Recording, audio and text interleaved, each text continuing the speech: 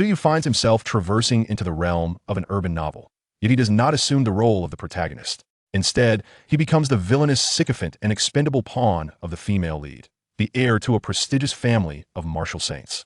How could he choose to be a mere sycophant for a pretentious female lead who looks down upon him? His father is one of the most formidable 9th-tier Grandmasters in the Dragon Kingdom, and his grandfather is among the 36 martial saints of the Blue Star. This sycophant, who is utterly unworthy, can be whatever he desires.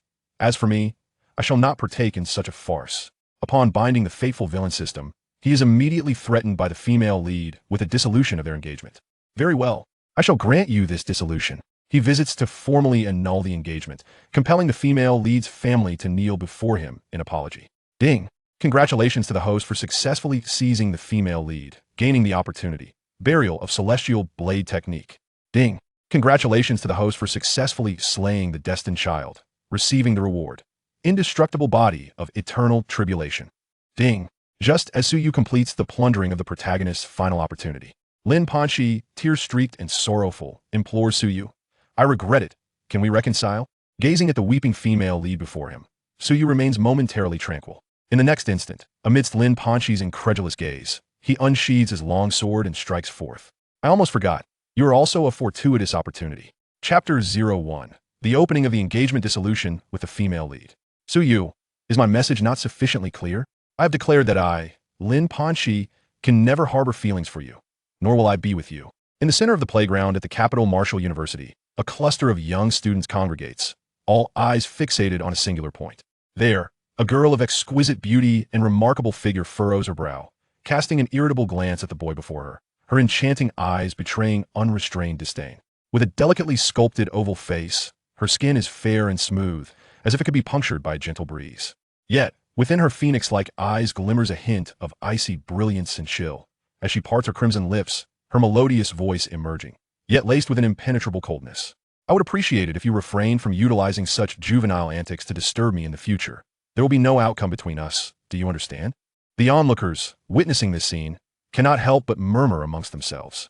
TSK, I truly envy the renowned beauty of Lin. She can dismiss the affections of young Master Su. What is mere affection compared to this?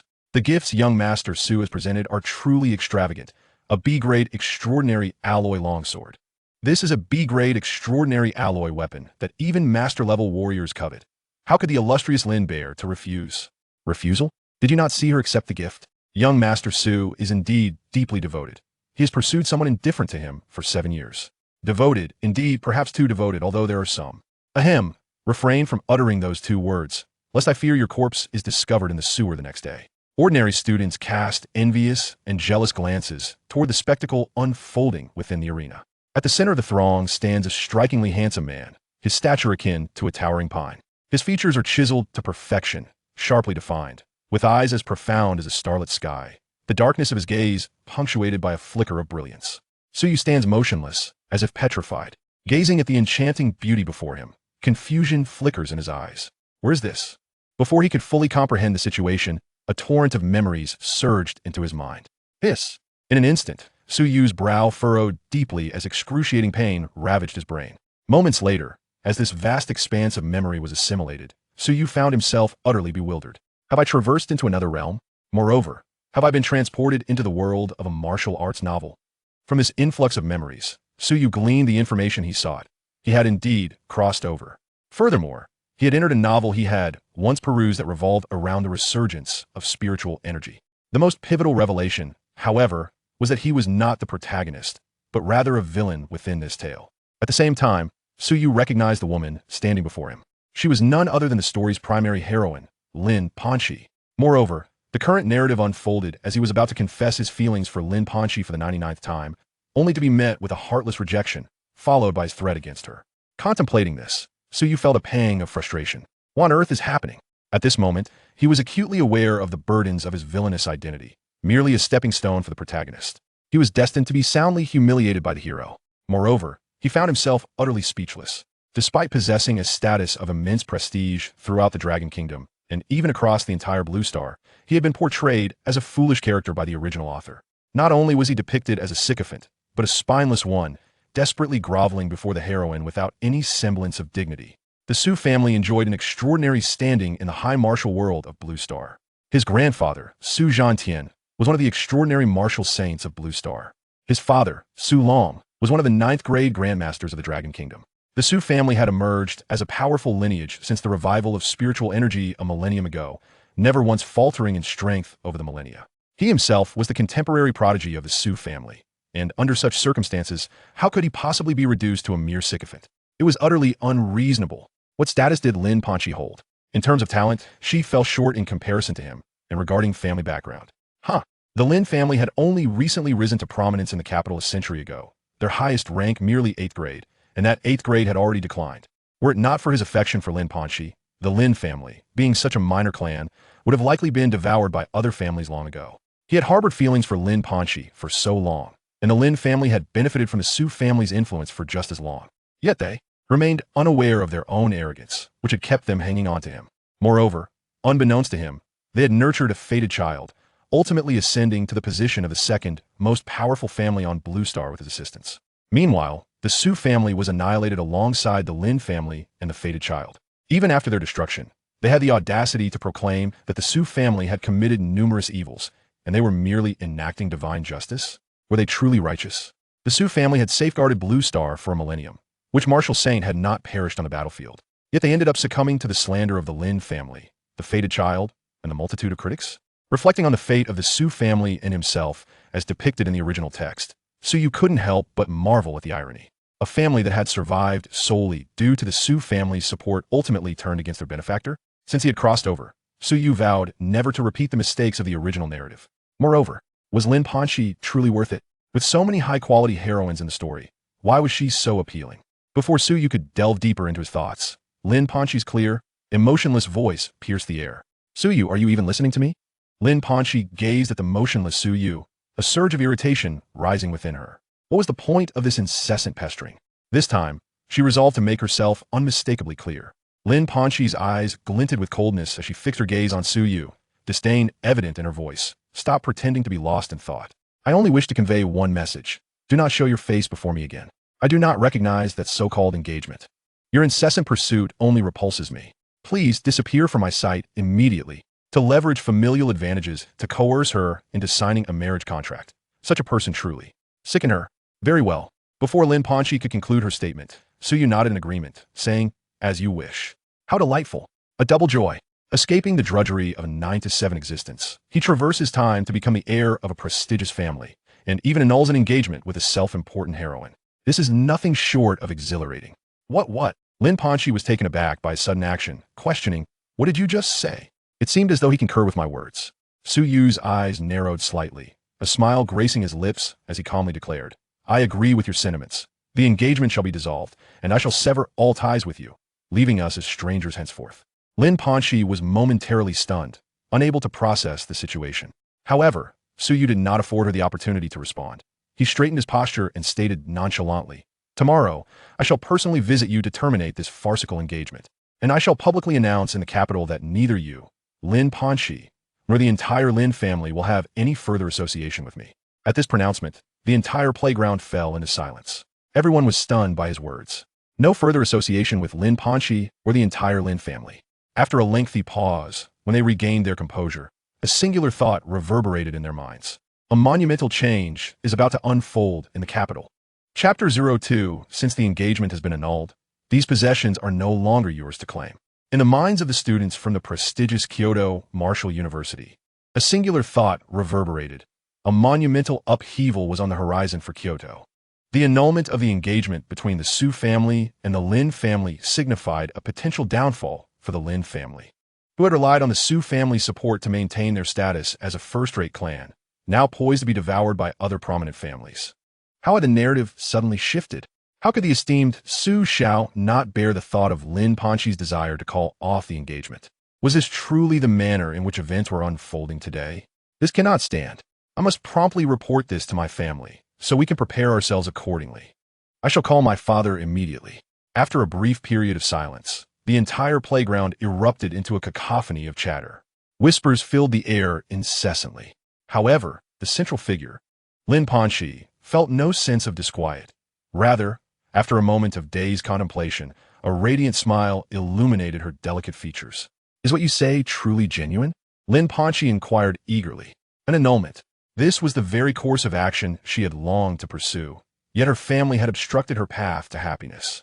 Now, Suyu had voiced it himself. Seeing her reaction, Suyu felt no anger. His handsome visage maintained a serene smile. Indeed, tomorrow I shall personally visit to finalize the annulment. She anticipated the engagement's dissolution, and he was even more eager, it seemed. I shall never be a mere sycophant, nor will I accept such a subordinate role. With the prestige of my background in this martial world, what woman could I not attain? What pleasures could I not savor? The potential within me, already manifesting as a martial sage, destined for greatness if I do not falter. Yet, in the original narrative, a person endowed with the potential of a martial sage found themselves outmatched by peers of the same age. How utterly absurd. Upon hearing this, Lin Panxi pressed further. Your words are but empty promises. Do you dare to swear? She could scarcely believe that Suyu would so easily relinquish his pursuit of her. He had resorted to any means necessary to win her over. She needed him to swear an oath, with the will of the world as witness, for her to feel assured. Otherwise, this could very well be a ruse. The onlookers gasped collectively at her words.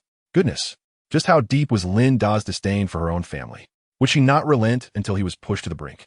Sujuing would have scoffed, bemused by the protagonist's inability to perceive the gravity of the situation. It was perplexing how he had found her admirable in the original story. Low in talent, intelligence, emotional acumen, and cultivation, surely this was scraping the bottom of the barrel? Though he found her performance disheartening, he maintained a calm facade as he replied, very well. With that, Suyu solemnly swore, I, Suyu, shall harbor no further affection for Lin Panxi, and I will visit tomorrow to annul our engagement, forever unrepentant. Should I waver, may my heart shatter and my will perish. As the vow was uttered, a tremor coursed through Suyu's mind, an enigmatic aura enveloping him. He understood this to be the manifestation of the vow's successful establishment. Witnessing Suyu's salamot, the crowd finally grasped the reality. He was indeed severing all ties with Lin Panxi. At that moment, the playground erupted into chaos. No way. He truly swore an oath. How fascinating. The Lin family was now irrevocably cut off by Lin Da's actions. I must admit, I find this amusing. I am curious to see how the Lin family will react next. Will Linda come to regret this? Amidst the clamor, Lin Panxi was oblivious to the surrounding murmurs. Her mind was consumed by a singular thought. Suyu had genuinely sworn to cease his pursuit of her, and he would not harbor any further affection. A vow made before the will of the world itself. Should he dare to defy it, he would meet his demise. In that instant, Lin Panxi felt an unexpected lightness. All right, I believe you this time, though this trust is limited to just this occasion. A joyful expression graced her exquisite features. To witness her demeanor, one would think that her trust in Suyu was akin to a charitable act. This left the onlookers perplexed. From where did she draw such a sense of superiority?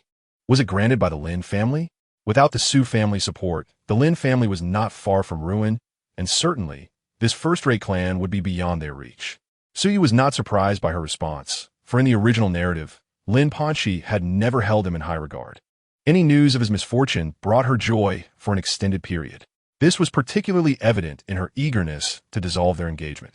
However, swearing to no longer harbor feelings for Lin Panxi did not imply that he would spare her or her family, nor that protagonist would escape unscathed. After all, in the original tale, his fate and that of the Su family was to be trampled beneath her and the Chosen One's feet. To ensure his own survival and longevity, both the Lin family and the Chosen One must perish. With this thought, a fierce glimmer of malice flickered in Suyu's eyes. If I am to be cast as the villain, then I shall embrace the role. Just as this notion settled in his mind, a chilling mechanical voice echoed within. Ding! The Destiny villain system has been successfully bound. Taken aback, Suyu instinctively queried, System? What capabilities do you possess? Ding! When the host disrupts the original narrative, they shall receive substantial rewards. To overturn the predetermined fate of a cannon fodder villain, considerable bounties await. Each deviation from the original plot will yield rewards based on the situation. The system's purpose was to cultivate the host into the destined villain of the myriad worlds. Current main quest: eliminate the Chosen One, Chu Feng. Note: the Chosen One can be eliminated when their fortune value falls below 10. Note 2. Methods to usurp the Chosen One's fortune value include 1. Seizing the chosen one's opportunities. Fortune value appropriated based on the magnitude of the opportunity. 2. Capturing the chosen one's allies. Fortune value appropriated based on the character's significance. 3. Undermining the chosen one's mindset. Fortune value appropriated based on the chosen one's level of anger. Having absorbed the system's succinct explanation, Suyu formed a clear judgment. In that case, annihilating the Lin family would significantly diminish the chosen one's fortune. For the Lin family and Lin Panxi had utilized the resources of the Su family to nurture this chosen one. At that moment, still riding the high of excitement, Lin Panxi observed Su Yu's silence, her smile fading as she resumed her icy demeanor. Since we have clarified matters, I shall take my leave. I shall await you at home, and I hope you do not breach your word. After all, should you fail to appear, you may well meet your end. Her words caused the crowd to shift uncomfortably. This was tantamount to a curse upon Su Yu. Who would have thought that Linda could speak so ruthlessly? Su Yu disengaged from the conversation with the system, casting a sidelong glance at Lin Panxi with a smirk. Rest assured, I shall arrive promptly at noon tomorrow. Very well. I shall take my leave. With his affirmative response, Lin Panxi's spirits lifted considerably. As she turned to depart, Su Yu's calm voice echoed behind her. Since you wish to sever ties with me and the Su family, I must kindly request that you return the B-grade extraordinary alloy weapon in your possession, as well as the ring adorning your right hand's index finger. They are not yours to keep any longer. Upon hearing this, Lin Panxi halted abruptly, disbelief flooding her beautiful eyes. Suyu, what do you mean by this? Chapter 03. You initiated the annulment. Why do you feel wronged when I reclaim my belongings? Lin Panxi turned to meet Su Yu's composed gaze, her expression darkening slightly. Are you truly suggesting that you would take back gifts given to others? As she spoke, Lin Panxi tightened her grip on the box containing the B-grade extraordinary alloy sword, her right hand instinctively retreating behind her.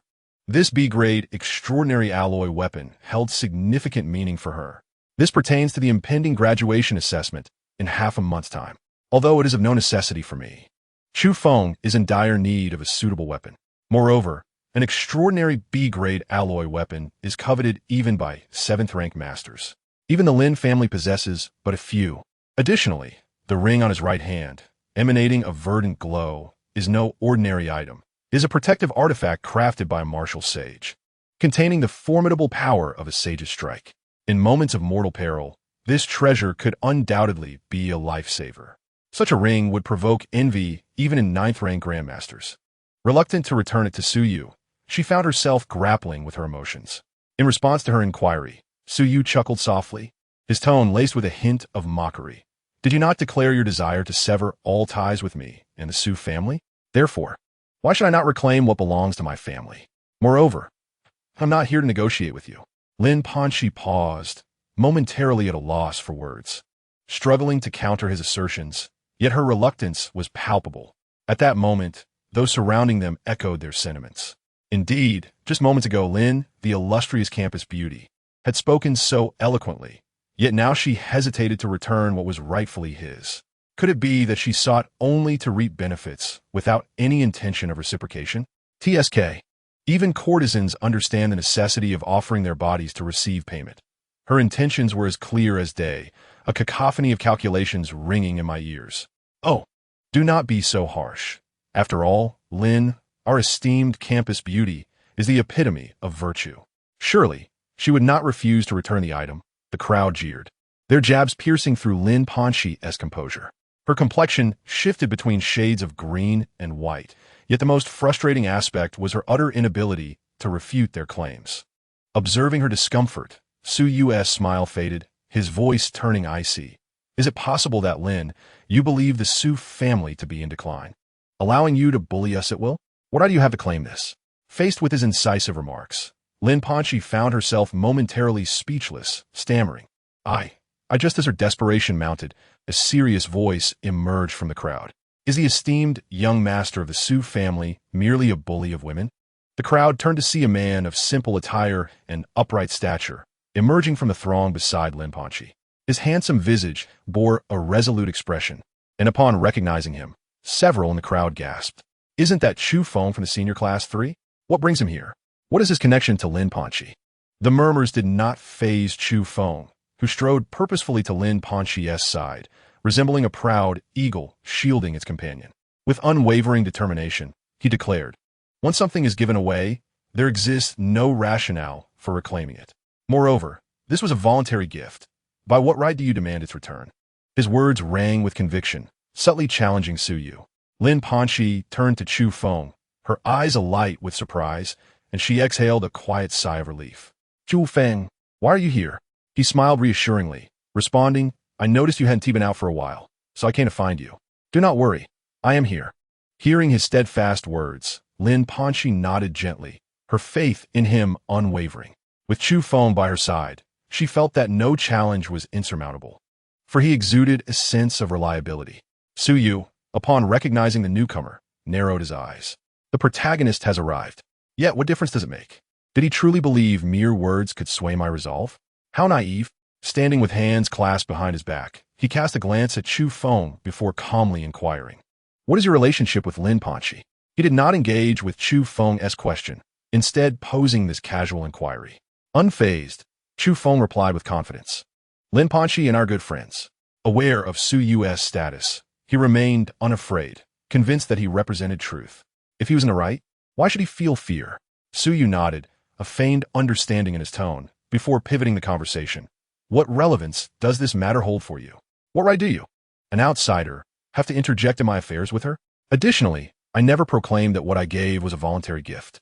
Huh. Chu Feng hesitated for a fleeting moment, yet quickly regained his composure, retorting, "How laughable it is that the esteemed young master of the Su family would demand the return of something he has given away. What a spectacle." Suyu cast a cold glance at him, ignoring the provocation. Instead, he turned his attention back to Lin Panxi, his demeanor indifferent. "I shall ask once more, will you return it or not?" Faced with Suyu's renewed assertion, Lin Panxi bit her lip, remaining silent. The crowd buzzed with speculation. "I've never encountered such shamelessness. Proclaiming disdain, yet eager to reclaim what was given. How absurd. She even wears a victim-esque guise when it's clear she doesn't want to return it. Huh. And she calls herself a campus beauty." Amidst the derisive whispers, Lin Panxi felt as though she were being pricked by countless needles. What is this? The item was given to her, not something she demanded. By what right does he claim it back? So, I am to bear the brunt of their scorn while he plays the virtuous benefactor? Suyu is indeed devoid of kindness. Unable to endure the onslaught of judgment, Lin Panxi resolved herself, removing the ring and hurling the B-grade extraordinary alloy weapon towards Suyu. "Here, is this satisfactory?" Seeing her gesture, Chu Feng's expression subtly shifted as he attempted to intervene, but it was too late. Suyu caught the items effortlessly, his expression unchanged, stating, "Very well.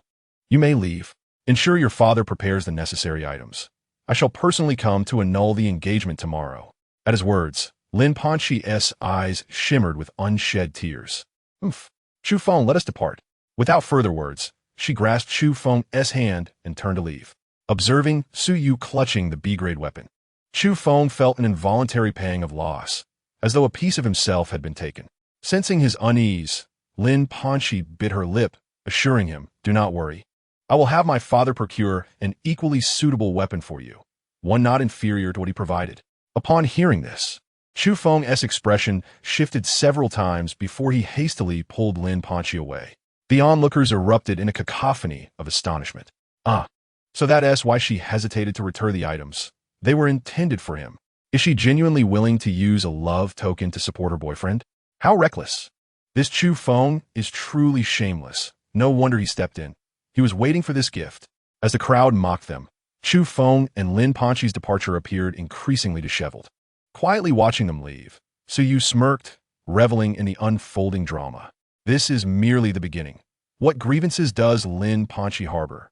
Tomorrow will bring the true calamity for her and the Lin family. Ding!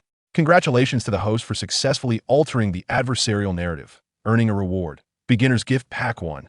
Chapter 04. Arriving at the Lin family. Do I owe Lin Panxi an apology? Upon hearing the notification in his mind, Suyu was momentarily taken aback before stating, "Open a Beginner's Gift Pack. An adversarial narrative? It appears to be somewhat accurate. Considering that the B-grade weapon I gifted was intended for Lin Panxi to present to the protagonist, Chu Feng. This weapon, coveted even by masters, would enable Chu Feng to distinguish himself in the graduation assessment, propelling him to the top rank. Consequently, he would capture the attention of an 8th rank gold body realm expert, who would take him on as a disciple. Now that I no longer offer gifts, it stands to reason that Chu Feng will not achieve such high accolades. Before Su Yu could contemplate further, the gift package had successfully opened. Newbie package opened successfully. Congratulations to the host for obtaining rewards. 1 realm enhancement card, the 9 forgings of the golden body technique, and 100 pounds of 9-grade source essence. Upon seeing the rewards from the novice package, a look of astonishment flickered across Su Yu's handsome face. The 9 forgings of the golden body technique must correspond to the cultivation method for the 8th grade golden body, right? Moreover, the techniques awarded by the system are likely to be of considerable caliber. He had heard of the 9-grade source essence, known to be the most exquisite material for forging an 8th grade golden body. Even the affluent Su family possesses only a limited quantity, possibly not exceeding a mere dozen pounds in their entire treasury. Yet here he was, holding a staggering 100 pounds. Remarkable. This was indeed an unforeseen boon. Su Yu's gaze sparkled as he pondered. If such a substantial reward was granted merely for altering a hostile narrative, how grand might the rewards be for seizing greater opportunities from Chu Feng? Could there be rewards on the level of a martial sage? It was quite probable. With this thought, Su Yu's anticipation for the next day's plan to annul the engagement with the Lin family intensified. Surely, striking against the female protagonist family would yield significant rewards as well. The following day, as noon approached, within the grand hall of the Lin family estate in Kyoto, numerous direct descendants of the Lin family had gathered. At the head of the hall sat a robust, middle-aged man clad in opulent attire, exuding an imposing aura that compelled those around him to bow their heads in reverence. This man was none other than Lin Panxi's father, the current head of the Lin family, Lin Hao. Beside him stood Lin Panxi and Chu Feng. At that moment, Lin Panxi's beautiful eyes were reddened, as if she had endured a great injustice. In truth, upon her return to the Lin family the previous day, she had been elated to inform Lin Hao about the annulment of her engagement with Su Yu. However, to her dismay, Lin Hao's expression darkened upon hearing the news, and he had even struck his beloved daughter across the face. Sitting at the head, Lin Hao cast a glance at Lin Panxi, who was sobbing quietly beside Chu Feng, and his anger flared anew. Crying, all you do is cry. Who told you to rashly decide to annul the engagement with Su Yu? Lin Hao was acutely aware of the precarious situation facing the Lin family. At this critical juncture, creating conflict with the Su family was utterly unwise. Observing her father's demeanor, Lin Panxi ceased her tears and, in a feeble voice laced with resentment and grievance, replied, "Dad, why are you so afraid of Su Yu? He is merely a privileged second-generation heir relying on his family's prestige. There is no possibility for us." In Lin Panxi's mind, Su Yu was perpetually just an inept rich heir, far inferior to the steadfast Chu Feng who hailed from an ordinary family. Chu Feng had not only gained admission to the prestigious Kyoto Martial University through his own efforts, but he also exhibited high cultivation and a nurturing disposition. With him, she always felt secure, unlike with Su Yu, who only incited her disdain. Approaching her father, Lin Panxi tugged at his sleeve with her delicate hand, her expression one of helplessness. "Besides, Dad, you are already at the pinnacle of the 7th grade, and soon will reach the 8th grade. Will we still need to rely on the Su family's favor then? When Grandpa was alive, our Lin family was a well-known clan in Kyoto, not like now, where people say we owe our status to the Su family. Dad, I believe you will surely reclaim everything that belongs to our Lin family." In Lin Panxi's view, the Su family merely had a 9th grade Grandmaster as their stronghold. She had no inkling of the existence of extraordinary figures like the martial sages. Not just her. The entire Lin family shared this misconception. It was not surprising, for although the Lin family appeared to hold a prestigious status, they had no access to information regarding martial sages above the 9th grade. In their perspective, as long as Lin Hao could break through to the 8th grade golden body, even a 9th grade Grandmaster would show some deference, rendering them no longer reliant on the Su family. Hearing his daughter's flattery, Lin Hao's expression softened somewhat. He nodded slowly and declared in a grave tone, "Very well, since you do not favor him. When that Su Yu lad comes to visit today, I shall give him a proper talking to and ensure this engagement is thoroughly annulled." As he spoke, Lin Hao couldn't help but feel a surge of pride. During this time, he had been subtly approaching the threshold of the 8th grade golden body, and with a little more time, he would undoubtedly break through. At that moment, the Lin family would truly become a first-rate clan. A Lin family bolstered by an 8th-grade golden body would be the true lion, not merely a sheep that paused under the reputation of the Su family tiger. Lin Panxi's eyes brightened, and she affectionately clung to Lin Hao's arm, cooing, "You're the best." "Dad." Chu Feng, observing this scene, also felt a smile tug at his lips. The strength of the Lin family was something he naturally wished to witness. After all, his relationship with the Lin family was exceptional, and Lin Hao held him in high regard. Indulged by her father, Lin Hao lovingly ruffled her hair and chuckled, "Rest assured, when that Su Yu lad arrives, I will certainly make him apologize to you. Annulling the engagement will be his loss. My dear Sheer is far superior to him." Just as they shared this light-hearted conversation, a carefree laugh drifted in from outside the hall. Upon hearing that voice, the smiles on Chu Feng and Lin Panxi's faces vanished abruptly. Subsequently, under the watchful eyes of the Lin family, Su Yu strolled into the hall, dressed casually. Unfazed by the attention from so many Lin family members, Su Yu's luminous gaze, akin to the stars, settled on Lin Hao at the head of the hall. A smile gracing his lips as he calmly inquired, "Head of the Lin family, may I ask if my Su family's matters have been prepared?" Upon Su Yu's entrance, Lin Hao's smile gradually faded, and he replied in a relaxed tone, "Nephew Su Yu, I have agreed to the annulment you mentioned. However, you must apologize to Sheer for the humiliation you inflicted upon her yesterday. Otherwise, I shall pay a visit to your Su family and inquire how they have raised you." Hearing Lin Hao's words, Su Yu paused momentarily, then burst into laughter as if recalling something amusing. "You? A mere peak 7th-grade martial artist? What audacity!" The hall fell silent. Lin Hao was taken aback for a long while, for Su Yu had never dared to speak to him in such a manner. Impudent. Boom! In the next moment, an astonishing pressure erupted from Lin Hao, bearing down on Su Yu with overwhelming force. As this formidable pressure surged forth, any ordinary individual would have likely collapsed to the ground under the targeted weight of a 7th-grade Grandmaster's might. The 7th-grade Grandmaster could manipulate the energies of heaven and earth in battle. Such pressure was not something those below the Grandmaster level could withstand. Yet, Su Yu remained steadfast, his robes billowing as he stood undeterred, unaffected by the oppressive force. "Did your elders not teach you the respect due to a Grandmaster?" Lin Hao's expression turned cold, his eyes glowing with a green light. He was a 7th-grade Grandmaster. Only the 8th and 9th grades could suppress him.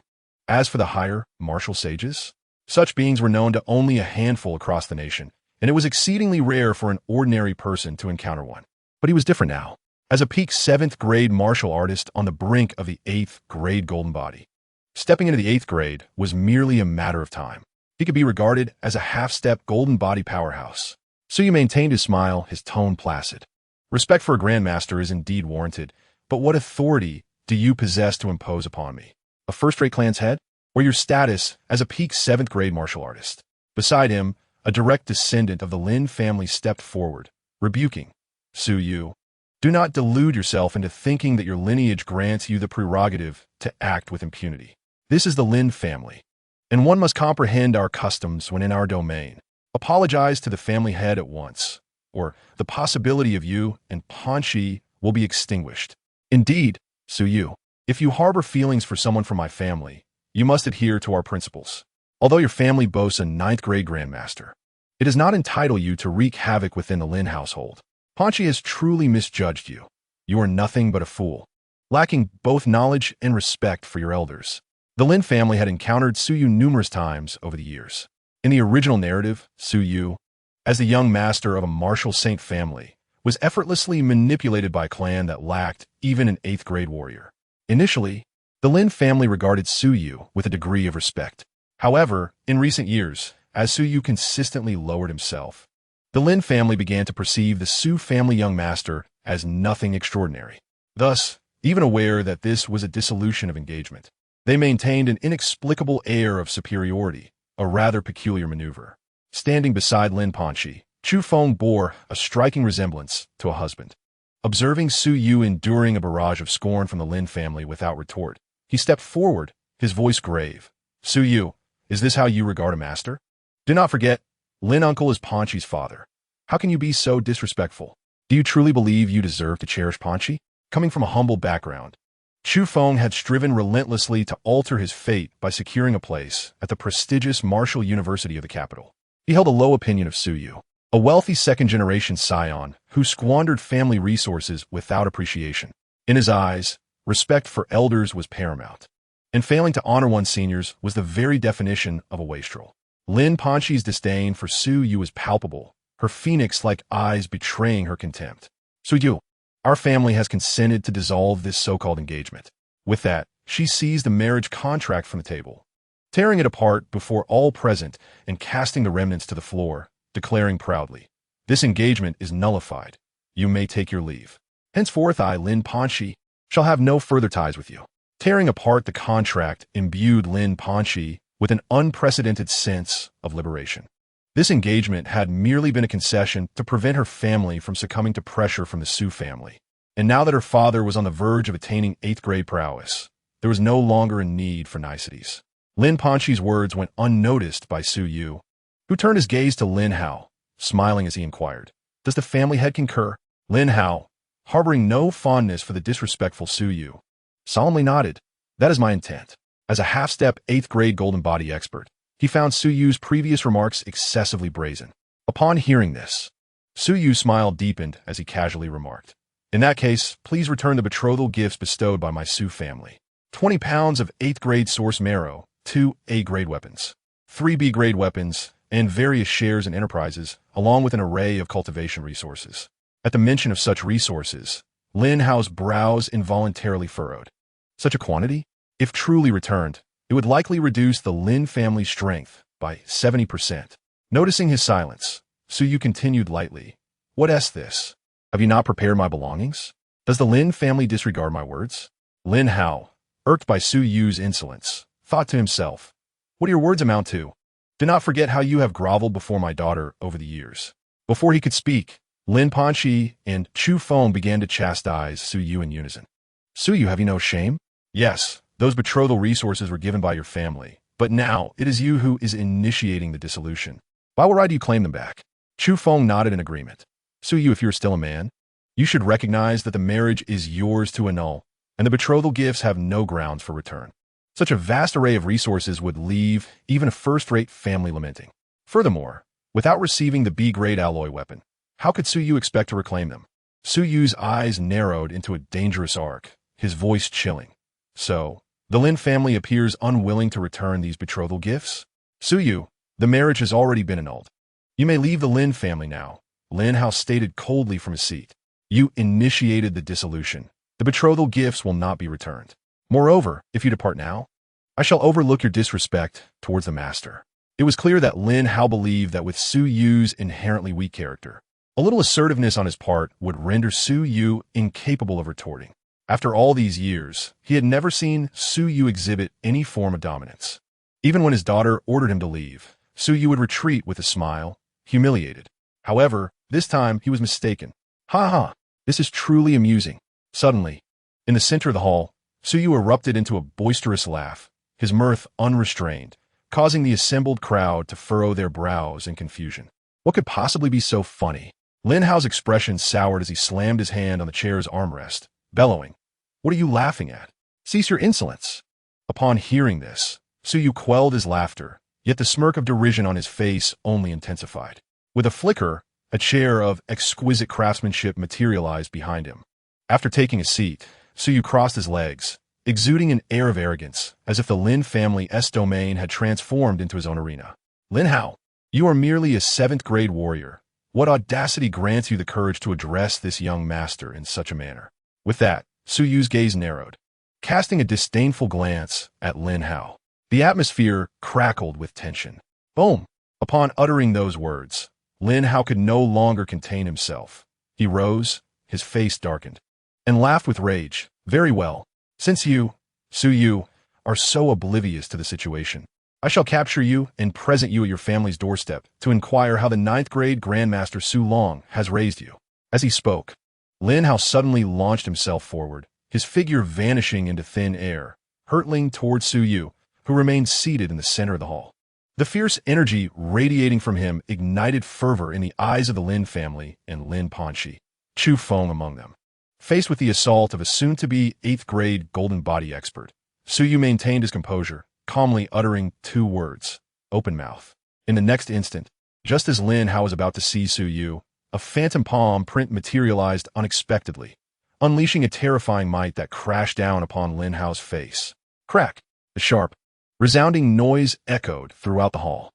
Subsequently, under the horrified gazes of all present, the floor shattered. Lin Hao's body crashed heavily onto the ground. A sizable palm imprint emblazoned on his face, his teeth scattered, and a spray of blood mist escaped his lips. As he gazed up, filled with trepidation, a figure slowly manifested beside Suyu, a true 8th-grade golden body expert. What? In that moment, every face in the room transformed in shock. Chapter 06. If you're a man, accept my challenge. After a brief silence, the Lin family erupted into chaos. Lin Panxi and Chu Feng feeling a tightening in their hearts. How could an 8th-grade golden body expert possibly appear within their Lin family? Were they perhaps enemies of the Lin family? Reeling from the strike delivered by the 8th-grade expert, Lin Hao's breath became erratic, and he had lost several teeth. He summoned the energy of heaven and earth to restore himself somewhat, and rose from the pit, gazing at the 8th-grade expert beside Suyu with profound fear. May I inquire as to your identity, senior, and why you have chosen to strike against me? Lin Hao bowed respectfully. Although he took pride in his half-step golden body prowess, he recognized that against a true 8th-grade expert, his strength was utterly inconsequential. The elder chuckled coldly. Why strike against you? A mere peak 7th-grade warrior. What audacity do you possess to lay hands on my young master? Gagged by his own words, Lin Hao was rendered speechless. What? In that moment, his mind was in turmoil. A being standing at the pinnacle of martial arts, an 8th-grade golden body expert, had actually been summoned by Suyu. He was not alone in this confrontation. Suyu turned to the elder with a smile and said, Uncle Wu, why bother explaining too much to him? He is merely a martial artist who has yet to reach the 8th rank. The arrival of this person is merely his protector. As the young master of the Su family, how could he possibly wander alone in the outside world? Moreover, given his innate talent, he is likely to become the next martial sage of the Su family. The protection he receives is not something the Su family would take lightly. The elder nodded and, with an imposing demeanor, declared, a mere frog at the bottom of a well. If we do not show him a thing or two, will he truly think that the Su family is easily bullied? An insignificant family, akin to ants, dares to speak recklessly about the Su family? A mere 7th-rank warrior presumes to discuss teaching a lesson to the son of a 9th-rank Grandmaster? He was fully supportive of Su Yu's decision to end the engagement with Lin Panxi. After all, what qualifications did a family without even an 8th-rank warrior have to ally with the Su family? Although the Su family did not place much importance on power, the Lin family's attitude was sufficient to earn their disdain. Yet, since Suyu was fond of her, they refrained from saying too much. However, now that the facade had been torn away, they certainly had no need to show the Lin family any courtesy. The conversation between the two fell upon the ears of the Lin family, causing their expressions to darken considerably. Yet this time, no one stepped forward to utter a word against it. After all, the person before them was an 8th-rank warrior, a being their family had long coveted. Lin Hao's expression was equally grim as he glared at Su Yu and the elder, stating in a low voice, does the Su family intend to violate the rules? High-ranking warriors must not strike down low-ranking ones. He had not anticipated that the Su family would actually dispatch an 8th-rank warrior to protect Su Yu. The elder remained silent, prompting Su Yu to respond with a smile. I do not intend to kill him, but I can certainly make him kneel here. Boom! This declaration struck Lin Hao's heart like a bolt of thunder. Make me kneel here? In front of so many members of the Lin family? His expression turned as pale as death. Buzz! Before he could utter another word, a terrifying pressure from the 8th rank surged toward him like a tidal wave. An irresistible force crashing down upon his shoulders, causing his knees to buckle, and he found himself kneeling on the ground. Witnessing this scene, the members of the Lin family were utterly petrified. Moments later, Lin Panxi suddenly screamed, Dad, Suyu, you bastard, let go of my father immediately, or I will never forgive you for the rest of my life. Her beautiful eyes were reddened with fury as she glared at Suyu, demanding, release my father at once. However, Suyu remained unperturbed, his expression devoid of emotion as he regarded her. Observing Lin Panxi's continued haughty demeanor, He could not help but inwardly scoff. Even at this juncture, the Lin family still failed to recognize the gravity of the situation. Did they not comprehend who they were dealing with? On the surface, the Su family possessed a 9th-rank grandmaster overseeing them, but in the true circles of elite families. Who did not know the Su family was a family of martial sages? Su Zhantian, one of the 12 martial sages of the Dragon Kingdom. Su Long, one of the Grandmasters of the Dragon Kingdom. As for the hidden strength of the Su family, it included several 9th-rank Grandmasters, over a dozen 8th-rank Golden Body Warriors, and an abundance of 7th-rank warriors and those below. Such power was sufficient to establish the Su family as the foremost family in the Dragon Kingdom. Yet, even the Su family, as prominent as they were, was not a trifling Lin family to be taken lightly. Ironically, in the original story, due to his character being that of a sycophant, he had always yielded to the demands of the Lin family and Lin Panxi, leading them to look down upon both him and the Su family even more. But they had forgotten that they were merely an insignificant family, without even an 8th-rank warrior. What audacity did they have to look down upon him? In his past life, he had been a mere office worker, and now that he was here, how could he continue to be a sycophant? Wasn't it far more appealing to be the powerful young master of a prestigious family? Since the Lin family did not understand what respect was, he would take it upon himself to gradually bring about their downfall. Seeing that Su Yu ignored her, Lin Panxi bit her lip in frustration, her eyes glistening with anger as she exclaimed, "Su Yu, you are nothing but a scoundrel, lacking any ability. You only know how to bully others with your family's influence." Beside her, Chu Feng, witnessing his beloved suffer such indignity, felt an overwhelming surge of anger. His gaze turned sharp as he fixed his eyes on Su Yu, articulating each word with intent. "Su Yu, do not think that just because you have some influence, you can bully others. Today I, Chu Feng, challenge you. If you are a man, stand and face me." With an 8th-rank Golden Body Warrior watching, he knew he could not kill Su Yu. However, he could certainly inflict some injury. But the Dragon Kingdom had rules. High-ranking warriors must not interfere in duels between warriors of the same rank. Otherwise, they would be hunted down by the entire martial community of the Dragon Kingdom. As long as he did not kill, the 8th-rank warrior could not intervene in his duel with Su Yu. Furthermore, he was confident in his ability to defeat Su Yu. Though he had not participated in the challenges of the Kyoto Martial University's student rankings, his strength was already at the mid-stage of a 4th-rank warrior. And combined with his spirit power equivalent to that of a 5th-rank warrior, he was more than capable of overwhelming Su Yu, whose cultivation was only at the early stage of the 5th rank. It is essential to note that a warrior's spirit power is the most challenging to cultivate. Once it surpasses one's martial prowess, challenging higher ranks becomes a trivial matter. With this in mind, Chu Feng brimmed with confidence. Upon hearing Chu Feng's words, Su Yu finally cast an interested glance his way. "Very well, I accept your challenge." With Su Yu's agreement, Chu Feng's strength erupted, revealing the power of a mid-stage 4th-rank warrior. "Su Yu, kneel before me." Before Su Yu could react, Chu Feng slightly bent his knees and then unleashed a speed akin to a cheetah, his fists clenched as he charged toward Su Yu. "Go, Chu Feng. Teach Su Yu a lesson." Lin Panxi, witnessing Chu Feng stepping up for her, felt a rush of excitement, cheering him on. In her eyes, Chu Feng, the talented commoner who fought daily, would surely defeat a privileged second generation like Su Yu, who relied on drugs to enhance his cultivation. At the same time, a hint of sweetness blossomed in her heart. After all, who would refuse someone who stood up to protect them in their moment of peril? Encouraged by the voice of the one he admired, Chu Feng felt an involuntary surge of strength. He was young, and although more mature than the average person, adept at using rules to protect himself, he also enjoyed the thrill of acting fiercely for the sake of a beloved. "Su Yu, prepare to meet your end." Chu Feng bowed low.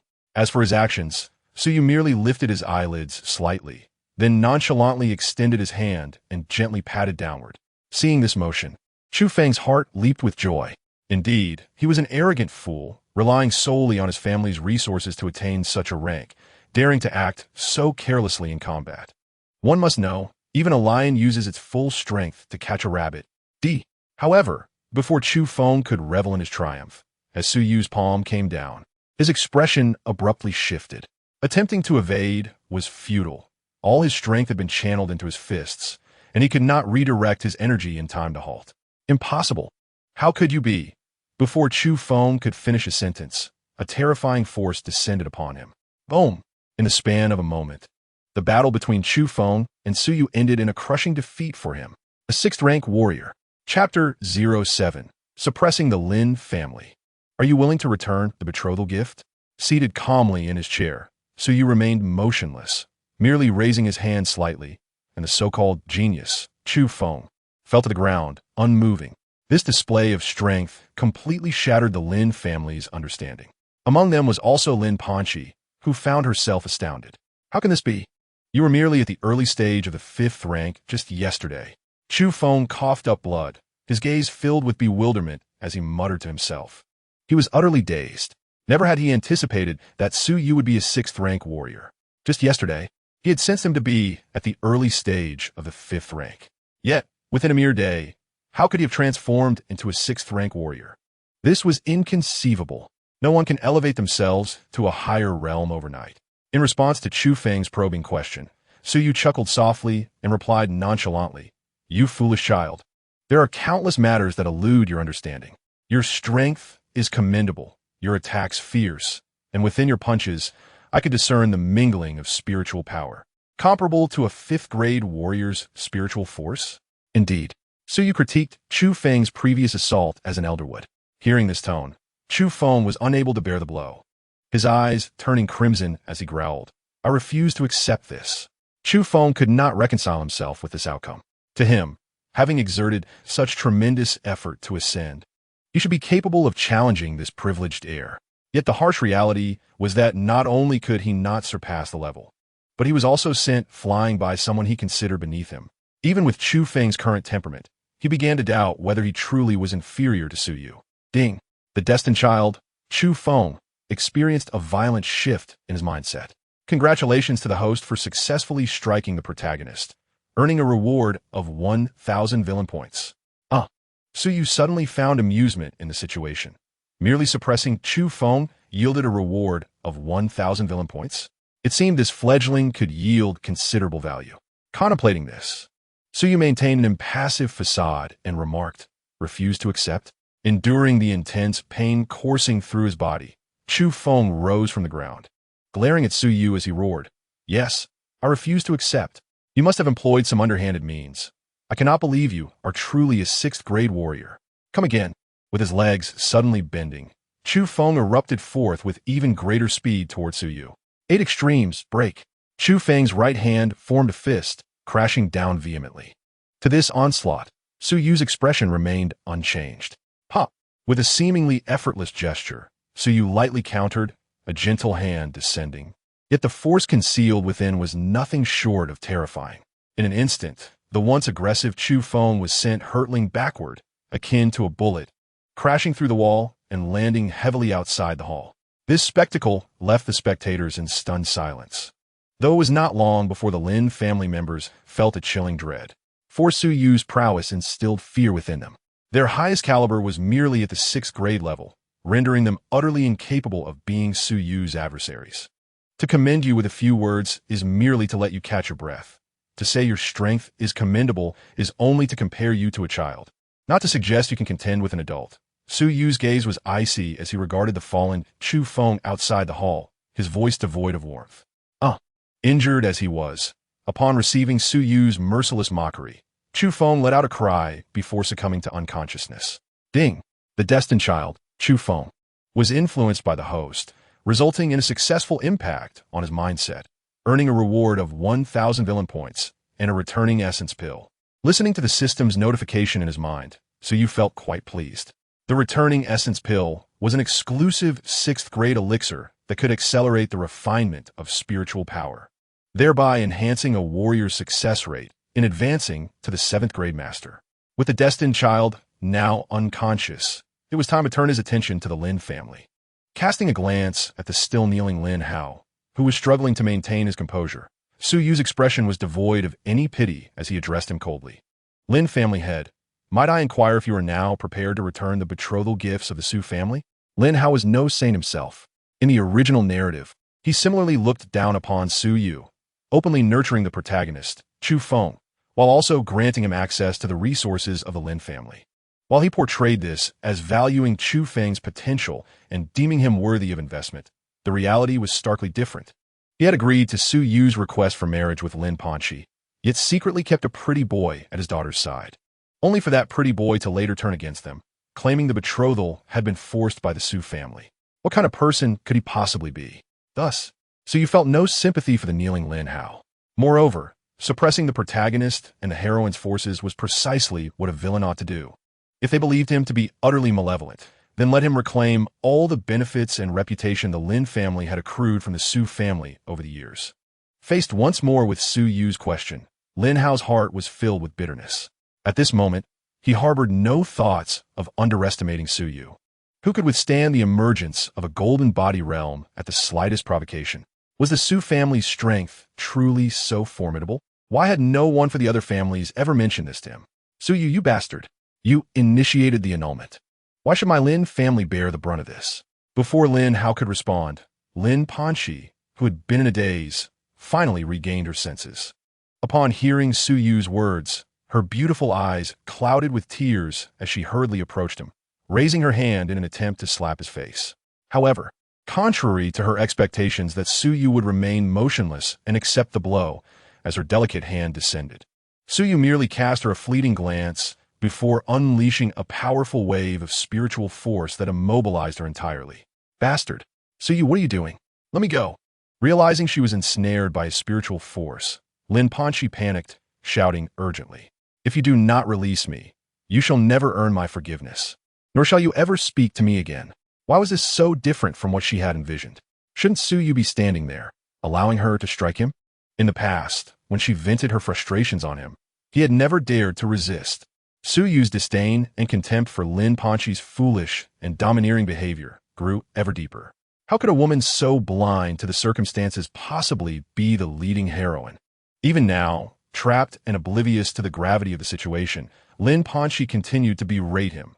Su Yu, release me immediately, and also let my father go. I agree to the annulment. You must leave my house at once.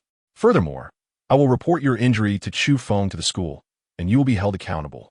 Lin Panxi attempted to continue her tirade, but in the next moment, her voice was abruptly silenced.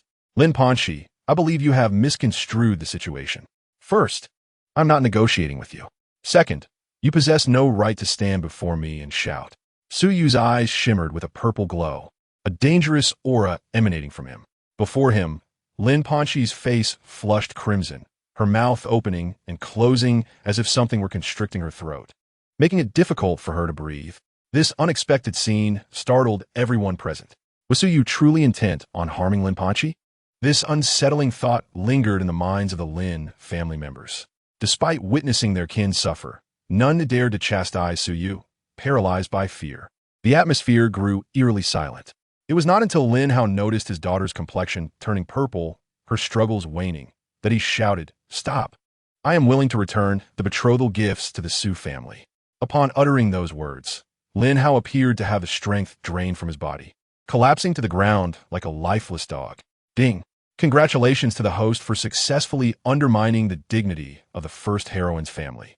Successfully severing the family fortune of the heroine, earning rewards. Chapter 08. Ruthlessly punishing a fallen dog, the Lin family's break.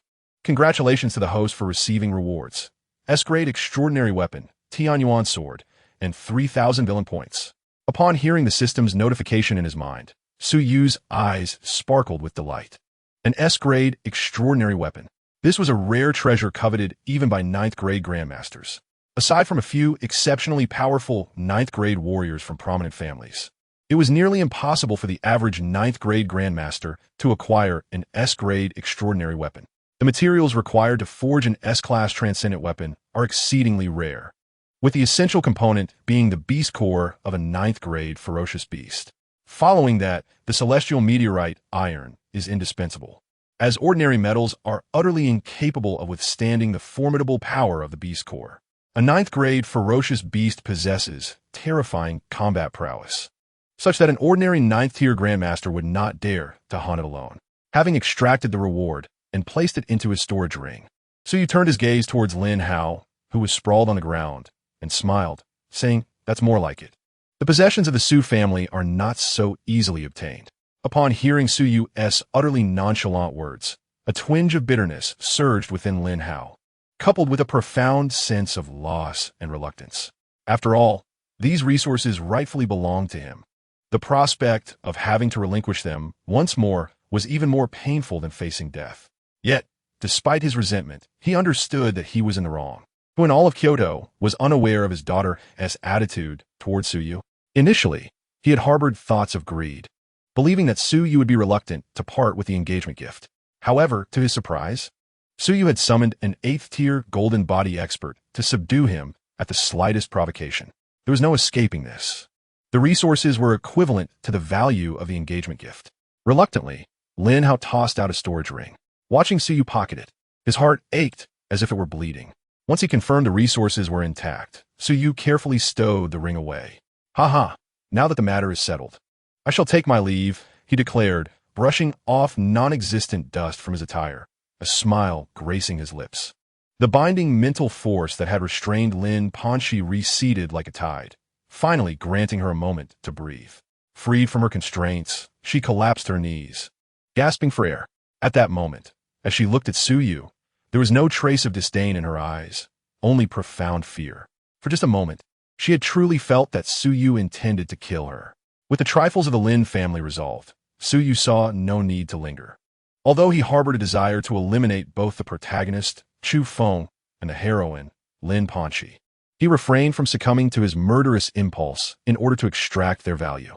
Moreover, the system would not permit such actions, should he truly take their lives.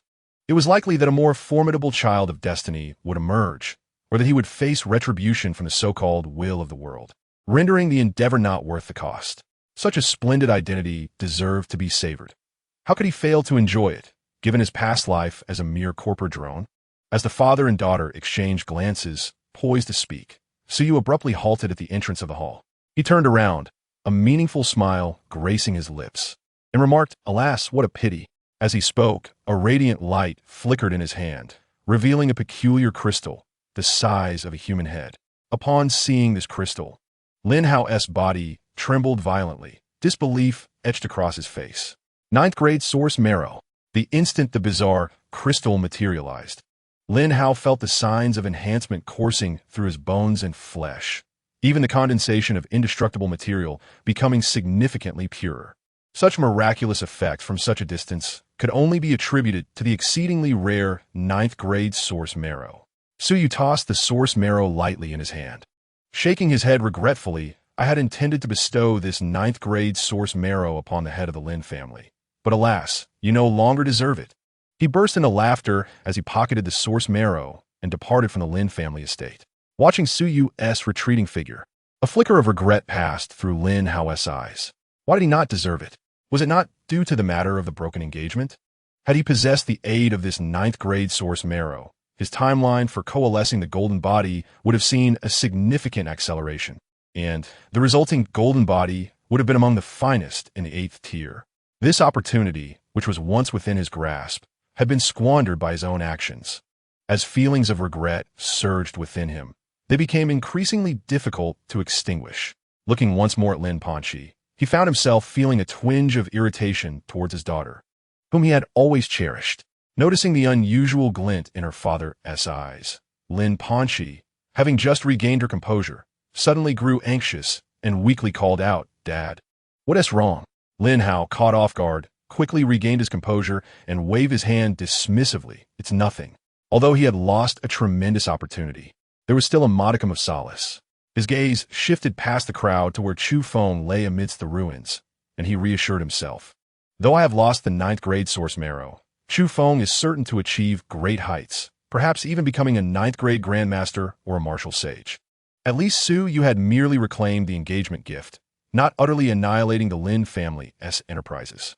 For a moment, Lin Hao even felt a flicker of relief. Stepping outside the Lin family estate, Suyu stood at the threshold, his mental force detecting numerous formidable presences lurking nearby. With a smile, he announced, "Ladies and gentlemen, this farce should come to an end. I hereby declare that the Su family and the Lin family are no longer associated in any capacity, and all business dealings with their enterprises shall be severed." After delivering this proclamation, Suyu stepped into a luxurious car. its defensive capabilities rivaling those of an A-class transcendent alloy weapon, and departed gracefully under the watchful eyes of spies from various prominent families awaiting news of the Su and Lin families. Once Su Yu's luxurious vehicle left the vicinity, spies from the foremost and second-tier families emerged, exchanging knowing glances before nodding in agreement, hastening back to their respective families. The news was simply too astounding, for it heralded the downfall of a first-rate family. The following day, Kyoto, which had lain in stillness like a stagnant pool for 7 years, was once again thrown into turmoil. Shock! The Su family and Lin family have completely severed all business ties. The Lin family is no longer connected to the Su family. Should any member of the Lin family attempt to deceive while claiming to represent the Su family, you may resolve it as you see fit. The pursuit of the school bell for 7 years culminated in an epiphany. The young master of the Su family resolved to no longer be a sycophant. These two pieces of news reverberated throughout all of Kyoto. On that very morning, as the news spread, the Lin family found itself besieged by numerous first- and second-tier families, all intent on breaking down their doors. Within the recently restored Lin family hall, Lin Hao appeared pale as a ghost, while the Lin family members beside him were rendered colorless by the overwhelming commotion. Lin family head, my Tang family has come today to sever all dealings with your Lin family group. Furthermore, we must discuss compensation in detail. Lin family head, you previously promised that the Tang family would cultivate a good relationship with the Su family. How do you propose to resolve this matter? My Mo family feels the same way, and my Yu family as well. And I, as Lin Hao gazed upon the throng of representatives from various esteemed families, he finally grasped the gravity of his foolish actions from the previous day. Su Yu, how ruthless! Unable to withstand the pressure from these relentless individuals, Lin Hao's mouth twitched as he let out a wail to the heavens. Ding! Congratulations, host, for indirectly suppressing the heroine's family successfully. You have received a reward. Chapter 09. Resources at your fingertips. Is this what it feels like to have a family with wealth? Congratulations, host, for receiving a reward. 2,000 villain points.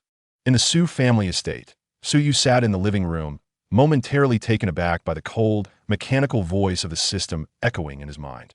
Is this even possible? However, he had yet to fully comprehend the function of these villain points. It seemed he needed to find an opportunity to explore it further. Lost in thought, Su Yu was abruptly interrupted by a gentle voice that broke his reverie. Looking up, he saw a strikingly handsome middle-aged man, radiating an air of dominance, suddenly appear in the living room.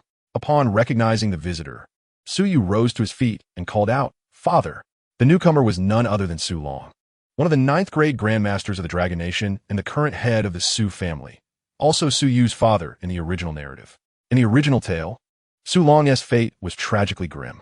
As the Grandmaster of the Dragon Kingdom and one of the commanding generals on the battlefield beyond the realm, he once led an army of 100,000 warriors to combat ferocious beasts, successfully seizing a territory spanning 1,000 miles.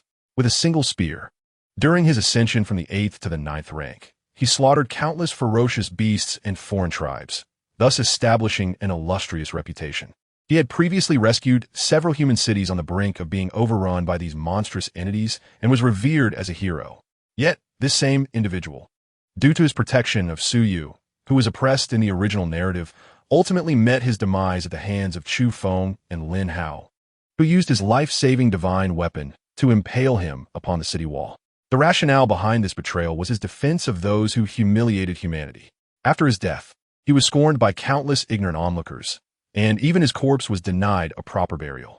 Upon analyzing the plot, Su Yu felt a profound chill, as if his very worldview had been overturned. In the original story, his grandfather, the contemporary martial sage, Su Zhantian, perished on the battlefield beyond the realm after a year. As the head of the Su family, Su Long was naturally expected to assume the responsibilities of the martial sage, resolutely dedicating himself to safeguarding the territory. However, back on Blue Star, the situation of the Su family became precarious with the absence of the protection from a 9th-rank Grandmaster. Coincidentally, at this juncture, Chu Feng's master successfully advanced to the 9th rank and visited the Su family, providing support to his disciple, which led to Su Yu being severely injured. With this, the subsequent events unfolded. Su Long sat down beside Su Yu, gesturing for him to relax with a casual smile, saying, "Sit down, there are no outsiders here." so there is no need for formalities. His gaze towards Su Yu radiated pride, for this was his son. From Su Yu's childhood, Su Long had high hopes for him. Indeed, Su Yu did not disappoint, garnering praise from the 12 martial sages of the Dragon Kingdom as a future martial sage, with even a glimmer of potential to become a martial god. However, despite his exceptional talents, he possessed one glaring flaw, an obsessive infatuation with a woman who harbored no feelings for him. His squandered potential in pursuit of her was what Su Long lamented the most. With a slight smile, Su Yu refrained from arguing and settled back into his chair. His father departing for the battlefield beyond the realm? In the original narrative, Su Long would leave the Su family due to the outbreak of war in the other realm in just a few days. Calculating the timeline, it seemed that day was upon them. Su Long nodded, not denying it. Yes, I will leave once I've entrusted some trivial matters to your uncle. However, before I go, I must impart some words to you. Please speak, father, Su Yu replied with a slight bow. Su Long fixed his gaze upon Su Yu, speaking earnestly, since you have awakened from your infatuation with that woman. Make good use of this time to train diligently and strive to achieve an excellent rank in the upcoming graduation assessment in half a month. You have fallen behind for too long. Although I do not regard the graduation assessment rankings highly, the outside world does. What would they think if they discovered that the designated heir of the Su family performed mediocrely in the Martial University's graduation assessment? I have arranged for the family resources for your training to be unrestricted. You must train hard. Do you understand? Su Yu smacked his lips, unable to suppress his thoughts. Was this what it felt like to have a family with resources? It was exhilarating. With resources readily available, how could it be so convenient outside? Ordinary individuals, let alone having unrestricted access to training resources, would resort to unscrupulous means over a mere handful of source stones. Yet here, he merely had to reach out, and the resources were at his disposal. The disparity was indeed vast. No wonder the gap between ordinary people and the wealthy second generation was more pronounced than the difference between humans and pigs. I understand, father. Rest assured, when you return, I will surely secure the top position in the graduation assessment at the capital's Martial University, Su Yu said with a light laugh. His tone appeared casual, yet it carried an undeniable certainty. In the original narrative, the protagonist, Chu Feng, leveraged his extraordinary mental strength to surpass other warriors of his rank and, with the Lin family's resources favoring him in the following half-month, made significant progress in his cultivation, ultimately turning the tide in the assessment with an awe-inspiring display, overpowering numerous talented heirs and securing first place. However, Su Yu would not allow Chu Feng such an opportunity this time. The first place was rightfully his. Moreover, within the assessment, there was a crucial individual he needed to engage with. He did not wish for this person to fall into Chu Feng's hands. Capturing her would undoubtedly diminish Chu Feng's fortune, making it imperative for Su Yu not to miss this opportunity. Su Long paid no mind to his son's somewhat audacious demeanor. Rather, he had complete faith in Su Yu, nodding and saying, "Then I can rest easy." Although Su Yu's current cultivation was inferior to that of other prodigious students, Su Long had reason to believe in him, for Su Yu never boasted without cause. If he dared to speak, it was a testament to his absolute confidence in the matter. Now, I must head to the battlefield beyond the realm. Do not concern yourself with the matters of the Lin family. I have instructed others to handle them. After discussing family matters, Su Long rose from his seat.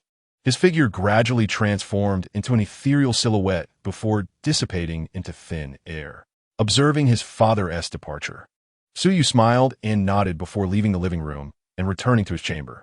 Inside his room, Su Yu settled onto a meditation mat, closing his eyes to adjust his focus and energy. Once he positioned himself in a state of cultivation, he mentally called out, "Open the attribute panel." In the next moment, as his words echoed, a blue light materialized into a transparent virtual screen in his mind. Cost, Suju. Cultivation level, initial stage of the 6th rank. Villain points, 7,000. System store. Click to open. Items. Tian Yuan sword, 100 pounds of 9th rank source essence. 9 refinements of the golden body technique. Current task progress. Alter the original plot and eliminate the fated son. Chu Feng. Current progress, 2. Main quest. Become a destined villain who dominates the heavens. Beside the 3D virtual character resembling himself were his various data and acquired rewards. Gazing at the virtual panel's contents, Su Yu couldn't help but ponder. The villain points must be related to the system store, he surmised. With this thought, he decisively manipulated his mental energy to click on the system store. System store loading. System store loaded. In the next moment, as the system store page unfolded, Suyu was left astounded by the treasures displayed. After a while, his breathing grew increasingly heavy. He had never imagined that the items within the system store would be coveted even by martial sages. Martial God Cultivation Technique, price, 100,000 villain points. SSS Class Extraordinary Weapon, Undying Heaven Blade, price, 200,000 villain points. Star-Shattering Realm Cultivation Technique, price, 500,000 villain points. As he gazed upon the array of techniques and weapons that would make even martial sages envious, Suyu felt a twinge of desire. These were treasures that even martial sages would find hard to come by. Not to mention the SSS Class Extraordinary Weapon and the Star-Shattering Realm Cultivation Technique. Just the mere existence of the martial God Cultivation Technique would send shockwaves through the global martial sages, and should it leak, his life would be in peril. Even with his grandfather being a martial sage, it would not guarantee his safety. The martial god, aside from that figure from a millennium ago, who laid the foundation for cultivation, there had been no other martial god in the entirety of Blue Star. That individual vanished from the solar system alongside the alien martial gods after suppressing the battlefield beyond the realm, and has remained untraceable ever since. Though he was tempted, Suyu was also acutely aware of his current strength. Such treasures were beyond his means to safeguard. Moreover, his villain points were insufficient. He didn't even have a third of what was required. There is no need to rush. Just by targeting the two little treasures, Chu Feng and Lin Panxi, yesterday, I could acquire nearly 10,000 points of villain value. With so many opportunities ahead, as long as I seize them all, what is there to fear about not being able to exchange them? Everything belongs to me. It is merely stored temporarily in the system's marketplace. Suyu continuously reassured himself in his mind. After casually browsing for a while, he exited the system space. Although there were items he could redeem, they were of no use to him, as the Su family had them. Those that were useful, however, he lacked sufficient villain value for. How difficult this was. Suyu could not help but feel somewhat sentimental. Even though the Su family was considered the foremost clan in the entire Blue Star, it paled in comparison to the treasures within the system. Just a single martial god cultivation method could bankrupt countless martial saints in exchange. Indeed, they would not hesitate to hunt down a martial saint if necessary. A martial god could bridge the gap of dozens of martial saints. Zhu Feng, you need to step up. I shall apply a bit more pressure on you. Hurry up and seek out those opportunities. Suyu contemplated, immediately deciding to fan the flames of this endeavor, not for any other reason, but to motivate the protagonist to strive for self-improvement. Reflecting upon it, he realized he was quite fortunate. Rarely did one find a villain who eagerly wished for the protagonist's efforts. Giving himself a mental pat on the back, Suyu promptly took up his communication device to orchestrate the public narrative, get in touch with major media outlets and influencers, and inform them of my engagement dissolution with Lin Panxi. Furthermore, remember to downplay my presence and steer the focus towards a relationship with Chu Feng, while also leaking information about the Lin family secretly supporting Chu Feng. A voice on the other end responded with utmost respect. Understood, young master. I will handle it right away. Suyu concluded the communication with satisfaction. He was quite confident in his subordinate's capabilities. Although he had never personally navigated public opinion, he had witnessed much during the entertainment-obsessed era of his past life. While influencing society at large might be unrealistic in this era focused on cultivation, guiding the narrative in the capital was certainly feasible. As expected, shortly after Suyu's orders were dispatched, within 6 hours, the majority of Kyoto's populace was already aware of the unfolding events.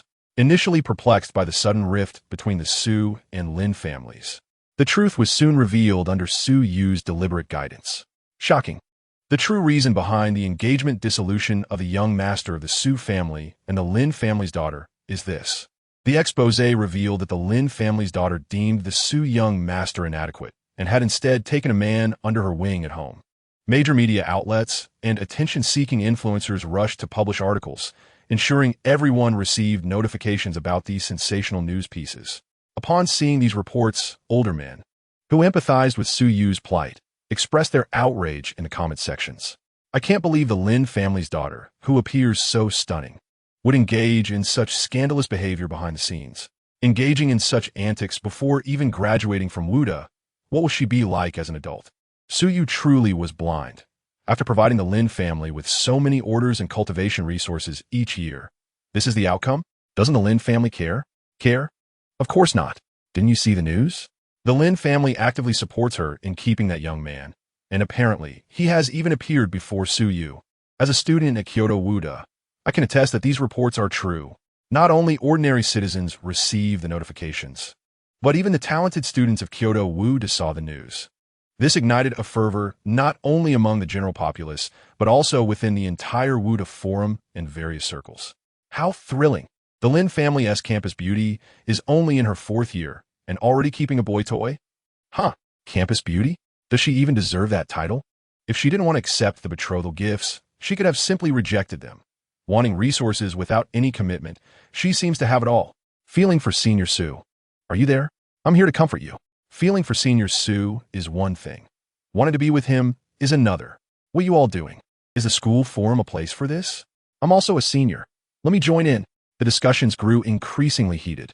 Meanwhile, the individuals at the center of this storm, Lin Panxi and Chu Feng, dared not step forward to clarify. Because this was not mere rumor. It was the undeniable truth. At this moment, Lin Panxi hid in the Lin family, too afraid to emerge. Chu Feng, having awakened from his fainting spell that day, chose to leave the Lin family to hone his skills, vowing to defeat Su Yu and claim victory in the graduation assessment, thus vindicating himself. Though they were apart, their hearts shared a common disdain for Su Yu. In her eyes, it did not matter who disseminated the news. What mattered was the involvement of the despicable Su Yu. Clearly, he was the true villain, yet they bore the brunt of the blame. He initiated the engagement dissolution. Was it wrong for them not to return the betrothal gifts? Absolutely not. Now, the entire Lin family quaked in fear, not due to the public opinion, but because the number of people canceling collaborations was increasing exponentially. Nearly all of the Lin family's ventures were affected. If all partnerships were indeed severed, the Lin family would undoubtedly vanish from Kyoto within 6 months. After staying at the Lin family for several days, the school finally notified all 4th-year students to return.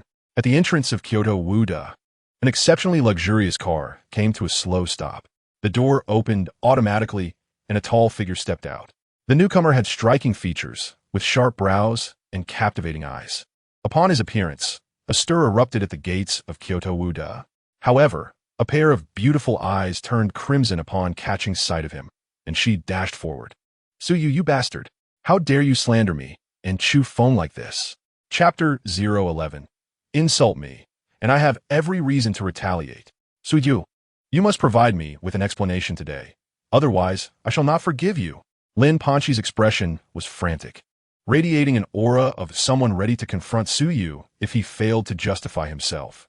Bystanders, who were fellow students of Kyoto Wuda, paused to observe the unfolding drama. Both Lin Panxi and Su Yu were well-known figures at the university, and their confrontation promised to be entertaining. Su Yu was not taken aback by her outburst. Instead, he raised an eyebrow and replied nonchalantly, "What explanation?" He held no regard for this leading female character. If he had to say anything, it would be that she lacked intelligence. Aside from being the first devoted admirer in the original narrative, she seemed to possess no particularly outstanding qualities.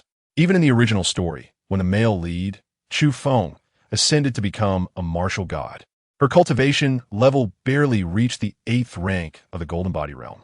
At that time, the Lin family had already joined forces with Chu Feng to swallow the Su family whole. Given such vast resources, her level of cultivation could only suggest her talent was quite ordinary, at least concerning the threshold of genius.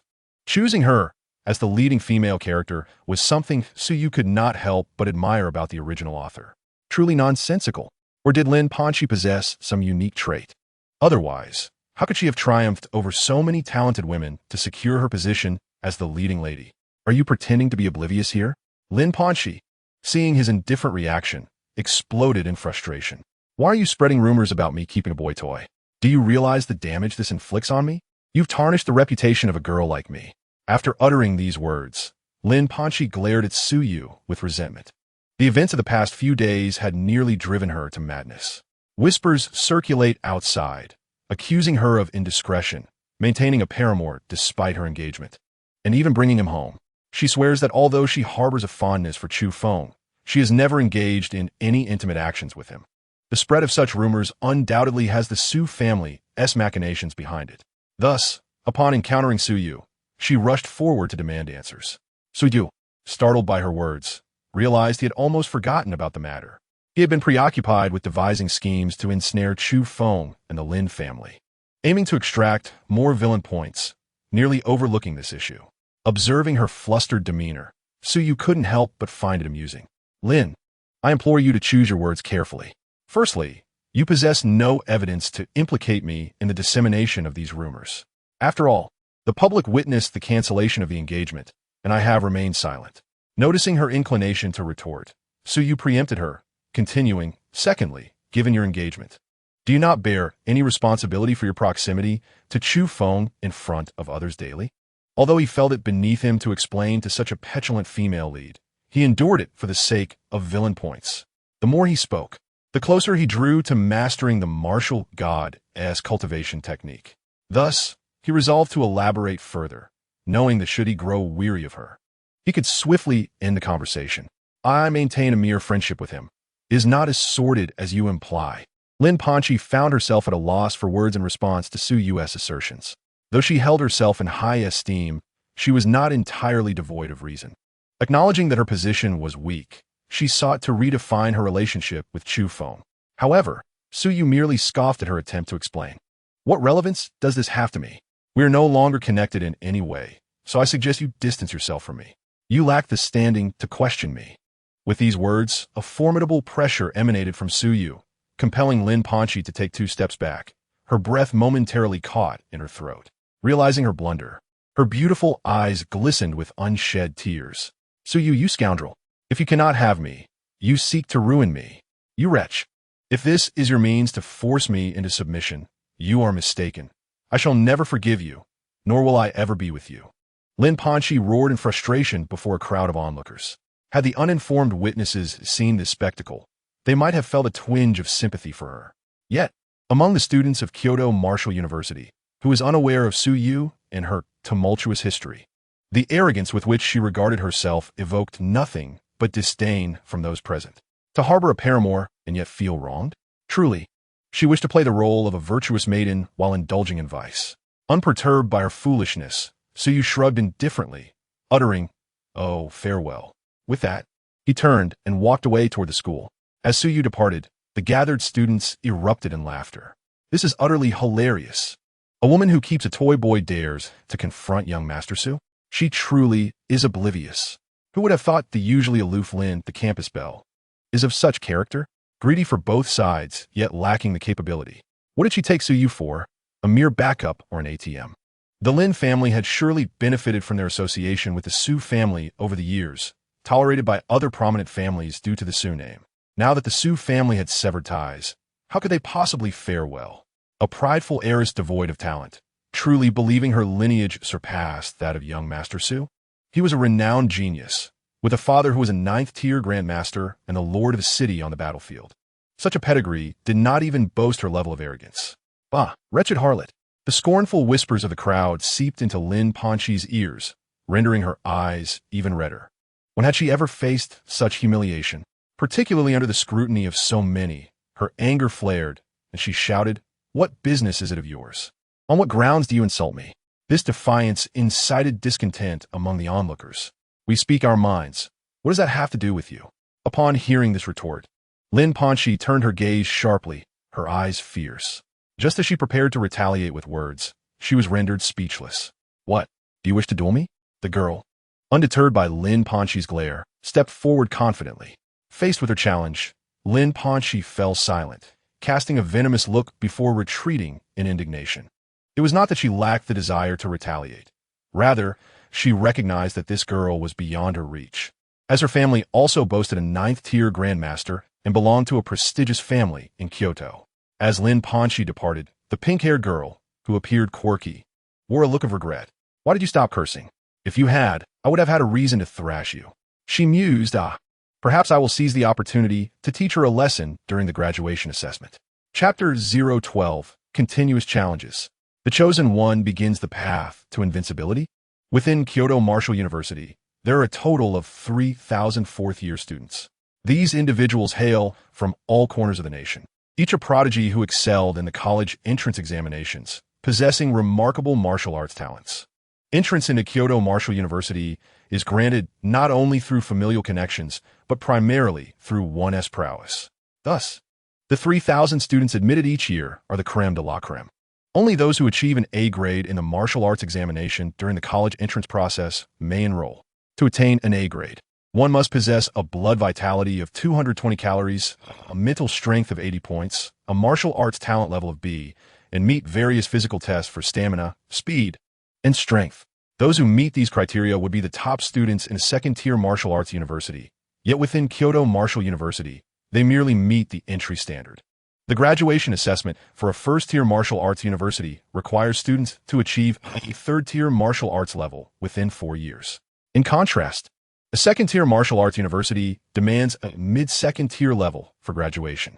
The graduation requirements for Kyoto Martial University are even more stringent, as students must possess a fourth-tier martial arts strength to graduate. It is evident what kind of prodigies are cultivated at Kyoto Martial University. To put it bluntly, among the 3,000 students present, at least 95 are fourth-tier martial artists.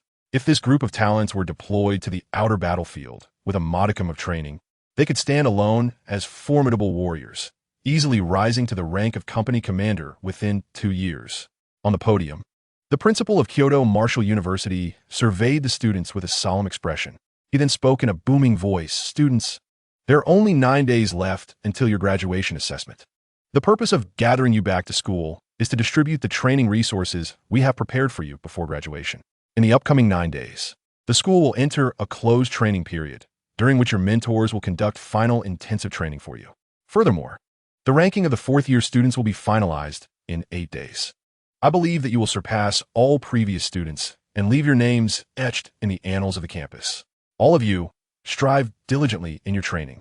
The top rank will receive a reward of 1 pound of 9th-tier essence, an A-grade extraordinary alloy weapon, a month of instruction from a 9th-tier Grandmaster, and the rank of lieutenant. The second and third ranks will be awarded 8th-tier essence and B-grade alloy weapons, a month of instruction from an 8th-tier master, and the rank of second lieutenant. The 5th to 100th places will also receive commendations. As the principal, an 8th-tier master, eloquently delivered his motivational speech, the majority of students below felt their spirits surge with fervor, filled with determination. Clearly, the principal's oratory skills reached an apex, resonating powerfully with these fledgling students still sheltered within the ivory tower. After all, everyone yearns to leave behind their own legend within the school. Youthful confidence is an enduring trait, yet Suyu found himself indifferent to the throng before him.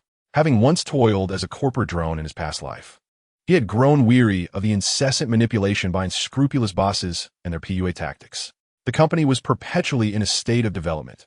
When a project succeeded, the accolades were always directed towards him, emphasizing his prowess and the need for him to exert even greater effort. The same old routine had become tiresome. He had little interest in the principal's words. Instead, his obsidian eyes scanned the crowd, seemingly in search of something. Though he found no pertinent information, he did notice Chu Feng standing at the forefront of the class, clasping the class emblem.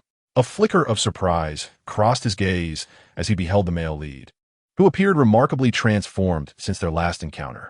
Chu Feng stood tall and proud, his posture straight and his demeanor exuding vigor, compelling Suyu to take notice.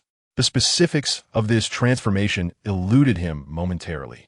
Upon probing with his spiritual energy, he was momentarily taken aback, his expression shifting to one of incredulity. Mid-level 5? Discovering the concealed martial prowess of Chu Feng left Suyu astounded. Indeed, he was worthy of the title child of destiny.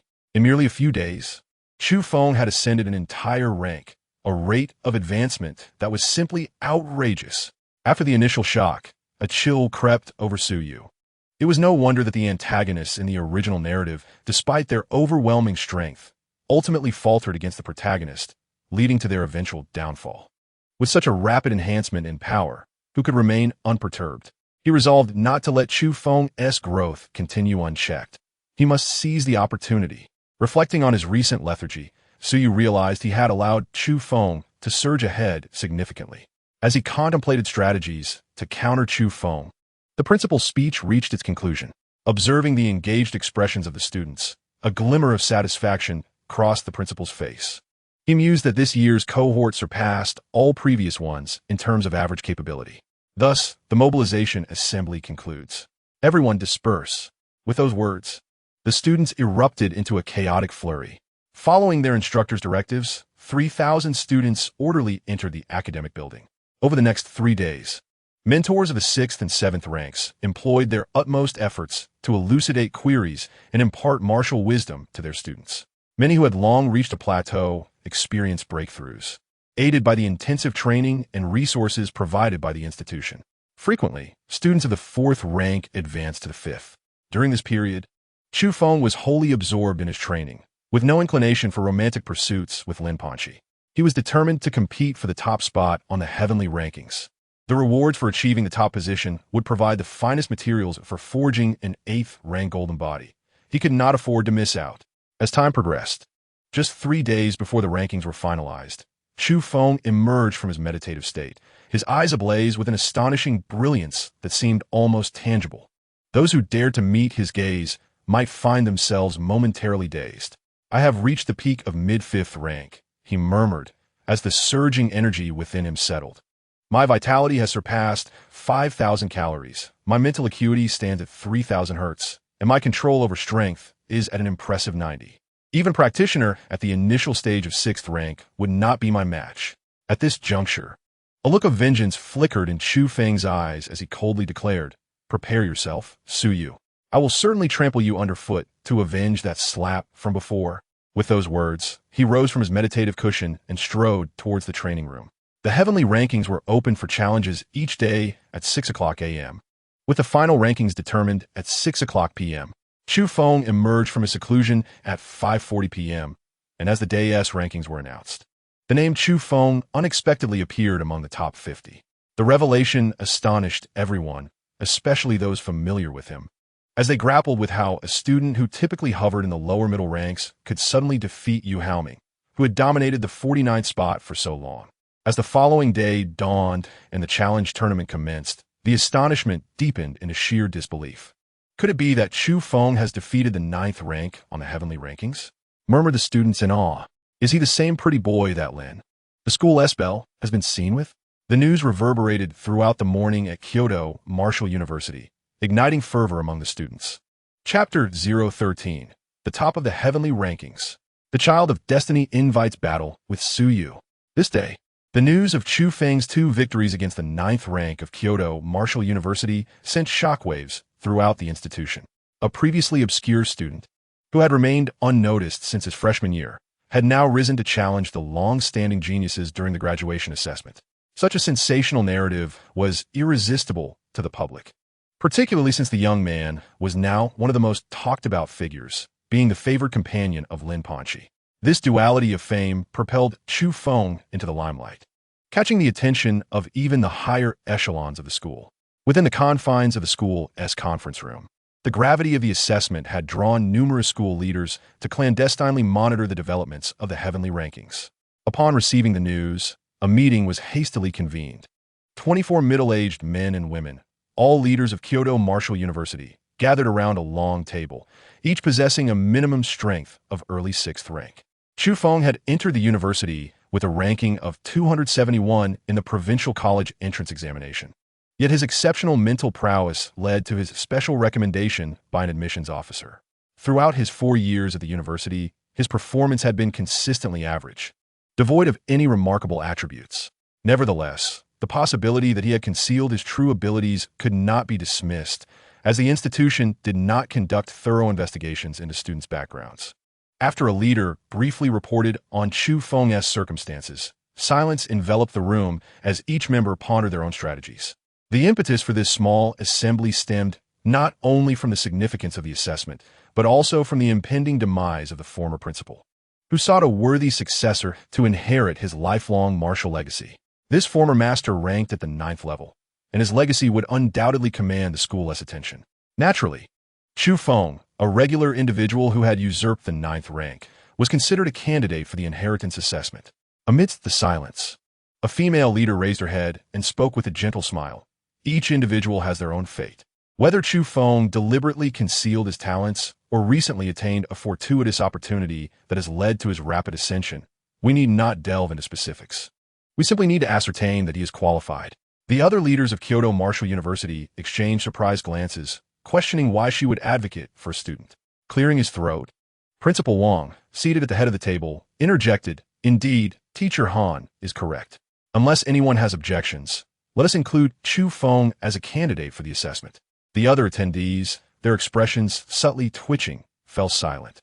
With their minds made up, they had little choice but to comply, especially considering the potential repercussions of opposing a proposal from the formidable woman who had finally spoken. If Suyu had been present, he would have recognized the voluptuous and striking middle-aged woman advocating for Chu Feng, Han Shuang, his teacher in the original narrative, who had once intervened on his behalf, delivering a powerful strike that left Chu Feng incapacitated. In the original work, the relationship between Chu Feng and his master is rather ambiguous. Were it not for the recent crackdown, it is likely that the author's usual tendencies would have led to the development of this subplot long ago. Just as everyone fell into silence, the door of the conference room was suddenly pushed open. A mentor, who had reached the late stage of his 6th rank, entered with a look of astonishment on his face. As soon as he stepped in, he eagerly exclaimed, "Esteemed leaders, there has been a new development on the heavenly ranking. Chu Feng has challenged the 3rd-ranked Lu Qing and has successfully defeated him. Chu Feng's current rank is now 3rd on the heavenly ranking. It is said that he will challenge the 1st-ranked Yi Qing this afternoon." Instantly, upon the announcement of this news, the expressions of the leaders in the conference room shifted from shock to one of profound astonishment. Goodness, it seems they had indeed underestimated Chu Feng's potential. Principal Wang, regaining his composure, couldn't help but chuckle. It appears that this year's heavenly ranking is about to witness the rise of a dark horse. Perhaps we may even see a revival of the glory reminiscent of that individual from 30 years ago. This is a phenomenon that has not occurred in a long time. Looking back over the past 50 editions, the top 10 ranks of the heavenly ranking have almost exclusively been occupied by disciples of prominent families. Only 30 years ago, a genius hailing from humble origins shattered this curse, mirroring Chu Feng's current situation, and achieved 1st place during the graduation assessment, stunning the entire Dragon Kingdom. Now, 30 years later, that genius has long since ascended to the pinnacle, gazing down upon the blue star. The mentors and leaders present were all taken aback by Principal Wang's words, and a subtle thrill of excitement coursed through them, especially the mentor who had just entered to report, whose face transformed from shock to sheer elation. After all, Chu Feng was a member of his class. If he could indeed replicate that individual's glory, he could proudly call himself the master of the martial saints. That afternoon, within the arena of the Jingwu heavenly ranking, the majority of the students gathered there, their faces flushed with excitement, fervently cheering and shouting. The atmosphere was overwhelmingly vibrant. Chu Feng, go Yi Qing, bring this arrogant fellow down." In the center of the arena, 2 figures, each wielding weapons, engaged in fierce combat, each strike sending violent ripples throughout the arena. The ground beneath them was shattered by the force of their clashes, even the specially treated flooring crumbling underfoot. Boom! The battle of the 6th-rank martial artists ignited exhilaration among all spectators. The sheer power they displayed disrupted the very energies of the arena. Steadying himself, Chu Feng gazed at the strikingly handsome youth before him, a glimmer of determination flashing in his eyes. Twirling his long knife, he proclaimed, "It ends here with 1 strike." As the handsome youth, blood trickling from the corner of his mouth, maintained his formidable presence, Chu Feng's piercing gaze radiated a terrifying sharpness that captivated the onlookers. In the next moment, with a powerful leap, Chu Feng soared into the air, raising his long knife and bringing it down with ferocity. Sky-piercing blade. Crack! As Chu Feng executed his strike, the air seemed to fall into a hushed stillness.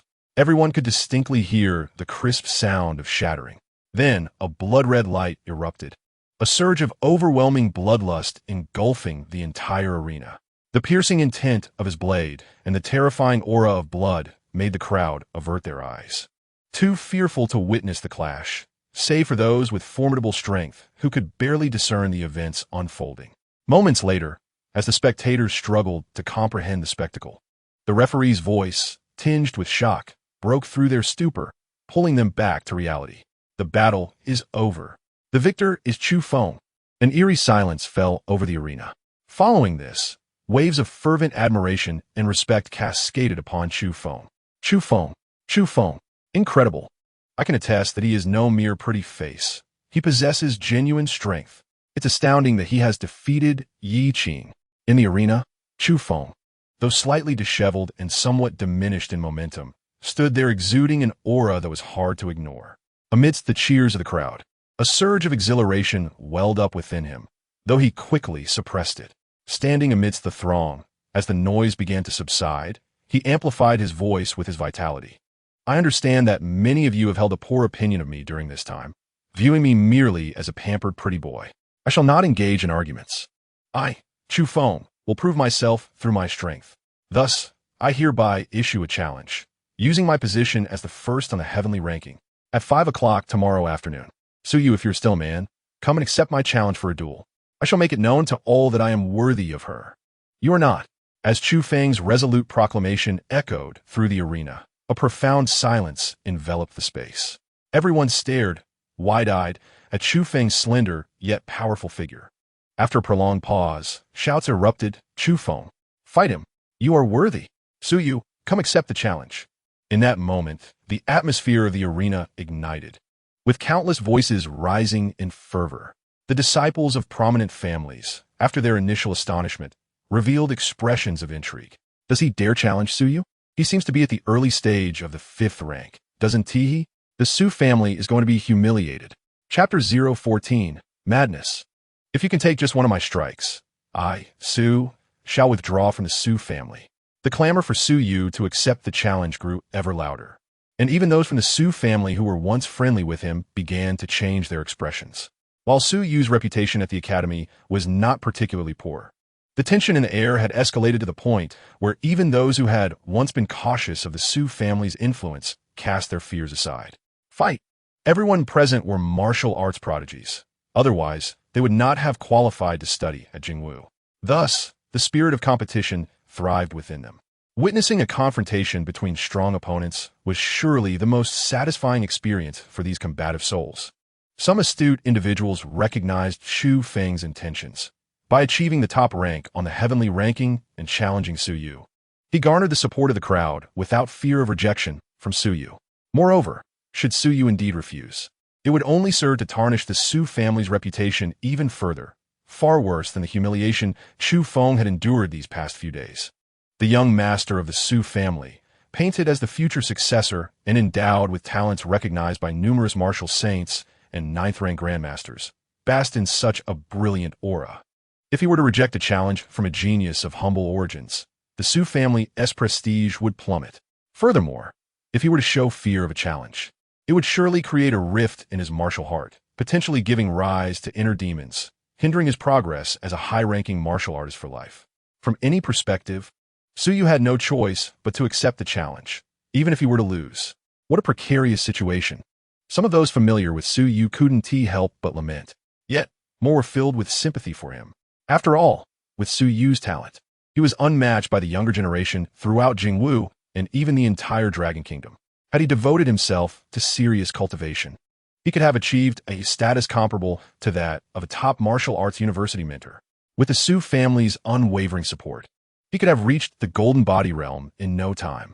It is a pity that over the years, Suyu squandered family resources to support a woman, neglecting his own cultivation as he pursued her relentlessly, leaving his prowess trailing behind the mid-tier geniuses of the heavenly ranking. Suyu, accept the challenge. Suyu, accept the challenge. The chorus reverberated through the arena like crashing waves, seemingly intent on overwhelming him. In the center of the duel arena, Chu Feng wore a satisfied smile, reveling in the chain reaction he had ignited. What does it matter if you possess power and influence? What does it matter if your family is a deeply rooted first-rate clan? As long as I remain allied with the martial arts general administration, even your faction of martial saints cannot contend with me. The figure from the martial arts general administration is indeed a legendary character who can crush all your esteemed families. Here, as long as my fists are formidable enough, you, Suyu, shall not even dream of challenging me. Just as in this moment, with a mere flick of my hand, you would find yourself drowned in the spittle of the masses. I, Chu Feng, have risen from obscurity. I have never feared anyone. It is not shameful to be unable to defeat an opponent, but I shall strive to surpass you and then trample you beneath my feet. This grand declaration of war is a masterpiece orchestrated solely by me, Chu Feng. Suyu, do you dare to accept the challenge? In another location, within the opulent training chamber of the student dormitory area at Jingwu, where the energy of heaven and earth is abundant, a series of urgent knocks reverberated. Brother Yu, open the door quickly. Something terrible has happened. Accompanied by a melodious voice tinged with anxiety, the frantic knocking persisted. Creaking open, the door to the training chamber swung ajar, revealing a figure emanating a profound aura, cloaked in an enigmatic pressure that sent shivers down the spine of the girl waiting outside. Upon seeing the man emerge, her previously panicked expression suddenly transformed into one of calm, as she scrutinized Su Yu with a mix of surprise and uncertainty.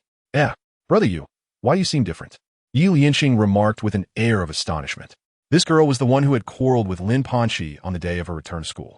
Su Yu's eyes sparkled like brilliant stars as he regarded her, the significance of her identity and role in the narrative flooding his mind. Yi Lianing, the daughter of Yi Tao, the director of the Martial Arts General Administration, had a brother, Yi Qing, also studying at Jingwu and ranked first on the heaven ranking. Su Yu was well aware that Yi Qing was a minor character in the story, lacking presence, and his relationship with Chu Feng was lukewarm at best. Conversely, Yi Lianxing was the woman that Chu Feng yearned for yet felt he could not possess, held back by the stature of her father. As the fated child, Chu Feng had the audacity to offend Yi Tao, as the latter had high hopes for him. Yi Tao was a legendary figure, even among martial saints.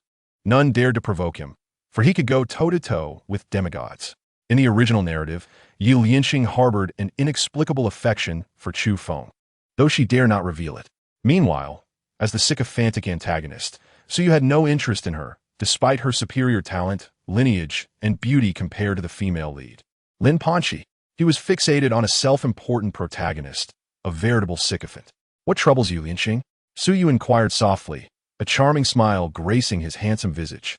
Upon hearing him address her by name, Yi Lianxing froze. Did he just call her Lianxing?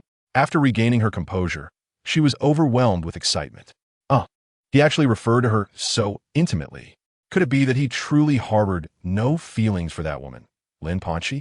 Though her heart raced with exhilaration, Yi Lianxing reminded herself of her purpose for being there.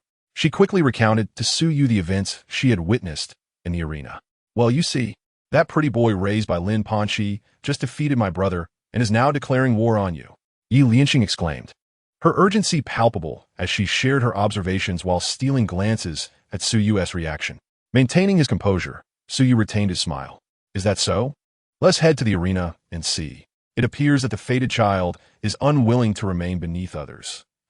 Sigh, even in a desire to train in silence. I cannot grant others a chance.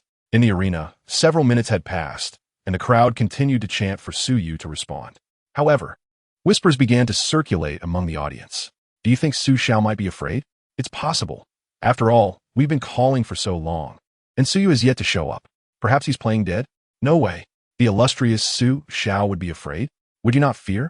He is merely at the initial stage of the 5th rank, while Chu Feng has already defeated Yi Qing, who is at the mid-stage of the 6th rank. How could one expect him to confront that? The chorus of voices gradually waned. Meanwhile, Chu Feng slowly opened his eyes, having returned to his peak state. Observing that Su Yu had yet to appear, he felt a surge of confidence, convinced that this fellow dared not face his challenge. What does it matter if you are the 6th rank? You have merely just broken through to the initial stage, while I have triumphed over the mid-stage Yi Qing. Furthermore, I have yet to reveal my trump cards. The murmurs surrounding him did not escape his ears, and hearing them suggest Su Yu's cowardice filled him with a sense of pride. Having completed a challenge beyond his rank, his prowess was worthy of being called a prodigious talent among the younger generation. Sooner or later, Su Yu would find himself beneath his feet. Yet, he never anticipated that this day would arrive so swiftly. A genius has faltered in fear. Suppressing his self-satisfaction, Chu Feng maintained a calm demeanor, glancing around before proclaiming, Everyone, since Su Yu is unwilling to emerge and accept my challenge, I shall await him here. If anyone knows him, please inform him. I, Chu Feng, will remain here until tomorrow at the conclusion of the heaven ranking challenge. If he possesses the courage, let him come forth and engage in a duel with me. On that day, he humiliated me and Lin Panxi, and later forcefully annulled our engagement, even sending someone to injure Lin Panxi's father. If annulling the engagement was acceptable, why must he trample upon us? What if he is born into a better family, possesses greater talent, and a superior lineage?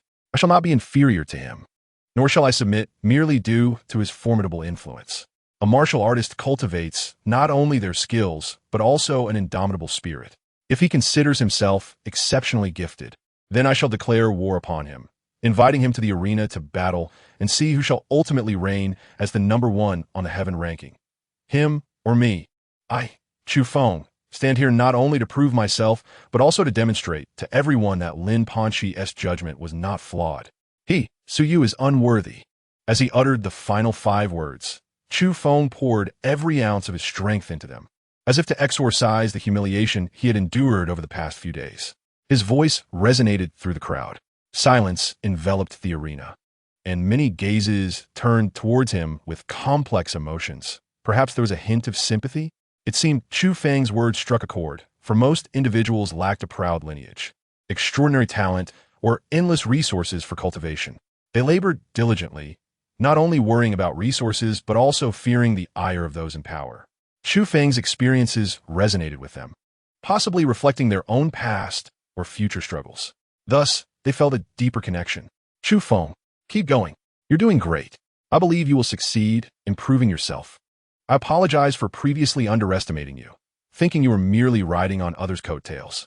It appears I was shallow in my judgment. Indeed, we owe you an apology. One after another, voices of apology echoed throughout the arena. Everyone was swayed by his words. Perhaps the situation was not truly Chu Feng's fault, after all. The current public sentiment had been orchestrated by the Su family. Why should they place their trust in these powerful clans? Su Yu, come out and accept the challenge. Do not forget that you are the heir of the Su family. Do you wish to tarnish the reputation of your esteemed lineage? Yes, come out and face the challenge. Following the apologies, a wave of harsh rebukes surged forth, fists raised in righteous indignation as they called out Su Yu's name. In a corner of the arena, Lin Panxi's beautiful eyes sparkled with an exceptional brilliance as she gazed upon the figure in the arena, a kaleidoscope of emotions swirling within them. He truly accomplished it. Thank you, Chu Feng. This man has brought her countless surprises. Indeed, it is difficult not to love him. The atmosphere in the entire Colosseum was palpably different, predominantly filled with collective outrage. Naturally, the disciples of the Su family wore expressions of concern, as did the various noble families allied with the Su clan, their faces marred by discontent. From his elevated position, Chu Feng appeared to accuse Su Yu of bullying and forcefully breaking off an engagement, injuring others in the process. Yet, what lay beneath the surface of his words? His statements not only positioned the Su family against the common people, but also implicated the other noble families in the scorn. He was targeting all aristocratic clans. This would engender a perception that the noble families wielded their power to oppress the common folk. Over time, what severe consequences might arise from this? Su Xiao, come out quickly. If you don't explain this matter soon, we'll truly be disgraced. They were anxious, yet none dared to speak up, for doing so would surely incite the wrath of the crowd. This situation could only be resolved through Su Yu. As Chu Feng observed the tide of public opinion shifting in his favor, his demeanor grew increasingly calm and profound, though his heart raced with excitement.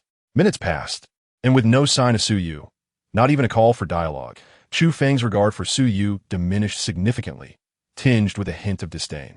Was he too cowardly to respond? Of course, such audacious thoughts remained unspoken, as he stood tall and proclaimed in a booming voice, "Very well, everyone, I, Chu Feng, will keep my word. Since he dares not come forth to duel, I shall remain here until the dawn of the rankings." Before he could finish his declaration, a calm and gentle voice resonated throughout the Colosseum. "There is no need to wait until tomorrow. My time is limited. Let's commence now. If you can withstand a single strike from me, I, Su, shall withdraw from the Su family." Boom! The moment these words were uttered, the crowd in the arena felt a tremor of shock. Arrogance. Utterly audacious. In this moment, it was not only the ordinary students who deemed Su Yu arrogant.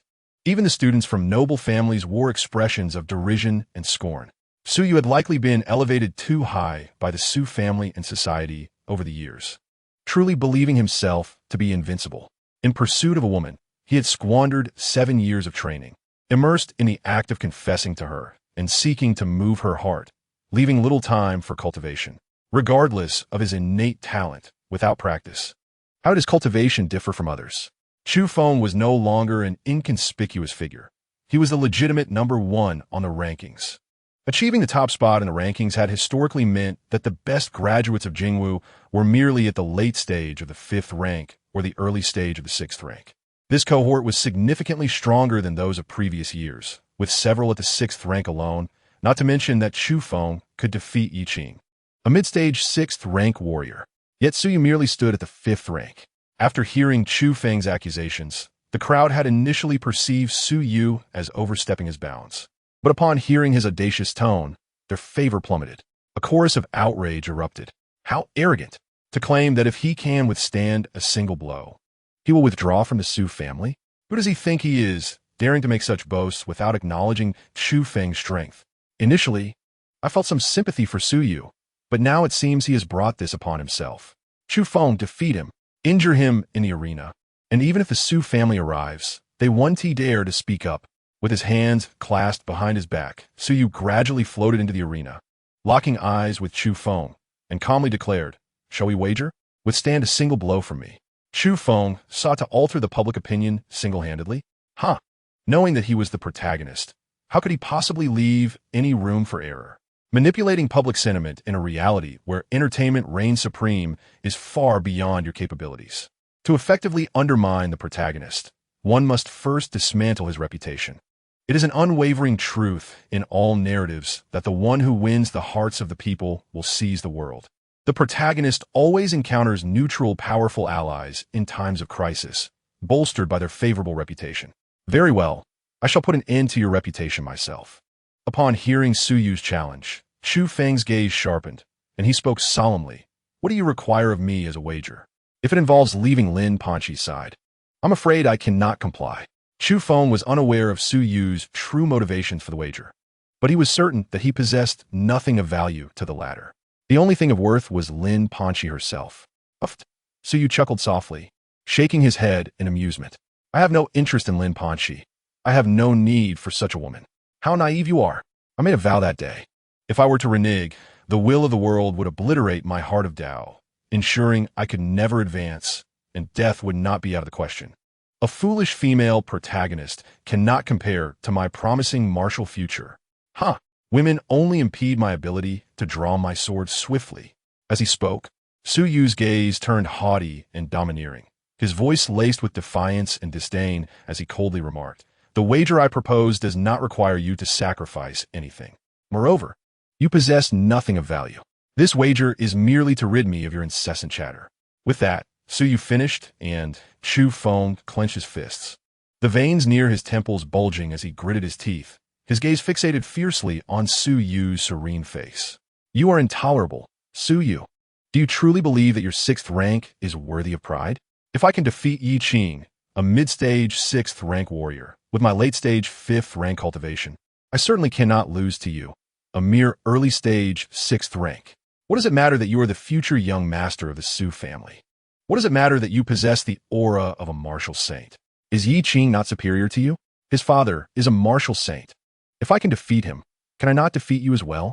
There's no need for further words. Let us battle on the stage.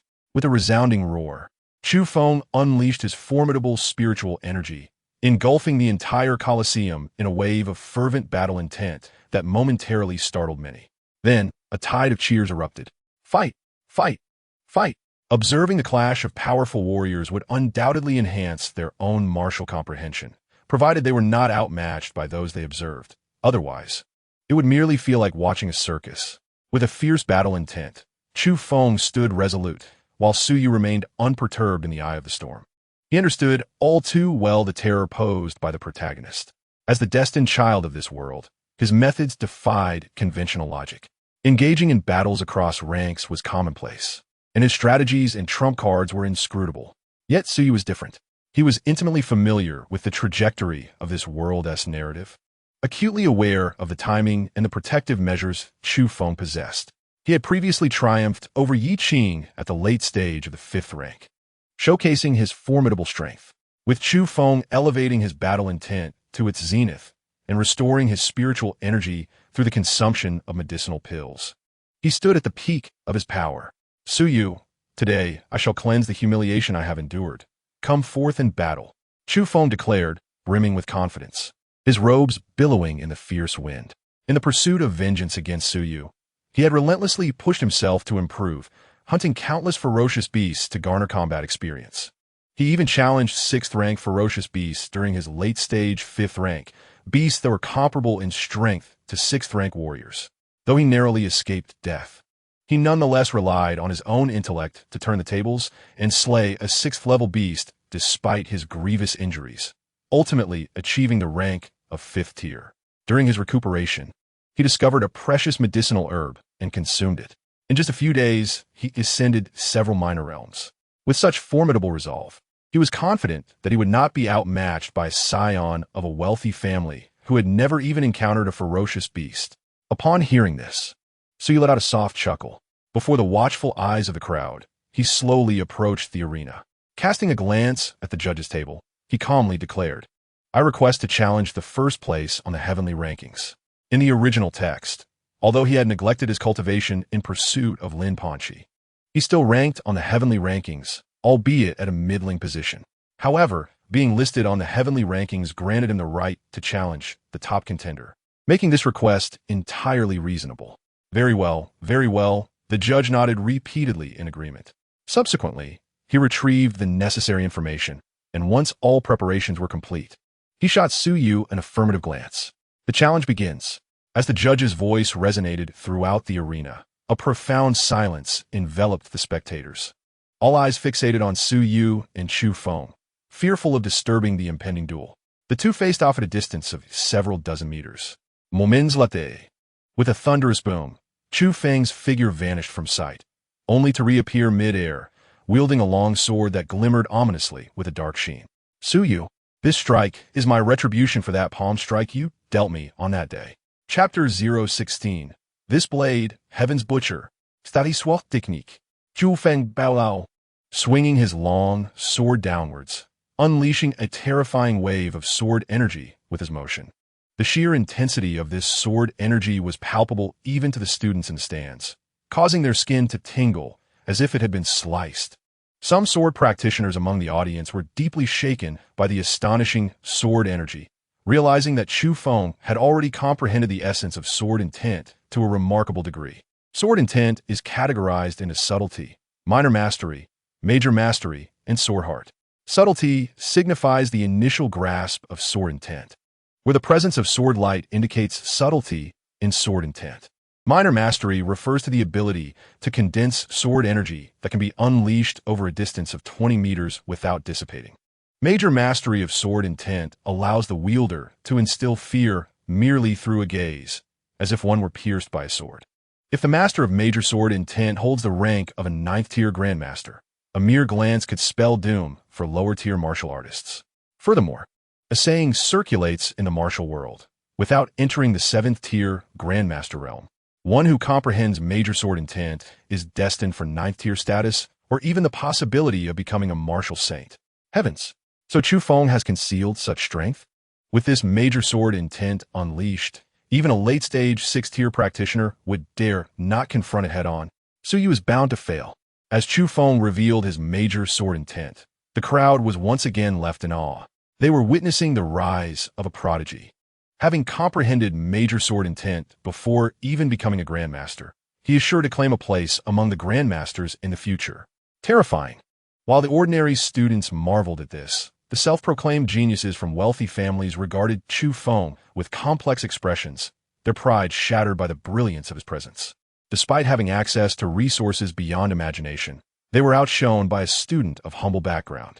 This crushed their fragile sense of superiority. He is too powerful.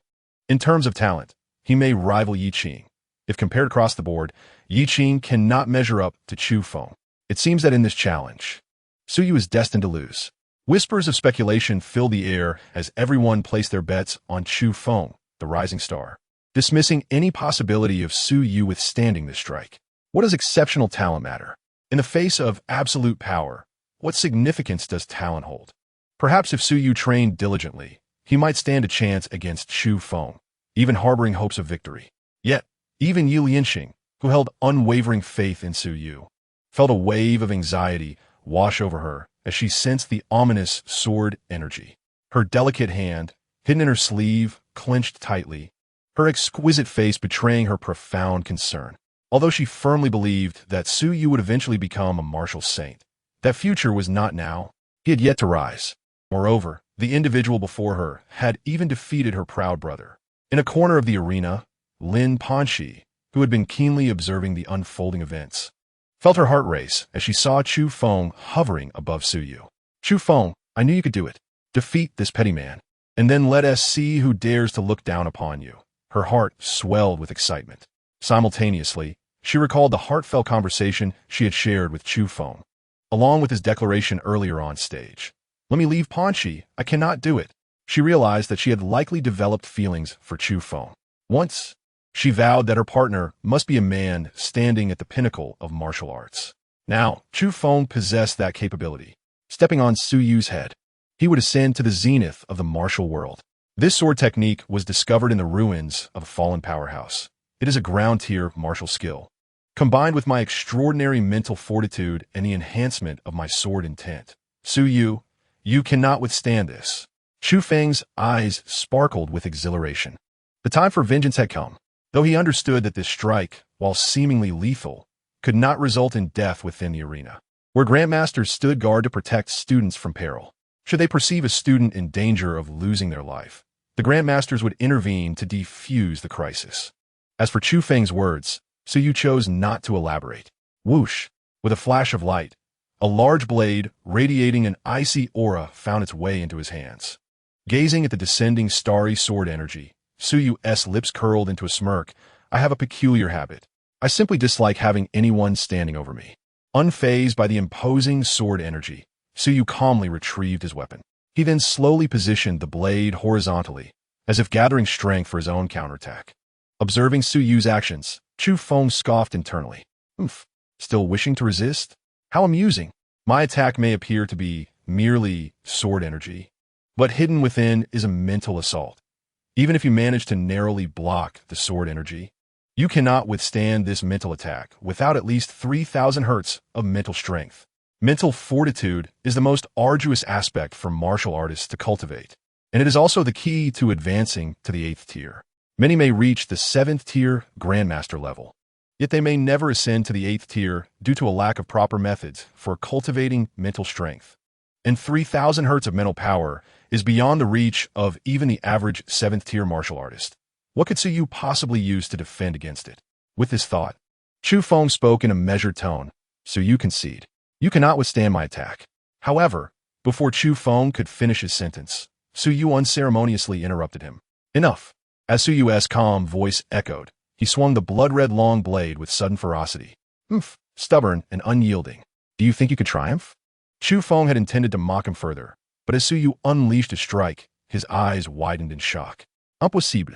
Before he could complete his thought, the terrifying blade energy surged forth at lightning speed, shattering Chu Feng's starry sword energy. Boom! Even the mental attack concealed within his sword energy was obliterated. As the reality of the situation dawned on him, Chu Feng stood there, utterly dumbfounded. Not only him, but the entire arena fell into a profound silence. Every spectator frozen in place. How could this be possible? Chu Feng's attack was something even a newly initiated 7th tier Grandmaster would hesitate to confront directly. How could Su Yu possibly withstand it? Half a month ago, his testing rank was merely at the initial stage of the 5th tier. Could it be that Su Yu has concealed his true prowess? Before they could ponder the reason, Su Yu's voice suddenly echoed across the duel platform. Your attacks are excessively flamboyant, and your speed is woefully sluggish. Allow me to instruct you on what constitutes a lethal strike. As his words fell, a shiver ran through everyone, and their focus was immediately redirected. When they beheld Su Yu's swift and decisive slash, the expressions of all present in the arena shifted dramatically. Even those mentors and leaders watching the match from the shadows were struck with astonishment. In the center of the arena, Suyu raised his blood-red blade, squinting at the airborne Chu Feng, a glimmer of amusement flickering in his eyes. I have stated before, I do not appreciate anyone standing above me. I shall only deliver one strike. If you can withstand it, I, Suyu, will withdraw from the Su family. With Suyu's soft yet commanding voice, the blood-red blade surged towards the levitating Chu Feng. At the moment the blade descended, the entire space fell into a profound silence. In the next instant, the sound of shattering glass pierced through the ears of all present. Crack! The very fabric of space was rent asunder. Even the entire atmosphere darkened. This strike left the students observing the duel in sheer terror, their hair standing on end. In their horrified gazes, the blade's light cleaved through the air, an overwhelming force that was suffocatingly terrifying, even fracturing the space within which Su Yu and Chu Feng stood. The power to shatter space was beyond the capabilities of mere sixth-tier warriors. A singular thought echoed in everyone's minds. Wasn't Su Yu a fifth tier? How could his attack be more fearsome than that of some seventh-tier masters? None dared to contemplate further, for the outcome was too frightening to fathom. A seventh-tier warrior under 30. Such a phenomenon had never occurred in the history of cultivation on Blue Star. Even the legendary martial god had only reached 7th tier at 35. Crack! As they remained in shock, the space where the blade passed began to fracture, the sound of splintering filling their ears, rousing them from their stupor. At the center of the tempest, Chu Feng felt more dread than anyone else, for he was the target of this devastating attack. The sheer force aimed at him felt as if it could tear his very being apart, bringing him to a startling clarity. Even if he summoned all his strength to resist, it would prove futile. This blade, capable of rending space itself, though it had yet to strike him, still caused his long-honed, resilient skin to crack, beads of blood emerging from the wounds. Chu Feng's mind went blank. He believed he was no lesser than Su Yu, that no matter how talented or powerful his opponent was, he could hold his ground. Yet, when faced with Su Yu's full power, he realized his grave miscalculation. Under this assault, he felt infinitesimal. Whether it was an illusion or reality, he sensed that if he were to withstand this attack, it could very well lead to his demise. Impossible. You cannot be this strong. Chu Feng felt himself unraveling, inwardly roaring in denial. Damn it. I refuse to believe that this untalented fool could surpass me. Gritting his teeth, he tightened his grip on his long sword, determined to withstand this onslaught. C'était la sword technique. Meteor strike. Chu Feng swung his sword, launching a strike that was still dazzlingly beautiful. The sword light, as if intent on extinguishing the very stars, illuminated the arena. Though bolstered by his mastery of sword intent, this attack lacked even the ability to hold back for a second. Upon making contact with the all-consuming blade force, his perfected sword intent swiftly crumbled. No, as he beheld his futile attack, Chu Feng's pupils contracted sharply, staring at the imminent blade that was about to strike him. He let out a desperate roar. He did not wish to perish, especially not at the hands of Su Yu. He had a bright future ahead. How could he fall here? Despite his overwhelming reluctance, he could only watch helplessly as the attack bore down upon him. There was no escaping. The energy had locked onto him, rendering him immobile. Am I to die? Chu Feng's eyes bulged, blood vessels visible, and for the first time, his resolute visage bore the marks of fear and reverence towards death. Just as the attack was mere inches away from him, a cold scoff reverberated through the air. Oomph! How audacious! Abruptly, the overwhelming blade force halted, dissipating in place. The sudden turn of events jolted everyone from their stupor. Chu Feng, who had nearly surrendered to despair, was taken aback as the attack lingered, then looked up to see a curvaceous woman standing before him. Her long hair cascaded over her shoulders. Her voluptuous figure and captivating features left several students momentarily entranced. So beautiful! Yet, before this thought could settle, a wave of realization swept through the crowd, followed by a cacophony of murmurs. Wait, isn't that Vice Principal Han Shuang? What's she doing here? So impressive. She crushed such a terrifying attack with ease. Of course, Vice Principal Han is a formidable 8th-tier master. Effortlessly shattering blade forces is a trivial feat for her. Isn't anyone concerned about Su Yu's strength? Does Su Yu's strength even require scrutiny? Even the judges and mentors in the arena dared not intervene. This attack was certainly beyond what even a 7th-tier novice could withstand. Otherwise, why would the vice principal have intervened? Teacher. On the arena, Chu Feng stared dumbfoundedly at the middle-aged woman standing protectively before him, murmuring. She was his teacher, the one he had encountered while hunting ferocious beasts previously. During Chu Feng's perilous battle against the 6th-tier beast, Han Shuang had taken notice of his existence while she was out gathering resources to prepare for her ascension to the 9th tier. Witnessing Chu Feng's fierce tenacity, even managing to slay a 6th-tier beast, she had contemplated taking him on as her disciple. Due to time constraints, their master-disciple relationship had yet to be publicly acknowledged. However, it was evident that such concealment was no longer possible. Upon hearing Chu Feng call out teacher, the upper echelons of the Jingwu Academy present exchanged peculiar glances. No wonder this icy woman would speak up for Chu Feng. It turned out they shared a master-disciple bond. Yet, it was entirely reasonable. What was wrong with a master advocating for her disciples' opportunities, especially since Chu Feng indeed possessed such qualifications? I'm sorry, teacher. I've embarrassed you, Chu Feng said, lowering his head instinctively, his tone tinged with trepidation and a hint of guilt as Han Shuang's gaze fell upon him. Han Shuang's eyes, gentle as water, revealed no hint of discontent. Instead, she expressed admiration. To defeat a 6th-tier mid-stage opponent at the late stage of the 5th tier was nothing short of extraordinary. The son of the martial sage could not overpower him, yet he had triumphed against a higher realm with his lower tier. The future held great promise. Regrettably, this final battle was not perfect, as Suyu had ended it with an overwhelming display of power. Contemplating her disciple's undefeated path being interrupted, Han Shuang's gaze turned icy. Suyu, did you know you violated the rules by using lethal force in the heavenly ranking challenge? She turned her eyes towards Suyu, a chill radiating from her gaze. She cared not for Suyu's background. Her father was also a 9th-tier master, and she herself was an 8th-tier late-stage warrior. Why would she fear a scion of a noble family? What a Su family! Her own lineage was not merely a noble house, but directly affiliated with the Martial Arts Bureau, with the backing of Yi Tao, a near martial god. She harbored no fear of this so-called young master of the noble family. Moreover, for reasons unknown, she harbored an aversion towards those of noble lineage.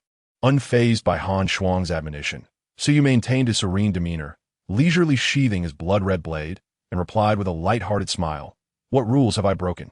If I recall correctly, the Heavenly Ranking Challenge differs from other minor competitions, does it not? The Heavenly Ranking Challenge encourages participants to exert themselves fully in battle, thereby unlocking their utmost potential. This commitment not only assesses one's own strength but also honors the challenger. Leniency is not advocated. Each match is overseen by a referee mentor who will intervene at the first sign of a student being overwhelmed, swiftly ending the contest. I wonder which rule I have transgressed by fighting with all my might." Suyu slowly levitated in the air, hands clasped behind his back, locking eyes with the domineering and protective master Chu Feng from the original text. "Vice Principal Han, I kindly ask you to point out my shortcomings.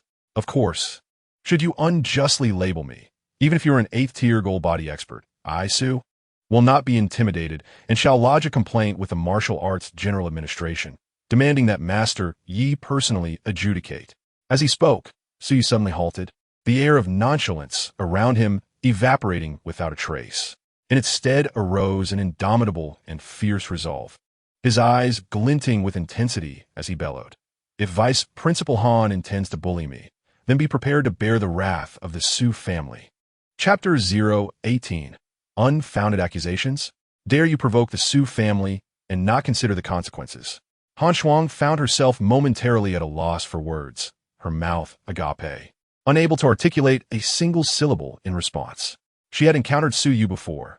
Back then, he had spoken in hushed tones, never daring to retort regardless of others' opinions. Yet now, he confronted her with audacity, and the chill in her phoenix eyes deepened. How dare this scion of a noble family defy her?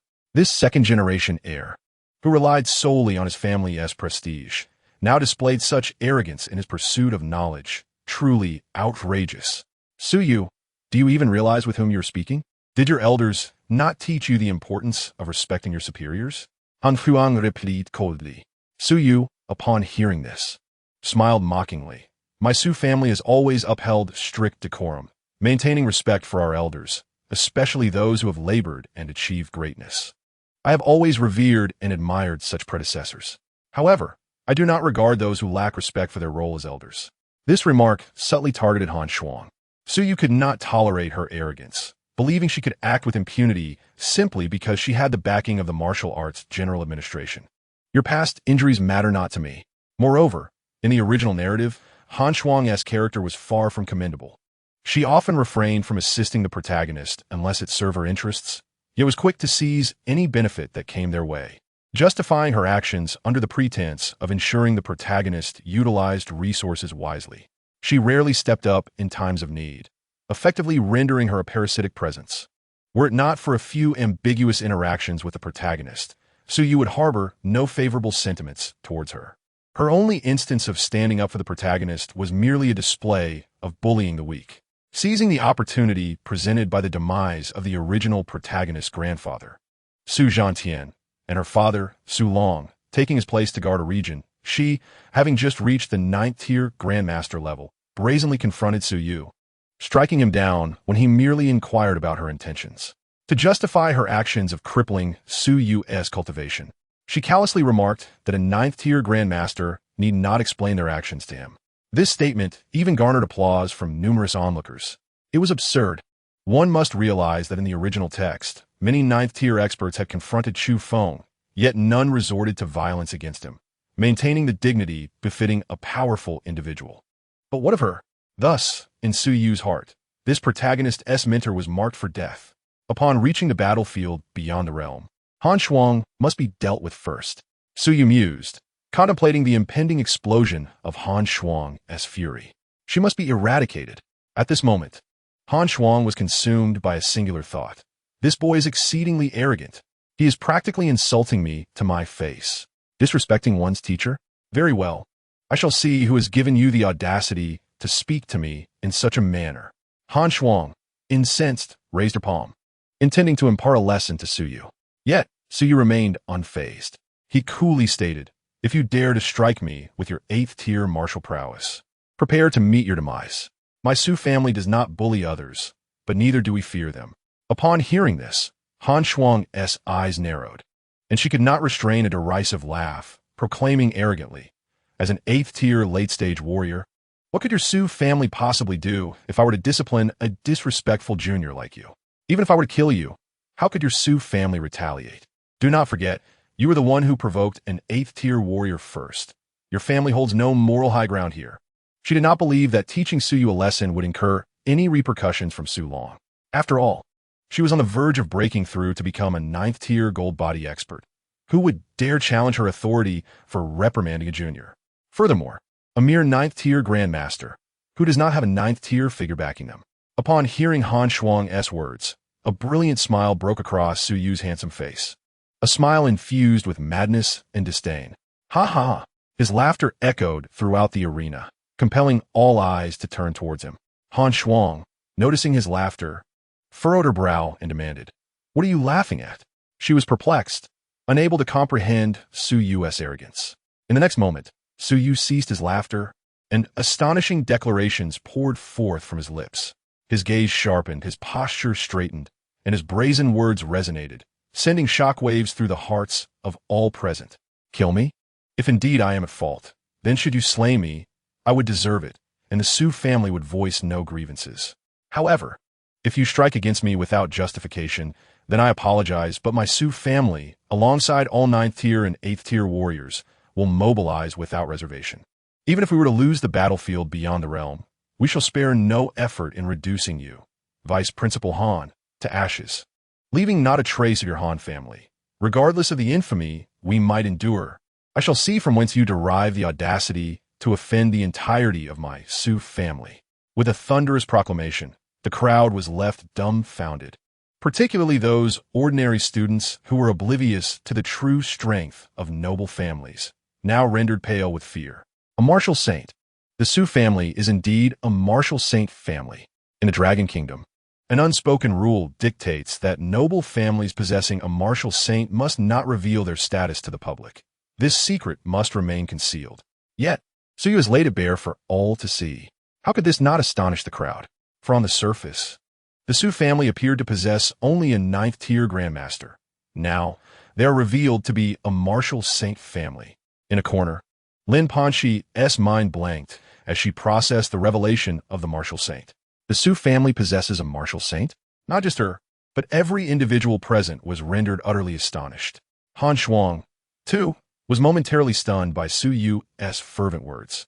After a brief pause, she regained her composure, retorting, "A mere junior can represent your entire Su family? How ludicrous!" As soon as she finished speaking, Su Yu burst into laughter once more, then bellowed, "Su family disciples, respond to her.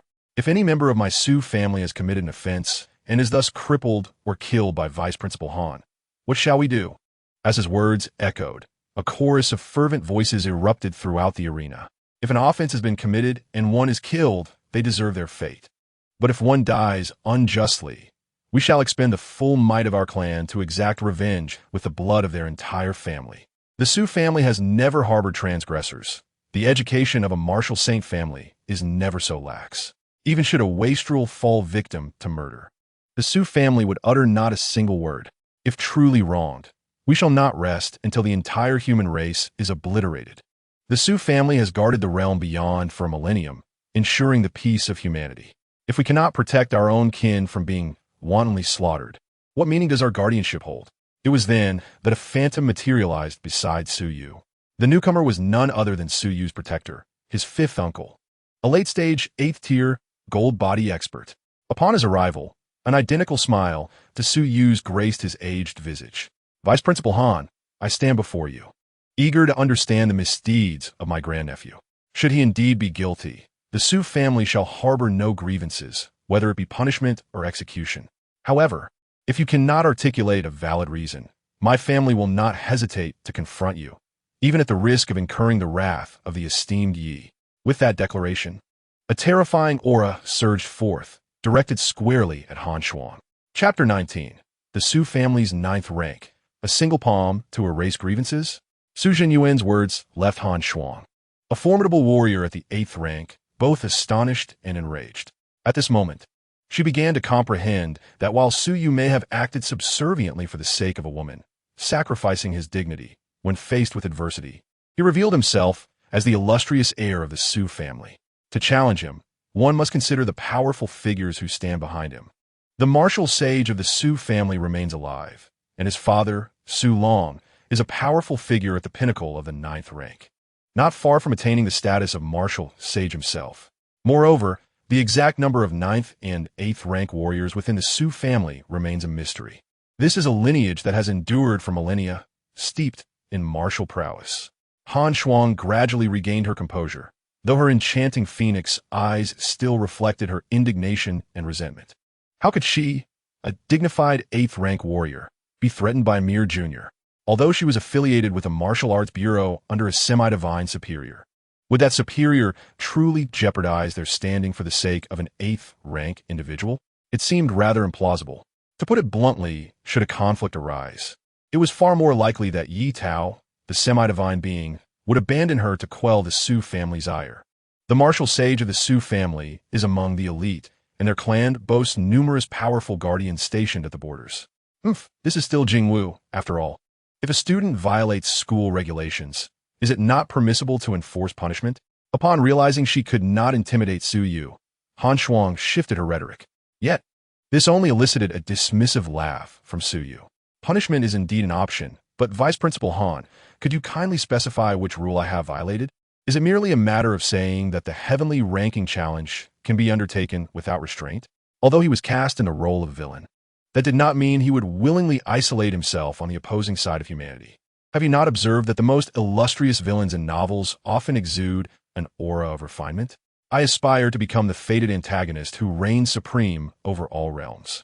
How could I possibly commit such a juvenile error? Han Shuang found herself at a loss for words, for she understood that her claims of rule-breaking were unfounded. She merely wished to diminish Su Yu's stature. Humph. Su Yu chuckled coldly, then turned away from Han Shuang, directing his voice toward a different point. Principal, may I inquire if my actions exhibit any impropriety? My ranking on the heavenly list is mid-tier. The first-ranked challenger has invited me to battle. Does this constitute bullying the weak? I, with my lower ranking, have given my all against the first-ranked. Is there any violation? His voice resonated with a palpable vigor, reaching the ears of all present. As his words settled, a resigned chuckle echoed through the arena, followed by the arrival of several formidable figures soaring through the air, landing gracefully in the Colosseum. At their forefront stood Wang Tianming, the principal of Jingwu. His gaze revealed a hint of resignation as he glanced at Su Yu and then at Su Zhanyuan beside him, finally sighing. There has been no violation. The truth was undeniable. Han Shuang had acted impulsively, though she had been wounded by the machinations of a scion from a prominent family. Her justification for defending her disciple was woefully inadequate. Ha! Upon hearing Wang Tianming's words, Su Yu erupted into laughter, then turned to Han Shuang with a commanding tone. Vice Principal Han, since I have not violated any rules, what will you use to discipline me? With Su Yu's gaze fixed upon her, Su Zhanyuan, standing beside him, similarly directed his energy toward Han Shuang. It was as if the mere hint of her attempting to argue further would provoke him to strike her down on the spot. Han Shuang's expression shifted at the sight. Yet at this moment, she recognized her precarious position, utterly lacking in justification. She had thought her status would allow her to easily deal with a scion of a noble family, only to find herself soundly rebuffed. Now, she harbored no doubt that should she dare to continue her defense, Su Zhanyuan would undoubtedly take action against her. With a slight twitch of her lips, her graceful countenance now marred by resentment, she clenched her delicate hands, gritting her teeth in frustration, before reluctantly uttering, I was wrong to accuse Su Yu without thorough investigation. I apologize. As Han Shuang offered her apology, Su Yu merely smiled calmly. I do not accept. He then shouted to the side, second uncle, a single palm to erase grievances. The words echoed in the ears of all present, leaving them momentarily stunned. The next instant, a resounding slap reverberated throughout the arena. With wide eyes, the students and leaders of Jingwu stared in disbelief as a figure clad in black robes appeared abruptly before Vice Principal Han, delivering a resounding slap across her elegant visage. In that moment, all minds went blank. What? The 8th rank Vice Principal Han was struck.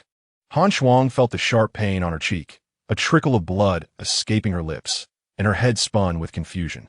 Had she truly been struck? Who would dare to launch such a surprise attack against her? Just as Han Shuang was about to erupt in fury, an overwhelming aura erupted, suppressing the entire Colosseum and compelling all present to lower their heads in deference. Humiliating my Su family. Do you think a mere reluctant apology suffices to absolve you? The figure in black let out a chilling laugh, dripping with disdain. Yet Han Shuang found herself paralyzed, unable to move an inch. A 9th rank Grandmaster? Han Shuang rasped, barely managing to utter the words. What? At that moment, the minds of all present erupted in shock. A 9th rank Grandmaster had appeared. Although the crowd was astounded, not a single individual dared to lift their gaze to witness the unfolding scene above. The newcomer was none other than one of the 9th rank Grandmasters of the Su family, Su Zhanhuang, and also Su Yu's second uncle, a late-stage 9th rank powerhouse. Su Yu inclined his head slightly, addressing him with respect. Second uncle, I appreciate your effort in coming here. From the moment Han Shuang appeared, Su Yu had resolved to make an example of her. It was imperative to assert dominance, lest this woman attempt to belittle him further. Ideally, he would provoke her into a rage, allowing him to strike her down. Ha ha ha, well done, young Yu. A true member of the Su family should embody such demeanor, neither servile nor arrogant. If we have committed no wrongdoing, then those who wish to cast blame upon us should be prepared to bear the consequences. Beneath the black robe, a face marked by age broke into a smile, the wrinkles deepening as he beamed with approval at his grandnephew's performance. The Su family has never feared anyone, nor would they be intimidated by threats. Previously, Su Yu's subservient demeanor had displeased Su Zhanhuang, yet today he found himself thoroughly impressed. Especially the final request for him to deliver a slap was nothing short of exhilarating. Su Yu smiled in response, then turned his attention to Han Shuang, who was bent low under the pressure of the 9th rank Grandmaster, and remarked, Vice Principal Han, since you have publicly slandered a member of the Su family, a mere apology cannot suffice. This palm serves as retribution for your defamation of the Su family and your disrespect towards our martial sage lineage. Are you willing to accept this? You, old woman, were not you the one who sought to suppress me with your cultivation? Very well. Now I shall summon someone to suppress you. Let us see if you dare to continue your tirade. Han Shuang's once graceful face contorted in anguish, her gritted teeth rattling as waves of humiliation flooded her mind. Yet ultimately, she remained lucid, realizing that he was utterly in the wrong this time, having been overly arrogant earlier. Han Shuang understood that the individual before him was a 9th-rank Grandmaster. Even his father would be unable to subdue such a figure. After enduring a humiliating internal struggle, he finally uttered with a heavy heart, "I concede." Teacher. Seeing his domineering and formidable teacher standing up for him only to be forced into a bow of apology by the opponent caused Xu Feng's countenance to shift dramatically. Filled with discomfort, the thought that his teacher would lower himself to apologize to a junior was unbearable, all stemming from his own actions. "Suyu, this is all you're doing." At that moment, a glimmer of resentment flickered in Xu Feng's gaze directed at Suyu.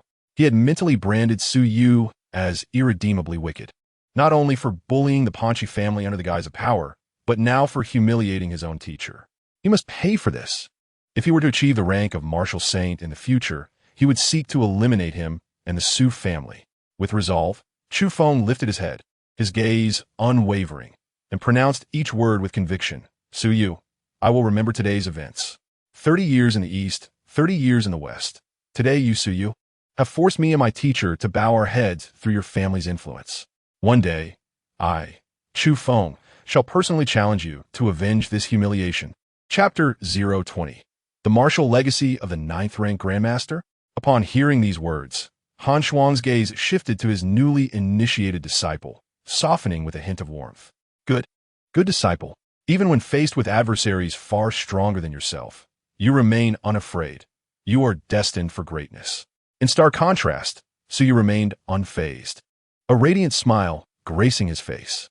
"Very well, then strive earnestly. 30 years in the East? I have not terminated our engagement. Why must you utter such empty threats? Moreover, at this moment, you possess no leverage to speak to me in such a manner. To me, you are not but a somewhat valuable treasure-seeking rat. All the relics, treasures, powerful legacies, and unparalleled martial techniques you obtained from the original text are now mine. I spare your life merely to extract your utmost value. Dream of escaping my control in your next life."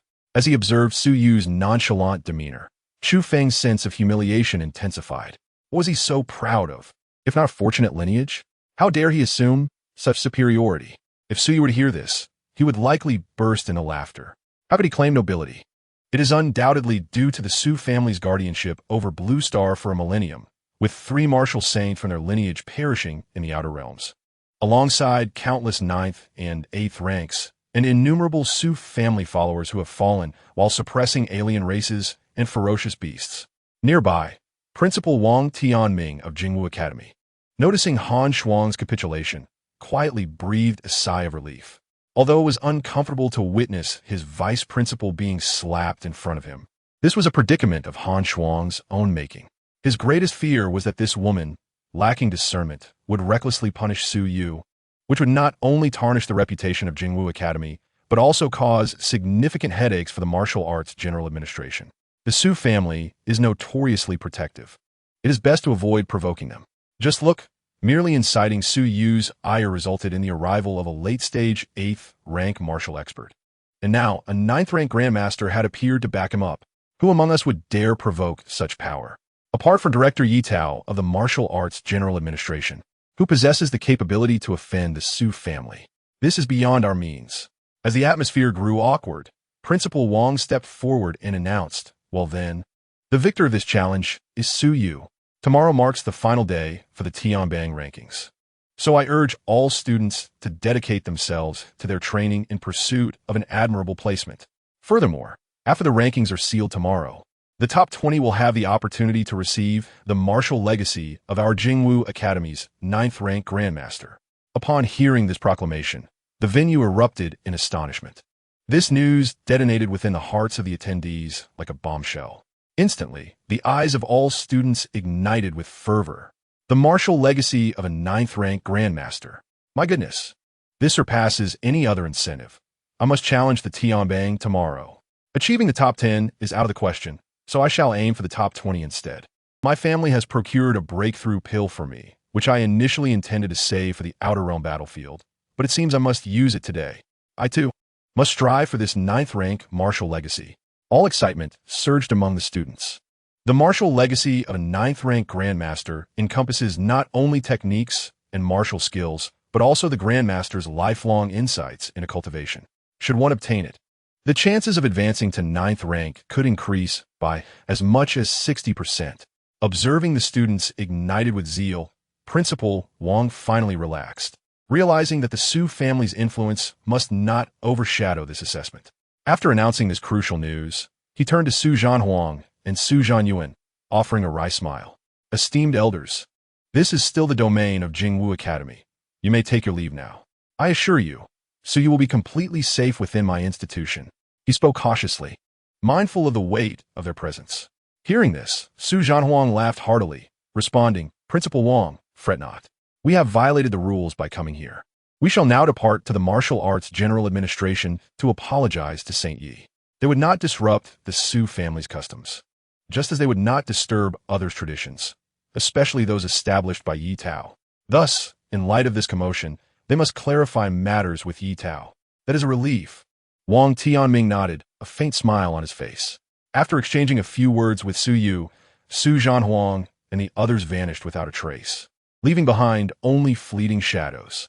Once they departed, Su Yu cast a glance towards the distant Chu Feng and Han Shuang, then saluted Principal Wang, saying, Principal, I shall return my training now. Very well, go ahead. Wang Tianming nodded, eager for Su Yu to exit. With a slight smile, Su Yu turned and left the arena. Behind him, 2 pairs of eyes filled with resentment and a hint of murderous intent fixed intensely upon his retreating figure. He did not need to guess whose they were. Could Chu Feng and Han Shuang still dare to regard him with such gazes? Once they step out of Jingwu and into the Outer Realm battlefield, it shall be their demise, especially for Han Shuang. She must perish first. After watching Su Yu depart, Wang Tianming, as the principal of Jingwu Academy, withdrew his gaze, glancing at Han Shuang, who remained rooted in place, seething with hatred. He could not help but frown. Vice Principal Han, no matter your displeasure, I must warn you to temper your thoughts. Should you attempt to assassinate Su Yu, not even your father, nor the minister, would be able to protect you. Hearing Principal Wang's cautionary words, Han Shuang's expression shifted slightly, yet the more he warned her, the stronger her murderous intent towards Su Yu became. A mere wastrel. Why should I not offend him? Oof. With a cold snort, Han Shuang disregarded Wang Tianming's warning and turned to leave in a huff. Observing her departure, Wang Tianming could only sigh inwardly. This woman truly lacks any sense of reason. Reining in his chaotic thoughts, Wang Tianming then scrutinized Chu Feng, softly advising, return and recuperate properly. Gather at the elder care center the day after tomorrow. He viewed Chu Feng as a promising talent and hoped that he would not be blinded by hatred. Understood, Principal. In contrast to Han Shuang, Chu Feng was far more adept at concealing his emotions. He respectfully bowed to Wang Tianming before taking his leave. The contest for the top position on the Tianbang had drawn to a close. With the announcement of the 9th rank Grandmasters' martial legacy, all students were fervently engaged in their training that night, eager to secure a prominent ranking. It was evident that the arena would be bustling with activity the following day. Even the more reserved geniuses, who preferred to keep a low profile, could no longer remain still, springing into action in pursuit of a place among the top 20. That evening, upon returning to his training villa at the academy, Su Yu immediately retreated to his training room. As soon as he sat down and accessed the system, a series of frantic notifications erupted. Ding! Congratulations to the host for successfully slapping the face of the destined child, Chu Feng, and receiving rewards. Ding! Congratulations to the host for successfully humiliating the protagonist's master, receiving rewards. Ding! Chapter 021, Abundant Rewards, preparing to break through to the 7th rank master. Ding! Congratulations to the host for obtaining rewards. 15,000 villain points, 10 heavenly earth powers, 1 Tianyuan pill, and 1 soul, refinement scripture. The flawless Tianyuan pill can be consumed in the late stage of the 6th rank to enhance the success rate of condensing the heavenly soul by 90% when breaking through to the 7th rank. The soul refinement scripture, a mental cultivation method created by a mysterious martial deity. Practicing this scripture can elevate one's mental strength. Upon witnessing the rewards bestowed by the system, Suyu's smile could hardly contain itself. This time, he truly hit the jackpot. Indeed, targeting the protagonist and his master yields substantial gains. The villain points increased by a staggering 15,000. Furthermore, the heavenly earth power, only martial artists of the 7th rank possess the qualification to condense it. When the vitality reaches a certain level, a qualitative transformation occurs. This new energy is referred to as heavenly earth power. For every 1,000 points of vitality, 1 point of heavenly earth power can be transformed, and even the most powerful masters in the late stage of the 7th rank only possess a maximum of 999 points of vitality. 10 strands of heavenly earth power can only be condensed by a perfect 7th rank master, despite being in the mid-stage of the 6th rank. Possessing 10 strands indicates that his path to the 7th rank is destined to be a flawless and sublime avenue. Of course, the most significant aspect remains the mental cultivation method. It is widely recognized that the importance of a martial artist's mental strength is often overlooked in the early stages. Yet it becomes increasingly evident as one progresses. Currently, there exists no method to enhance mental strength. To elevate mental strength, one must constantly push their mental limits through combat, breaking through in the heat of battle. Thus, every martial artist above the 8th rank is an invincible being forged through countless battles. However, with this miraculous technique, one can enhance their mental strength without the need for life-and-death struggles, an utterly delightful prospect. Suyu was certain that if he were to announce his possession of a mental cultivation method, every martial artist of master rank and above in the Blue Star would surely descend into madness. Even a martial saint would be tempted. Excellent. With his current strength and resources, Chu Feng could be firmly under his control, without any worry of a sudden uprising. Suyu used. Chu Feng still had many opportunities that depended on him. Of course, the greatest opportunity lies within that relic in the outer battlefield. It conceals the greatest treasures of the martial deity.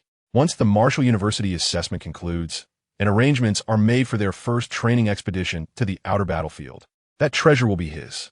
Securing the relic would render Chu Feng unnecessary. Perhaps he should first acquire the key from that old man. Suyu's eyes flickered momentarily. Besides Chu Feng, that key is also crucial.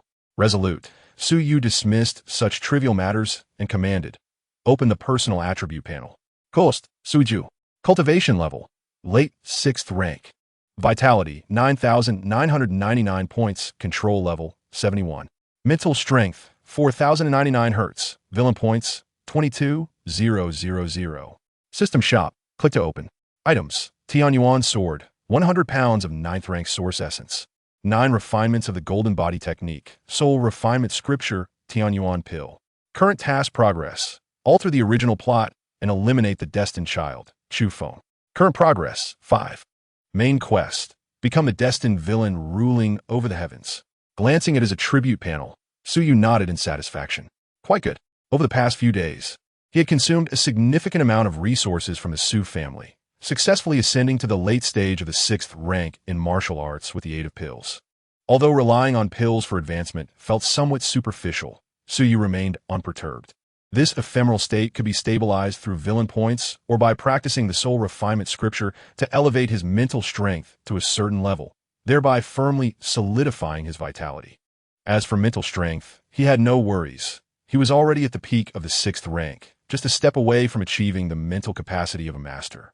Thus, today, the sword containing mental attack from Chu Feng appeared to Suyu as mere child's play. The disparity in mental strength is an abyss apart. Seeing that he was merely one step away from becoming a master, Suyu focused his thoughts. Extract. In the next moment, he exited the system space and returned to reality, a golden glowing pill now in his hand. The flawless Tianyuan pill. It significantly increases the success rate of condensing the heavenly soul by 90. Those who successfully condense their heavenly soul will find their path to refining their bones and advancing to the 8th rank smooth and unobstructed. With breaking into the 9th rank merely a matter of time, Suyu toyed with the Tianyuan pill in his hand, his eyes glimmering as he murmured, "To achieve a perfect breakthrough, one must adjust their state to its pinnacle. Elevate the control of vitality. In his mind, the system's voice resonated. Ding, elevating vitality control to 100 requires the expenditure of 900 villain points. Would you like to proceed? 900 villain points, Suyu pondered for a moment, then nodded. Proceed. With 20,000 villain points at his disposal, spending 3,000 to enhance his strength was hardly a waste. Without formidable power, how could one wield authority in this vast world? Ding. 900 villain points expended. Vitality control 100. Boom. As the system's voice faded, Suyu's vitality initially stagnated for a moment, followed by a resounding roar within him, akin to an enraged dragon churning the seas. After a few minutes, Suyu unexpectedly expelled a plume of blood mist. Refreshing. No wonder the protagonist insists that his control of power must exceed 90 before he can advance. This is indeed the sensation. Suyu clenched his fists, feeling the immense power coursing through his body, and couldn't help but reflect. The disparity in strength is truly monumental. Should he unleash another strike of heavenly destruction, Suyu confidently asserted that even the slightest leak of power would result in Chu Feng's instant demise. Acquainting himself with the surging power, Suyu swallowed the Tianyuan pill in one gulp. Then, he retrieved various spiritual herbs and laid them beside him, sitting cross-legged on the mat, channeling his technique. Boom! As Suyu entered a state of cultivation, the increasingly potent energy within him continued to accumulate. At present, he merely requires an opportunity to ascend to the 7th rank master. The vitality surged within him, gradually converging in his dantian, while the surrounding heavenly energy from dozens of miles began to slowly gravitate toward the villa. The commotion was so great that it could not be concealed. Boom! Above the capital, dark clouds began to gather, lightning raging within them. Sensing this terrifying pressure, every powerful being in Kyoto simultaneously raised their heads to gaze at the dark clouds. Upon noticing the location directly beneath the clouds, Jingwu, numerous experts were taken aback. Which genius is breaking through to the heavenly soul master in Jingwu? Could it be the holy son of Yi? Should it be an ordinary master breaking through? These experts would not pay much heed, as a typical Master S advancement would not invoke dark clouds. Only prodigious talents could create such a spectacle. A breakthrough to the 7th rank master through tribulation is as fearsome as the 9th rank in martial arts. Chapter 022. A sense of urgency. Let us see who will slay whom first. Possessing a perfect heavenly soul at the 7th rank, the potential for future achievements is immeasurable. Even if one appears unremarkable at the outset, once they possess a heavenly soul, they are destined to become a 9th rank Grandmaster. Martial saints also have their chances. However, despite the seemingly simple nature of condensing a heavenly soul throughout a millennium of history, no more than 100 martial artists have achieved it. Currently, there are a total of 228 9th rank Grandmasters in the Dragon Kingdom. Among the pinnacle of martial arts, the Dragon Kingdom has only 12 martial saints. Among them, the only demigod is Yi Tao, the founder of the Martial Arts General Administration. Among the illustrious families of the Dragon Kingdom, nearly all families possess only one 9th grade master, while among the 36 martial saint families, merely 2 exist. However, the Su family stands apart. Their glory has been sustained for a millennium, enduring the fall of 3 martial saints without a single fracture in their lineage. Whenever a martial saint from the Su family falls, a member promptly ascends to seize the martial saint's fruit of enlightenment, establishing a new martial saint to uphold the family's legacy. Furthermore, the number of 9th grade Grandmasters consistently remains at 5. The number of 8th grade Golden Body practitioners exceeds 20. One can only imagine the profound depth of the Su family's resources. Such strength is sufficient to constitute a nation of moderate stature. Despite this, the Su family has only seen 4 heavenly soul masters emerge thus far, with him being the 5th. The brewing of the 7th grade tribulation cloud is still in process. The terrifying pressure it exudes grows increasingly formidable, and under such cataclysmic energy, even a late-stage 7th grade master would feel trepidation. Should the thunderbolts within the tribulation cloud descend upon a city, even a metropolis housing millions would be reduced to ruins. Some powerful beings soared into the sky, gazing towards the tribulation cloud with astonishment, exclaiming, "No wonder 7th grade heavenly soul warriors are so rare throughout history. Without an extraordinarily robust physique and strength, one would likely perish under the first thunder tribulation. Whose genius is undergoing tribulation? Numerous powerful figures from various families pondered in their hearts. A heavenly soul master, if all goes as expected, would inevitably yield another ninth-grade grandmaster, solidifying a first-rate family for another 2 centuries. Those of them who were still some distance from the capital felt a chill, let alone those situated within the capital's martial realm. Students in the midst of their cultivation abruptly awakened, exiting their dorms to peer into the sky, only to be startled, their faces paling. What is this tribulation cloud? It's utterly terrifying. Is the principal ascending to 9th grade? It was evident that this was not the case. Although fearsome, this tribulation paled in comparison to that of the 9th grade. Then who is undergoing tribulation? A group of students began to chatter animatedly. However, when they noticed the villa beneath the tribulation cloud, an absurd thought suddenly surfaced in their minds. Isn't that direction the villa of young Master Su? It can't be possible. As the discussion continued, Lin Panxi and her roommate exited the female dormitory. Upon hearing the surrounding chatter, her lovely face morphed through various expressions as she raised her gaze towards the direction of Su Yu's villa, her emotions a complex tapestry. He is merely a good-for-nothing without skills. How could he possibly surpass us? Lin Panxi felt a pang of resentment. She had never believed that Su Yu possessed any merit that could rival her or Chu Feng's. Aside from his family background, he was utterly mediocre. His cultivation had always ranked in a lower tier, and he lacked a moral compass. He did not understand the value of hard work, constantly boasting about the Su family. Furthermore, he shamelessly sought to retract gifts after a failed confession. What right did such a brazen man have to be considered more talented than her? Let you revel in your glory for a while. In the future, Chu Feng will undoubtedly surpass you and trample you underfoot. The complexity in Lin Panxi's eyes gradually faded, giving rise to a quiet surge of resentment. The pain you inflict upon us now, I shall repay you doubly in the future. The entire capital was shaken by the overwhelming presence of the tribulation cloud. Many who were in seclusion to break through their realms emerged, while the higher-ups of the capital all took to the skies, dumbfounded at the spectacle before them. Wang Tianming gazed at Su Yu's dormitory, his heart a mix of surprise and complexity. A heavenly soul master? During my tenure, the school has actually nurtured a heavenly soul master. After the initial delight, a complex expression crossed his face. He discreetly glanced at Han Shuang, whose expression was exceedingly difficult to read, and sighed inwardly. Alas, Han Shuang has truly mishandled this matter. As a member of the school's leadership, not only has she blatantly favored a single student, but she also seeks to impose severe punishment. Were it not for Su Yu's backing from the Su family, there would be no chance of redemption. He mused that if it were a regular student, he might not even have intervened to defend them. The thought of such bias sent a chill creeping up Wang Tianming's spine. If that were the case, it would be tantamount to indirectly offending a future 9th grade, perhaps even a martial saint. Han Shuang, of course, was oblivious to Wang Tianming's thoughts. At this moment, her resentment towards Su Yu deepened further, with even a hint of murderous intent. She had already irreparably offended both the Su family and Su Yu, making any possibility of reconciliation impossible.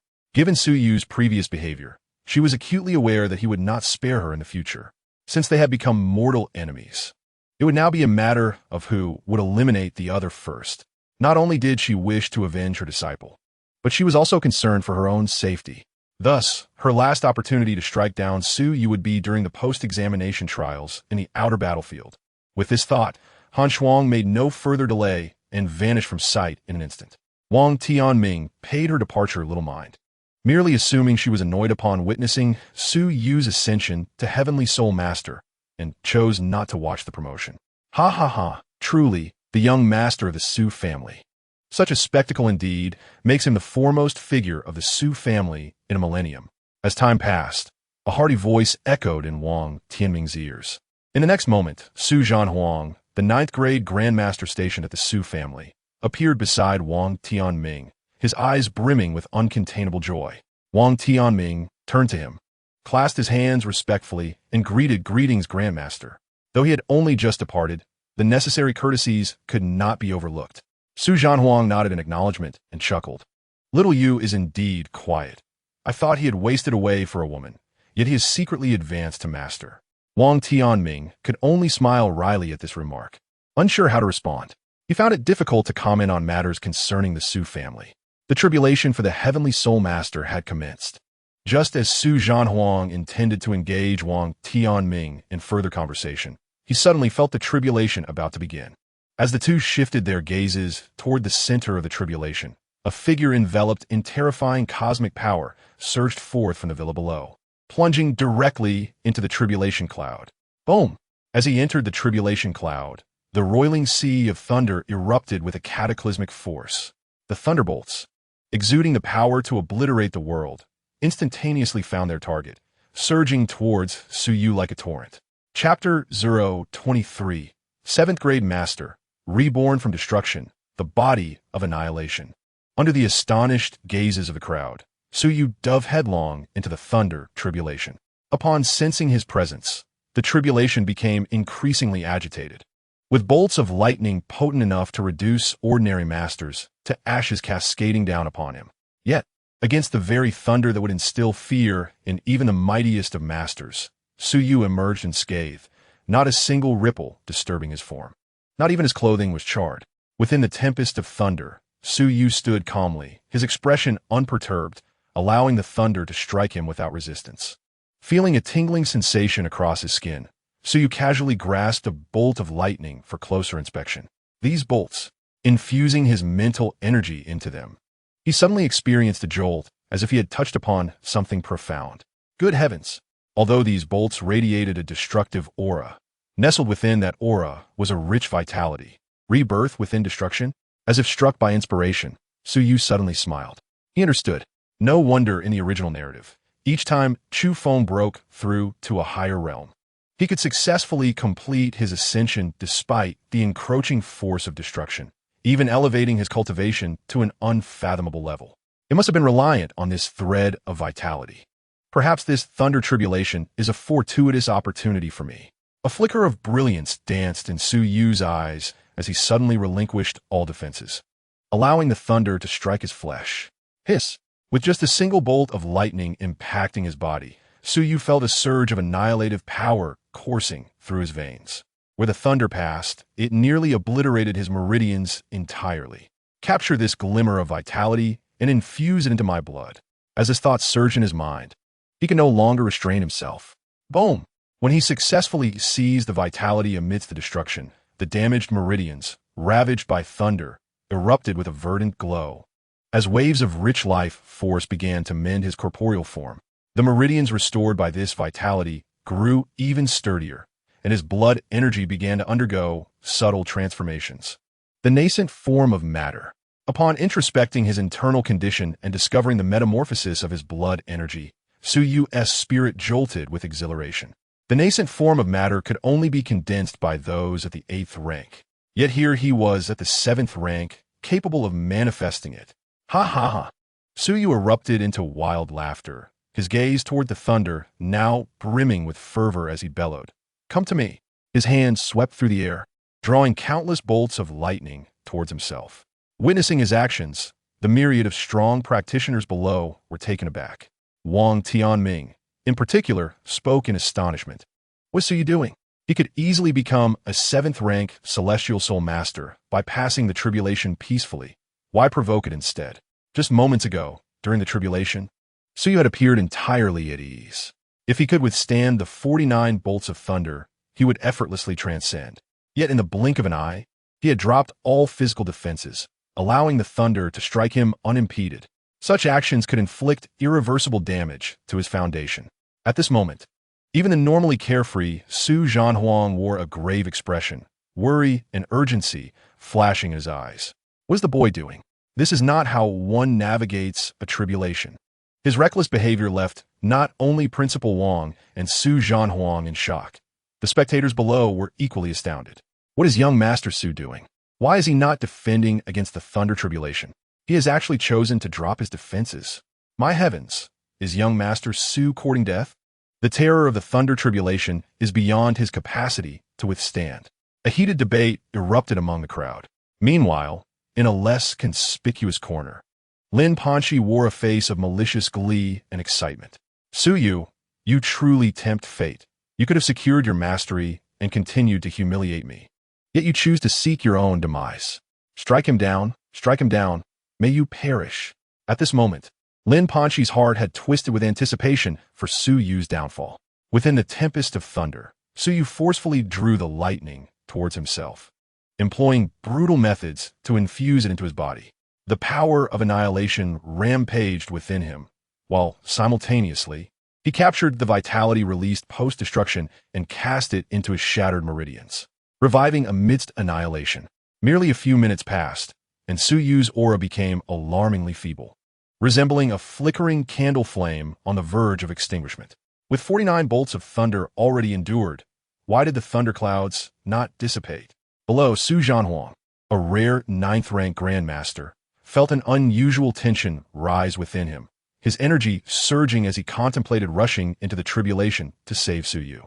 However, before he could make a move, Wang Tianming restrained him, solemnly stating, "Grandmaster, do not act rashly. If you enter now, it may intensify the thunder tribulation, and Suyu could truly perish." Damn! As a 9th rank, Su Zhanhuang understood that the thunder tribulation could not be interfered with. Yet seeing Suyu's aura dwindling, he felt an urgency akin to fire in his heart. If anything were to happen to Suyu, he would surely face the wrath of his elder brother. After several agonizing minutes passed, Su Zhanhuang suddenly opened his eyes wide, shouting, "This boy's life force is nearly extinguished. No, I must pull him out." Boom! As a 9th-rank Grandmaster, Su Zhanhuang's capabilities transcended the ordinary. He channeled all his energy, preparing to tear through the void with sheer force. If he could appear suddenly near the thunder tribulation, it would undoubtedly escalate due to his presence. Tearing apart the void for a moment might grant him the opportunity to rescue Suyu. However, just as he was about to stretch out his hand to rend the fabric of space before him, within the thunderclouds, a force of overwhelming destruction erupted alongside an exceedingly rich surge of vitality. Boom! Following this explosion of power, the terrifying shockwave shattered the thunderclouds. What has transpired? This unexpected turn left Su Zhanhuang momentarily frozen in action. Then he looked up towards Suyu's direction. Not only he, but all the students of Jingwu, and indeed all martial practitioners in Kyoto, gazed in stunned disbelief towards the thunderclouds. As the clouds dispersed, a ray of sunset illuminated the earth, while the silhouette, once on the brink of vanishing, now emanated a power so potent that it twisted the very fabric of space. Destruction and vitality coexisted. Under the astonished gazes of countless onlookers, that figure, bathed in the sunset, shone like a celestial being. "Ha ha ha! I have finally stepped into the 7th rank." The man's voice, tinged with excitement, resonated in the ears of the crowd. Suyu stood upon the void, an aura radiating from him that even the surrounding space strained to contain. Warping under its weight, feeling the overwhelming and domineering power within him, Suyu couldn't help but narrow his eyes slightly. After a prolonged moment, his eyes opened wide. A flash of black lightning danced in his pupils. Suddenly, Suyu thrust a fist into the void. Crack! The sound was like that of shattering glass. And then, to the astonished gaze of the crowd, that section of space was rent asunder by Suyu's casual punch. This body, reborn from annihilation, shall henceforth be known as the body of destruction. Chapter 024. 50 years of martial sage? Too long. Drawing upon years of experience in novel writing, Suyu excelled at analyzing moments of miraculous survival. After all, in this narrative, Chu Feng was notorious for being virtually unkillable, surviving a tribulation without needing to solidify his cultivation to retaliate against higher-ranked martial artists. For ordinary practitioners, after enduring a tribulation, the priority was to find a sanctuary to stabilize their energy to regain peak combat strength.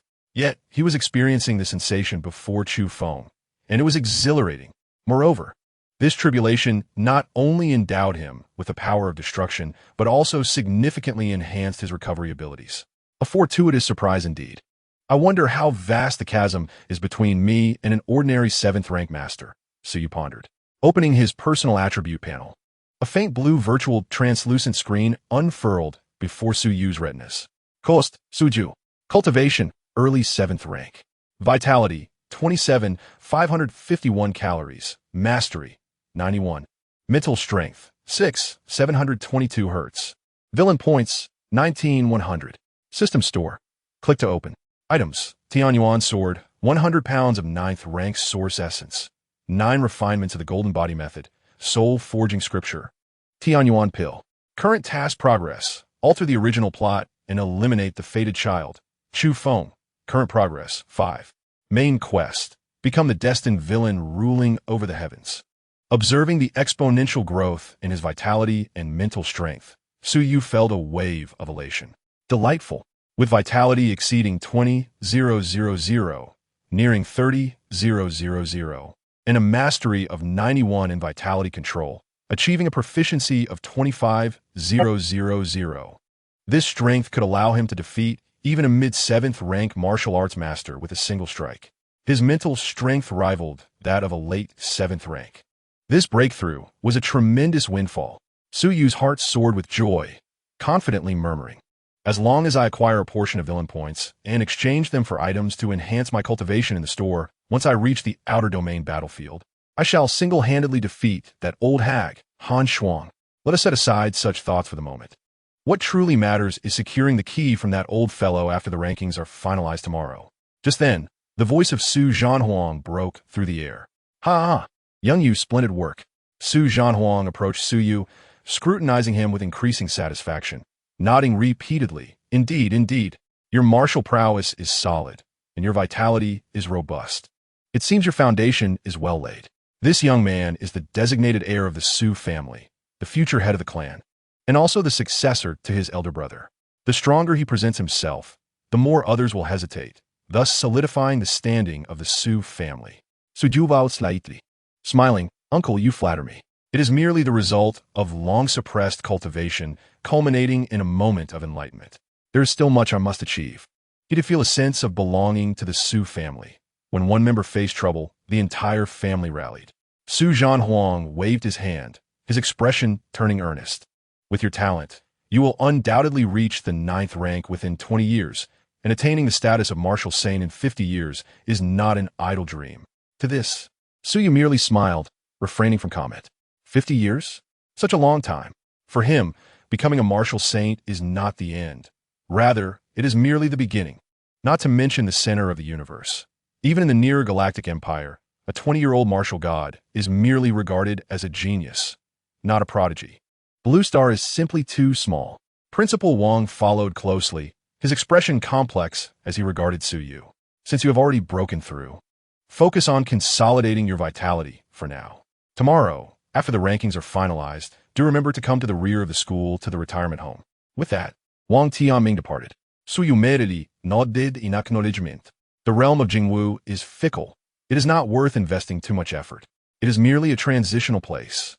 After conversing with Su Yu, Su Zhanhuang presented him with a plethora of resources suitable for a master before finally taking his leave.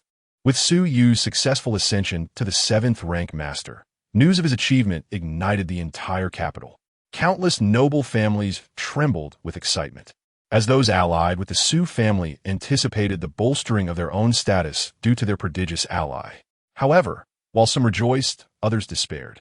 The Lin family, for instance, had plummeted since Su Yu's withdrawal from their engagement and the subsequent public outcry. The once arrogant Lin family now lacked their former bravado. Every member stepped outside with trepidation, fearful of attracting hostility.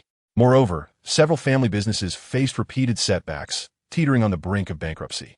In the Lin family hall, a panicked disciple rushed in, exclaiming, "Head of the family, we have grave news." At that moment, Lin Hao was engaged in a discussion with the head of a second-rate family, and he glared at the flustered disciple, scolding, "Calm yourself. Can't you see I am in a serious conversation with Master Wei?" The disciple swallowed hard before stammering, "Head of the family, we just received news that the genius who has broken through to the Sky Soul Master is Su Yu." Boom! Upon hearing this, Lin Hao's mind went blank, and his face drained of color. He gripped the armrest of his chair with such force that it shattered under his grip. Is this news credible? After a moment, Lin Hao regained his composure and demanded, "Are you certain this Sky Soul Master is Su Yu?" Faced with the fierce gaze of his master, the disciple recoiled slightly and replied weakly, "Indeed, the entire capital is now aware." Lin Hao's pupils contracted sharply, and at that moment, he was engulfed by a profound fear. The first time was when his father died, leaving the Lin family in turmoil. The second was when Su Yu withdrew from their engagement, humiliating him in front of the 8th rank Golden Body Realm. The third was this, hearing that Su Yu had ascended to the Sky Soul Master.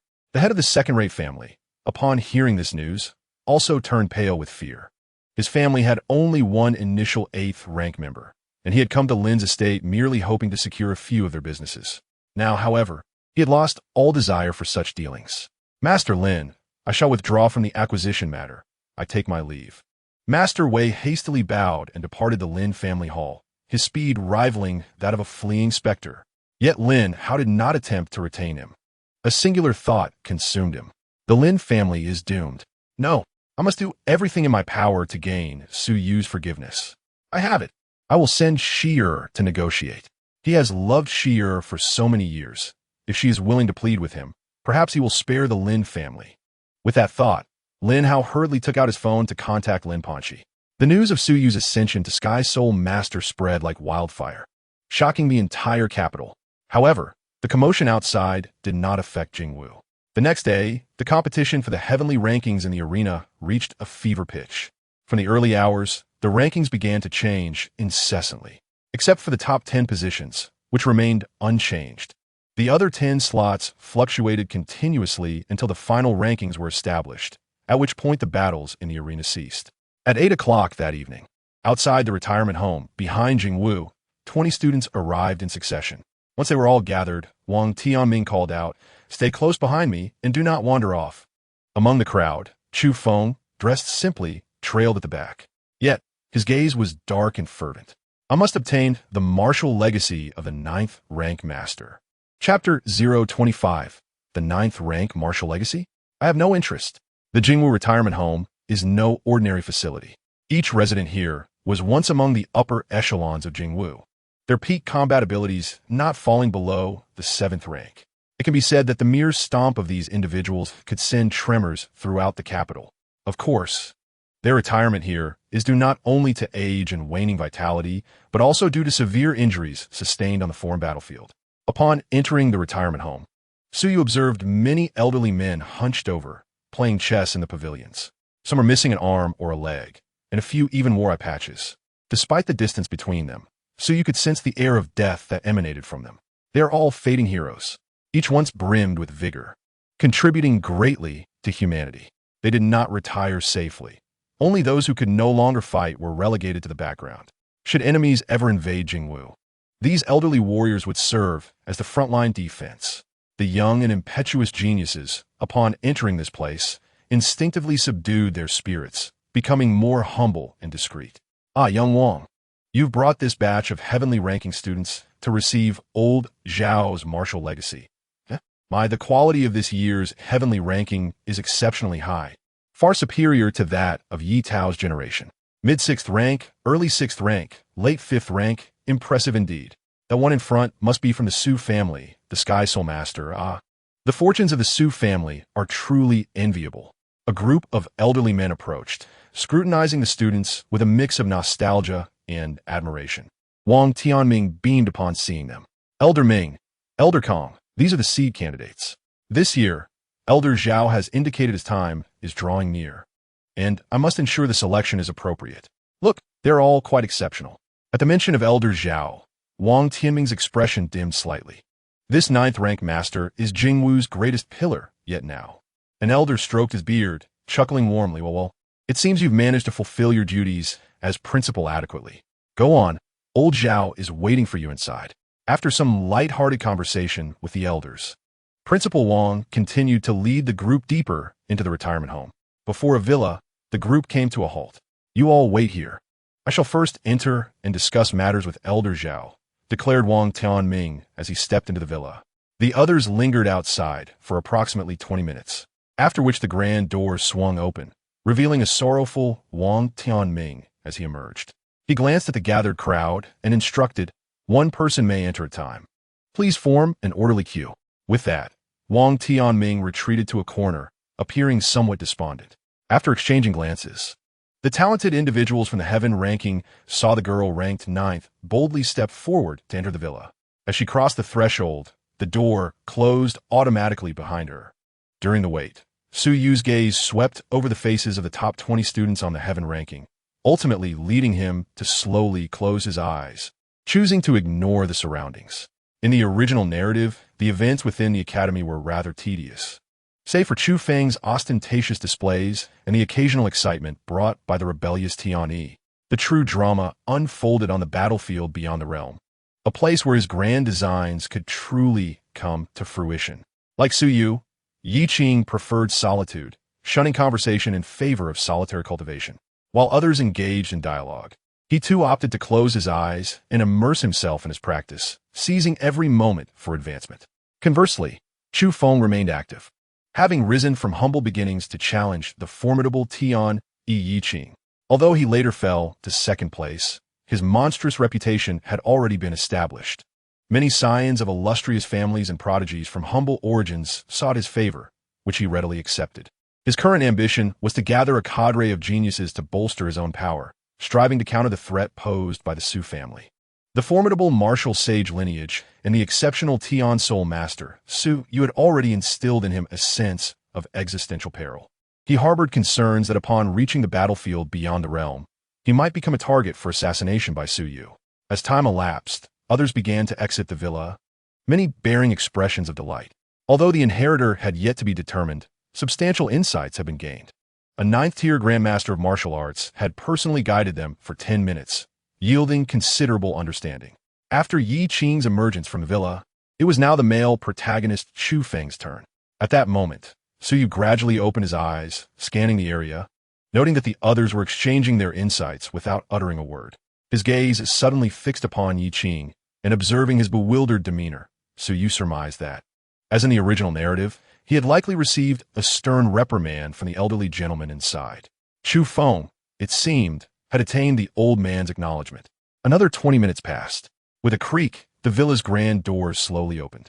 While Chu Feng maintained an outward calm, Su Yu discerned a flicker of excitement in his eyes. As anticipated, the male protagonist had indeed resonated with the martial inheritance. Su Yu, it's your turn to enter, called Wang Tianming from the villa's entrance. Upon hearing his name, all eyes turned toward Su Yu, curiosity piqued as to whether this elusive prodigy would secure the martial inheritance. With a gentle nod, Su Yu replied, "Very well." He then stepped forward, entering the villa under the watchful gaze of the crowd. With a resounding thud, the doors closed behind him. Upon entering the villa's living room, Su Yu was immediately struck by the pungent aroma of medicinal herbs, mingled with an unmistakable scent of decay. Without taking in his surroundings, he approached the seated elder directly and clasped his hands. Greetings, Elder Zhao." The frail figure seated on the cushion, whose appearance resembled that of a withered tree, slowly opened his eyes, revealing a pair of murky, aged orbs filled with weariness. He lifted his bony arm and rasped, "Take a seat." Nodding slightly, Su Yu made himself comfortable across from the elder. The old man scrutinized Su Yu for a lengthy moment before sighing, "Alas, I never anticipated that our Jingwu would produce a Tian soul master. Regrettably, this inheritance is not suited for you." He stated plainly, "Though I have a preferred candidate. I can offer you some assistance in martial matters. Do you have any questions?" Su Yu was not surprised by this declaration. After all, the only individual truly fit for the elder's inheritance was the destined child, Chu Feng. Others were simply unqualified. Nevertheless, Su Yu's purpose in being here was not to seek an inheritance or discuss martial arts. In an instant, his gaze deepened, and with a subtle smile, he replied, "Elder Zhao, what I seek is not that." Taken aback by Su Yu's penetrating gaze, the elder inquired, "Then what do you require?" Su Yu held the elder's gaze, articulating each word with precision. The key. Upon hearing the word key, the previously listless elder's aura surged dramatically. "You know its secret." The aged man's eyes flared with intensity as the imposing presence of a ninth-tier Grandmaster erupted forth, palpable to powerful beings within a radius of several dozen miles. Outside the villa, Wang Tianming sensed the elder's aura and was momentarily startled, intending to rush in to ascertain the situation. However, before he could act, a voice quelled his urgency. Inside the villa, Elder Zhao's gaze, filled with a complex mix of emotions and excitement, fixed on Suyu as he pressed. Do you truly know the secret of that ruin? The fact that he possessed a mysterious key was a secret known to none, for it pertained to the legacy of the martial god. Years earlier, he had stumbled upon this opportunity, intending to explore within, only to suffer grievous injuries. After emerging from the ruin, he was beset by several ninth-tier beings from foreign races. Since that battle, his foundation had sustained irreversible damage. At the age of a ninth-tier Grandmaster, one could typically live for 5 centuries. Yet now, he had lived less than 200 years, with his end drawing near, a fate he found deeply disheartening. Suyu regarded the agitated elder with a hint of amusement at the corners of his mouth. Indeed. However, I can assure you that the secrets within are in no way related to the martial god. Of course they are not related, he continued. For those are the remnants of beings far beyond the martial god. Boom! The light in the elder's eyes dimmed once more as he chuckled bitterly. It seems I've been overly fixated. Since the revival of martial arts, only one martial god has ever appeared. He left no remnants of techniques and simply vanished after entangling with the foreign races. This key of mine is likely linked to a martial saint or perhaps even the ruins of a demigod. Perhaps the ruins themselves are merely a ruse devised by the foreign races, aimed at drawing out the martial saints to ambush and severely weaken our human forces. Otherwise, why would I have encountered several ninth-tier foreign beings upon my exit? Elder Zhao shook his head and sighed, then continued, since it is not related to the martial god. Why do you seek this key from me? His gaze held a note of perplexity as it rested on Suyu. With a calm smile, Suyu replied, There is something within that is beneficial to me and would greatly aid in my attainment of martial saint status. This ruin was not designed with your kind in mind. Suyu emphasized, if an ordinary person were to utter such claims before Elder Zhao, they would likely be met with ridicule. However, the one making this assertion is Suyu, a Tian Soul master, recognized as the future heir by the Su family's martial legacy, which has persisted for millennia. No one would dare risk incurring the wrath of the Su family by eliminating Suyu. Such an act would provoke the wrath of this formidable lineage. At this moment, the light in Elder Zhao's eyes faded, and with a self-deprecating smile, he remarked, So, it is merely a ruin for breaking through to martial saint status. Ah, Martial-san. Given my talents in my youth, there was indeed a possibility for me to achieve martial saint status before my time came. Had it not been for his lofty ambitions to acquire the legacy of the martial god, he would still be at the pinnacle of his vitality and combat prowess. Since you require it, I shall bestow upon you this key. With a flourish of his hand, Elder Zhao revealed a bronze key exuding an air of antiquity. Resting in his palm, at the moment of its unveiling, a complex expression of regret flickered in his eyes. He raised his gaze and spoke earnestly to Suyu. However, I have one request. Suyu was somewhat taken aback by how readily Elder Zhao relinquished the key. Please go on, he replied. He held a favorable impression of this elder. After all, he was a formidable protector of the human race, deserving of respect. Naturally, those who were ungrateful for kindness could meet the same fate as any other. Elder Zhao's withered hand caressed the key, and a look of nostalgia and sorrow crossed his aged visage. He continued, If you ever venture to the outer battlefield, there resides the son of an old friend of mine in the 19th city. During the incident at the relic, he risked his life to save me. He urged me to ensure his safety throughout his life. He is but an ordinary man, and his existence in the 19th city is fraught with hardship. I had hoped to bring him back to Blue Star. Yet, I have failed him. Over the years, I have been too preoccupied with my own affairs, and now, sensing my end is near, I seek someone to fulfill this wish on my behalf. If you can pledge the support of the Su family to protect him for a century, this key shall be yours. Suyu was momentarily stunned. This scenario felt strangely familiar. In the original narrative, Elder Zhao had imparted similar words to Chu Feng, who would later recall Zhao's request while training in the outer battlefield for years, ultimately leading him to seek out this individual, only to discover that he was not just an ordinary person, but possessed an exceedingly rare cultivation constitution. Unfortunately, due to a lack of suitable resources and the absence of a capable master to assess his potential, he remained an ordinary individual. It was only when Chu Feng, through fortuitous training, acquired eyes that could see through illusions, that he discerned the true nature of this person's constitution. Eventually, he successfully aided him in cultivating his abilities. With an incredibly formidable cultivation constitution, That individual achieved the 8th grade golden body realm in merely 3 years. Ultimately, he ascended to the position of a secondary protagonist, breaking through to the martial god alongside the fated child, Chu Feng, embarking on a new cosmic journey. Upon recalling this plot, Su Yu's expression grew peculiar. Was this not an opportunity handed to him on a silver platter? Moreover, it was an immense fortune. Elated, he chuckled heartily. Elder Zhao, I accept this favor. I shall not merely safeguard him for a century. Should he possess any modicum of talent for cultivation, I, Su Yu, assure you that the Su family will nurture him into a remarkable individual. After all, who couldn't charm an elder? Unlike the protagonist, who would make vague promises, Su Yu is different. With the backing of a martial saint family and the prospect of becoming the future patriarch, or even a martial saint himself, his words carried far greater weight in Elder Zhao's ears than the pledges of a 9th grade Grandmaster. Seeing Su Yu's enthusiastic agreement, along with his guarantee by the name of the Su family, Elder Zhao breathed a sigh of relief. In that case, I shall entrust this key to you. Releasing his grip, the key soared toward Su Yu. Not one to hesitate, Su Yu grasped the key and, clasping his fists, earnestly declared, Elder Zhao, you bestow upon me the opportunity of the martial saint. How could I regard such a minor request as burdensome? Elder Zhao smiled with satisfaction. Then, as if struck by a sudden thought, he removed a storage ring from his finger. Take this as well. It is of no use to a dying man, and I wish for it to aid my successors. Su Yu accepted the ring, momentarily stunned, before his lips curled into a grin. This opportunity was indeed substantial. Very well. You are of the Su family. My martial legacy is beneath your notice.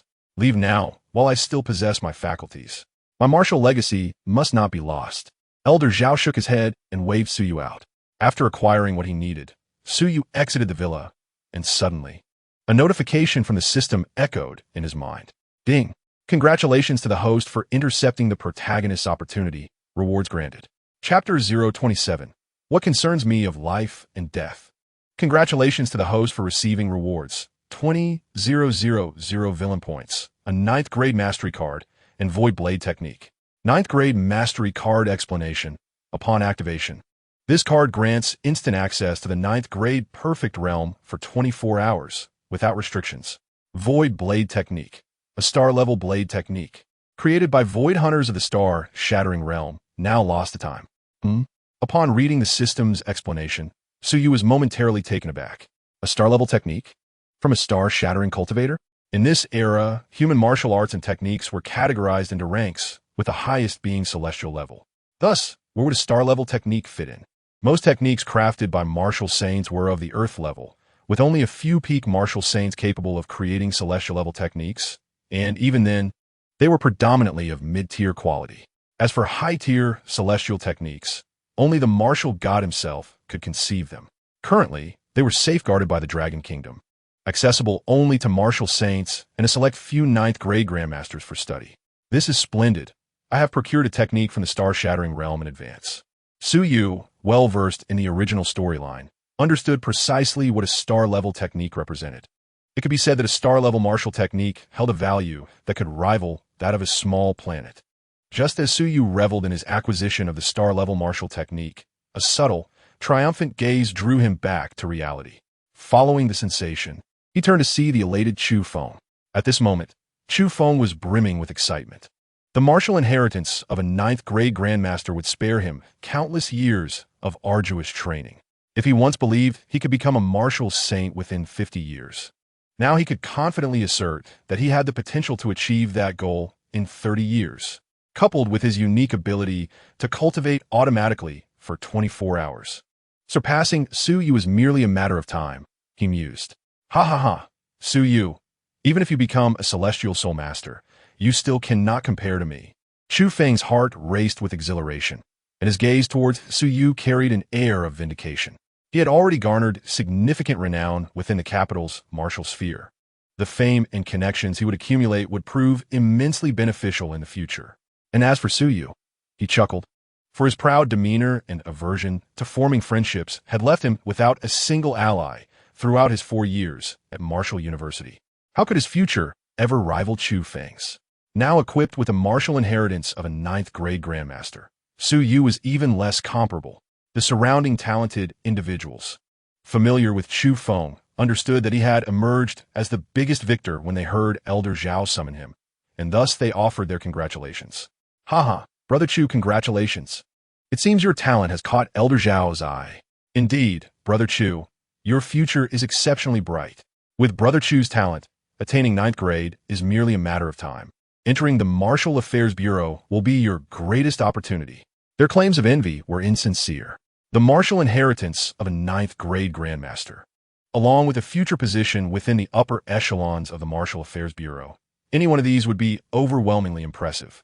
The Martial Affairs Bureau was the most powerful institution in the Dragon Kingdom, helmed by the demigod director Yi Tao, with a martial saint as the deputy director and several 9th grade Grandmasters. Who would dare to provoke the Martial Affairs Bureau? This time, the Martial Affairs Bureau had publicly endorsed Elder Zhao's martial legacy. Whoever acquired it would be granted an official position in the Bureau upon graduation. With such connections, even a 4th grade martial artist would hold a higher status than many second-rate families. Not to mention, Chu Feng was the current second on the heavenly rankings. After graduation, even the patriarch of a first-rate family would need to show some deference to Chu Feng. The accolades from those around him filled Chu Feng with delight. However, having practiced the path of caution for many years, he managed to maintain an air of calmness despite his internal excitement. He returned the gestures of goodwill with a smile, saying, "You are all the talented students of the Capital Martial University. I am merely fortunate to have caught Elder Zhao's favor. Brother Chu, do not be modest. Your talent and prowess command our respect. Indeed, Brother Chu, we should have the opportunity to share a drink together." Chu Feng smiled in agreement, saying, "After the assessment concludes, let us gather for a small celebration." As he spoke, he cast a knowing glance at Su Yu, implying that despite Su Yu being the scion of the martial saint family, he lacked the affection of the people, whereas he himself was capable of enjoying camaraderie with others. No matter how formidable one may be, one cannot escape the exclusion of the gifted. Su Yu, fully aware of the meaning behind Chu Feng's gaze, merely responded with a smile. "Have friends? Wait until we set foot on the battlefield beyond the realm in 7 days. Then you'll understand that not just anyone can be my friend. They're not worthy." Noticing Su Yu's lack of anger, Chu Feng's displeasure grew. "What does this mean? I am flaunting my superiority, and yet you do not seem perturbed. Do not forget, I am rallying the others to ostracize you." Just as Chu Feng was about to utter more, Principal Wang, standing nearby, interjected with evident irritation. "Chu Feng, why are you still loitering here? Zhao Lao has been calling for you to enter for quite some time. Do you not understand the importance of respecting your elders?" Zhao Lao was his mentor, and Principal Wang, having risen from the status of an orphan to the head of the Jingwu Academy, owed much to Zhao Lao's guidance, viewing him almost as a father. Seeing Chu Feng's blatant disregard for Zhao Lao's authority left him somewhat incensed. Startled, Chu Feng quickly realized his faux pas and apologized. "I'm sorry, Principal. I will head in right away. Damn it, it's all Su Yu's fault. Had it not been for him, I would not have acted so arrogantly." Clearly, he attributed all his faults to Su Yu, refusing to acknowledge any personal shortcomings. Once Chu Feng entered, matters regarding the inheritance were finally settled. Principal Wang quelled his displeasure and turned his attention to the other students, stating solemnly, "The Academy's assessment has now been confirmed. You may return home to visit your families. In 7 days, assemble back at the Academy to embark on the final assessment at the battlefield beyond the realm.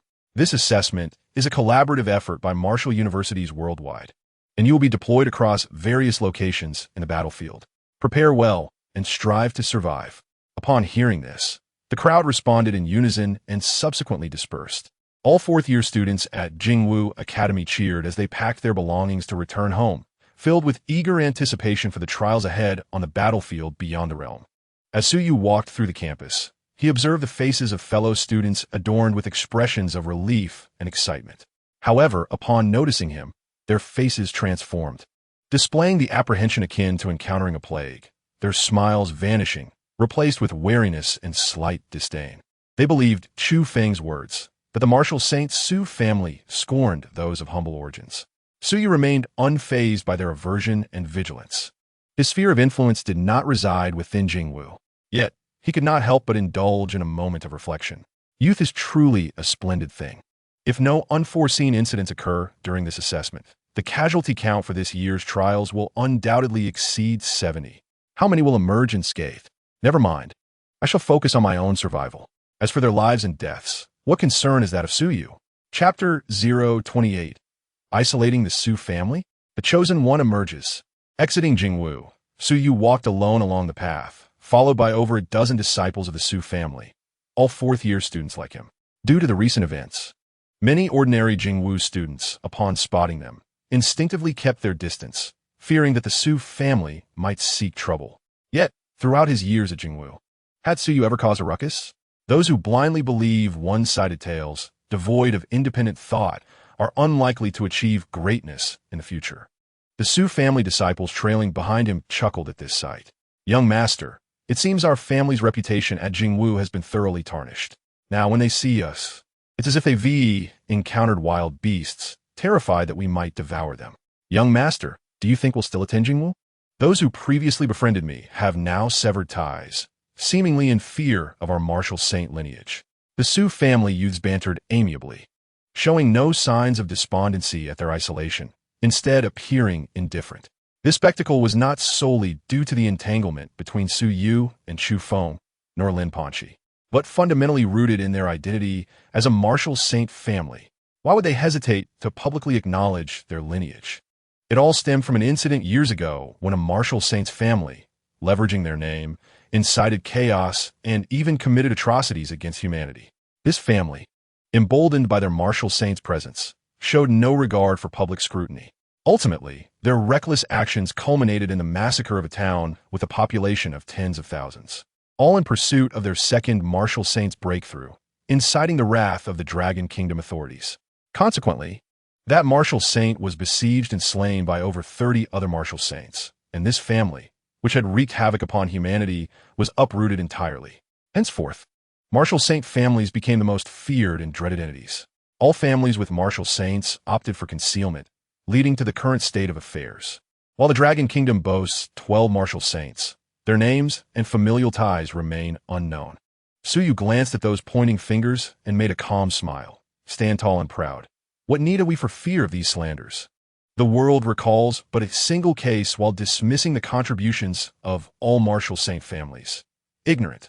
They have forgotten that the territory for this battlefield assessment is under the protection of my Su family. Once we step beyond the campus and into the battlefield, they will truly comprehend what a martial saint family represents. Our foundations do not reside here. What is Blue Star Martial University in comparison?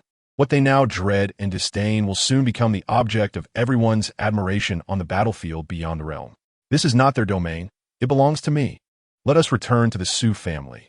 In 7 days, they will regret their current decisions. The Su family disciples' faces lit up with excitement and barely concealed enthusiasm as they shouted, "Yes!" Watching their exuberant departure, those who had been gossiping about them grew increasingly perplexed and contemptuous. As expected, all martial saint families are alike, bullying with their power. Let them revel. When they reach the battlefield beyond the realm, their infamous reputation will surely lead to their isolation. Exactly. My father specifically advised me not to associate closely with the Su family. Once we arrive at the battlefield beyond the realm, we should seek alliances with Chu Feng and other family disciples. Indeed, with a talent like Chu Feng emerging from humble beginnings, his future achievements will undoubtedly eclipse Su Yu's. We will be wise to have him lead us to ensure our survival. Let us go. Chu Feng is currently receiving the 9th grade martial inheritance. We should approach him once he emerges to discuss our situation. The group buzzed with disdainful remarks about the Su family. They then recalled that day when Chu Feng, in a balanced demeanor, had triumphed over Yi Qing, and their excitement surged. Banding together to curry favor with the martial saint family appeared far more appealing than toiling alongside someone from a humble background. Perhaps they too could carve out a successful path. Thus, under the weight of uncontrollable rumors, Jingwu and various martial universities began to harbor a certain reluctance towards the Su family and other prestigious families, fearing potential persecution. Amidst this turmoil, Chu Feng, unafraid of power, emerged as their steadfast pillar. In an instant, Chu Feng's reputation soared to unprecedented heights. Time swiftly passed, and it was now the 6th day following the conclusion of the assessment. During this period, The Su family and the first-rate clans faced increasingly vocal exclusion from various martial arts universities. Yet, they tacitly refrained from rebuttal or clarification, for they deemed such explanations beneath them. Actions speak louder than words. Only upon reaching the battlefield beyond the domain would they comprehend the naivete and absurdity of their own thoughts. On the afternoon of the 6th day, within the Lin household, Lin Hao and his daughter were engaged in a discussion with the esteemed elders of the family regarding significant matters. Their agenda included arranging for Lin family members to undergo assessments in the outer battlefield, as well as appointing the elders to maintain the family's overall stability, while Lin Hao prepared to seclude himself and strive for the 8th grade Golden Body realm. Achieving this rank would undoubtedly ameliorate the current plight of the Lin family. As they deliberated on how to resolve the issues surrounding resources, a disciple who served as the family gatekeeper hurriedly entered. Report to the family head, young Master Chu has emerged from seclusion and is currently seeking an audience outside. Upon hearing this, the senior members of the Lin family, along with Lin Hao and his daughter, were momentarily taken aback, followed by expressions of unrestrained joy. Quickly, invite him in, especially Lin Hao, whose face radiated with exuberance, his eyes gleaming with excitement. Ha ha, dear friends. I previously asserted that our investment in Chu Feng would certainly yield fruitful returns. At that time, you all vehemently opposed my decision to gift him an extraordinary B-grade alloy weapon. Do you still believe I erred in my judgment? With these words, Lin Hao cast a glance at the elders of the Lin family, finding embarrassment and exhilaration reflected in their eyes. His spirit soared. Chu Feng had truly brought him great honor by defeating Yi Tao, the son of the Martial Arts General Administration's director, a figure of martial saint caliber. This accomplishment was indeed magnificent. Ha! We were but blinded by a single leaf, failing to recognize the potential of our young friend Chu Feng. We were mistaken. Indeed. The family head possesses a discerning eye for talent, overcoming opposition to bring forth a powerful ally for our Lin family. And how insightful a Sierra to have befriended such a loyal companion. The elders chimed in, continuously praising Lin Hao and Lin Panxi, filling the father and daughter with immense delight. As they engaged in this mutual flattery, laughter echoed from outside the living room, calm and unperturbed. Uncle Lin, your praise is unwarranted. Were it not for the Lin family's unwavering support amidst the pressure from the Su family, Chu Feng would not have achieved such success today. Upon hearing his voice, everyone turned their gazes toward the entrance. There stood Chu Feng, having undergone a remarkable transformation during the half-month of his absence. After entering, Chu Feng first offered a respectful gesture to the assembly before directing his gaze toward the beautiful woman ahead, whose eyes glistened with unshed tears.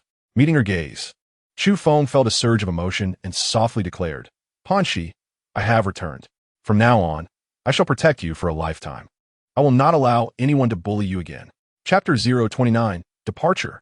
It is time for everyone to recognize the might of the martial saint family. Under his intense gaze, Lin Panxi felt her pent-up grievances dissipate in an instant. In that moment, she yearned to throw herself into Chu Feng's embrace and weep without restraint. However, the current setting was ill-suited for such displays. She blinked back her tears and smiled. All right, you have my word. Observing the palpable chemistry between the two, the elders of the Lin family, including Lin Hao, exchanged knowing smiles. Well then, let us assist Chu Feng in his endeavors. At this moment, they awaited Chu Feng's ascent with quiet anticipation. Ha ha, dear nephew Chu Feng, please take a seat. Lin Hao laughed heartily, promptly urging a disciple to arrange a chair for him. Chu Feng nodded with a smile and took his seat with an air of nonchalance. The others found no fault in his demeanor. Such was the treatment befitting a genius. Once seated, Lin Hao adopted a serious tone, addressing Chu Feng, nephew Chu Feng. Tomorrow you shall set forth for the outer battlefield. I hope you'll take good care of my Panxi.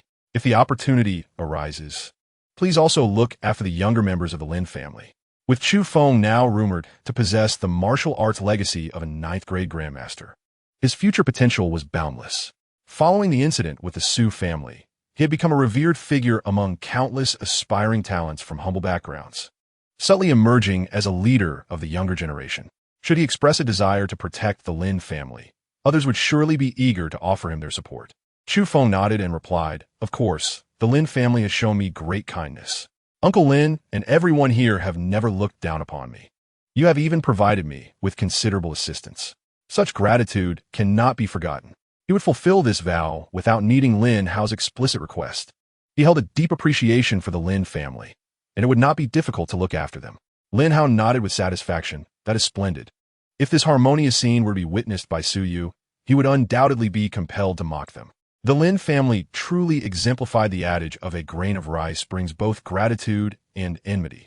The Su family had supported them for years, elevating this insignificant clan to a first-rate family status and providing them with abundant resources, yet they had never expressed a word of gratitude, instead taking it for granted.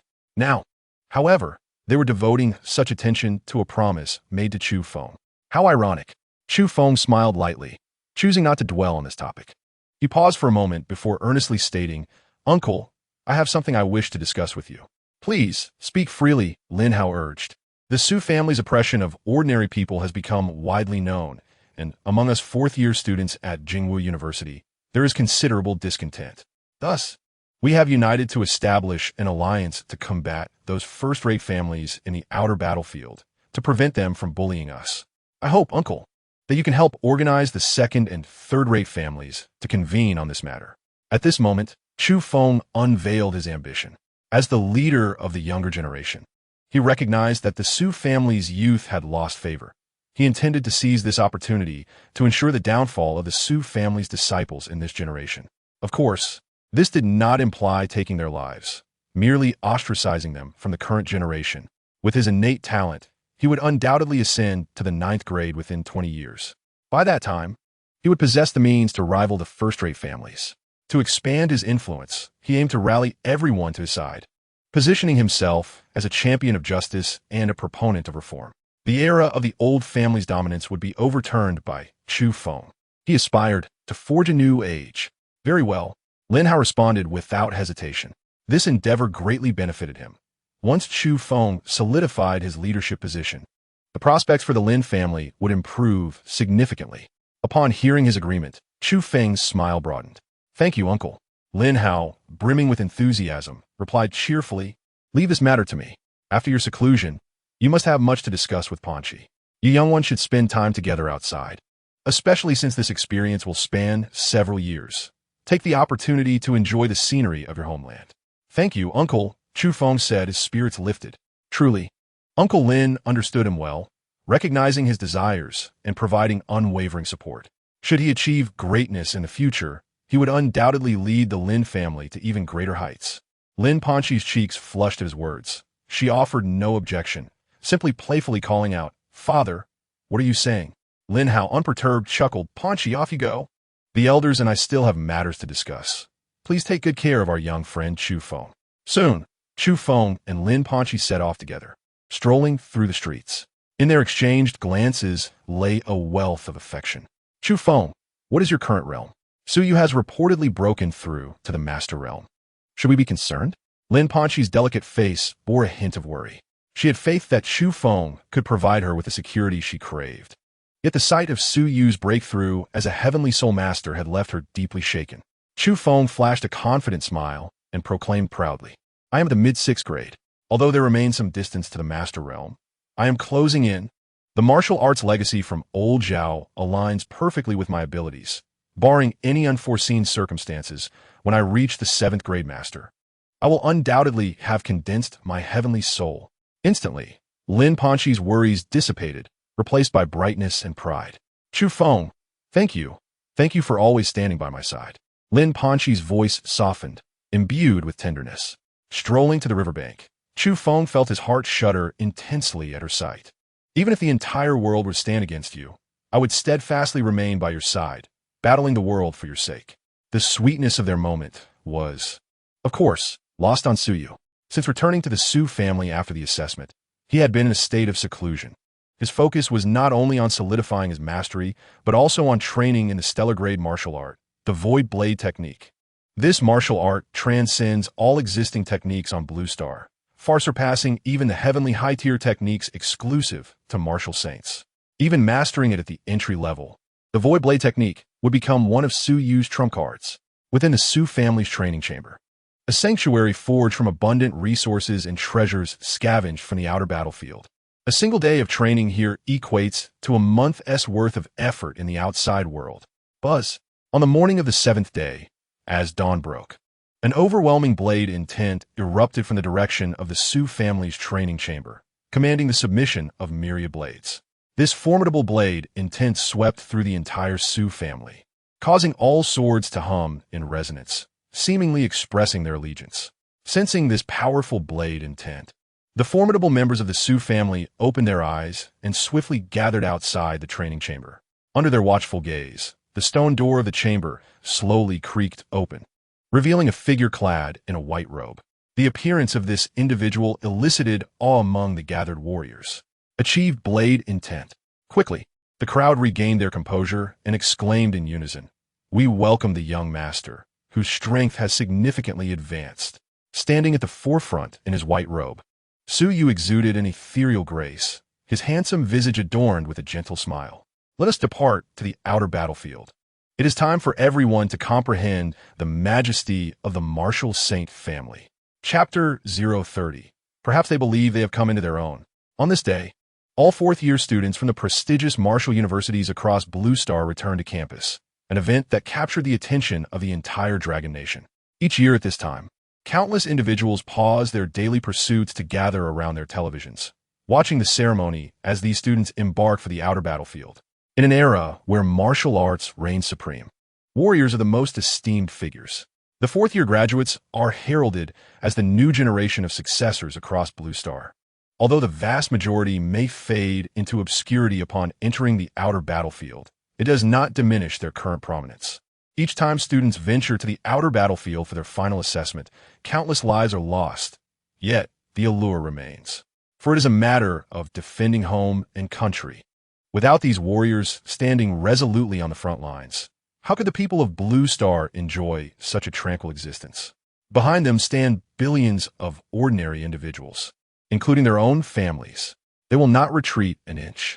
The battles against foreign races are a matter of life and death.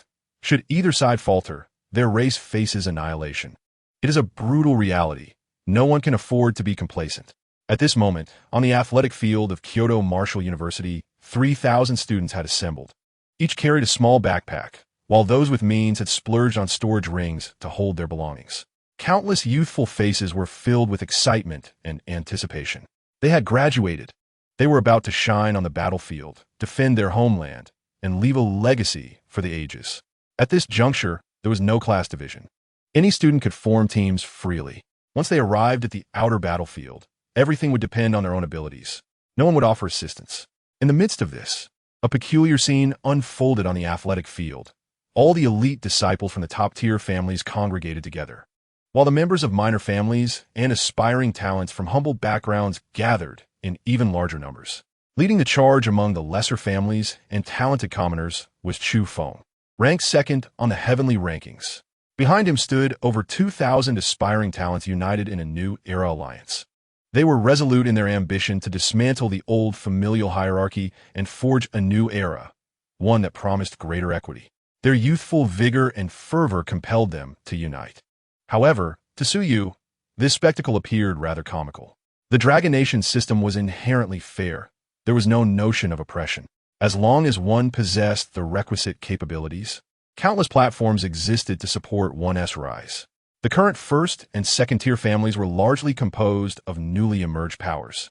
They were once dragon slayers, and yet now they had transformed into the dragons as perceived by others. In this era, with the semi-divine Yi Tao presiding, all martial saints and the majority of ninth-tier Grandmasters were stationed on the outer battlefield, leaving no one brave enough to stir trouble at home. Most top-tier families adhered to strict codes. Their resources were acquired through perilous endeavors on the outer battlefield. As for the common folks' tribulations, in the age of warriors, such concerns are hardly worth mentioning. The resources coveted by top martial artists are not something ordinary individuals can procure. Regarding their recent proclamations, fanfictionaudiobook, the claim that families monopolize 80 of the world's resources while the common folk are so oppressed they cannot secure a single spirit stone is absurd. The resources of the families are fiercely obtained from the outer battlefield, wrested from the hands of foreign races and ferocious beasts. Do ordinary people require the source marrow of an 8th-tier golden body? Do they yearn for A-grade, extraordinary alloy weapons, coveted even by 9th-tier practitioners? Needful? Have they broken through to the 8th tier? Even if they're on the cusp of breaking through, if they rely on their own capabilities to acquire resources, no one will obstruct them, even in the absence of resources, by applying for a certain contribution value. The Dragon Nation's official channels can provide exchanges. The conditions are laid bare. The opportunity is there for the taking. If one lacks the corresponding strength, one should not lament being exploited. Thus, Suyu found these individuals foolish and naive, attributing their inadequacies to others. Of course, in reality, he would sympathize with their grievances. But this is a world of martial arts, where demands differ vastly. Where does the notion of exploitation arise? On the podium, Principal Wang Tianming wore a stern expression, surveying the crowd before proclaiming, "You are all the pride of the Dragon Nation, future pillars of our society. Having made some progress in your training, the outer battlefield shall be your stage to shine. But remember, here in school, you may be considered geniuses, but on the outer battlefield, you are nothing. There are countless geniuses surpassing you. Many of them are seasoned warriors who have fought against foreign races and witnessed bloodshed. If you underestimate your opponents, consider yourselves geniuses. Look down upon others and believe in the simplicity of human nature. I assure you, 90 of you will perish on the outer battlefield." Principal Wang initially sought to ground them in reality. After all, students emerging from their ivory towers often fail to grasp the brutality of the battlefield. Indeed, upon hearing his words, the expressions of the students shifted. Some began to feel apprehensive. Yet, as the atmosphere thickened, Principal Wang's tone softened, and he donned a smile. "However, you are all exceptionally gifted seedlings. After 4 years of trials, should you survive the crucible of blood and war, many of you will undoubtedly ascend to become 6th-tier warriors or even 7th-tier masters. Or perhaps, with your own prowess, you may rise to become 8th-tier golden body warriors, or even 9th-tier grandmasters. At that time, you will be the new pillars of the Dragon Nation, and the entire nation will take pride in you.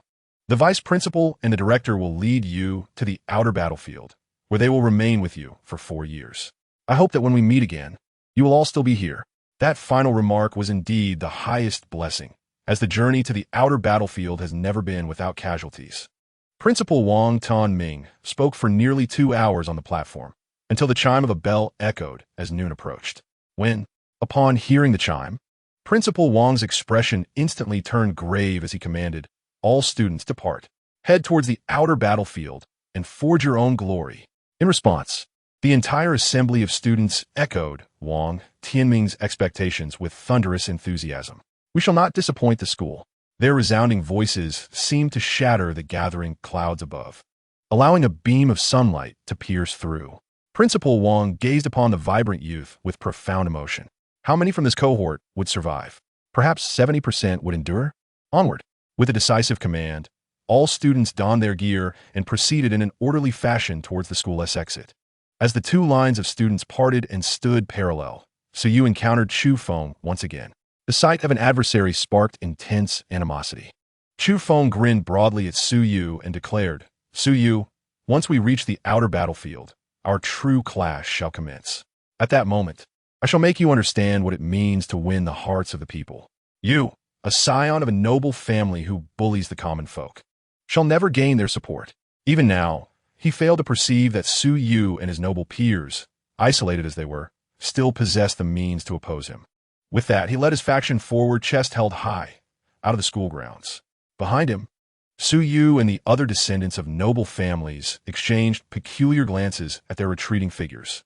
"Su, why do some insist that it is we who are isolated?" Suyu fixed his gaze on Chu Feng's back, his eyes gleaming with murderous intent, yet his smile remained particularly radiant. Perhaps they believed themselves to be formidable. Yet, they entirely overlooked the fact that the outer battlefield is the true domain of us martial saints and premier noble families. Chapter 031, Arrival at the Outer Battlefield, 9th City. The students of the Martial University set forth for the outer battlefield, a journey undertaken both for experience and to fill the military's vacancies. Among the over 1 million graduates each year, the number who perish due to alien incursions ferocious beasts, sudden warfare, and unforeseen accidents consistently hovers around 200,000. This represents a staggering mortality rate. However, it is an unavoidable reality, for this is a war of annihilation. Death is an inescapable consequence. Coupled with a number of those who suffer permanent disabilities and can no longer fight, approximately 500,000 from each cohort must retire. The remaining survivors often choose to join the military or live independently within the outer battlefield. Only a select few, having completed their requisite battle training and feeling trepidation, opt to return to the Dragon Kingdom as reserves. Those who do not return frequently elect to reside in the outer battlefield, as it is the most conducive environment for cultivation. At this moment, all students marched along the cleared roadway, a grand procession heading toward the spatial rift transmission point. Flanking the road were throngs of commoners and lower-tier martial artists. Relishing the attention, each student held their heads high, pride radiating from their faces. The Dragon Kingdom boasts 36 transmission arrays, each corresponding to the positions of the human territories in the outer battlefield, with a martial saint stationed at each location. This is the stronghold of the Dragon Kingdom's populace. If measured by area, the territory occupied by the Dragon Kingdom alone is vast enough to rival that of an entire blue planet. Not even accounting for the lands of other nations on Blue Planet. The outer battlefield resembles a colossal celestial body, yet when it is activated for warfare, its duration is limited to 1,500 years. This implies that if humanity can withstand for another 500 years, the threat of future incursions will be extinguished. After approximately 2 hours of travel, Su Yu and his companions arrived at a military base on the outskirts of the capital, housing 100,000 soldiers, several 8th-tier Golden Body Realm warriors, and a 9th-tier Grandmaster as guardians. Approaching the spatial rift transmission point, the Marshall University students were struck with awe at the towering circular portal before them. Is this truly the conveyor of the spatial rift? Standing 500 meters tall and equally wide, its black luminescence twisted and spiraled like a vortex, inducing dizziness in anyone who gazed too long. It resembled a black hole, seemingly intent on consuming one's very soul. As everyone paused, Vice Principal Han Shuang and the head instructor stepped forward to confer with military personnel. Upon confirmation, the military official gestured, and the iron barrier that obstructed their path slowly opened, allowing the astonished students to proceed in an orderly queue through the transmission point. Su Yu and his fellow noble descendants were the last to pass. In contrast to the shock displayed by others, Su Yu and his companions maintained an air of calm. Soon, after experiencing a bout of dizziness, their vision returned, revealing an immensely grand city before them. The city walls towered over 100 meters high, bearing the scars of numerous assaults, ancient and weathered. Before anyone could fully comprehend their surroundings, a hearty laughter echoed in their ears. "Ha! Esteemed prodigies, welcome to the outer battlefield." Upon hearing this voice, the crowd turned their gaze upward to find a middle-aged man clad in military attire, his gaze playful as he observed them. Concealing his true prowess as an 8th-tier Golden Body Realm expert, he introduced himself. "I am General Qin Ta, the guardian of the 9th city, holding the rank of Major General. I'm also your supervisor. You're the last group of Marshall University students to arrive in this city. In addition to you, there are military academy students already here. Now enter the city. We have arranged accommodations for you. After settling in, gather at the 9th City Square by 5 o'clock this afternoon." With a rumble, the previously closed city gates swung open, and all students surged in with exuberance. Once inside, the Marshall University students were escorted to the lodging area. Upon arrival, they quickly found their temporary dormitories, unloaded their belongings, and hurried to the bathing facilities to cleanse themselves of the journey's dust. Perhaps due to their formal exit from the campus, the cliques within the Marshall University began to manifest. The most apparent display was when over 2,000 students led by Chu Feng attempted to drive away Su Yu's mere 200 or so followers, asserting that since they were now here, they must adhere to the rules. This dormitory building belongs to them, and those wishing to stay must go to another building. Observing the arrogance of those blocking their entry, Su Yu and his companions merely smiled faintly, choosing not to argue, and silently turned ahead to another dormitory. Witnessing Su Yu's group refrain from contesting, the originally low-tier and second-rate noble descendants erupted in delighted laughter. Indeed, numbers speak volumes. Even first-rate noble families dare not provoke them here. Soon, after everyone had washed up and eaten, they made their way to the ninth city square for assembly. When Su Yu and his group arrived at the square, they noticed Chu Feng's faction standing together in conspicuous unity. Should Su Yu's cohort draw near, they were ruthlessly repelled, forced to keep their distance.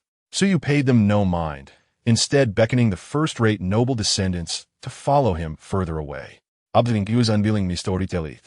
satisfaction of Chu Feng and Lin Panxi was palpable, especially for Chu Feng. He called out to Su Yu from afar. Su Yu, since we are here, there is no need for pretense. Our group harbors a bit of fear towards you martial saints and first-rate noble families, so we kindly request you keep your distance. You don't mind, do you? Upon hearing Chu Feng speak, the lower tier and lesser noble descendants of the martial university chimed in eagerly, aligning themselves with his sentiments. Indeed, your esteemed Wu Shang family engages in unscrupulous conduct, compelling us to maintain a respectful distance. Although we attend the same institution, it would be prudent to exercise restraint when we encounter one another in the future. We dare not consider ourselves as alumni alongside the noble scions of the Wusheng lineage. Absolutely begone. No one relishes the prospect of interacting with offspring of your ilk. The crowd exchanged their sentiments, each voice laced with exclusion. While the disciples from prestigious families who stood behind Su Yu remained silent, they felt a palpable sense of indignation. Seeing the crowd so readily align with him, Chu Feng's smile beamed even brighter. Look, everyone fears you, so kindly refrain from approaching us. He relished the moment, confident that once the alumni from the military academy arrived, he would swiftly persuade them to join in isolating Su Yu and his companions. The military personnel harbor a deep disdain for the entitled scions of noble families. Surely, they would be eager to join his cause. Wouldn't they? Boom! Boom! Boom! At that moment, the ground trembled beneath the feet of all the Jingwu students. Following this, the resounding cadence of synchronized footsteps echoed throughout the square. To the astonishment of the Jingwu students, a contingent of individuals clad in military academy uniforms jogged in unison. Attention! Upon witnessing the 1,000-strong military formation, Chu Feng's eyes sparkled with enthusiasm. If he could enlist these individuals into his ranks, no one would dare to offend him in the future. These were all combat prodigies nurtured by the military. With this thought in mind, Chu Feng immediately approached the leader of the group. Greetings, I am Chu Feng, from Jingdu Martial University. Chapter 032, The Frog in the Well. Do not presume that the world is easily deceived. Chu Feng stepped before the leader of the military academy students, extending his hand with a smile, and remarked for the next 4 years. It appears we shall be fighting side by side. He held great respect for these soldiers, as they were individuals who had toiled on the front lines, often for years, without returning home even once. They fought valiantly for the sake of their homeland, battling against foreign foes. They deserved his admiration. The leader of the military students sported a buzz cut and a chiseled visage, exhibiting a hint of roguish charm, yet an undeniable ruggedness. With a grin, he clasped Chu Feng's hand and spoke in a clear voice. Military Academy, Fong Ting. Although his initial impression was slightly unfavorable, one should not rebuff a friendly hand. The warmth of his greeting necessitated a cordial demeanor. After a brief exchange, Fong Ting's gaze began to wander, seemingly in search of someone. When his eyes landed on Su Yu, who stood a short distance away with an enigmatic smile, he momentarily paused. Sensing Fong Ting's attention directed toward Su Yu, Chu Feng seized the opportunity to interject. Brother Fong, let us converse over there while the general has yet to arrive. Fong Ting did not verbally agree, but merely pointed in Su Yu's direction, frowning as he inquired. Who are they? Upon hearing his question, Chu Feng's smile faded as he sighed and replied. They too are students of Jingwu. However, due to certain circumstances, everyone tends to keep their distance from them. Typically, those who enter the military academy are either commoners or from lower-ranking families, and the military academies are generally stationed on the battlefield. Since these military students have experienced combat, Chu Feng was confident that once he disclosed Su Yu's misdeeds, the military students would certainly ostracize them. At that point, his alliance would surely grow stronger. Fong Ting, intrigued, asked, "Oh, what might that be?" His curiosity piqued, eager to uncover what could alienate so many from this mere 200 individuals. With a heavy sigh, Chu Feng's eyes brimmed with resentment and indignation as he recounted. Their leader is named Su Yu, relying on his identity as a scion of the Wusheng family. He forcibly arranged a marriage with one of my friends. After she rejected him, he came to annul the engagement. Moreover, he used his influence to injure my friend's father. This incident is known throughout Jingdu. You see, the heinous transgressions committed by the Wuxiang family in the past, and now their offspring continue to perpetrate wrongdoing. Do you believe we ordinary students can remain unperturbed? Everyone fears associating with them, lest they fall victim to their schemes. Chu Feng was an eloquent speaker. However, aside from the annulment and the injury inflicted on Lin Hao, he omitted other details. At that moment, Lin Panxi approached, her eyes glistening with unshed tears, her demeanor visibly despondent. He coerced me into an engagement while my family was vulnerable, pursued me for 7 years, and after I rejected him again recently, he proposed to annul the engagement, which I accepted. Yet, when he came to my home to finalize the annulment, not only was he dreadfully rude, but he also ordered his men to injure my father. Our family, wary of the Su family, dared not voice our grievances, but the eyes of the public are discerning. Now, the majority of Jingwu students keep their distance from them. After all, do they not merely rely on their affluent backgrounds? Must they truly drive others to despair? Lin Panxi spoke with palpable grievance, feeling deeply wronged. To her, the annulment was initiated by Su Yu. Thus, why should he reclaim what he had given? Furthermore, he lacked respect for elders. What was wrong with her father attempting to educate him? His actions were utterly shameless. Fong Ting quietly observed the indignation and humiliation etched upon the faces of the two, then turned his gaze towards the Jingwu students, asking, "Do you all share the same sentiment?" Upon hearing his words, the Jingwu students readily affirmed, "Indeed, you have no idea how tyrannical those from noble families can be. To annul an engagement and resort to violence is nothing short of thuggish behavior. It's infuriating. They only know how to bully us commoners. If we were to form a team with them, I genuinely fear they would resort to underhanded tactics against us. With such toxic elements among us, who would dare to engage with them? The higher-ups do nothing to address their behavior. It is truly disheartening." The ordinary students of Jingwu and those from lesser families voiced their views on Su Yu and the esteemed families with palpable anger and trepidation. It appeared there was indeed a sense of persecution. Fong Ting, after a moment of silence, smirked and inquired, "Have you all been victimized in this manner? Or is there anyone among you who has endured a similar fate?" At this, the previously agitated crowd fell silent, exchanging glances before shaking their heads in unison. No one responded this time. After all, they had not truly been wronged. They merely feared the tyranny described by Chu Feng, apprehensive that they might one day experience the same fate, hence their decision to band together. Observing this, Fong Ting chuckled softly, choosing not to pursue the matter further. Chu Feng also felt a twinge of embarrassment and frustration. Why on earth was he asking such questions? "Brother Fong, you must exercise caution. These noble families conduct themselves with utmost arrogance, and you must not be ensnared by their schemes," Chu Feng advised earnestly. Lin Panxi nodded in agreement, exclaiming, "They are truly despicable, particularly the Su family. They are intolerable." Fong Ting glanced at them.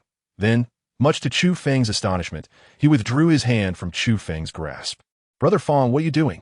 Chu Feng inquit, "Papa." Fong Ting ignored him, instead turning his attention toward the distant Su Yu, calling out, "Young Master Su, is this the infamous pretty boy and the woman who looks down upon you? They truly are a match made in heaven." His voice, amplified by a surge of energy, resonated throughout the gathering, prompting uproarious laughter from the military students. "Ha ha ha! Who would have thought that such an unimpressive woman would reject young Master Su? How amusing! I could laugh at these two for a decade." The atmosphere within the military academy has always been one of solemnity, yet at this moment it erupted into unrestrained laughter. Their mirth rendered the alliance at Chu Feng's side utterly bewildered. Who were they mocking? Chu Feng's countenance gradually darkened as he inquired, "Brother Fong, what do you mean by this?" Fong Ting's laughter subsided, and he regarded Chu Feng with a serious expression, stating, "It is of no particular significance. I am merely ridiculing you and the woman beside you." He then continued, "As for your claim to distance yourself from Su Xiao and his ilk." Suddenly, Fong Ting's expression turned playful as he bellowed, "Brothers of the military academy, answer him. Do you believe him, or do you place your faith in Su Xiao?" In the face of incredulous and horrified gazes from the Jingwu crowd, a resounding voice echoed through the air, sending a resonant buzz through their heads. "We trust Su Xiao." The thunderous and unified response left Chu Feng's eyes wide with disbelief. What was happening? At that moment, Su Yu's voice drifted closer, penetrating the ears of Chu Feng and the others. You are but a frog at the bottom of a well. Do you truly believe that with your clumsy words, you could deceive the entire world? Chapter 33. Are you aware of his brilliance? A challenge of 3,000 in the same realm. Su Yu. Chu Feng glared at Su Yu, who approached step by step, unable to suppress his seething frustration. What on earth have you done? Chu Feng was still in a state of confusion, unable to comprehend why the military academy's members did not harbor animosity towards Su Yu. Shouldn't they despise such a scion of a powerful family? A ninth, why did they choose to believe in him? Rank Grandmaster had appeared. Observing Chu Feng's somewhat ferocious demeanor, Su Yu remained calm and composed, remarking, I have no need to resort to your tactics. As the protagonist, aside from waiting for the antagonist to err and magnifying their mistakes to guide public opinion, what other cleverness do you possess? He paused for a moment, adding, there's something. They do possess unique insights into cultivation, and they dare to gamble their lives for the sake of a brighter future. This is indeed a commendable trait. As for you, Chu Feng, your performance in the original text was hardly remarkable. In contrast, some supporting characters shone even more brightly, eclipsing you, the so-called protagonist. At that moment, Fang Ting stood beside Su Yu, maintaining a respectful distance, a protocol befitting a subordinate addressing a superior. Fang Ting observed Chu Feng's expression and grinned. We have long since uncovered the details regarding your dealings with that Lin woman. Had we not been stationed on the outer battlefield, our 3,000 brothers would have sought you out for a chat long ago. Though he spoke with a smile, his eyes glimmered with coldness. Chu Feng remained silent, acutely aware that he had miscalculated this time. Noticing his silence, Su Yu retained his smile and turned to the military academy students, gently inquiring, do you truly believe that I, Su Yu, am a tyrant who bullies others? The students quickly responded in unison, we do not believe. Would you place your trust in my solitary word, or in the words of the 2,762 of them? We trust Su Shao. Tell them, in light of the martial sage identity of the Su family, are you fearful? We are not afraid. Inform them of who safeguards the world they inhabit, the land they tread upon, the martial sage. Lastly, convey this to those who consider themselves oppressed by our noble families. Your origins, born of humble beginnings. Each declaration sent tremors through the hearts of the New Era Alliance members, their eyes wide with disbelief. Why did these military academy students place such faith in Su Yu? Wasn't he merely a spoiled scion? Shouldn't they detest him? They too hailed from humble origins. Why then did they revere a scion so? Countless questions swirled in their minds. Unanswered, Su Yu regarded the silent Jingwu students and declared coldly, among them, not a single one hails from a noble family. They come from impoverished backgrounds across Manhwa. Through their own efforts, they gained admission to the military academy, transforming their fates. With our noble family's assistance, they have evolved, and each graduate becomes a pillar of a nation. Why should they harbor resentment towards us? Have we exploited them? The geniuses emerging from Jingwu may claim to be of humble origins, but what should we call those who arise from truly destitute circumstances? You, who hail from various regions of Manhwa, have enough to eat and wear, with spare resources to purchase cultivation materials to lay your foundations, enabling you to gain admission to this esteemed institution. You are undeniably talented, yet those who come from poverty, lacking the means to acquire cultivation resources, relying on public libraries for training manuals, and still managing to enter the military academy against greater odds, what should they be called? Every word from Su Yu was like a gem, compelling the Jingwu geniuses to lower their heads in shame. They were simply cowed, observing their silence. Su Yu's lips curled into a derisive smile. What a disgrace! Only by truly stepping into the outer battlefield would they comprehend the extent of the martial sage family sacrifices. They could not merely hide in the Blue Star's gardens, lamenting their woes. This was not the earth of a past life, where capitalists exploited the impoverished for profit. This was the realm of martial arts. With the specter of annihilation looming, 99 of noble families were eager to cultivate talents, alleviating the pressure. And who among them would prefer wealth? Here, everyone cherished martial resources. After reprimanding the Jingwu geniuses, Su Yu turned and rejoined the fervent ranks of the noble families. Fang Ting, observing those who had bowed their heads in shame under Su Yu's scolding, remarked coldly, Su Xiao speaks truly. What a disgrace. To blindly follow and resist. Had any of you genuinely experienced persecution, I might join your ranks, but you have not. Furthermore, let me impart another piece of information. Fong Ting cast a sidelong glance at the resentful Lin Panxi and Chu Feng, his sarcasm intensifying. The students of the military academy trust Su Xiao, not because he is the scion of the martial sage family, but because back in his freshman year, before transferring to Jingwu, he challenged our 3,000 students in the same realm and remained undefeated. Do you understand? This revelation sent a jolt through the entire Jingwu student body. Their expressions laced with shock. Undefeated in a challenge against 3,000 in the same realm? Surely this cannot be true.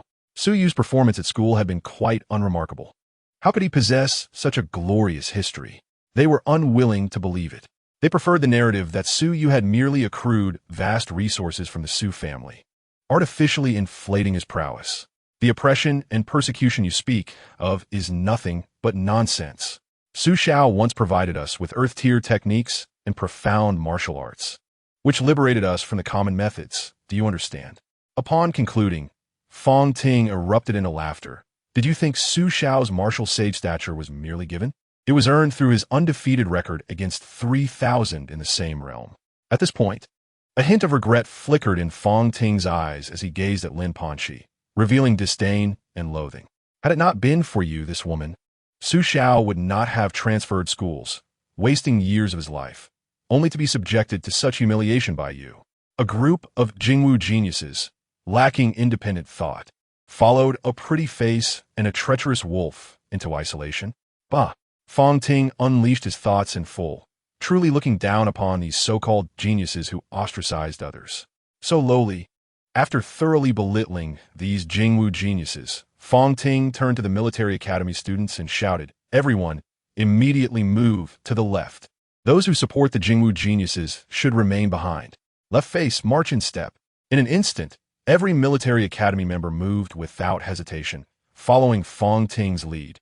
Standing tall behind Su Yu, the entire plaza was now starkly divided, one side heavy with despondency, the other radiating fervor. It was at this moment that Chu Feng regained his senses, shaking himself awake, and turned to face his own team. In an instant, he realized that the ironclad alliance he had forged was beginning to show signs of instability. Ding! Detection of significant decline in the prestige of the Chosen One. Congratulations to the host for receiving a reward. Chapter 034. He is a dandy, yet why does everyone gravitate towards him? Ding! Congratulations to the host for receiving a reward. 3,000 villain points and 1 Gathering Essence Pill. Gathering Essence Pill, a top-tier elixir, consumption of which can elevate a 7th-tier master to the next minor realm. Upon hearing the system's notification, Su Yu's smile grew even more radiant. Excellent. Once again, he had managed to fleece the little lamb, Chu Feng. Indeed, a plump little pig must be nurtured. When the time comes to butcher, one can reap a greater reward and feast abundantly. However, one must not rear the little lamb for too long, lest it mature into a ravenous wolf. Upon arriving at the battlefield beyond the realm, this would be his territory. Once the subsequent assessments commenced, Chu Feng would be free to act, embarking on his quest for fortune. Naturally, these fortunes were not for Chu Feng to claim. They were all his, as well as those self-important heroines. They would be part of Chu Feng's harem. As time passed, soon a group of individuals arrived at the square. Upon their arrival, they were momentarily bewildered by the clearly defined 2 factions. Su Yu glanced at the newcomers and, upon recognizing Yi Qing and several other heirs of the martial arts administration, chose to disregard them. What is this? Yi Qing, upon witnessing the situation in the square, was equally perplexed. Why was Su Yu, as a member of the capital's martial community, standing alongside military academy students? He had been in seclusion for some time and was unaware of the emergence of Chu Feng's new era alliance. "Brother Yi, you have arrived," Chu Feng exclaimed, his heart lifting at the sight of Yi Qing and Yi Lianxing, who were still pondering how to stabilize the morale of the troops. Upon seeing Chu Feng, Yi Qing politely nodded, "Brother Chu." However, that was the extent of their interaction. Yi Lianxing, harboring no fondness for Chu Feng and Lin Panxi, could not help but roll her eyes as he approached to greet them. "Brother, I'm heading over to Yugo," she declared, striding towards Su Yu. Observing her decisive departure, Chu Feng's expression soured. Simultaneously, he was infuriated. Why was it that the illustrious Yi Lianxing was so close to Su Yu? Although he currently favored Lin Panxi, it did not mean he was disinterested in other beauties. Otherwise, he would not be cultivating a harem. He found Yi Lianxing, with her stunning beauty, exceptional talent, and privileged background, quite charming and worthy of flirtation. Yet she showed him no interest. In the original narrative, Chu Feng had contemplated how to win Yi Lianxing's favor, but since her character was designed to be enamored solely with Su Yu, she held a strong aversion towards him. Especially after Chu Feng and his master, Han Shuang, had killed Su Yu, she had nearly lost her mind, driven by an overwhelming desire for vengeance against Chu Feng. However, she was restrained by Yi Tao, and ultimately, consumed by sorrow, she ventured deep into the territories of other races, slaying several 8th-tier golden body strongholds before meeting her tragic end. This girl, Yi Qing, witnessing his sister's behavior, could only shake his head with a rueful smile. Just as he was about to catch up with Yi Lianxing, he was halted by Chu Feng. Brother Yi, that side is the aristocratic alliance led by Su Yu. We of the capital's martial community are over here. Seeing Yi Qing about to leave, Chu Feng hurriedly explained. Aristocratique alliance? Yi Qing was momentarily taken aback by this designation. What was this alliance about? Chu Feng patiently elaborated, and upon finishing, he noticed the peculiar look in Yi Qing's eyes. Then, he heard Yi Qing's polite yet distant voice. I see. Thank you for the clarification, Brother Chu. Yi Qing then led the other prodigies from the martial arts administration towards Su Yu. Witnessing this scene, Chu Feng was utterly flabbergasted. What in the world? Shouldn't Yi Qing be aligned with him? After all, he too was a figure of the martial arts administration, the other talented individuals from a new era alliance. Upon seeing Yi Qing join Su Yu's camp, felt their expressions turn complex and begrudging. This was entirely outside their expectations. According to Chu Feng, Su Yu was supposed to be the kind of spoiled aristocrat that everyone despised. Why were they flocking to him? Damn it! As Chu Feng saw Yi Qing laughing and conversing with Su Yu, his expression darkened. Especially upon witnessing Yi Lianxing smiling around Su Yu, his heart twisted painfully. Damn it! Why does everyone gravitate towards that beast, Su Yu? When they enter the wilderness for training, I must find an opportunity. Otherwise, I will kill you. The darkness descended rapidly on the battlefield beyond the realm. By 5 o'clock, the sky had been painted orange by the sunset. Simultaneously, Major General Qin Tua, who had appeared on the city tower earlier, arrived at the square, accompanied by Vice Principal Han Shuang and the director of the capital's martial academy. Noting that everyone had gathered, Major General Qin did not concern himself with their factional affiliations. For what lay ahead was an individual ranking, which temporarily bore no relation to team formations. Standing at the forefront, clad in military attire, with a stern and resolute visage, Major General Qin addressed the students. Welcome to the battlefield beyond the realm. This is the central position of our human race's stronghold, so you need not fret over safety for the moment. Your task is to survive and complete a 4-year graduation assessment. During these 4 years, besides survival, another criterion will be to accumulate points. Only those who meet the point threshold will graduate officially after 4 years. Points will be distributed based on combat achievements and the submission of valuable resources, slaying ferocious beasts for their cores, defeating the heads of other races, or uncovering clues to mineral veins, all of which can be exchanged for points. Of course, the precious resources you acquire are not mandatory to submit. No one will demand them from you, so there is no need to worry about a lack of resources. This is merely one avenue for earning points. Major General Qin paused before continuing. In addition, before you engage in free activities, there are 2 final tasks. First, tomorrow you will enter the primal forest of the battlefield beyond the realm for a 10-day training period. Your assessment will involve attempting to slay as many ferocious beasts as possible to obtain their cores, thus determining your points and ranking. Lastly, the top 10 among you will, in half a month, proceed to the first city to participate in an exchange competition among all the martial universities of Blue Star, with the victors receiving substantial rewards. Now, everyone come forth to collect your identity cards. These will serve as your identification in the battlefield beyond the realm, so be sure to keep them safe. Once you have received your identity cards, you are free to explore and familiarize yourselves with the environment of the battlefield beyond the realm. After concluding his address, Major General Qin began to coordinate the distribution of identity cards. When it was Su Yu's turn to collect his card, Major General Qin suddenly remarked, "Young Master Su, General Su Long has sent a communication. Please accompany me shortly." Su Yu raised an eyebrow at this. His esteemed father had matters to discuss with him? Chapter 035, Betraying Humanity? Kill without mercy. Though somewhat puzzled, Su Yu nodded in agreement. Understood. Major General Qin belonged to the faction of the Su family.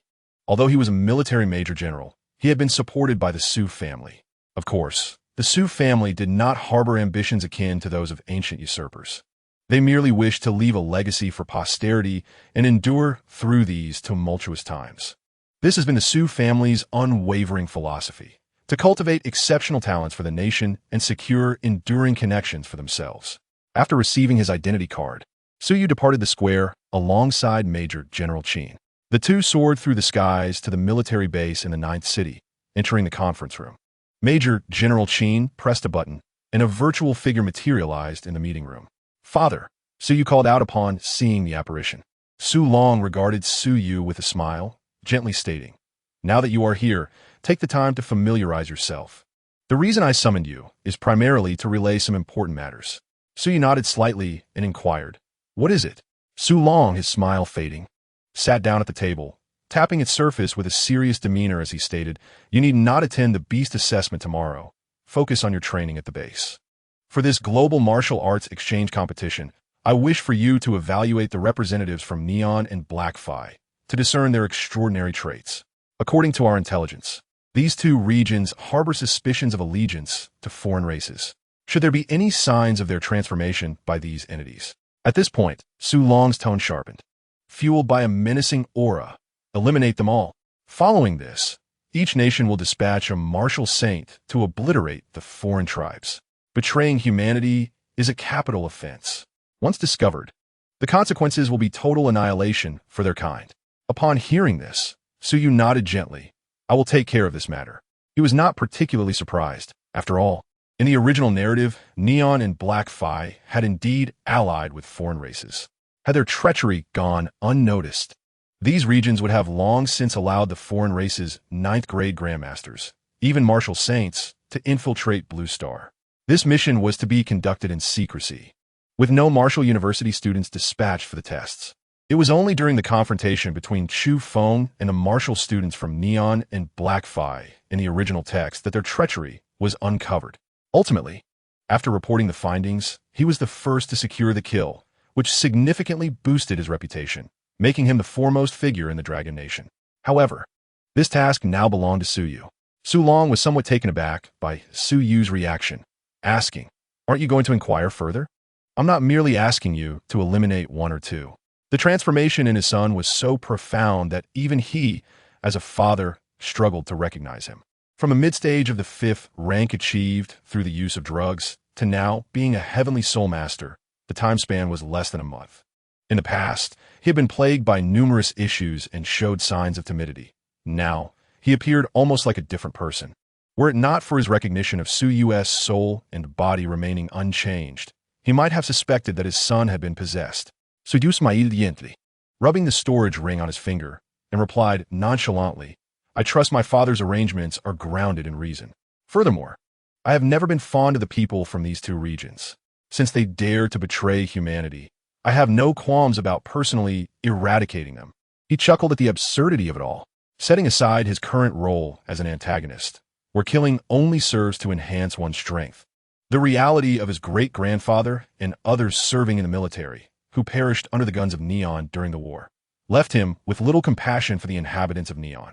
What was unattainable in reality could be realized in the realm of high martial arts, and he relished the opportunity to participate. Su Long regarded Su Yu with an intense gaze. "Since you possess such courage, then proceed without hesitation. This endeavor has the backing of a martial saint." His son truly embodied the lineage of their clan. Such a bloodthirsty spirit was indeed characteristic of the Su family. Those who allied with foreign races deserved this fate. Su Yu flashed a dazzling smile, revealing his pearly white teeth. "Then I shall proceed with confidence." As he spoke, a thought struck him, and he added, "Father, after the assessment, I wish to visit the front lines to see grandfather." He had not forgotten that in the original narrative, Su Zhantian would perish a year later. This martial saint, who had protected humanity for a century, needed to be saved. Moreover, he aspired to create a demigod, as he possessed a significant opportunity at hand. Su Long nodded in agreement with Su Yu's request. Indeed, after all these years, your grandfather has been eager to see you. Unfortunately, the martial saints on the front lines are vigilant, making it difficult for him to break free. He concluded, "Very well, we will leave it at that for now. I must prepare for the counter-offensive against the foreign forces." As he spoke, Su Long turned to the side, addressing Qin Tuo with a smile. "Major General Qin, I appreciate your assistance." Qin Tuo, taken aback by Su Long's cordiality, quickly responded, "Head of the family, you flatter me. My life was saved by you back in the day, and with the resources you have provided for my advancement to the 9th rank, my simply calling for the young master is no trouble at all." Su Long waved a dismissive hand. "The resources were earned through your military contributions, not provided by me. Let's be clear on that." With that, he ended the communication. Not given a chance to respond further, Qin Tuo could only smile wryly. Su Yu, intrigued, clasped his hands together and remarked, "Congratulations, General Qin, on your impending breakthrough to the 9th grade Grandmaster. It seems your promotion to Major General is just around the corner." Being allied with the Su family, he considered Qin Tuo one of their own. The stronger his abilities, the more beneficial he would be to the Su family. Qin Tuo smiled, not denying it. "Young Master Su, you jest. It is merely a stroke of luck." He then asked, "Young Master, care to join me for a meal at this military base? It has been years since I last visited. I fear I may have forgotten the exquisite taste of beast meat." The following day, outside the 9th city, numerous students gathered. After listening to the rules and receiving their equipment, they surged into the forest, whether in teams or solo.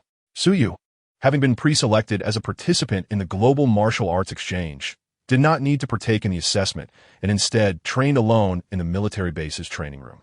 Not seeing Su Yu in the assessment, Chu Feng abandoned his plan to hunt beasts alone and opted to team up with Lin Panxi to hunt instead. His initial intent was to obstruct Su Yu's chances of achieving a good ranking, but he was frustrated to discover that Su Yu was not participating at all. 10 days swiftly passed. Once all students submitted the beast cores they had hunted for score tallying, the list for those advancing to the exchange competition was finalized. Without a doubt, Chu Feng emerged as the top candidate from the 9th city. He achieved this by hunting 20 level 7 beasts comparable to 7th grade martial artists, 93 level 6 beasts, and 227 level 5 beasts, amassing a staggering total of 7,280 points. The second place was taken by Yi Qing with a total of 3,190 points, while the military academies Fong Ting secured third place with 3,150 points, just 40 points shy of Yi Qing. Thus, the quota for the 9th city to participate in the Global Martial Arts Exchange was established. On that very day, Su Yu, having successfully concluded his 10-day seclusion, emerged revitalized. He had advanced to the mid-stage of the 7th rank. After utilizing the Tianyuan pill to break through to the mid-stage of the 7th rank, Su Yu chose not to exit immediately. Instead, he stabilized his vitality for several days before feeling assured enough to venture out. During these 10 days, not only had he ascended to the mid-stage of the 7th rank, but he had also advanced the Void Blade technique from the entry level to the minor success stage. This stellar grade martial skill was notoriously difficult to master. Even with Su Yu's martial arts talent and proficiency in blade techniques, rapid advancement was unattainable due to his insufficient level. However, having reached minor success, Su Yu felt confident that he could cleave through a peak 7th grade martial artist like Lin Hao with a single strike. Even 8th grade early stage powerhouses would hesitate to withstand such a blow. This was his trump card. Soon, the day of departure arrived. When Su Yu arrived at the assembly point, the 10 selected geniuses for the exchange competition, along with Major General Qin Tuo, had already gathered. Upon his arrival, he greeted Qin Tuo, "General Qin, I apologize for my tardiness. I was in seclusion longer than expected." Major General Qin chuckled. "No worries, you arrived just in time." Upon seeing Su Yu, the 10 individuals expressed varying degrees of surprise and confusion, yet none spoke up. However, Lin Panxi was an exception. Having been fortunate to secure the 10th place due to Chu Feng's influence, she qualified to participate in this martial arts exchange. Seeing Su Yu, who had not participated in the hunting competition, still allowed to attend the exchange, Lin Panxi's composure faltered. She anxiously questioned, "General Qin, why is Su Yu allowed to attend despite not participating in the hunting competition. Isn't that a bit unfair? Initially, she had been relieved that Suyu would not be there to disrupt her, but now she was dismayed that he was indeed present. This immediately incensed her. Zhu Feng, however, remained silent, refraining from voicing any inquiries regarding the matter, especially since Lin Panxi had already intervened. Upon hearing her words, Qin Tuo's previously smiling visage turned expressionless as he coolly remarked, "He is a master of the Tianhun sect, possessing a 7th-tier martial arts cultivation, and has an additional quota to participate. Do you have any objections?" His disdain for Lin Panxi was well known, stemming not only from the incident involving Suyu, but also from the hunting competition where she exploited loopholes in the rules to form a team, securing the 10th position with her initial 5th-tier cultivation, thus participating in the exchange competition. This not only squandered a precious spot, but also diminished the overall quality. Knowing full well that this was a global martial arts exchange, her insistence on participating despite her inadequate cultivation was utterly foolish. And now, she had the audacity to question him? Lin Panxi was momentarily taken aback, her expression tinged with resentment as she reluctantly retreated, casting a spiteful glance at Suyu. This brief altercation swiftly passed, leading the group to the teleportation point in the 9th city. Qin Ta distributed the identity tokens for the martial arts exchange competition and briefed them on several matters before ushering everyone into the teleportation array. Upon activating the array, a radiant light enveloped them, and they subsequently vanished from sight. In the first city, at the martial arts arena, a gathering of prodigious students selected from martial universities worldwide had already convened. Individuals of various ethnicities mingled, engaging in cheerful banter. Soon, as the light of the teleportation array illuminated, all eyes turned towards the spectacle. When the radiance dissipated, Suyu and his companions materialized in the arena. Observing the identity tokens adorning their collars, onlookers recognized them as martial arts prodigies hailing from the 9th city of the Dragon Kingdom. Upon their arrival, Suyu and his companions surveyed their surroundings with evident curiosity. After ushering them to the designated area for the 9th city, Qin Tuo informed them, "I shall report to the city lord of the first city. You may interact with students from various martial universities here." Understood. Once Qin Tuo departed, the group felt liberated, wandering about freely. They greeted familiar faces with smiles, having previously participated in exchange competitions where they had made acquaintances. However, Lin Panxi and Chu Feng were newcomers to this type of event and displayed an unmistakable sense of wonder. Their lack of international travel experience further heightened their curiosity. Suddenly, Lin Panxi turned to find several bald men of dark complexion pointing and grinning at her, their lewd gazes unmistakably insidious. Infuriated, she retorted, "Are you aware that your behavior is quite rude and exceedingly bothersome?" Seeing her ire, the bald men chuckled. They then clumsily spoke in Dragonese, "Women of the Dragon Kingdom, you are quite beautiful." Upon receiving their compliment, Lin Panxi's displeasure softened slightly. However, their subsequent remarks struck her like a blow. "But with your initial 5th-tier martial arts cultivation, how could you possibly qualify for the exchange? Has the martial arts community of your Dragon Kingdom grown so weak? How about this, tonight? Let's find a quiet place to share a drink and get to know each other. We are quite fond of you and would love to discuss matters all night." The lascivious glimmer in the eyes of the bald men intensified, as if they wished to strip her bare. "Scoundrels, go to hell!" Lin Panxi's eyes reddened, and she shouted through gritted teeth. She attempted to charge at them to teach them a lesson, but was restrained by Chu Feng's firm grip. Lin Panxi shot an incredulous look at Chu Feng, questioning why he was holding her back. With his gaze lowered in a cold tone, he explained, "Do not provoke them just yet. Allow them to linger for a while. When the exchange begins, I will ensure they pay for their insolence. No one dares to toy with the women I protect." Lin Panxi, sensing the murderous intent in his eyes, paused and nodded firmly. All right. While she was somewhat touched by Chu Feng's willingness to defend her, she still felt wronged. Why couldn't she exact revenge immediately? Scanning the crowd, she noticed that others were merely spectating, furthering her frustration. Why are they like this? I'm a girl. Do they have no sense of chivalry? Why won't anyone stand up for me? As these thoughts swirled in her mind, she unconsciously turned her gaze towards Suyu, only to find him sitting there, eyes closed, seemingly unaffected. His nonchalance only fueled her anger and a sense of injustice. This Suyu, who had once professed his affection and vowed to protect her, now sat there, indifferent as she faced humiliation. He was truly insufferable. This woman from the Dragon Kingdom is utterly uninteresting. With her low cultivation, it is a privilege for her to engage in conversation with us. Yet she remains unsatisfied, and that man beside her is as timid as a turtle. The bald men scoffed, their boredom palpable. Hearing their crude remarks, Lin Panxi's eyes welled with tears as she bit her lip, desperately wanting to retort. But Chufeng held her back once more. It was unbearable. Just then, the teleportation array glowed brightly once again. Under the watchful eyes of the crowd, a woman emerged, captivating all the men present. Her long, flowing hair cascaded down her back, and her tall stature boasted perfectly proportioned legs. Her stunningly beautiful face, with skin as smooth as snow, exuded an ethereal glow akin to moonlight dancing on water. She radiated an aura of cold elegance that commanded respect, akin to a celestial being stepping out of a painting, leaving everyone in awe. How beautiful! This singular thought echoed in the minds of all present. Her entrance rendered the previously lewd, bald men speechless, their jaws nearly dropping in astonishment. Encountering such a flawless woman, their minds momentarily emptied of rational thought, replaced by fervent desire. One of the bald men boldly approached, saying, "Beautiful lady from the Dragon Kingdom, I wish to befriend you. Might I have the honor of inviting you to my residence tonight to discuss martial arts?" Upon hearing this, a cold glimmer flashed in her eyes. Her red lips parted slightly as she uttered a single word, "Leave." The bald man's expression immediately shifted, his displeasure evident. "Woman, we are not asking. We are commanding you. Sleeping with us would be the honor of your life.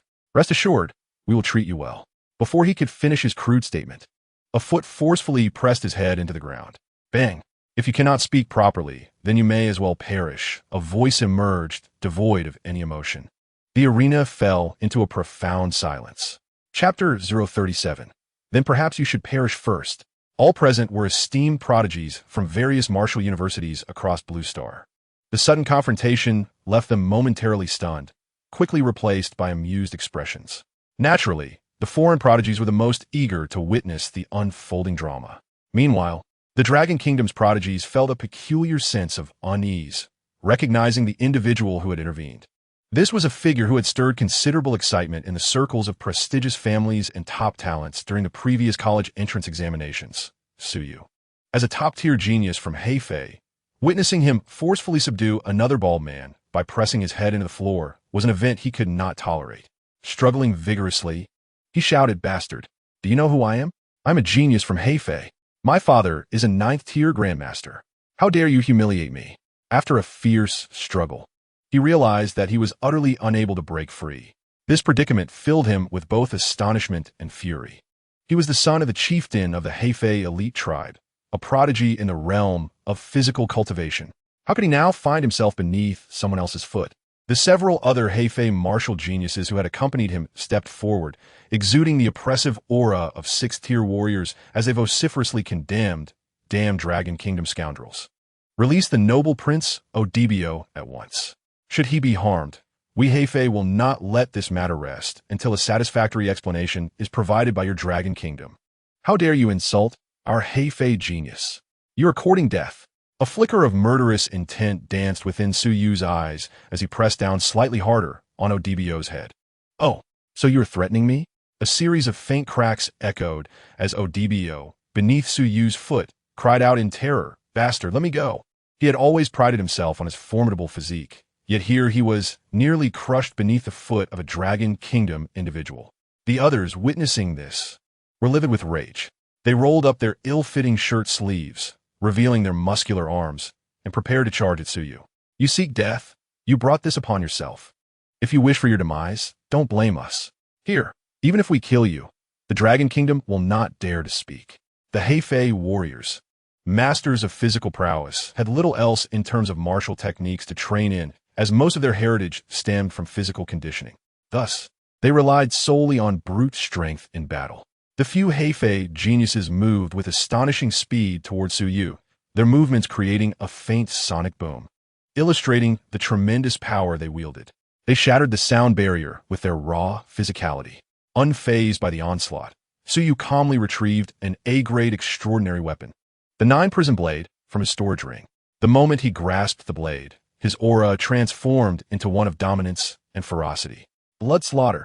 Clenching the weapon tightly, he swung it forward into the void, and an ominous crimson light illuminated the surroundings. The terrifying intent of the blade erupted, causing a surge of bloodlust that enveloped the area. With a chilling sound, as the light faded, agonized screams erupted from the mouths of the Heifei martial geniuses. Their wails echoed throughout the arena, sending shivers down the spines of many foreign talents. Upon closer inspection, those who had attempted to surround Su Yu were now sprawled on the ground, a pool of blood beneath them, each missing a leg. My leg! The cries of despair rang out, heart-wrenching and piercing, leaving many in shock. How ruthless! He severed their legs. Who is this person? How dare he create chaos at the Global Martial Arts Exchange Tournament? The other Dragon Kingdom geniuses were equally astonished by Su Yu's decisive brutality. The Dragon Kingdom had always adopted a strategy of conciliation. They had been warned not to instigate trouble at the exchange. Any grievances should be settled on stage. And even if one accidentally killed another, it was no matter. However, creating a scene off the stage was strictly forbidden. At this moment, Su Yu brazenly violated this rule. Without a flicker of emotion, he sheathed the 9 prison blade after incapacitating several Heifei geniuses. These Heifei warriors were all at mid-6th tier. In close combat, even some late 6th tier warriors would find them troublesome. However, to Su Yu, their threat was even less significant than that posed by 5th tier protagonist, Chu Feng. As for causing a commotion, chuckling softly, his mission was to create chaos. Encountering it ahead of time seemed inconsequential. At this moment, all eyes in the exchange arena were fixed on Su Yu. The previously insulted, icy girl also turned her gaze towards him. Su Yu's actions could be seen as avenging her, for it was inconceivable that a girl could endure such coarse verbal assaults without stirring anger. While some suitors might intervene to claim credit, they did so with blatant self-interest, rendering her indifferent to their efforts. Yet Su Yu was different. His attention never lingered on her, not even a fleeting glance, except for the initial moment when he arrived. This led her to ponder if Su Yu was genuinely standing up for her. The beautiful girl, as cold eyes flickered momentarily.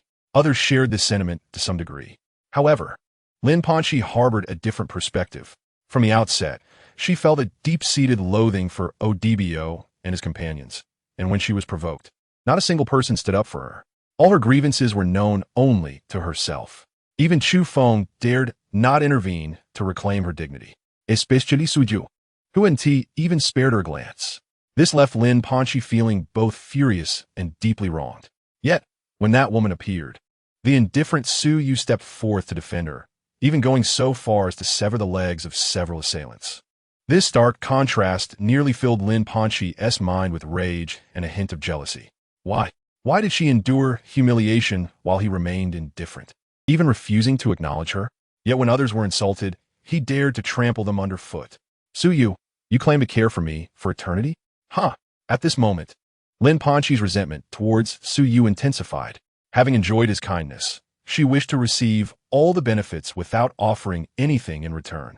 When he acted in such a manner, she deemed him petty, even questioning his masculinity. This typical mindset was akin to that of a treacherous wolf. Damn Dragon Kingdom scum. How dare you harm our noble Heifei genius? You are playing with fire. You are courting death. Beneath Su Yu's foot, Odbo, witnessing the bloody scene, was consumed with fury, slamming his palm against the ground, repeatedly shouting, "Just wait. I will lodge a complaint with your Dragon Kingdom authorities. How dare you humiliate me and harm our Heifei genius? I will ensure your entire family is annihilated." Upon hearing this, the eyes of the Dragon Kingdom martial geniuses widened in disbelief. Did he just threaten Su Yu's entire family? They all silently lit a candle for Odbo in their hearts. Indeed, as Odbo concluded his tirade, Su Yu's eyes narrowed slightly. You wish for my family to perish? Then perhaps you should be the one to die first. With that, Su Yu's spiritual power surged, enveloping the enraged Odbo in an aura of impending doom. Realizing Su Yu's murderous intent, Odbo snapped back to reality, fear flashing across his face as he stammered. What do you intend to do? No, please don't. Tesh. Su Yu pressed down with increasing force. Just as he was about to crush Odbo's skull, A voice imbued with the might of an 8th-tier golden body master suddenly reverberated, silencing everyone present. In the next instant, a figure enveloped in golden light shot towards the exchange arena at supersonic speed, raising a hand to unleash an attack aimed directly at Suyu. You little brat. Cease this at once. Chapter 038. Commencing chaos, preparing to cause an uproar. The golden figure was a towering, bald man of dark complexion. His face was awash with fury and murderous intent, his eyes shimmering with an unusual hue. You dare to harm my Heifei prodigy? Prepare to meet your end. The imposing figure, seething with rage, had only stepped out to complete his entry procedures, only to return to the scene that nearly caused him to faint. Lying on the ground was Odbo, not only a Heifei martial genius but also a descendant of a 9th-tier Grandmaster. Simultaneously, he is also the esteemed heir of the Holy Spirit. If he were to perish here upon his return, not only would he face death himself, but his family would also suffer dire consequences. In such circumstances, how could he possibly refrain from feeling enraged? However, before he could even close the distance to within 3 meters of Suyu, the body of the dark figure was abruptly ensnared in mid-air, immobilized. Damn it! As a Grandmaster of the 9th rank from the Dragon Kingdom, do you dare to openly contravene the martial arts covenant of Blue Star? As an 8th rank gold body expert, he was fully aware of who had bound him. It was none other than the general of the first city, Grandmaster Yangzhen. With the utterance of the dark figure's words, the crowd collectively raised their gazes. To the east, a refined middle-aged man clad in military attire gracefully strode through the void. Yangzhen casually surveyed the arena and then turned his attention to the dark figure, a smile gracing his lips as he remarked, General Nesabi, killing within the exchange arena is strictly prohibited. As for the few geniuses from your Black Phi Martial University whose legs were severed, you may restore their limbs. It won't significantly impact them. Upon hearing this, General Nesabi's expression shifted dramatically as he rebuked, You scoundrel, is this merely an issue of severed legs? Can you not see he intends to crush Odbo? You are openly provoking the martial arts covenant of Blue Star. You are declaring enmity against the whole world. He would never confess that he intended to take advantage of the situation to eliminate a martial arts prodigy from the Dragon Kingdom, as such an admission would render him vulnerable. Yangzhen, catching sight of the madness and ferocity on Nesabi's face, chuckled and turned to the military leaders from various nations trailing behind him, inquiring with a brilliant smile. Do you wish for my Dragon Kingdom to be at odds with the entire world? The assembled generals, without a moment's hesitation, responded with laughter. The Dragon Kingdom has always adhered to the martial arts covenant. If we have not violated it, how could we be at odds with the world? The nations participating in this global martial arts exchange all possess martial saints. Would any martial university without a martial saint dare to engage in exchanges with you? None would wish to offend the Dragon Kingdom, as that would be the height of folly. In this era of martial arts, the Dragon Kingdom boasts 12 martial saints. It is the 13th in all of Blue Star. Furthermore, they possess the world's only demigod, a being whose strength rivals that of 10 martial saints. Who would dare to offend? Of course, among the nations in agreement, Neon was not included. The military leader from Neon flashed a glimmer of dark intent, which quickly faded. Upon hearing the responses, Yangzhen nodded in satisfaction and then turned to the dark figure, cheerfully stating, General Nesabi, you see, everyone believes my Dragon Kingdom has committed no violations. Do you have anything further to say? Nesabi's expression was exceedingly grim. Had his skin not been so dark, he would surely appear ashen. Oof. Then let him release Odbo immediately. Yangzhen nodded, replying, That is to be expected. As he spoke, he exchanged a knowing glance with Suyu. Instantly understanding, Suyu smiled, retracting the spiritual energy entwined around his foot, and delivered a kick to Odbo's chest, sending him tumbling to Nesabi's feet. Witnessing Suyu's actions, Nesabi was infuriated. He attempted to retaliate, but was directly subdued by Yangzhen overhead. It was ludicrous. Setting aside the fact that Suyu was a prodigy of the Dragon Kingdom and the heir of a martial saint family, how could a mere 8th rank initial stage gold body expert dare to treat a Grandmaster so disrespectfully? He cannot possibly afford to show any goodwill towards Nesabi. Very well. All representatives of the martial universities shall take a moment to recuperate before we commence the draw for the elimination matchups. Yangzhen declared with a grand gesture. his gentle tone resonating in everyone's ears. At that moment, Suyu quietly retreated to the resting area of the ninth city, positioning himself conveniently near the representatives of the eighth city. Not far from him, a composed girl observed as Suyu made his way back to the resting area before settling into a spot just 3 meters away from her. Suyu did not glance in her direction, merely nodding in acknowledgement, then closed his eyes to focus. Although he recognized her as the second female lead of the entire narrative and the most popular protagonist, he refrained from initiating any greetings, as doing so would place him in a passive position, hindering his strategic pursuits. Moreover, Suyu realized he was still among the ranks of prodigious talents. This state was untenable. It would impede his ability to control the situation. He needed to swiftly accumulate villain points and then advance to the 8th rank gold body, or even the 9th rank. Furthermore, this world was not solely defined by Chu Feng as its male lead. This was a system designed to cultivate him into the destined antagonist ruling over the heavens. How could it possibly allocate just one male lead? If one male lead perished, a second or even a third child of destiny would inevitably emerge. His progress was decidedly too sluggish. Meanwhile, Chu Feng, witnessing Suyu steal the spotlight and survive, safeguarded by Grandmaster Yang Zhan, felt a tinge of frustration. He had initially intended for those Black Phi geniuses to stir up trouble, allowing him to emerge and eliminate them, thus freeing himself from the constraints of the rules.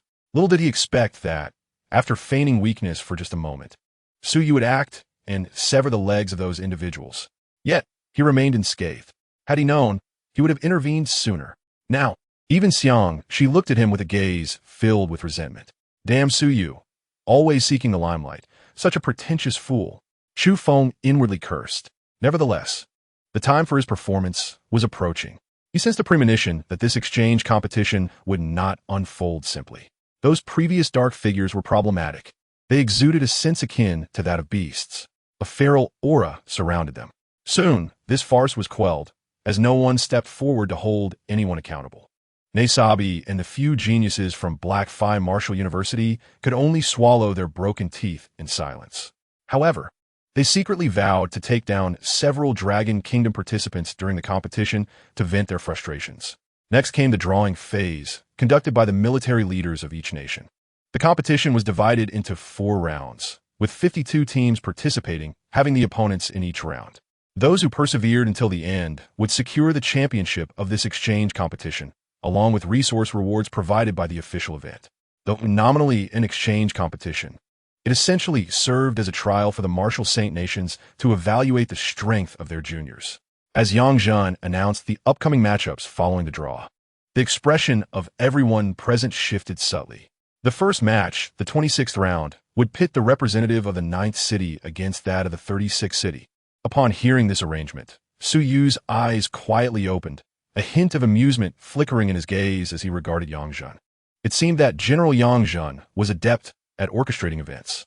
With that, Suyu turned his attention toward the representative of the 36th city, a fleeting glimmer of murderous intent flashing in his eyes. This was an opportunity to eliminate a dark figure and offer him as a sacrifice to the heavens. It was time to stir up trouble. Chapter 039. After so much frolicking, it was finally time for my performance. The martial arts of Black Phi had historically been the weakest, having not produced a martial saint for centuries. It was only 200 years ago that the martial saint of Australia was ambushed and killed by a 4 martial saint, leaving the position vacant. At that time, the other 9th rank Grandmasters were unprepared, allowing the usurper to ascend and become one of Blue Star's 36 saints. However, due to a lack of sufficient martial knowledge, that individual, who had forcibly attained the title of martial saint through sheer physical prowess and innate talent, was considerably weaker than the other martial saints. In a one-on-one confrontation, he would stand no chance against them. Nevertheless, apart from the martial saints, Black Phi had recently experienced a sudden rise, producing several 9th rank Grandmasters who swiftly reached the pinnacle of their realm. This phenomenon was indeed perplexing. Yet, Suyu, familiar with the narrative, knew that this was a result of the Black Phi martial saints' allegiance to foreign powers a century prior. After securing the support of foreign races, he began to amass resources to bolster his own power. Simultaneously, he harbored ambitions to scheme for the positions of other martial saints on Blue Star. However, Before his clandestine plot with the foreign races could officially commence, it was discovered by Chu Feng, the prophesied son. Ultimately, the martial saints He Fei and Ni Hong were besieged and slain, leaving their sanctified positions vacant. Following this, those ninth-grade grandmasters who favored Chu Feng seized the opportunity to claim these positions. It was with this understanding of the unfolding narrative that Su Yu expressed that upon arriving at the battlefield beyond the domain, Chu Feng would truly begin to rise. Supported by two newly ascended martial saints, he possessed the confidence to stand against the Su family. Had it not been for the demise of the formidable martial saint Su Zhantian at that time, the threat posed by the two newly ascended martial saints would have been negligible. Yet, it seems that this fortunate opportunity is now destined to fall into his hands. Su Yu had already resolved to expedite this matter. If his father, Su Long, who had attained the consummate state of a ninth-grade grandmaster, were to seize the sanctified position, the Su family would leap to possess two martial saints. Su Yu was still contemplating how to advance the storyline. At this moment, the exchange competition had commenced. In the first match, the Martial University of the Beautiful Nation faced off against the Martial University of the Country of Maple. The second match featured the Martial University of Russia against that of Gaul. The rivalry between Russia and the Beautiful Nation had long been a matter of public record, tracing back to a millennium ago when the spiritual energy had yet to revive. Moreover, both nations boasted an equal number of martial saints, each possessing 8, making them the countries with the most martial saints aside from the Dragon Nation. Their battles were fierce, yet neither of the champions from the two universities unleashed their full potential in combat. The fortunes of their nations were evenly matched, and their martial prowess was comparable. This generation of champions featured a prodigious 7th-grade grandmaster from each side. However, the celestial force they manifested was merely a wisp, indicative of their nascent entry into the 7th-grade grandmaster tier. Observing their duel, Su Yu felt a sense of admiration. The Russian martial arts focused on ice and snow, granting them a substantial combat enhancement in the frigid wilderness. Normally capable of utilizing 10,000 units of vitality, they could unleash 13,000 units due to this enhancement. The matches concluded swiftly, with the victors undoubtedly being Russia and the Beautiful Nation. Their opponents were formidable, yet the competitors from these two countries were on a whole different level, effectively steamrolling the competition. 7th-grade grandmasters dominated the arena. Shortly thereafter, the next contest featured the representatives of the 8th city facing those of the 19th city. The 19th city S team comprised individuals from Goryeo and Rome. This battle was equally dazzling. Captivating everyone's attention was a stunningly beautiful, ethereal girl, whose movements were clean and decisive. Any would-be assailant found themselves unable to withstand even a single strike from her. Wow, this woman from the Dragon Nation is truly exquisite, surpassing even the Pope's daughter. One exclaimed. Nonsense, she is just as beautiful as the Pope's daughter. Another retorted. Her strikes were so precise that if she could finish an opponent with one blow, she would never resort to a second. Absolutely magnificent. Some foreign female prodigies were filled with excitement as they revered strength, especially in women. However, amidst this admiration, Lin Panxi, mingling within the crowd, felt no thrill or pride. She gazed at the spotlight's stealing beauty on stage, her heart tinged with envy. Lin Panxi muttered quietly, If I possessed such power, I too could reach such heights. Though they were both women, she could not fathom why the girl on stage made her feel uneasy, as if they were rivals. This unfounded sensation was absurd, yet she chose to trust her instincts. I am not lacking. Just a single opportunity away from becoming a renowned female martial saint that the world would acknowledge. Upon hearing Lin Panxi's murmur, Chu Feng felt a stir in his heart. Gently ruffling her hair with a tender touch, his tone imbued with affection, he cherished Lin Panxi deeply, as if an invisible thread connected them, drawing him closer to her, believing that such proximity would bring him good fortune. And indeed, it proved true. Lin Panxi met him during her second year at the Martial University and subsequently provided Chu Feng with numerous advantages, including resources for cultivation. The Lin family regarded him as a prodigy, willing to invest everything to nurture him. Otherwise, he would not possess his current strength. Chu Feng's words filled Lin Panxi with pride, causing her to lift her small nose defiantly. Humph, it's good that you know. Chu Feng chuckled, scratching his nose with a smile. Behind them, Su Yu sat in his chair, observing their affectionate exchange, and clapped in appreciation, saying, "It's no wonder you two are the first and 10th of our 9th city. Your rapport is positively sweet. How intimate. Soon, the scene of you two bickering will provide a stark contrast." Though Yi Qing remained silent, her slightly twitching eyelids spoke volumes. Meanwhile, Fong Ting paid little mind to the banter. Standing behind Su Yu, he grinned and asked, "Su Xiao, how strong do you think this prodigy, who surpassed 20 late-stage, 6th-grade talents to claim the 10th position in the assessment, will be?" Coming from a military academy, he was not fond of frivolities and regarded Lin Panxi and Chu Feng with disdain. Su Yu chuckled softly, his voice casual as he replied, "She undoubtedly embodies the grace of a female saint. Otherwise, how could she, as an early-stage 5th grade, surpass numerous late-stage 6th-grade geniuses and slay so many fierce beasts to secure a spot in the top 10? Fong Ting laughed heartily. "Ha, true, I was narrow-minded. With such formidable talent, our assessment is assured." The two of them exchanged words, elevating Chu Feng and Lin Panxi to lofty heights, rendering them unable to step down, as there was simply no way to do so. To achieve a top 10 position as an early-stage 5th-grade martial artist is astonishing in any era. Chuckling, the other top 10 competitors could not help but laugh. Su Yu was indeed bold, voicing their shared sentiments. A 5th-grade early-stage competitor reaching the top 10 through deceit, and still having the audacity to claim a spot in the exchange competition. Wasn't that an affront to them? Witnessing those around them erupt in laughter, Chu Feng and Lin Panxi's smiles instantly dimmed, their expressions darkening as if they were about to rain tears. Observing his nonchalant demeanor, Lin Panxi felt an overwhelming urge to devour him whole. How infuriating! The humiliation was intolerable. Chu Feng suppressed the near madness of his murderous intent and took a deep breath. Speaking in a solemn tone, "Su Yu, no need for your sarcasm. I will make you kneel before Panxi and apologize." At these words, the laughter around them gradually ceased. Su Yu's lips curled into a playful smirk as he replied, "Very well, I am eager to see how you meet your demise." Just then, a commanding voice pulled them back to reality. "The match has concluded. The winner is the representative of the 8th city. Please prepare the participants for the next match." The next contest features the 9th city against the 36th city. Upon hearing the referee's announcement, Su Yu lazily rose. Casting a glance at the representative of the Black Fey Martial University across the arena.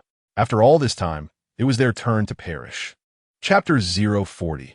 I will personally tear your mouth apart. The representatives of the 9th city and the 36th city stepped onto the challenge platform. The martial geniuses from Black Fey, led by Ao de Biao, found their eyes turning blood red upon seeing their opponents. It was a classic case of enemies meeting. Hostility was palpable. Ao de Biao spat and fixed a predatory gaze on Su Yu's indifferent face, growling, "You kid, in this challenge, I will ensure your demise." Their purpose here was to incapacitate as many martial geniuses as possible, and they had no intention of adhering to the rules. Just moments ago, he was subjected to the humiliation of having his head trampled by Su Yu, a degradation more excruciating than death itself. Now, facing his adversary once more, how could he possibly remain composed? Su Yu cast a casual glance in his direction, exuding an air of tranquility as he smiled lightly. "Very well, but only if you possess the requisite strength." Throughout the encounter, Su Yu had never regarded these primates with any seriousness. Did they truly think they could act with impunity, relying on techniques derived from foreign races? How infuriating! Those damned beasts from the Dragon Nation. Observing Su Yu's demeanor, Ode Biao was seething with rage, his eyes nearly ablaze. As the competitors prepared for battle, the match was set to unfold in a free-for-all format, with victory awarded to the side that either forced to surrender or vanquished all opponents. The referee glanced at both sides before calling out, "Begin." With that, he swiftly vacated the challenge arena, leaving the battlefield to them. In the spectators' area, General Yang Zhen, a 9th-rank Grandmaster, presided over the assembly of military leaders from the 36 cities below. Apart from those from the United States, Russia, and representatives sent by the Pope, who were also 9th-rank Grandmasters, the remainder hail from the ranks of 8th-rank Golden Body Warriors. "General Yang Zhen, it appears you have orchestrated this," remarked a 9th-rank general from the United States, casting a glance at Yang Zhen with a knowing smile. To pit the conflicting teams against each other in the very first match is no mere coincidence. Yang Zhen chuckled, waving his hand dismissively. General Mike, you jest. Both teams were determined through a fair draw. How could there be any intention behind it? It is merely chance. General Mike remained silent, though he harbored doubts regarding the fairness of the draw. However, he was aware that the higher-ups had their own strategies in play, and that the representatives of the Black Fiend, along with his subordinate from Neon, were averse to being subordinate. This time, it seemed that the Black Fiend contingent would struggle to escape the First City. With this thought, General Mike's gaze shifted back to the challenge platform. After the match commenced, neither side rushed into chaotic battle, for all were 6th-rank martial artists, capable of immense destruction. In such a confined arena, engaging in a free-for-all would be imprudent. Noticing the stalemate, Chu Feng stepped forward quietly. "Gentlemen, let us devise a strategy," he suggested. As his voice echoed, the others turned their attention towards him. Seeing the focus of the group turn to him, Chu Feng advanced a step, asserting dominion over the discussion. Among the Black Fiend-s prodigies opposite, 3 possessed mid-level 6th-rank prowess, while the remaining 8 were late-stage 6th rank, with 4 the pinnacle of that level. After assessing the situation, Chu Feng stated earnestly, "Moreover, their primary focus is on physical strength. We cannot confront them head-on. To achieve victory with minimal losses, we must first wear them down. I can occupy 2 of them. The rest of you may select your targets." In a one-on-one selection, both sides boasted an equal number of 11 participants. However, there was one early-stage 5th-rank individual, Lin Panxi, among their ranks, merely a bystander. Thus, it was reasonable for Chu Feng to take on 2 adversaries. Yi Qing shot him a glance, somewhat displeased with Chu Feng's penchant for directing the strategy, yet acknowledged that this was indeed the most prudent course of action. "I have no objections," he conceded. The others hesitated, but seeing Yi Qing's acquiescence, they were swayed. Most hailed from prominent families, with 3 being military academy graduates, the latter remaining silent. Fang Ting, who was somewhat irked by Chu Feng's showmanship, instinctively glanced at Su Yu, who subtly nodded in his direction. Following a whispered message, Fang Ting's eyes brightened. With no one opposing his proposal, Chu Feng felt a surge of elation, especially when he noticed Su Yu standing silently by. He couldn't help but feel a sense of pride. After all, it was ultimately his capabilities that mattered. Yet he was gravely mistaken. Even if 10 more 6th-rank opponents stood against Su Yu, it would still be insufficient to withstand a single strike from the master. Since there are no objections, "Let's proceed," Chu Feng declared. However, before he could finish, Fang Ting stepped forward from the edge. Under the scrutinizing gaze of the crowd, he smirked at the Black Fiend representative, brazenly proclaiming, "Hey, primates over there, still watching your daddy? If you're too scared to fight, just surrender and kneel down. Calling me daddy 3 times, and I might let you off." The arena fell into a stunned silence, with expressions etched in disbelief and confusion. Did he really just utter such a venomous taunt? While they may resemble primates somewhat, such words should never have been spoken. Crack! The handle of General Nesabi's chair splintered under his grip, his face a stormy hue as he growled, "Damn it! Yang Zhen, is this how your Dragon Nation shows respect?" In that instant, a murderous intent surged within General Nesabi, and had the 9th-rank martial artist not been present, he would have lunged to strike Fang Ting down. Yang Zhen chuckled nonchalantly. "Children will be children. General Nesabi, why take offense?" The representatives of the other nations nodded impassively, though their eyes bore a hint of scrutiny and faint mockery. It was indeed an apt description. Damn it! Nesabi noticed their gazes and felt his fury escalate to its zenith. Once the divine plan was executed, they would all be compelled to kneel before the esteemed Black Fiend as their subordinates. Boom! Following Fang Ting's provocative words, the previously hesitant Black Fiend prodigies were ignited with rage.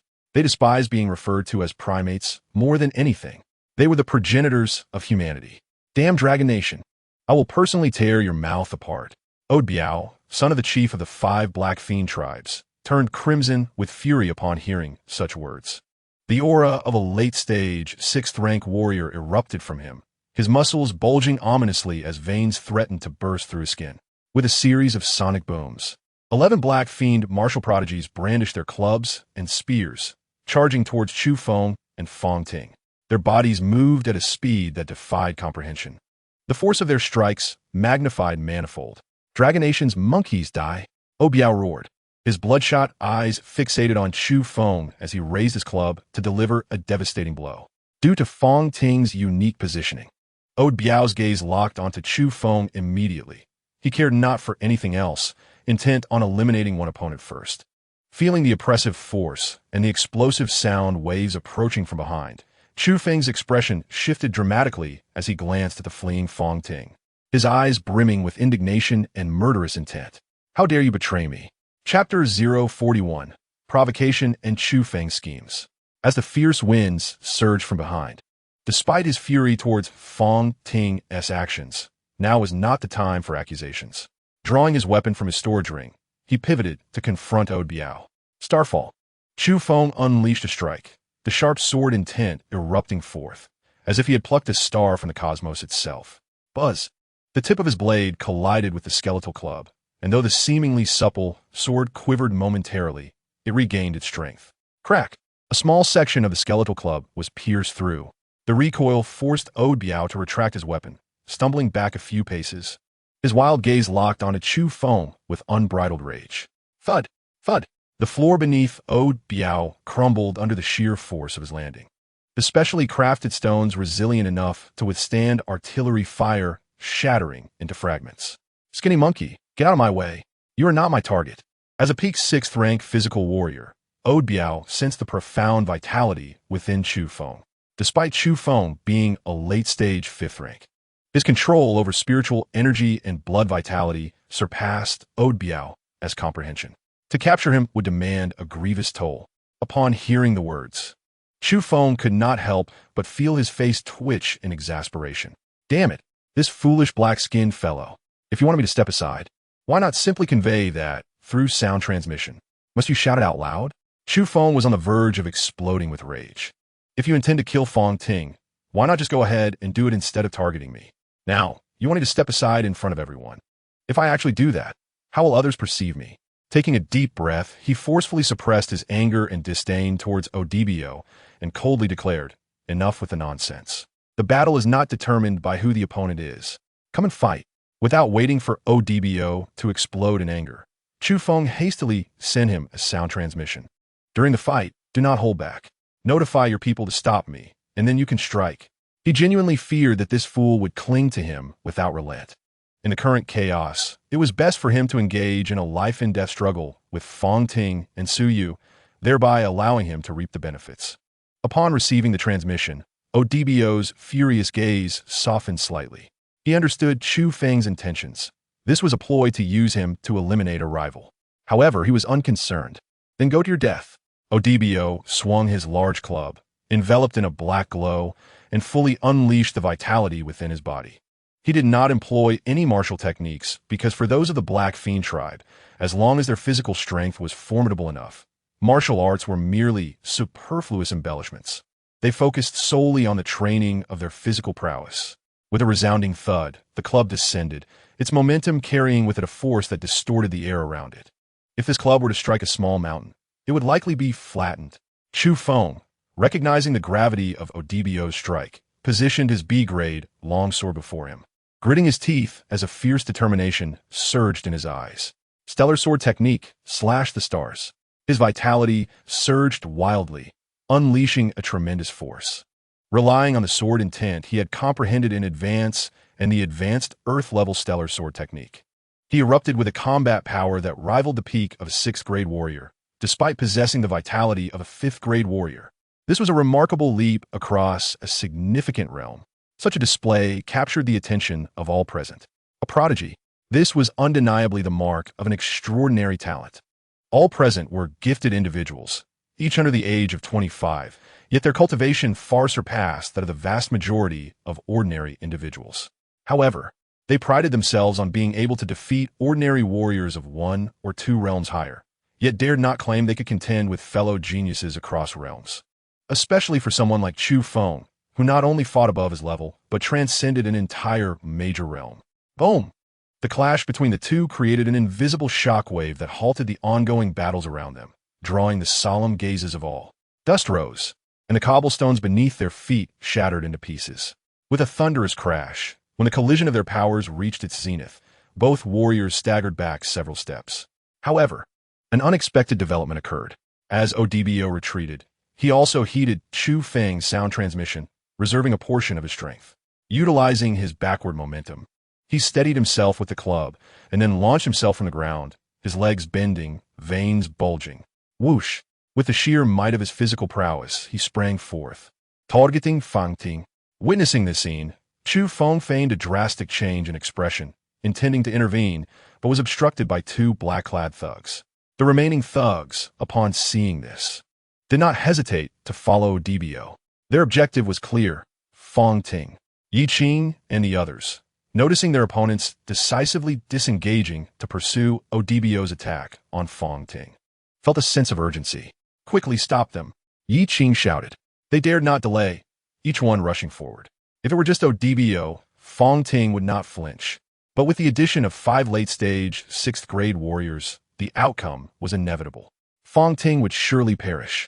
ODBO had no mind to concern himself with those pursuing him. His crimson eyes were solely fixated on Fang Ting. This man must be eliminated first. At this thought, ODBO felt a surge within him, and his already formidable muscles shifted once more. His vitality roared within him. In this moment, he was even stronger than when facing Chu Feng. You insolent monkey! How dare you insult the noble black fiend race? You shall die. ODBO unleashed his full might, channeling his vitality and physical strength to their utmost extent. In an instant, the surrounding space warped under the pressure of his turbulent vitality, distorting the very air around him. This force was at least 30% stronger than before. Fang Ting, observing the incoming assault, made no move, even taunting, "A gorilla is still a gorilla. Do you have anything other than brute strength?" Hiss! Everyone heard Fang Ting's words, collectively gasping in disbelief. This guy was still mocking his opponent? Was he not afraid of inciting a lethal response? Indeed, upon hearing this, ODBO's bloodshot eyes revealed an unmistakable intent to kill. You seek death. With all his strength, he brought the club crashing down. This time, even the space began to fracture. Seeing this, all present lost their composure, the martial talents from various nations astonished. 7th grade? Did Fang Ting have any chance of resistance against such a terrifying attack? What trump card did he still possess? Why had he yet to prepare for a counterattack? Just as the club was about to descend upon Fang Ting's head, suddenly, a long arm extended forth, effortlessly catching the furious and deadly strike.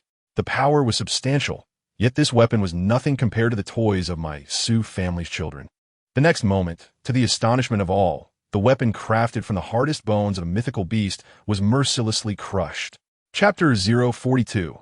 Su takes action, continuous humiliation. A shocking turn. Crack. The harsh sound echoed as the large bone club was shattered into fragments by Su overwhelming vitality.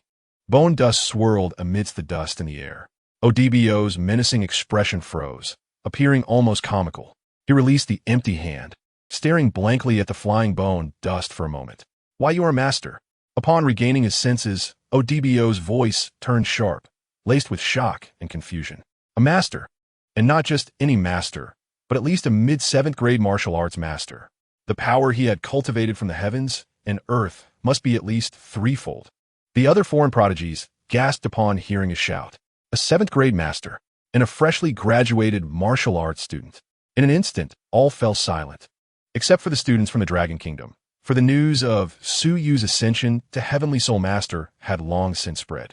Fang Ting stood behind Su-Yu, his eyes filled with deep respect. Young Master Su, what shall we do next? He then surveyed the frozen black fiend martial talents around them, his own killing intent barely concealed. They are all traitors of the human race. They must be exterminated. Yi Qing and the others sensed the murderous intent in Fang Ting's eyes, yet they were somewhat puzzled and confused. This was a martial arts exchange competition. Killing was strictly prohibited. However, they soon discerned that Fang Ting's actions were instigated by Su-Yu, Yi Qing, and the other 3 scions from noble families, along with 2 exceptional talents from a military academy, did not inquire further and instinctively positioned themselves behind Su-Yu. As for the other few talented individuals from humble backgrounds who followed Chu Feng, they exchanged glances, observing the fluctuating emotions on Chu Feng's face, and found themselves at a loss. Su-Yu chuckled softly, retracting his hand, and calmly remarked, "You may simply watch from the sidelines. I shall take care of the rest." This was indeed a moment for the protagonist to shine in the original narrative. Upon discovering the clues regarding He Fei and I Hong, he decisively struck them down, compelling the two to join forces prematurely and reveal their alien techniques. Consequently, this battle bestowed upon Chu Feng immense prestige among the human elite, garnering the favor of many antiquated individuals. Such an opportunity was not one he wished to squander. Upon hearing his words, the crowd exchanged glances, and then, as if in unison, nodded their agreement. Since Su Yu intended to handle it alone, they would merely observe. After all, the competition rewarded teamwork. Whether one triumphed individually or through collective effort made little difference. No one among the esteemed talents of the Ninth City voiced dissent. Only Chu Feng and Lin Panxi were displeased. Watching as everyone focused their attention on Su Yu, their jealousy intensified, particularly Lin Panxi's. She felt that Su Yu was usurping the glory that rightfully belonged to Chu Feng. This person was exceedingly detestable, Lin Panxi thought to herself, gnashing her teeth in secret. Oof. Do not think that being a 7th-rank master grants you the right to be arrogant. After a brief moment of astonishment, Ao Da Biao regained his composure. Upon hearing Su Yu's audacious proclamation, his expression darkened. Dare to shatter my great bone club? You shall pay with your life. Ao Da Biao bellowed, unleashing his physical prowess. His robust physique surged forward like a bullet, slicing through the air directly toward Su Yu. A black radiance emanated from his fist. This time, Ao Da Biao did not hold back. He activated a secret technique within his body, igniting his vital energy to augment his physical strength. The very space trembled in the wake of his mighty strike. Boom! The sound of sonic booms resonated. In the face of his assault, Su Yu did not even blink, raising his hand to strike through the air.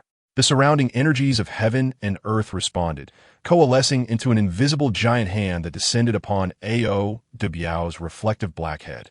Bang! Ao Da Biao was sent crashing to the ground, creating a deep crater. Too weak, Su Yu shook his head in disappointment. Damn it! In the pit, Ao Da Biao pounded the ground with his fist, spitting out a mouthful of saliva as he leaped from the hole. He stood several meters away from Su Yu, his eyes filled with deep-seated apprehension. If your strength is merely this, then perish. Su Yu's handsome visage bore a hint of smile. To Ao Da Biao, this smile appeared to be a mocking sneer. In his current state, Ao Da Biao lacked any semblance of rationality, his head clouded with rage as he shouted, "Everyone, come here and kill him together." The remaining 10 elite warriors from He Fei quickly gathered around, brandishing their weapons, some wielding spears, others bone clubs, indicating the continued popularity of these weapon types within the He Fei tribe. As they spoke, they simultaneously channeled their physical strength, igniting and compressing their vital energy, unleashing a formidable pressure that could intimidate even a 7th-rank master. The combined force of several peak 6th-rank fighters and others in the mid to late stages of the 6th rank was not something a single 7th-rank master could rival. The quality of this year's He Fei competitors elicited exclamations of admiration from the generals in the stands. They were only slightly weaker than those from major powers. However, in the face of this onslaught, Su Yu remained unfazed, nonchalantly drawing the Nine Hells blade and casually slashing at the empty space ahead. Crack! The spatial fabric shattered, revealing a pitch-black void, though it healed within less than a second. Yet that was more than sufficient. To create a spatial rift, one would require at least 50,000 units of vital energy. The domineering and destructive intent of the blade swept across the arena, causing the nearby late-stage 6th-rank elites to pale in fear upon sensing the approaching blade intent. With a swift motion, the annihilative blade force cleaved through Ao Da Biao and his companions, sending them hurtling through the air. Blood mist erupted, and the faces of Ao Da Biao and his comrades turned ashen as they crashed heavily to the ground. Su Yu glanced at his Nine Hells blade and chuckled. Your strength is insufficient. You lack even the qualification to compel me to utilize my techniques. The He Fei physical warriors are truly weaker than infants. With that, Su Yu paused for a moment, and a faint glimmer of murderous intent spread from him. Since you lack greater strength, I shall send you on your way. Upon hearing his words, the expressions of all present shifted, yet none dared to voice a protest. In the stands, General Neisabi's expression darkened, yet he made no move, as if he were untroubled by the prospect of Su Yu taking lethal action. Observing the scene from a distance, Chu Feng's eyes flickered with a glimmer of delight. This fool, Su Yu, actually intends to kill. He is indeed a reckless second-generation scion, showing utter disregard for the competition's regulations. If I can seize the opportunity to intervene, might I not gain the support of He Fei? Even if Su Yu disregards my warnings and insists on attacking, I would still accrue a favor. With this thought in mind, he immediately stepped forward and chastised. Su Yu, do you wish to bring shame upon our Dragon Kingdom? The rules of the exchange prohibit killing. Chu Feng's voice drew the attention of the crowd once more, albeit with a touch of confusion. Wasn't he on the same team as Su Yu? Why was he stepping in to hinder his ally? On stage, Yang Zhen's impression of him soured slightly. While toying with the Nine Hells blade, Su Yu cast a sidelong glance at him and scoffed, "Fool." Chu Feng's face flushed with anger, and just as he was about to retort, an unexpected turn of events unfolded. Su Yu's scathing remarks reached the ears of Ao de Biao and the others across from him, and their eyes instantly reddened. An overwhelming killing intent surging forth. Their pride lay in their physical prowess, which Su Yu had now reduced to nothing. "You wretched beast, you have forced my hand," Ao de Biao roared. Almost immediately, to the astonishment of everyone, Ao de Biao and the other He Fei warriors began to undergo a drastic transformation. Each individual's muscles swelled grotesquely, on the verge of bursting through their flesh. A vague aura of malevolence surged within them. Simultaneously, the remnants of humanity in their eyes vanished, replaced by the terrifying gaze of bloodthirsty beasts. Boom! Their transformation caused everyone to rise to their feet, their faces pale with dread. The aura of ferocity. They had not anticipated that Ao de Biao and the others would bear the scent of savage beasts. In that moment, all present grew somber. There was a traitor. Yet, before they could fully comprehend the situation, a piercing sound shattered the air. In an instant, the sky above the exchange arena was stained crimson, an oppressive and indescribable aura weighing heavily upon their hearts. At that moment, they envisioned a sea of corpses and a mountain of blood, as if the very heavens had been cleaved in two. This was the Blood Cleaver. Chapter 043. How about I send you down to join them? This strike, imbued with overwhelming blood energy and the essence of spiritual power, cast illusions upon all present. Before their eyes, a horrifying scene unfolded, a blood-soaked battlefield, a terrifying spectacle of apocalyptic proportions, the torrential wave of blood energy causing everyone to blanch. They even felt the stench of blood lingering at their nostrils. What a terrifying strike. Is this truly an attack that a 7th-rank warrior can unleash? It is too fearsome. Could this be the renowned technique of the martial Saint Su family, the God-slaying blade? The God-slaying blade. This was the technique comprehended by the first-generation martial saint of the Su family after witnessing a confrontation between martial gods. The battle of the martial gods shattered the very fabric of the spatial battlefield, leaving it in utter disarray. Even in the extreme northern reaches, the chilling remnants of that terrifying confrontation linger. The aura of slaughter is so potent that even a 9th-grade Grandmaster would emerge gravely injured if they dared to tread there. The catastrophic rift in the northern expanse was wrought by a single strike from that enigmatic martial god. The inaugural martial saint of the Su family gleaned profound insights from that fateful blow, ultimately crafting this celestial-grade martial technique just before his demise, the God-slaying blade. Though it possesses form, it lacks spirit. Yet, this is more than sufficient. The God-slaying blade technique has gained immense renown on the battlefield beyond the realms. Even the martial saints of foreign races must tread carefully in its presence. The technique comprises 4 forms. The first, human butcher. The second, blood butcher. The third, heaven butcher. And the fourth, God slayer.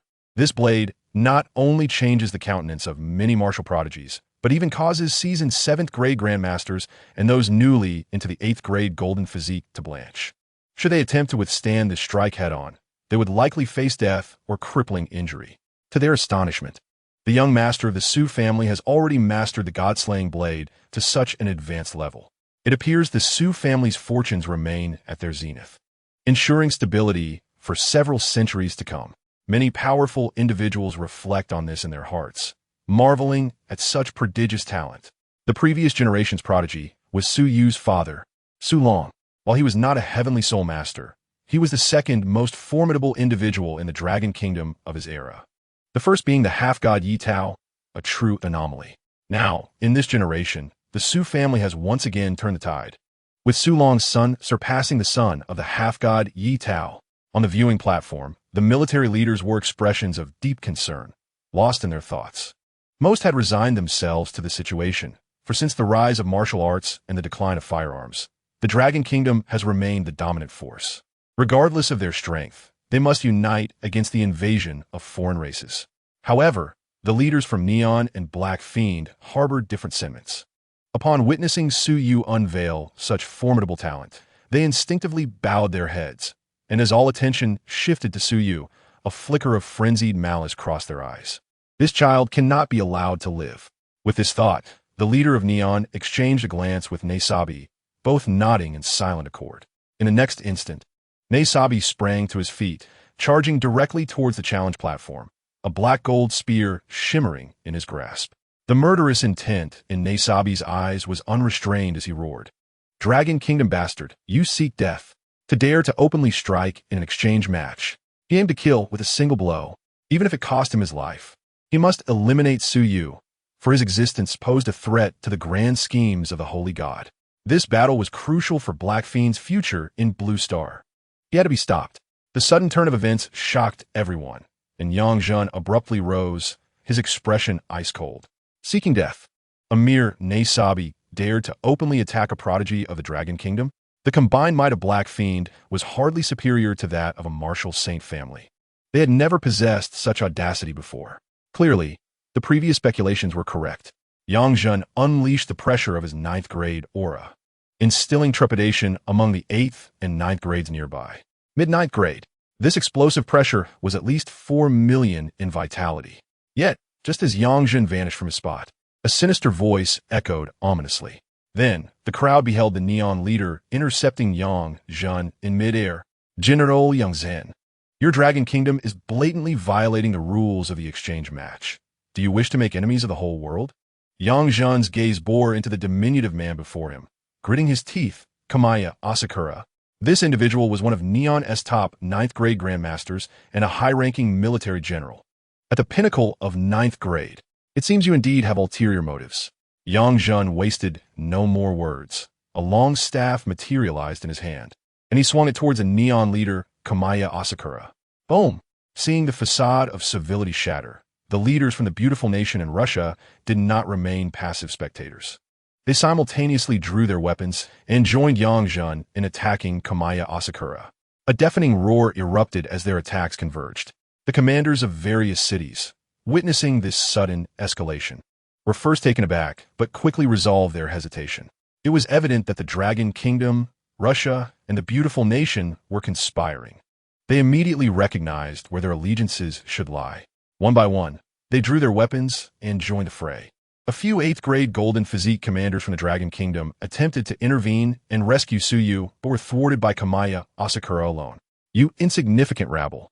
None shall interfere with our grand designs. Kamaya Asakura's derisive laughter echoed. This time, they intended to eradicate all prodigies from the world. By claiming their souls and vitality as offerings, Neon would surely produce another martial saint. In an instant, a terrifying aura permeated the atmosphere. In midair, Su Yu observed the unfolding chaos on the viewing platform, yet his expression remained unperturbed. As he faced the charging Neisabi, a smirk of disdain curled at his lips. He glanced at the dazed Odobio and his companions, a glint of ferocity flashing in his eyes. Boom! At that moment, the clear sky was pierced by a resounding thunder. But it was not thunder. It was the sound of Su Yu cleaving through the void, the fabric of space fracturing, revealing an abyss of darkness as an endless torrent of terrifying blade energy cascaded forth. No, you cannot kill me. My father is in 9th grade. I am the favored heir of the Holy God. Once the attack had locked onto them, Odobio and his companions were jolted back to their senses, their faces paling in terror upon witnessing the horrifying blade. They attempted to flee, but under the binding of the Heaven Butcher, their feet felt as heavy as lead, rendering them immobile. Holy God, merely a pet of a foreign race. Su Yu scoffed at their words. Without the slightest hesitation, he struck out, shattering swathes of space. Boom! In an instant, the blade's intent descended. The pleas for mercy from Odobio and his companions were abruptly silenced, their grotesque forms exploding into a mist of blood. Splatter. No. The Nesabi, intent on assassinating Suyu, howled in despair. Upon witnessing the chief's son perish before him, his bloodlust surged to unprecedented heights. With bloodshot eyes, Nesabi roared, "You scum, I will kill you." Suyu cast a glance at the now deranged Nesabi, a slight smile gracing his lips. "Is that so? Then allow me to send you down to keep him company." Chapter 044. Suyu estriques, a powerful. Slashing through the void. The 8th grade falls. Suyu is blood. Even before the 8th grade golden physique experts could react, had already been unleashed, though it still resided within the realm of the 7th grade. It nonetheless instilled a sense of pressure in some early 8th grade experts. Since the beginning of the match, Suyu had executed but a single move. Even with Odobio and his companions invoking secret techniques to augment their ferocity, it was futile. In the face of absolute power, all beings stood equal. Odobio and the other 10 martial prodigies from Black Fiend were directly obliterated, transforming into blood mist that scattered, ultimately consumed by the rift in the void, vanishing without a trace. Witnessing Suyu's formidable might, all present were rendered speechless, especially Lin Panxi, who stood at a close distance, her delicate features turned ashen. The terrifying blade intent was palpable to her, filling her with an overwhelming dread. She felt an irrational fear that even the residual waves from that strike could engulf her if she dared to draw nearer. Impossible, impossible. Lin Panxi's face was drained of color as she internally screamed. How could Suyu possibly be so formidable? He is merely a wastrel, a worthless individual coerced into an alliance through marriage. He cannot possibly rival me. Yet, when confronted with Suyu's assault up close, Lin Panxi found it hard to fathom. The person she had always regarded as insignificant turned out to possess such strength. With a single strike, he obliterated an opponent that even Chu Feng could not defeat. In stark contrast to Lin Panxi's dread, Chu Feng, who stood protectively before her, wore a grim expression. These so-called talents of the Black Fiend were nothing but worthless. How could they claim to be geniuses of physical martial arts when they couldn't withstand even a single blow from Suyu? Chu Feng couldn't help but curse under his breath. He had initially hoped to reap the benefits from this chaos. But now he found himself overshadowed by Suyu's sudden rise to fame. He would gain nothing from this. Earlier, when he had attempted to support the Black Fiend, he realized he had stirred up trouble, for the air around them was laden with the scent of ferocious beasts. It was evident that the Black Fiend members might have allied with otherworldly beings. If this were to be uncovered, his reputation would surely suffer. This thought filled Chu Feng with both anger and concern. However, upon witnessing Suyu provoke an 8th grade golden body cultivator, his heart leapt with joy. This fool truly believed that by dispatching a few worthless opponents, he could contend with an 8th grade expert? How utterly foolish. It would be best if he perished here, preserving my reputation, Chu Feng thought vehemently. As he spoke, he cast a discreet glance at the nearby genius from Neon Country. Clearly, they were also suspect. Once Suyu was defeated, perhaps he could regain some of his lost ground. Thus, he resolved to act decisively. A mere 7th grade martial artist dared to speak to me in such a manner. Today, I shall strip him of his skin and muscle to uphold the honor of the Black Fiend. Nesabi was evidently enraged by Suyu, a twisted smile contorting his features, as murderous intent enveloped him. "You little brat, die!" Nesabi bellowed, brandishing his black gold spear, which shimmered ominously, exuding a terrifying force of annihilation at its tip. Though this force was but a single strike, it was beyond the capabilities of any 7th grade warrior. This power could obliterate the mental and physical essence of a 7th grade warrior with but a single blow, potentially slaying even the peak of the later stages. At this level of martial prowess, even if a warrior lost limbs, they could regenerate. Yet, the force of annihilation could erase such resilience. One strike from an 8th grade expert could pin their opponent down for good. As Nesabi charged, the oppressive aura and the aura of destruction surrounding him instilled a palpable sense of mortality in everyone within 100 meters. Each person's eyes reflected a mixture of anger and astonishment, yet fear was absent. They were all martial geniuses. If they were to cower in the face of an expert's presence, their martial resolve would shatter, forever barring them from advancing in their craft. These prodigies sought unyielding momentum. Of course, they would bow only before 9th grade masters and martial saints. Nesabi raised his spear, seemingly poised to launch it. This attack style caused the martial talents present to momentarily catch their breath. This was an assault relying solely on brute strength, devoid of any martial technique.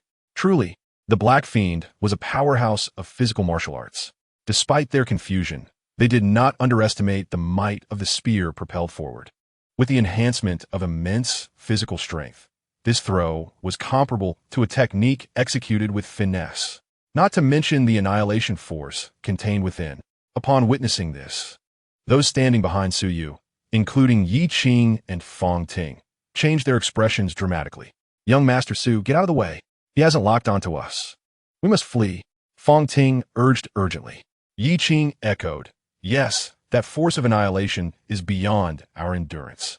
Should the force of annihilation erupt, even a late-stage, 7th-grade warrior would find it unbearable."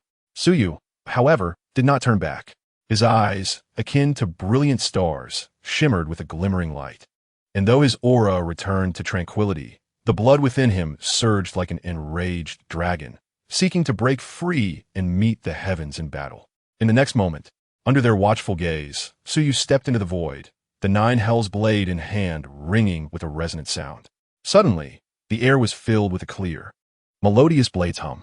This unexpected turn left everyone momentarily stunned. Did he intend to withstand this strike head-on? As Su Yu's robe billowed around him, he gripped the 9 Hells blade, and with a resounding crack, the space beside him exploded violently, revealing an abyssal darkness that was both profound and alluring. Standing atop the void, his eyes turned obsidian, and a tone both indifferent and domineering echoed in the ears of those around him. "This blade, named Void, shall claim you, an early-stage 8th-grade warrior, as its offering." Boom! In that instant, the world shifted. An aura of destruction quietly ascended, and within the void, countless dark energies surged forth. These energies flowed into the 9 Hells blade, amplifying its already eerie power, now radiating an unparalleled darkness without a hint of malevolence. Witnessing this, both the martial prodigies and those engaged in battle above, including Yang Jun, halted their actions and gazed downward. Before Su Yu, Neisabi was suddenly engulfed by a profound sense of dread. A wave of terror washed over him. "Impossible. I am an 8th-grade warrior. How could I fear a mere 7th-grade fighter?" No, he could not allow Su Yu to live. A chill coursed through Neisabi as he resolved to act. Golden light erupted from his arm, intertwined with strands of black. Simultaneously, his form swelled to an imposing height of 9 zhong, manifesting as a colossal golden body. This was one of the hallmarks of the 8th-grade golden body realm, refining bones, condensing indestructible matter, and forging blood essence to cultivate the force of annihilation. Achieving an immortal golden body, when all his bones transformed into gold, it signified his advancement to the latter stage of the golden body realm. With the enhancement from his golden body, Neisabi's spear became even more terrifying, shattering the void with each thrust. Neisabi hurled the black gold spear with ferocity, targeting Su Yu's brow. At that moment, Su Yu moved. The 9 Hells blade glowed with darkness as his pupils were engulfed by blackness, a wicked smile gracing his lips. Void blade technique, first form, slash the void. Crack, boom. Su Yu struck with all his might, instantly shattering the space within a radius of hundreds of meters. This strike directly collided with the black gold spear. To the horror of all witnesses, the spear, imbued with the force of annihilation, disintegrated in an instant, unable to withstand even a second of impact. Yet the assault did not end there. The endless blade of black light, having shattered the spear, now cleaved through Neisabi's towering golden body. Boom! No, I am an 8th-grade powerhouse. This cannot be happening. In the incredulous gazes of the crowd, the 9 zhong golden body was cleaved in twain, crashing heavily to the ground. Not even the indestructible matter could mend the damage. Neisabi was dead. A distinguished 8th-grade golden body warrior had been slain by Su Yu with a single stroke. In that moment, the arena fell into a profound silence. Chapter 045, Betrayal of the Human Race, No Mercy in Killing. The massive, immortal golden body of martial arts was cleaved asunder by an unstoppable force, crashing to the ground and stirring up clouds of dust. However, this did not diminish the astonishment etched on everyone's faces. Their minds were nearly blank, fixated on a singular thought. A 7th-grade warrior had defeated an 8th-grade warrior. This was an almost inconceivable feat, one that no one could believe. It was crucial to remember that even the weakest 8th-grade golden body warrior possessed a combat strength exceeding 100,000. Not to mention the enhancement from the force of annihilation and indestructible matter. Once an 8th-tier powerhouse unleashes their full strength, their combat prowess can rival that of hundreds of thousands of vitality. Even a peak 7th-tier warrior, teetering on the brink of 8th tier, would find themselves no match for the weakest of 8th-tier fighters. Yet, Tsuyu accomplished this feat. At this moment, his realm fluctuated without concealment, revealing he was merely at the mid-7th tier. Nevertheless, he dared to confront the 8th tier, eliciting gasps from the crowd. The space, cleaved into fragments, took a considerable time to slowly mend, leaving behind lingering traces of ethereal energy in the competition arena. The darkness in Tsuyu's eyes receded, replaced by a brilliance reminiscent of twinkling stars. Sensing that his vitality had not significantly diminished, he felt a surge of joy. Utilizing a stellar-level martial technique at mid-7th tier only drained 1/3 of his vitality. This outcome filled him with satisfaction. Had there been an expert present, there would likely have been left agape. A stellar-level martial technique, a creation of the world beyond the martial gods, could exhaust the energy of an 8th-tier golden body warrior with just its first strike. Yet, Tsuyu consumed merely 1/3? This was utterly ludicrous. However, this result was only applicable to others. Tsuyu was different. As a prodigy blessed with extraordinary potential, his physique was far superior to that of ordinary individuals, possessing the rarest constitution that allowed him to contain vitality far exceeding the limits of his realm. Furthermore, due to his unique constitution, the higher his level, the more techniques he could employ. Additionally, during his tribulation as a heavenly soul master, he harnessed the power of destruction and life through the lightning tribulation, elevating his physique to that of the body of annihilation. This foundation significantly augmented his potential and limits, setting him apart from others. Aside from the astonishment of the crowd, on the challenge platform, Chu Feng and Lin Panxi stood dumbfounded, a faint sense of dread subtly creeping over them. Chu Feng gazed at Tsuyu, suspended in midair, his fists clenched involuntarily, a tempest of unwillingness and jealousy raging within him. Why, despite my relentless efforts, can I not surpass him? He hardly trains. Yet why is he so vastly stronger than I? How can he slay an 8th tier? He had previously believed that enhancing his mental acuity and vitality to contend with early 7th tier warriors, even slaying one, was a considerable achievement. However, after witnessing Tsuyu's overwhelming strength, a fissure suddenly appeared in his heart. It seemed his rival had always been a step ahead. No, even if he can slay an 8th tier now, in the future, I shall undoubtedly surpass him. I am destined to become a martial god. Lin Panxi's gaze was somewhat vacant as she beheld the ethereal figure above. In that moment, a twinge of regret washed over her. The 8th tier was a realm now seemingly beyond her reach. Yet Tsuyu, at scarcely 23, had already attained the strength to slay an 8th tier warrior. What if, given another 10 or 20 years, he achieved the 9th tier? Such a genius had always been her dream of a gallant prince. Yet why must it be this person she once overlooked? No, I cannot afford a regret. If Tsuyu were to find out, he would only become more arrogant. The momentary flicker of regret in her eyes was swiftly replaced with determination. Chu Feng will surely be stronger than him. However, if I lower my stance and speak to him, perhaps he would no longer harbor resentment towards the Lin family. If not friends, at least I must prevent him from becoming our enemy. With this thought, a spark ignited in Lin Panxi's gaze. She was a confident woman, steadfast in her belief that she would become a female martial saint. Thus, her standards dictated that her counterpart must be worthy of her. He must be a genius. Otherwise, what right would he have to stand beside her at the pinnacle? The Tsuyu of yore was unworthy. She had scorned him. Only Chu Feng's performance had once met her inner standards of genius. Yet now, Tsuyu had suddenly gained eligibility. In the distant sky, those 8th tier and 9th tier leaders observing below were equally astonished. As for Yang Zhen, his grin nearly split his face. Ha ha ha! Truly worthy of being the heir of the Su family, accomplishing such an unfathomable feat. Initially, Yang Zhen had been concerned for Tsuyu's predicament, especially since they had not anticipated the presence of a perfect 9th tier grandmaster among their foes. Despite their numbers, none could break through the encirclement to rescue him. The ninth tier Shindai Asakura was simply too formidable, single-handedly holding back dozens of 8th tier warriors and 3 9th tier warriors. Yang Jun had contemplated sacrificing his own vitality to create an opening for someone to descend and save Su Yu. After all, if Su Yu were to perish here, the entire Su family would surely descend into madness. Fortunately, Su Yu provided him with an immense surprise: reverse slaying of the 8th tier. At the same time, it presented an exhilarating opportunity for the Dragon Kingdom and the entire world. The human race might still witness the emergence of a martial god, with a 7th tier warrior executing a reverse strike on an 8th tier golden body. Such potential is comparable to that of a martial god. Ha ha ha. With this thought, Yang Jun could not help but laugh heartily, then fixed his gaze sternly upon Shindai Asakura, coldly declaring, "Your plans, both for Neon and Heifei, have crumbled. Now is your turn, Shindai Asakura." The other powerhouses trembled at his words, their battle spirits ignited, their eyes firmly locked onto Shindai Asakura.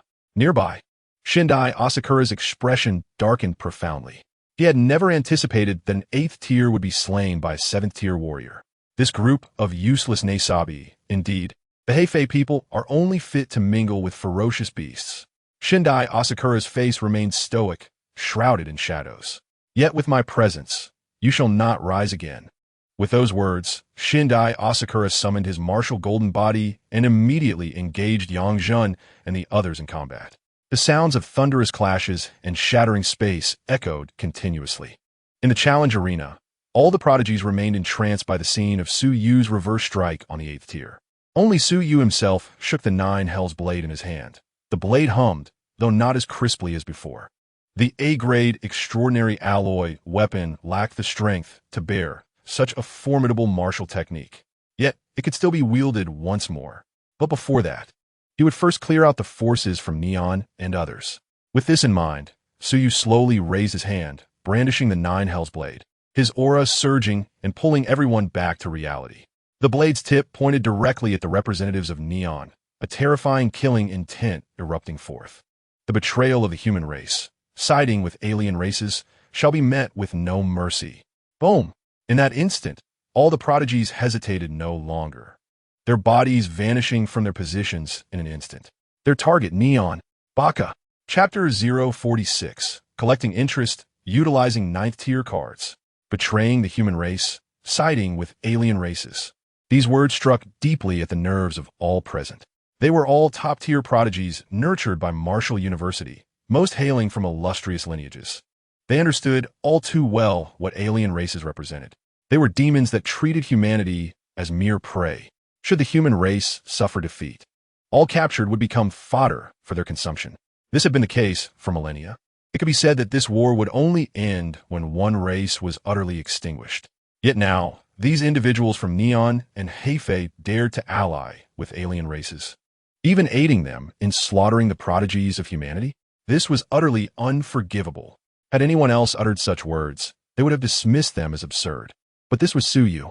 Not only had he faced an attack from an 8th tier Heifei warrior, but those who sought to rescue him had also been thwarted by Neon's 9th tier powerhouse. This was proof enough. Kill. Those who betray the human race shall be exterminated. Damn it, I've long held disdain for Neon and Heifei. Neon has always been rebellious, and this is common knowledge. Heifei are not even human. Their betrayal is understandable. Let's slay them. Damn it. Were it not for Su Shao slaying that 8th grade master, we would likely have faced the prospect of being slaughtered ourselves. Kill. At this moment, even the assembled prodigies felt no misgivings. They unhesitatingly chose to execute and believe Su Yu's command. This marked the nascent establishment of a formidable authority. After vanquishing the 8th grade opponent, Fang Ting and Yi Qing were eager to act. Upon hearing Su Yu's order, they all charged forth, their sights set squarely on the martial representatives from the Neon Nation. At this juncture, only Lin Panxi and Chu Feng remained stationary. They were unwilling to heed Su Yu's command. However, the jealousy in Chu Feng's eyes deepened as he witnessed others obeying Su Yu. Why should this be? His heart echoed with a near-manic fervor. This honor should have belonged to me. I was the one who first detected Heifei's anomaly. Why was Su Yu so decisive? He merely stirred up trouble, yet inadvertently garnered such significant merit. Jealousy threatened to engulf Chu Feng's heart. His hands clenched tightly, his nails nearly piercing his flesh. He had intended to wait until the conclusion of the battle to resolutely step forward and resolve the matter, thereby elevating his own reputation. Yet now, that plan lay ruthlessly shattered. How could he not harbor hatred? His crimson eyes fixated intently on Su Yu's retreating figure. He had never felt such an acute sense of crisis. An unfamiliar fear lurked deep within him. He was afraid. Damn it, Mina, the chief prodigy from the Neon Nation, in a fit of exasperation, uttered a torrent of incomprehensible words before employing his unique techniques to enhance his martial prowess, single-handedly entangling several prodigies. Once he ceased to conceal his foreign aura, the other talents from the Neon Nation similarly began to employ their abilities. They had all undergone transformation through foreign bloodlines. The foreign races possessed a particularly formidable technique known as blood ignition, which allowed them to burn their own life force to significantly augment their combat capabilities. At times, an early-stage 8th grade foreigner, upon igniting their blood, could unleash power rivaling that of a mid to late-stage 8th grade expert, which is why they have long been regarded with trepidation. Moreover, they could absorb the blood essence of their slain adversaries to fuel this blood ignition technique. This was truly the most terrifying aspect. Su Yu observed the fierce battle unfolding before him, his gaze tranquil. The individuals dispatched from Neon were all enhanced by foreign alterations, boasting considerable strength. However, they could not sustain it for long. These were the top martial geniuses of the entire Blue Star. If so many of them could not subdue even 11 of the Neon warriors, it would be utterly humiliating. He raised his gaze toward the heavens, where those at the pinnacle of martial prowess clashed at an altitude of 10,000 meters. The terrifying shockwaves of their battle cascaded downward, and even he felt a hint of pressure. Nonetheless, this was of little consequence. He had far more pressing matters to attend to. With this thought, his gaze inadvertently flickered toward Chu Feng below, who, seizing the distraction caused by the Neon forces, was slowly retreating. Upon witnessing this scene, a sly smile crept across Su Yu's lips. Just as he had suspected, in the original narrative, Su Yu was well acquainted with every move Chu Feng made, as well as his connections and fortunes. The reason Chu Feng had gone to such lengths to bring Lin Panxi, a relatively weak individual, to this exchange event was not only to help her obtain rewards, but also due to a crucial matter. Within the first city lay an opportunity. The original text detailed that the master of the destined child, Han Shuang, had once discovered a relic here. Inside were hidden heavenly-level martial techniques and earthly-level cultivation methods. The technique Chu Feng currently practiced was still the advanced Xian-level technique bestowed upon the Lin family by the Su clan years ago. While the advanced Xian level offered significant advantages among mid to low-tier warriors, as one ascended, especially beyond the master level, the efficacy of the Xian-level techniques diminished. Only by adopting a new cultivation method could he achieve rebirth. He might even break through to the 6th grade of martial arts in one fell swoop. Thus, it was certain that Chu Feng would not overlook this opportunity. Furthermore, Han Shuang awaited him here. Su Yu understood why Chu Feng was not waiting for the battle's conclusion before making his move. The relic's opening time was limited to this evening at 8 o'clock. It was already 6. Given the chaos on site, it was inevitable that Chu Feng would sneak away. After all, once the battle concluded, no one would remember his departure. The little pig indeed could not restrain himself. A smile of amusement danced on Su Yu's lips. Perfect. It was time to collect some interest. For the moment, he could not eliminate Chu Feng, as he still needed him to locate the relic of the Shattered Star Realm. However, that foolish Han Shuang could be dealt with first to add some excitement. Su Yu scanned the arena and then transmitted a message to the others. I will search outside for the spies from Neon and Heifei. You handle things here. The group received this transmission without objection. After all, those capable of undertaking this task were all engaged in the aerial assault against the 9th grade Grandmaster from Neon. Aside from Su Yu, there were no other 8th grade fighters remaining. Having given his instructions, Su Yu concealed his aura and stealthily followed Chu Feng. Chu Feng, ever cunning, exited the exchange arena and changed into a special outfit from his storage ring, instantaneously altering his presence. He then donned a mask and sprinkled himself with some unique incense before departing with a sense of security. Upon leaving the exchange arena, Chu Feng navigated through twists and turns until he finally arrived at a hotel. After crushing a jade token, he settled quietly in place. Before long, a figure appeared like a specter. Upon seeing the newcomer, Chu Feng slightly bowed and whispered, "Teacher." Han Shuang, having also changed her appearance, nodded and softly replied, "Let us proceed while the relic remains open." Yes. Soon, the two of them hastened out of the city, flying south for 100 miles before halting. Gazing at the mountains before them, Chu Feng's body trembled with excitement. At last, he was about to change his cultivation method. "Once I master the new technique, Suyu, you will forever be beneath my feet." "Teacher, let us begin. We must be swift," Chu Feng urged impatiently. Han Fuang nudet alricht. With that, she retrieved a bronze key from her storage ring and approached the mountain's base, pressing her hand against the stone. A lock hole materialized silently. Observing this, Han Shuang decisively inserted the bronze key and then stepped back a few paces. Boom! As the stone wall trembled before their eager eyes, a cascade of debris fell. Yet they paid it no heed, their gazes fervently fixated ahead. Meanwhile, behind them, Suyu leaned against the trunk of a millennia-old tree, observing the scene with an air of intrigue. As the stone door swung open, Suyu made his move. A black great sword, emanating a palpable aura of death, materialized in his hand. Utilizing the 9th grade cultivation card, as Suyu voiced his inner thoughts, a formidable and overwhelming presence surged from him like a tidal wave. The 9th grade cultivation card has been successfully activated. Remaining experience time, 23 hours, 59 minutes, and 59 seconds. Chapter 047. Do mere ants dare to question me? Who among you will atone with your life? That surging and almost tangible pressure swept through the entire forest, causing creatures within dozens of miles to prostrate themselves in terror.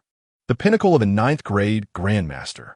In that instant, as Suyu felt an inexhaustible power within him, his eyes gleamed with obsession. This was the true essence of supreme power. Without a moment's hesitation, he donned the red dust mask purchased from the system store. The next moment, the human skin mask adhered to his face, transforming his original visage into that of a weathered middle-aged man. Simultaneously, his body underwent a transformation as well. Even the aura surrounding him shifted from domineering destruction to the ethereal energy of the Nine Nether. In this moment, even the closest of acquaintances standing before Suyu would be utterly unable to discern his true appearance. Exchanging for the red dust mask cost Suyu a staggering 1,500 points of villainous value. However, it was undeniably worth it. Beyond the realm of those in the fragmented star realm, no warrior below that level would be able to perceive his true form. Once the spiritual energy and blood within him were thoroughly transformed into the sinister aura of the Nine Netherworld, Suyu raised his gaze. A palpable bloodlust emanating from him as he revealed a row of chillingly white teeth, sinisterly declaring, "Let us eliminate all those troublesome nuisances today." After saying this, he glanced upwards at the fierce battle occurring above. The godly representative of Neon Kingdom, Asakura, the one destined to usurp the title of martial saint, was undeniably a perilous figure. Today, he must also meet his end here. Boom! With this thought, Suyu ceased to conceal his presence, unleashing the cataclysmic energy of a perfected 9th-rank Grandmaster that shook the very fabric of reality. In the foreground, Chu Feng and Han Shuang, master and disciple, were caught in a fervor of excitement. Han Shuang's eyes sparkled with exhilaration as she urged, "Little Feng, let us hurry inside, acquire the techniques and martial arts, and then depart. We can come back for the remaining treasures later." An ancient martial saint's relic contained countless hidden treasures. Yet their objective was clear. They sought only the techniques. The remaining treasures, being the martial legacy of the martial saint, were not suitable for them at this stage. The 9th-rank Grandmasters continued their fierce combat above. Once they obtained what they sought, they would be able to return to the first city undetected, without raising any suspicions about their brief absence. Chu Feng nodded earnestly, suppressing his excitement as he replied, "Yes, master." He couldn't resist stealing a glance at his master, a flicker of admiration crossing his eyes. His master was excessively kind to him, and it seemed she was also single. Unaware of his unusual sentiment, Han Shuang continued with enthusiasm, "Let us go. After today, you will stand on equal footing with those prodigious talents. With your aptitude, you will surely catch up to them, or even surpass them. You won't even fear killing Suyu." With that, Han Shuang grasped Chu Feng's hand, hastening towards the stone cave. Chu Feng remained silent. Healing Suzhou? That was precisely his intention. Their steps quickened, and just as they were about to step into the cave, a terrifying wave of demonic energy erupted from behind, freezing both of them in place. Boom! Their bodies stiffened as cold sweat trickled down their foreheads. Shock and dread filled their eyes. The aura belonged to a perfected 9th-rank Grandmaster. As a peak 8th-rank Golden Body expert, Han Shuang could discern the level of pressure emanating from behind her. This oppressive force compelled her to kneel, far surpassing even her father. It exuded at least 900,000 joules of combat power, yet she hadn't even reached 100,000 as one approached the peak. Even a single point of vitality difference could be insurmountable, let alone the amplified combat power from a source beyond 8th rank. The perfected 9th rank Grandmaster's essence must have long surpassed 900 meters.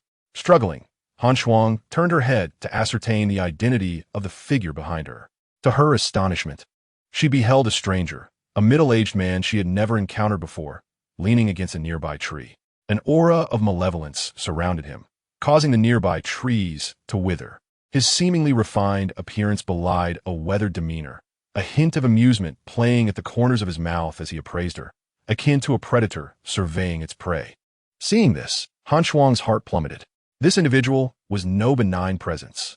"Esteemed senior, I beg to know how I have offended you," she stammered, forcing down her fear and speaking with quavering respect. Her demeanor was exceedingly humble, nearly brushing the ground. So you couldn't help but chuckle coldly to himself at the sight. This naive girl was, indeed, one who feared the strong and bullied the weak. Where her power was inferior to his, she sought to chastise him and even dared to reveal murderous intent. Yet now, with his strength eclipsing hers, she was the one bowing her head in submission. What a spineless creature. All I did was guard this relic for decades, only for you to breach it in such a manner. Your actions are akin to those of a thief, so you remarked with a trace of mockery in his eyes, since you seem fond of twisting the facts. Let me see how you, the proud Han Shuang, will respond. Upon hearing this, Han Shuang felt a chill run down her spine. She understood all too well that this man sought to lay claim to the relic. Yet, despite her profound reluctance, she dared not act rashly. Lowering her head, she spoke with utmost respect. "I apologize. I was unaware this place belonged to you. Please, esteemed senior, spare us. We shall take our leave immediately." Hearing her words, Chu Feng's complexion shifted dramatically as he whispered, "Master, this was our discovery." Silence. Han Shuang admonished sharply. This foolish disciple failed to perceive the dire situation. In this world, strength was the only truth. Their weakness rendered them vulnerable to being trampled upon. Did he not understand? Chu Feng's expression morphed as he resolutely raised his head, speaking earnestly. "Esteemed senior, this relic is indeed our discovery, and the key to opening it is ours as well.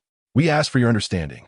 Chu Feng maintained a stance of neither servility nor arrogance, daring to meet the gaze of the perfected 9th-rank Grandmaster directly.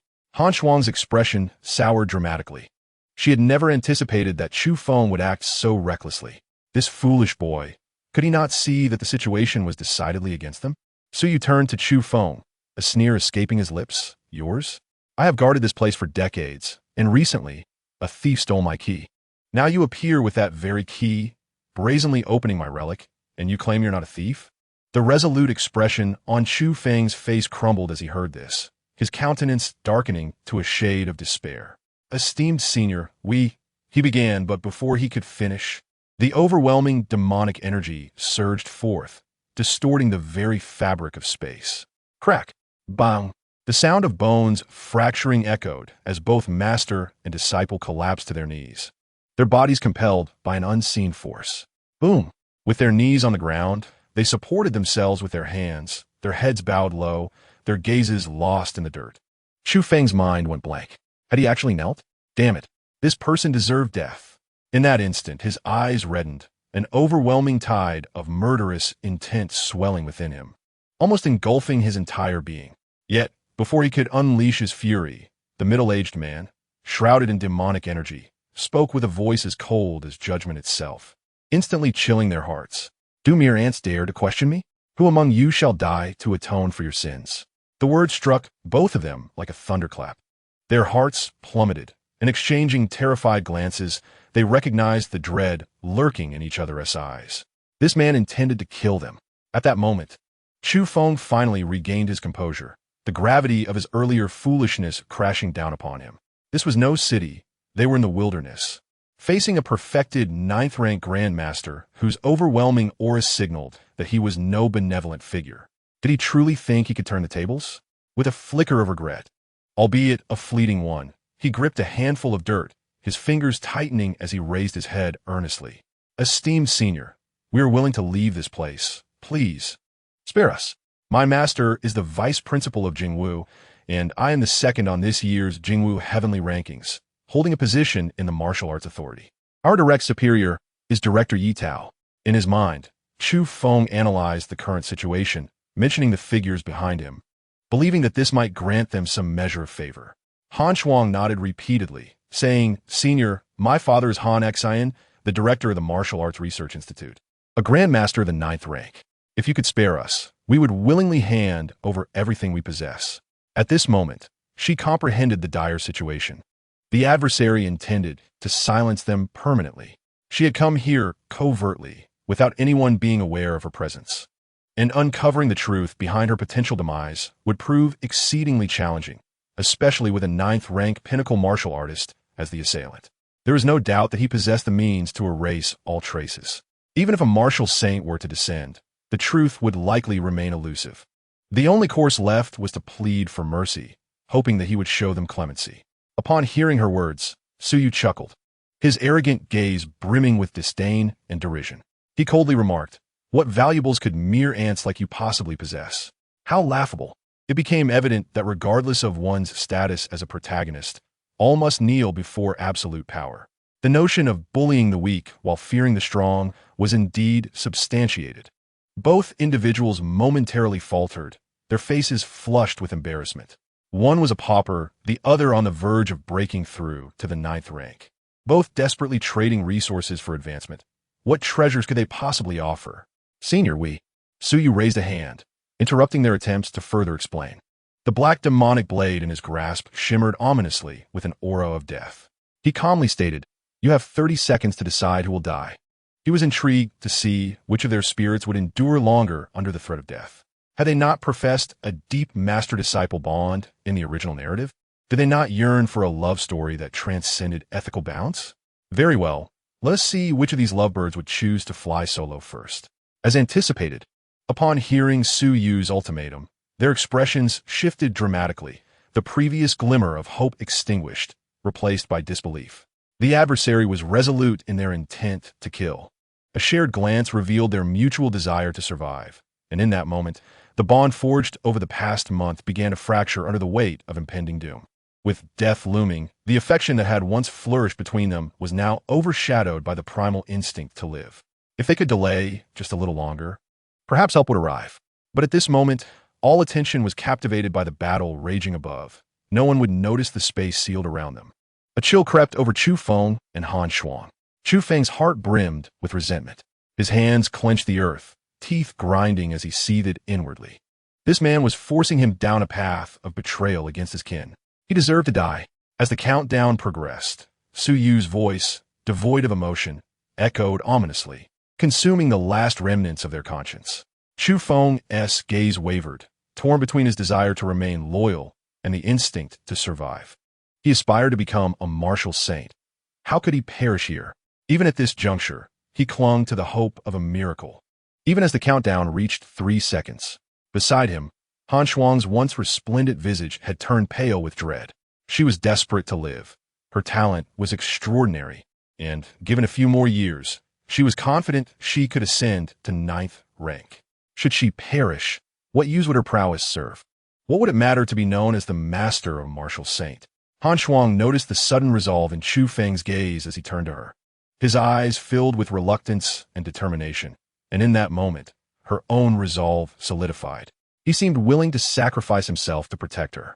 Her turmoil softened as she regarded her disciple, realizing perhaps he was not so bad after all, willing to repay her with his life. Very well, I shall fulfill Chu Feng's wish. Perhaps I could indeed become the master of a martial saint or even a demigod one day. Such a legacy would be splendid. Suyu slowly raised the demonic blade, its unsettling energy swirling ominously. The oppressive aura caused rifts in the fabric of space that flickered and healed, revealing dark, purple, demonic energy within. Time's up. Have you made your choice? A playful smile danced upon Suyu's lips. In unison, they cried out, I am willing to sacrifice myself. Please spare my disciple. I choose my master. Please be swift. Do not let her suffer. As they voiced their choices, Han Shuang's eyes widened in disbelief, her expression a canvas of shock. He chose for me to die? What of the reluctance and determination I saw in his eyes just moments ago? Chu Feng's face turned ashen, utterly blindsided by the revelation that his teacher, whom he had known for only a month, would choose to sacrifice herself to preserve him. At that moment, the very foundation of his convictions began to shatter. Han Shuang's eyes blazed with indignation as she exclaimed, Why would you? Yet her words were cut short as an attack infused with both primal and annihilative power cleaved through her, ending her life. Boom! Bewilderment and disbelief flickered in Han Shuang's eyes as her body collapsed to the ground. Witnessing this, Chu Feng's mind went blank. His teacher had fallen before him. After delivering the fatal blow, Suyu's countenance shifted back to a refined smile. Well, now that one has perished, you may leave. He laughed heartily. What a splendid performance. It seems that your character mirrors that of many protagonists in novels. Better to die than let a friend perish. Hearing his voice, Chu Feng trembled as he rose unsteadily, tears brimming in his eyes, yearning to collect Han Shuang's body. But Suyu's brusque command sent him retreating in fear. Leave, unless you wish to share her fate before I change my mind. Without hesitation, Chu Feng cast a final glance at Suyu before fleeing the forest at full speed. He sought vengeance.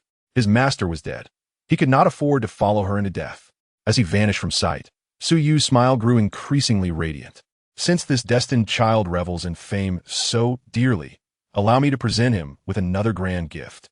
He glanced at Han Shuang's pristine corpse, then summoned primal energy to sever her right hand. With a swift motion, he cast her body several dozen miles away. Stepping into the stone cave, he acknowledged that while he had no use for the opportunities within, the Su family did. Upon seizing the resources here, he would put an end to the turmoil by eliminating the divine generation of Asakura. Elsewhere, several dozen miles from the ruins, in stark contrast to the direction Chu Feng had fled, atop a mountain peak, Han Shuang's body stirred slightly. After a prolonged silence, a voice, frail and on the brink of expiration, echoed softly, What a remarkable disciple I have acquired. Chapter 049. Answer correctly, and I reward you with life. Upon entering the martial saint's ruins, Suyu felt no sense of unfamiliarity. Well-versed in the narrative, he was acutely aware of the treasures contained within this site. Its primary purpose was to provide the protagonist with advanced techniques, enabling him to compete on equal footing with geniuses and granting him the leverage to surpass them. Without this transition, his cultivation would stall significantly in the later stages.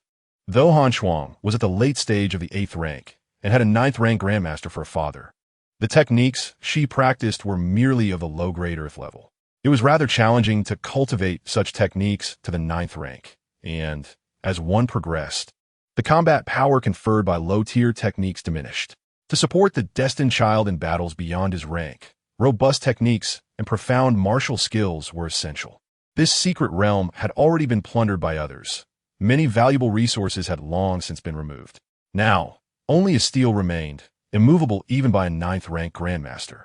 Any martial artist who utilized their spiritual energy upon it could access the high-tier earth techniques inscribed within. However, this was of little consequence. Within the stone cavern, Suyu cast a sweeping gaze around him, noting the flickering oil lamps that hung upon the walls. These were crafted from the fat of a fearsome deep-sea beast, capable of burning for a millennium without extinguishing.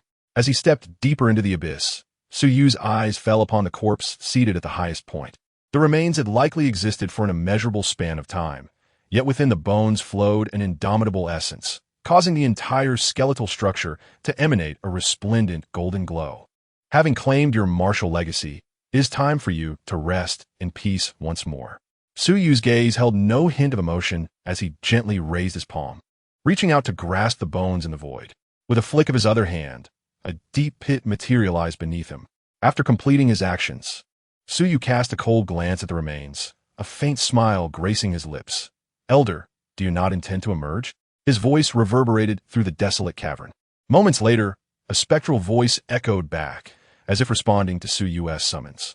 Alas, I never expected to fall here, as Nan Xiongfeng. The weak, chilling voice dripped with reluctance and frustration. Subsequently, the bones that Suyu grasped from afar trembled slightly, and a ghostly figure materialized. The aged, stooped apparition was the very master of those bones, a once mighty martial sage, now reduced to a feeble wisp of a soul clinging to existence. He perceived that the other party had no intention of allowing him to continue living. Suyu, transformed into a middle-aged man, smiled faintly and remarked, "It is time to relinquish the sacred position you have occupied for so long. The rank of martial sage cannot merely be attained through cultivation. It is bound by restrictions. Only those who earn the recognition of the will of the world may ascend to become a martial sage. Each martial sage must perish, their souls extinguished, to return the sacred rank. Only those grandmasters of a 9th tier, perfected in their craft, may break through to become a martial sage. Otherwise, even the most astonishing individual, no matter how their 9th tier essence reaches 9,999 meters, cannot surpass that final inch to attain the status of martial sage. Such are the constraints. According to the later descriptions in the original text, Blue Star could accommodate at least 99 martial sages and 1 martial god. Yet, the current reality was that only 36 martial sages existed. Thus, in the hidden corners, 63 martial sages' spiritual essences survived. Some were trapped in eternal slumber due to great wars, while others, nearing their end, refused to embrace death. This one belonged to the latter category. He wished to live, to avoid sacrifice, and to retain his sacred position, leaving behind relics and legacies, awaiting a suitable vessel to seize them. Though they could regain their ranks post-rebirth, they would only become the lowest tier of martial sages. Even some exceptionally powerful 9th tier warriors could contend with them equally. In the original narrative, when Chu Feng and Han Shuang entered this place, this martial sage's spirit appeared, claiming he wished to impart his martial legacy. Ultimately, however, his true intention was to seize their bodies. Yet, due to his exceedingly frail soul, he was ultimately vanquished by the Fates' chosen one, whose mental strength far surpassed his own realm. Thus, a legacy was acquired. Hearing Suyu's nonchalant words, the martial sage named Nan Xiongfeng became agitated, exclaiming, "Relinquish it? Do you have any idea the immense effort I expended to become a martial sage? I was grievously wounded by the strong of another race mere years after achieving this status. I have not yet lived enough. I have only just become a martial sage. Why should I die in such a constrained manner? Do you comprehend the arduous journey I undertook to reach this point? I guarded that old immortal for 4 full centuries before he finally perished. I have slain so many to attain this title, paying the price in blood. And just as I achieved my status, I was ambushed and killed by an alien race. How can I possibly accept that?" The spirit of Nan Xiongfeng surged with emotion as he raged against Suyu, venting the grievances that had festered within him. In response to his accusations, "Suyuriman daterlian fast. What concern is it of mine?" His airy retort effectively stifled any further outburst from Nan Xiongfeng. Meeting the cold, piercing gaze of Suyu, the martial sage realized that there was not a shred of sympathy for his plight in the other's eyes. Words are futile. Since you refuse to let me go, I shall ensure you suffer as well." A resolute determination flickered in Nan Xiongfeng's eyes. He recognized that the person before him was a perfected 9th tier grandmaster. Thus, he chose to self-destruct, even if his spiritual essence was less than 1% of its peak strength. Detonating his essence would assuredly inflict severe injury upon his opponent. If you desire my sacred rank, you shall pay the requisite price." With a maniacal laugh, Nan Xiongfeng decisively opted for self-destruction. Behind him, a spectral pathway shimmered, its end fracturing his essence little by little. The aura of his spirit began to swell. Should he shatter this 1,000-meter essence, even a martial sage would sustain injuries. This was his final gambit, a means of mutual destruction. If others wished to deny him life, he would drag them down with him. Nan Xiongfeng appeared utterly mad. Yet, in the face of his self-destructive tendencies, Suyu remained unperturbed, calmly observing as the essence crumbled. Sensing the calmness radiating from Suyu, Nan Xiongfeng suddenly felt a foreboding chill. As anticipated, when his essence had dwindled to a mere last meter, Su Yu made his move. Under the horrified gaze of the martial sage, Su Yu formed seals with his hands, unleashing a surge of primal sealing power. In an instant, the self-destructive momentum of Nan Xiongfeng was abruptly halted. The space around him began to collapse and compress. As he felt this force, Nan Xiongfeng's astonished expression revealed his shock. Exclaiming, "This is primal sealing. How could you possess such a technique? Are you the Su family?" Su Yu responded with a smile. "Correct. Consider it a reward for your correct answer. Your life shall be spared, for your true purpose is to yield your position to my father. Rather than killing him outright, Su Yu opted to seal him using his temporarily acquired perfected 9th tier prowess. For Chu Feng and the others, the greatest fortune within this place was likely the heavenly grade martial techniques and high-tier earthly grade methods.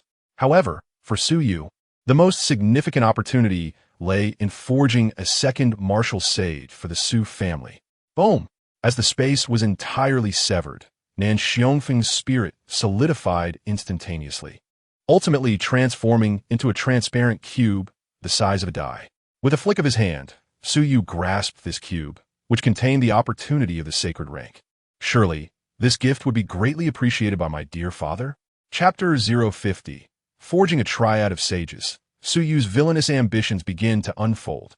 As he toyed with the cube formed from condensed space, Su Yu surveyed the skeletal remains, now devoid of any indomitable essence after the removal of the spirit. With a casual wave of his hand, he tossed the bones into the pit for burial. After all, having claimed the life and sacred position of another, it was only fitting that he be granted a resting place.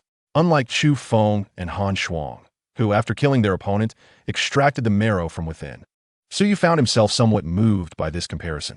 How benevolent of him to provide a burial. With the greatest opportunity now firmly in his grasp, he proceeded to extract the 2 stone tablets within the cavern, stowing them away in his storage ring. The tablets, having lost their spiritual attachment, offered minimal resistance, allowing Su Yu to secure them with ease. Upon completing these tasks, the system's notification echoed in his mind. Ding! Congratulations, host, for successfully intercepting the Fate's Chosen One's opportunity. Reward: Stargrade Weapon, the Burial Heaven Blade, 20,000 villain points. 1 Realm Enhancement Card. Ding! Congratulations to the host for successfully instigating a rift between the protagonist and his master, thus earning rewards. 20,000 villain points, the Stellar Level Martial Technique, the Burial Blade Technique, and the Stellar Level Cultivation Method, the Emperor's Scripture. The Burial Blade, a stellar level weapon, once wielded by a formidable late-stage, star-shattering realm expert, whose whereabouts remain unknown after his demise. The Burial Blade Technique, a stellar level martial art, exclusive to practitioners of the star-shattering realm, consisting of 3 forms: burial of the earth, burial of the heavens, and burial of all beings. The Emperor's Scripture. Cultivating this method allows one to condense the aura of the Emperor, embarking on the path of the Emperor. Upon gathering the will of all beings and stepping into the path of origin, the greater the faith of the beings, the stronger the realm, enabling one to surpass planetary limits and reach the star-shattering realm. Upon reading the system's description, Su Yu is invigorated. The Burial Blade Technique and the Burial Blade are indeed a perfect match. It appears that he has acquired another life-saving trump card. The allure of stellar-level martial techniques is irresistible to Su Yu at this juncture.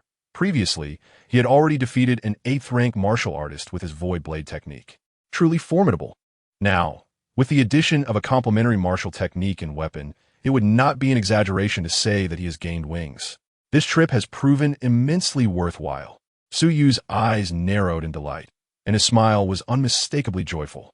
Not only had he caused a rift between the protagonist and his master, but he had also secured a qualification for a sacred position, along with extraordinarily generous rewards. His use of a 9th-rank experience card was not in vain. Worth it. He hoped that Han Shuang, that foolish girl, could drive Chu Feng to the brink of despair. Otherwise, his decision to spare her life would have been for naught. So he could not help but reflect. Indeed, the reason Han Shuang had not perished was that he had held back. He had suddenly taken an interest in witnessing how Chu Feng would suffer disgrace. The crime of betraying his master would be enough to bring him down. Ideally, he would like to see the master and disciple turn on each other. Given that Chu Feng is the destined child, after enduring such pressure, he would undoubtedly experience a rapid ascent in realm. Even if he could not elevate his realm, his combat power would surely rise above the 7th rank. Moreover, by severing Han Shuang's arm, he had inadvertently damaged her indestructible material, while also permanently diminishing her vitality by 80%. Presently, Han Shuang is no different from a cripple. Even if she recovers, her power would merely be at the mid to late stages of the 7th rank. This is a significant gift for the little piglet. I hope he does not fail to appreciate it and provides me with a good show. Suyu chuckled. Although somewhat cruel, he relished teasing human nature. Haha, ding, task. Alter the original plot and eliminate the destined child, Chu Feng. Current progress, 23. Congratulations to the host for receiving a reward. 18,000 villain points. How delightful. As the system's reward notifications chimed in succession, Suyu's spirit soared. He was now considerably closer to his goal of establishing a martial saint family. His ambitions extended far beyond mere trifles. If he aspired to be a great villain who towers over the heavens, he must first solidify the power behind him. He had no interest in the martial saint position currently offered. The Emperor's scripture provided by the system did not appeal to him either. Once he reaches the 9th rank and cultivates his own path of origin, he intends to acquire an entirely new martial saint position. He does not wish to be constrained by Blue Star. As for the Emperor's scripture, while it could enable one to cultivate to the star-shattering realm through the power of faith, he had no desire for it. This method is fraught with limitations. Once cultivated, one would be irrevocably tied to humanity, requiring one to become a benevolent emperor to advance their cultivation. It is unsuited for him. However, he did intend to offer it to his cheap father. With his fame and prestige in the military, he would likely ascend rapidly after breaking through to martial saint. Furthermore, cultivating the Emperor's scripture could allow him to independently attain sanctity without needing the world's will for a sacred position. Thus, the sacred position he currently possesses could be used to forge another martial saint. Suyu stroked his chin, the light in his eyes growing ever brighter. Murmuring, "It seems that within a month, my Su family could have 2 martial saints appear simultaneously. A family with 3 saints. This lineage would be sufficiently robust to safeguard itself. It is not that Suyu belittles himself. Rather, he is destined to be conspicuous, and he does not wish to hide. 1 martial saint is insufficient to deter those who lurk in the shadows. 3 saints, however, at that point, he would not fear any adversaries. Should anyone dare to bully him? He would bring 3 martial saints to their doorstep and inquire if they felt uneasy." With this thought, Suyu nodded in satisfaction. A lucrative venture. Once the affairs of the first city are settled, he would head to the front lines where his cheap father is stationed to assist him in attaining sanctity.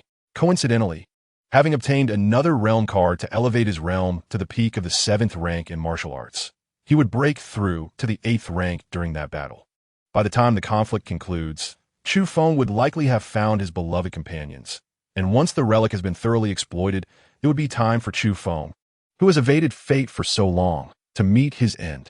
Having clarified his subsequent plans, Suyu hesitated no longer.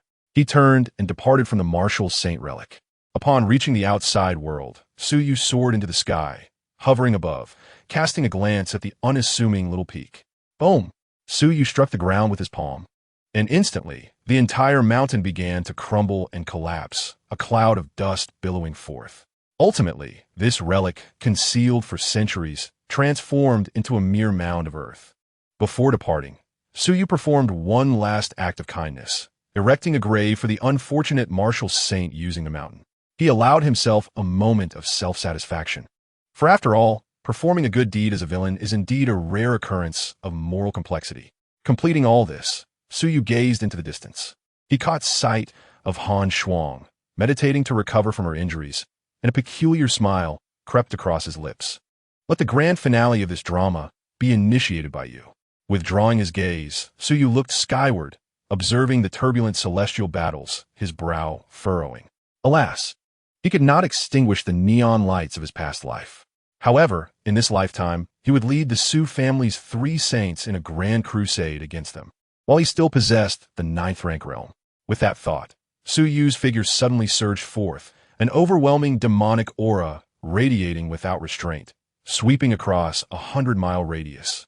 Let us first eliminate the Shindai Asakura who dares to sacrifice to the heavens. Chapter 051. When did the neon beasts dare to boast? As darkness descended. High above the first city, dozens of 8th rank and 3 mid-stage 9th rank martial artists found themselves in a dire predicament. Under their hostile gazes stood a 9th rank peak expert, unperturbed. Shindai Asakura, the general of the Neon Kingdom. This individual was the most promising candidate from the Shindai family to inherit the next martial saint. The Neon Kingdom had a martial saint hailing from the Shindai family. Therefore, when the time came for the current martial saint to meet their end, it was only natural that Shindai Asakura would be the next in line. His combat prowess was formidable, having carved an impressive 800-meter path of origin.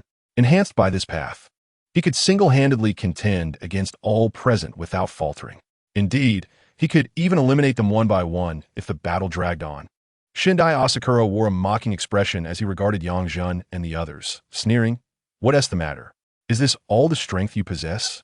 Yang Jun's expression darkened as he retorted, "Shindai Asakura, are you not afraid of the martial saints and mid-stage 9th rank experts from Dragon Kingdom coming for you? To commit such an act of betrayal against humanity, the entire Blue Star will not tolerate you." Chuckling dismissively, Shindai Asakura replied, "Then why do you think I dare to act so boldly? Why, after all this time, have your Dragon Kingdom's martial saints and those of other nations not arrived?" His confidence stemmed from meticulous preparations.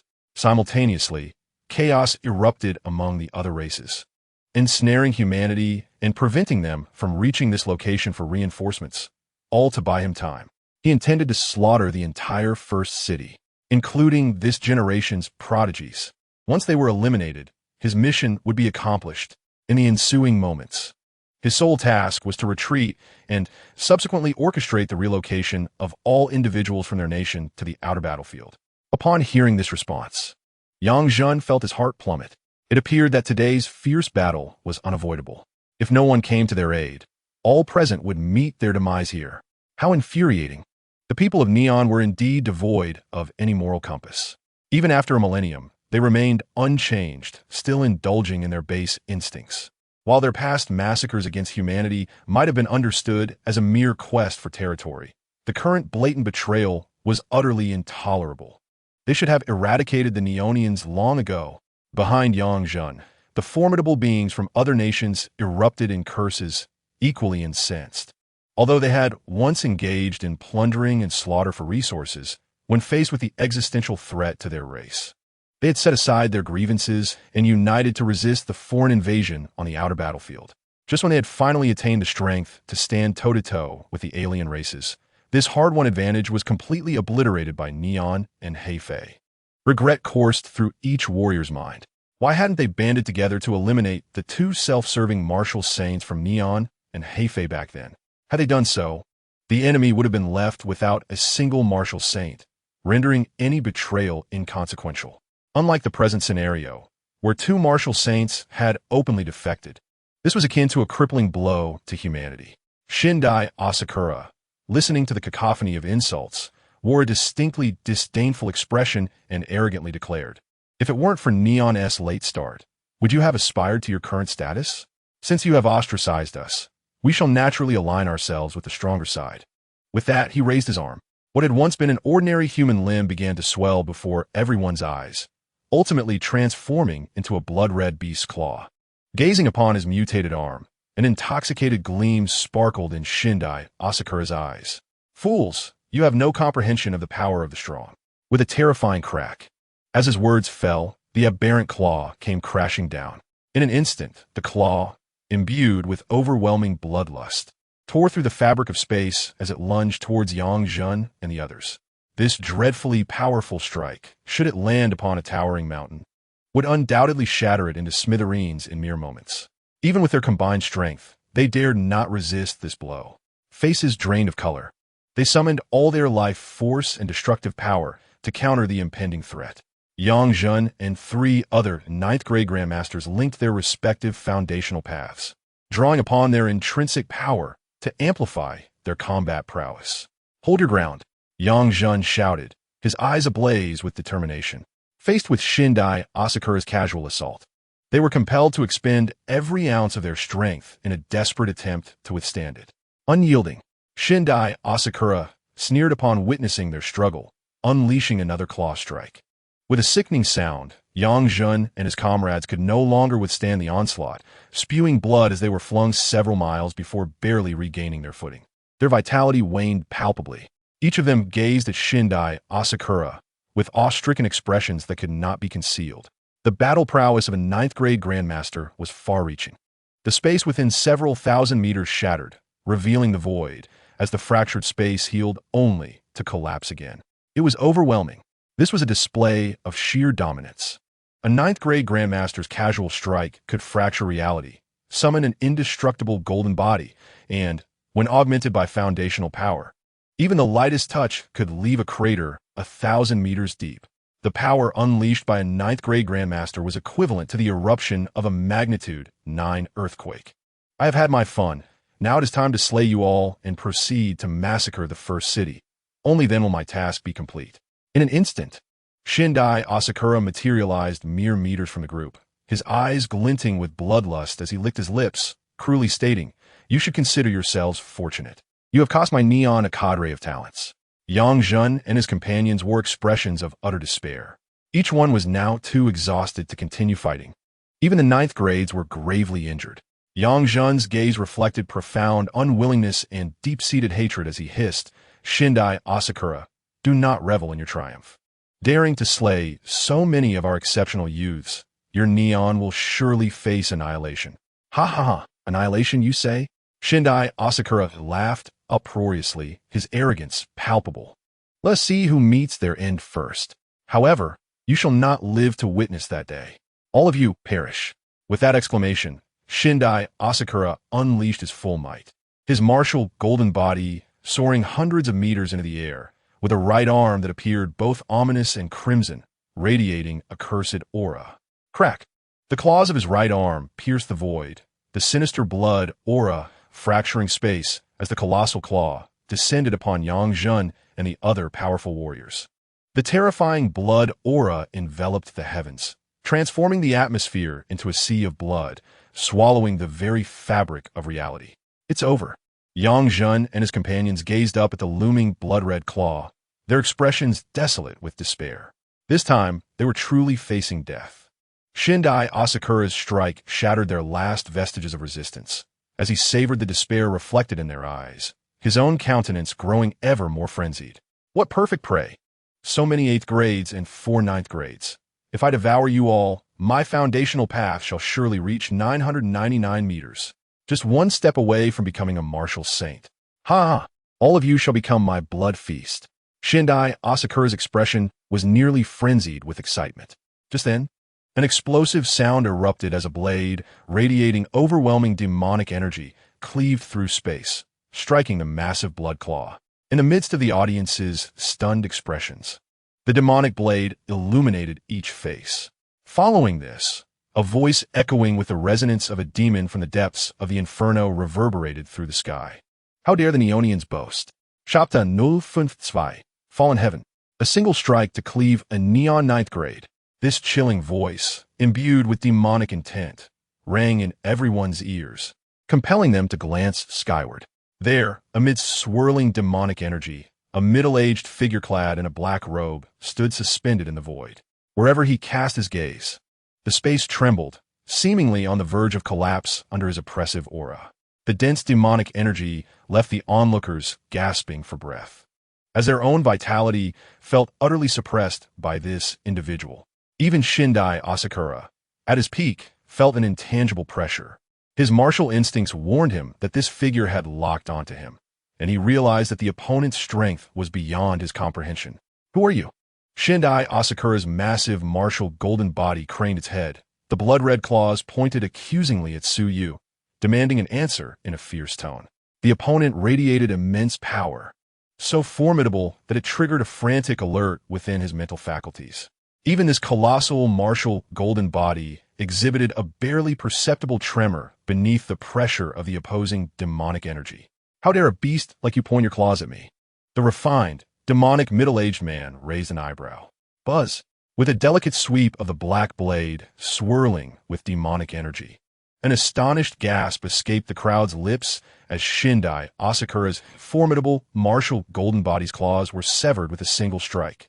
At the wound, a substance flowed chaotically, unable to reconstitute itself. "Who are you?" Shindai Asakura felt the state of his injury and was instantly engulfed by terror. As a ninth-grade grandmaster who had reached the pinnacle of his realm, with a foundational path extending 851 meters, he should, in theory, be invulnerable to death except at the hands of a martial saint. Yet, he had been wounded by a mysterious ninth-grade grandmaster. Even with the activation of his foundational power, the substance could not heal the wound. This is impossible. Yang Zhen and the others were equally shaken by this scene. A non-martial saint had severed the claw of a foundational path warrior, leaving the latter incapable of healing. This was utterly unfathomable. It was well known that at the ninth grade stage, one could no longer be classified as a mere mortal. At this level, even if reduced to a mere fragment of flesh, they could reconstitute their bodies, let alone recover from such trivial injuries. The poised middle-aged man, upon hearing those words, exhibited a fleeting glimmer of murderous intent in his eyes and coldly remarked, "You speak too much." With that, a flash of blade light flickered and vanished. "Ah, my jaw!" A horrific scream echoed as the jaw of Kamishiro Asakura, the embodiment of martial prowess, was cleanly severed. Divine, ethereal substances, imbued with a sense of the sacred, continually dripped from the wound, yet the injury bizarrely refused to heal. The immense martial form twisted in the air, sending tremors through the surrounding space, causing rifts in the void to appear and subsequently mend. This individual emanated an aura of the uncanny. Beneath the absence of any vital energy fluctuation, only an unsettling demonic aura surged forth. Under such an oppressive atmosphere, Yang Zhen and his companions held their breaths, paralyzed by fear. It was utterly terrifying. This strangeness surpassed even the face of a martial saint. In that moment, Kamishiro Asakura profoundly sensed the chilling breath of death encroaching upon him. "Please spare my wretched life, and I shall offer all my treasures to you. I am willing to serve as your humble servant." As the epitome of cunning and treachery, Kamishiro Asakura chose to plead for mercy at the very first moment, even offering himself as a servant. To those present, this was utterly inconceivable. The once arrogant Kamishiro Asakura was now reduced to groveling like a dog in the void. He raised his remaining left hand, lifting it above his head in a gesture of submission, presenting a storage ring as if it were a precious offering. Suyu regarded him with a calm gaze. With a mere beckon, the storage ring fell into his hand, which he grasped lightly. A formidable mental force penetrated the storage ring, effortlessly dismantling the barrier set by Kamishiro Asakura. Boom! The colossal martial form trembled violently at that moment. It was then that Kamishiro Asakura comprehended the sheer terror of the man clad in black robes standing before him. The opponent's mental prowess might even surpass that of a martial saint. How else could he have so swiftly dismantled his soul barrier? He knelt upon the ground, trembling, devoid of the previous bravado. "Predecessor, I am willing to offer my soul mark for your dominion. Please spare my miserable life." Kamishiro Asakura's tone dripped with obsequiousness, akin to a dog demonstrating its loyalty. However, in response to his sincerity, a glint of mockery flickered in Suyu's dark, abyssal eyes. Indeed, regardless of the parallel world, the denizens of Neon remained consistently shameless. Their loyalty bore no true value. In their moments of weakness, they kneeled before the strong, yet once afforded the opportunity to rise, these treacherous curs would swiftly turn upon their masters. This was the repugnant trait imprinted in their very bloodline. "Your sincerity is commendable," Suyu remarked indifferently, nodding. Upon hearing this, a flicker of elation ignited in Kamishiro Asakura's eyes, alongside a hint of bloodthirsty malice. The opponent's vital energy was remarkably unique. His new bloodline yearned to consume this distinctive essence. Should he manage to devour this exceptional vitality and its source, he might instantly ascend to martial saint. As for the soul mark, his new bloodline possessed a rare ability to obliterate all soul imprints. Just grant him a single opportunity, and he could swallow this tantalizing feast whole. With this thought, his eyes, nearly drooping to his waist, gleamed with excitement and cruelty. A wisp of soul energy emerged from the top of his martial form, and Kamishiro Asakura respectfully declared, "Predecessor, this is my soul mark. Please brand me as your servant." However, before Kamishiro Asakura could utter his final word, an overwhelming surge of demonic energy erupted. The space trembled and shattered, felt by all living beings within 100 miles, who simultaneously gazed skyward, their souls quaking in reverence. While their physical forms may have merely trembled, the souls of all creatures experienced an instinctual urge to submit. The heavens were falling. In the next moment, the sky darkened, and a shroud of demonic energy enveloped the expanse. This sensation made Kamishiro Asakura feel as if the very heavens were collapsing, as though a gate to hell had opened before him, with countless grotesque and terrifying demons crawling forth, presenting a scene reminiscent of the Inferno. Under Kamishiro Asakura's despairing gaze, the very fabric of space disintegrated and collapsed, with countless forces cleaving his martial form into fragments. No, his eyes filled with profound resentment and disbelief. A voice of unwillingness rang out. Behind the shattered martial form, an entire source path crumbled. Boom! The indestructible golden form exploded, and the source path shattered. The mournful cries of the path reverberated in the minds of all ninth-tier source path cultivators of Blue Star, regardless of whether they were in seclusion or engaged in battle. All ninth-tier source path experts were jolted awake. A ninth-tier martial source cultivator had perished. Yang Jun and the others stood in stunned silence, their minds blank. A source path expert had fallen. Was this akin to a chicken being effortlessly beheaded? Along with the indestructible substance, the source path was entirely extinguished, particularly as this individual was not even a martial saint. A ninth-tier martial grandmaster, with a source path spanning 851 meters. Kamishiro Asakura was dead. Once everyone regained their senses, they directed their gazes toward the black-robed figure above, their eyes filled with profound reverence and dread. In that instant, the only term that could encapsulate their thoughts was peerless grace. Chapter 053. I have already repeated the word roll numerous times and wish not to repeat it further. Do you understand? To slay a ninth-tier grandmaster without attaining the rank of martial saint is indeed a display of unparalleled aptitude. In the absence of a sacred realm, slaying a peer in terms of source mastery is akin to climbing to the heavens. Yet the refined, middle-aged man before them had accomplished it effortlessly, as if he were slaying a mere chicken. Yang Jun and General Mike dared not even exhale, their gazes filled with awe as they looked upon Suyu. He was overwhelmingly powerful. However, when they noticed Suyu suddenly sweeping his gaze over them, their breaths caught in their throats, fearing that he might take offense and eliminate them as well. After all, the essence of his source was drastically different from theirs. His vital energy was akin to a blazing sun, incinerating all that was sinister. Yet from him emanated no warmth of vitality. Instead, it was a chilling dread that resonated from the depths of his soul, enveloped in demonic energy, devoid of any malevolent intent. Thank you, esteemed predecessor, for your assistance. Might I inquire your name? Yang Jun, regaining some composure, respectfully clasped his hands toward Suyu. Suyu cast a glance at Yang Jun, his voice devoid of emotion as he replied flatly, "There is no need to know."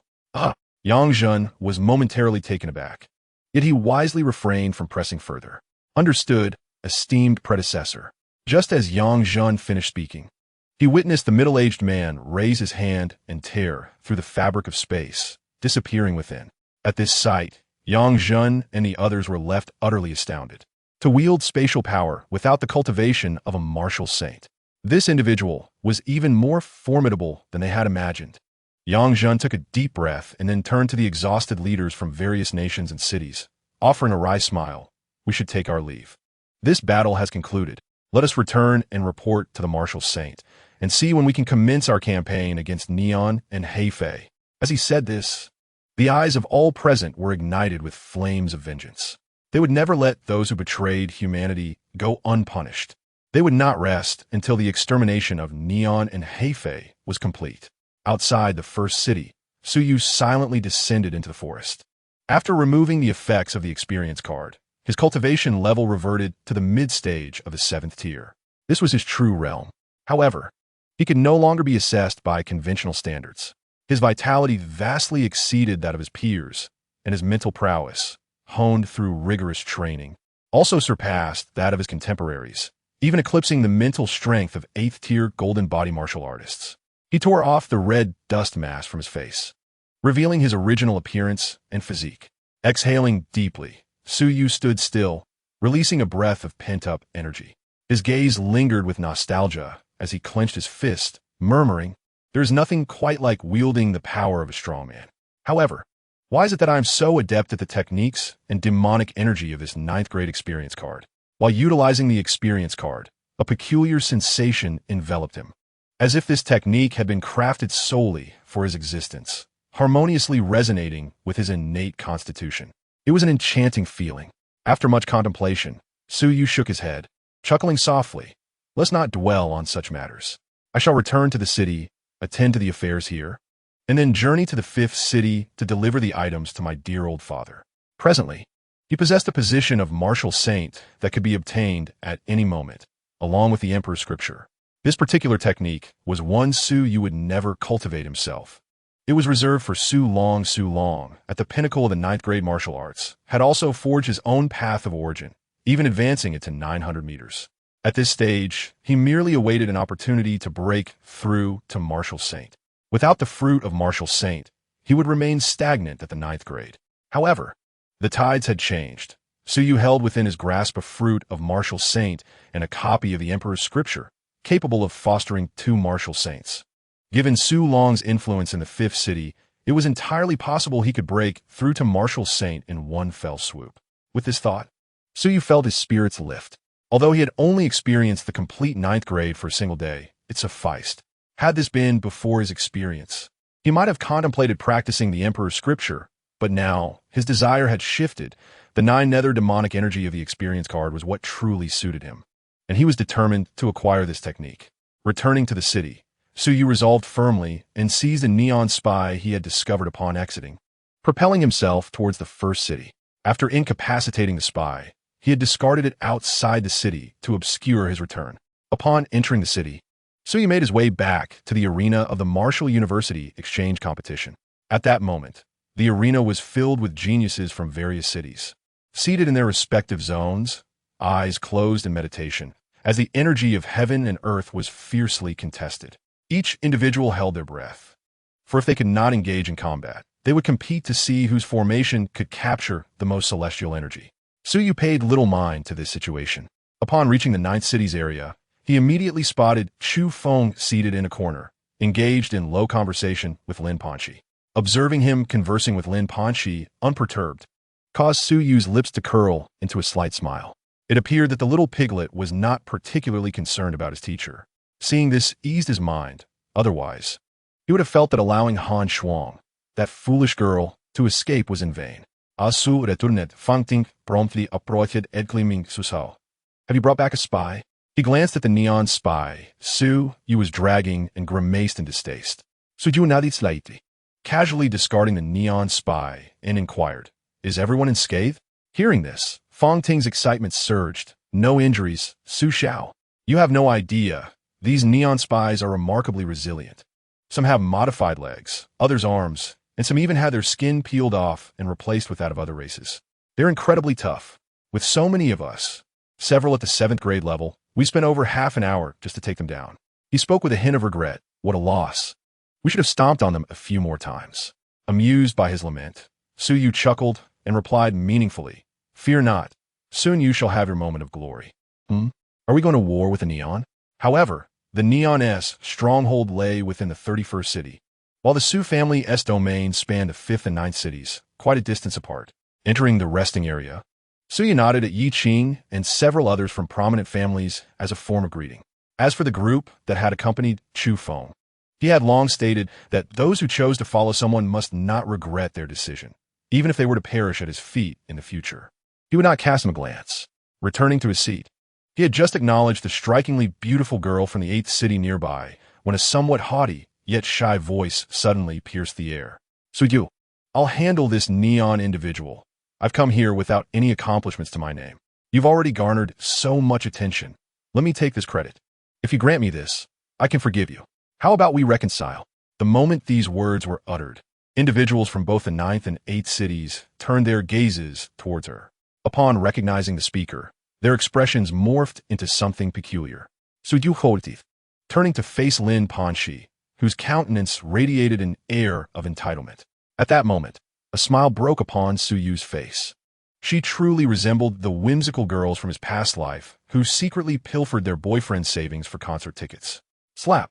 Do you, Lin Panxi, not comprehend human language? Or are you simply seeking some semblance of recognition? I've expressed my disdain for you many times. I have no desire to repeat myself. Do you understand? Chapter 054. The Path to Invincibility? Yet to reach invincibility at the same level, and already trampled underfoot by Suyu, gazing at the haughty, yet somewhat bashful Lin Panxi. Suyu's expression remained devoid of any emotion. He raised his hand and delivered a swift slap. He had tolerated this foolish female protagonist for far too long. Truly a deluded character. She could not discern the situation and still fancied herself as the devoted admirer from the original tale. Absurd. After being struck repeatedly, she still failed to learn her lesson. She resembled those whimsical girls he had seen in reality, who, upon witnessing their admirers' newfound wealth, hastily removed them from their blacklist, only to approach them again, seeking responsibility. Responsibility for what? Such self-degradation, were it not for the fact that her proximity to Chu Feng could provoke him. Suyu would have long since wished to eliminate her. With cold indifference, Suyu's eyes gleamed with a fierce light as he spoke in a chilling tone. I do not wish to strike women, but your sheer stupidity is practically inviting me to do so. He took a deep breath, striving to quell his impulsive nature. The urge to shatter her foolish mind was nearly overwhelming. Suyu, you bastard! If you dare to lay a hand on Panxi, I swear I will end you. At that moment, an enraged voice reverberated throughout the arena. All eyes turned to witness Chu Feng, now consumed by fury, his eyes ablaze, his aura surging uncontrollably. He unleashed his full vitality, escalating his combat prowess to a level that even the 7th grade would find alarming. Crack! Before he even moved, a subtle sound emanated from within Chu Feng, and then his wildly surging energy suddenly coalesced. Moments later, an even more formidable surge of combat power erupted from within him. 6th grade? The onlookers were taken aback.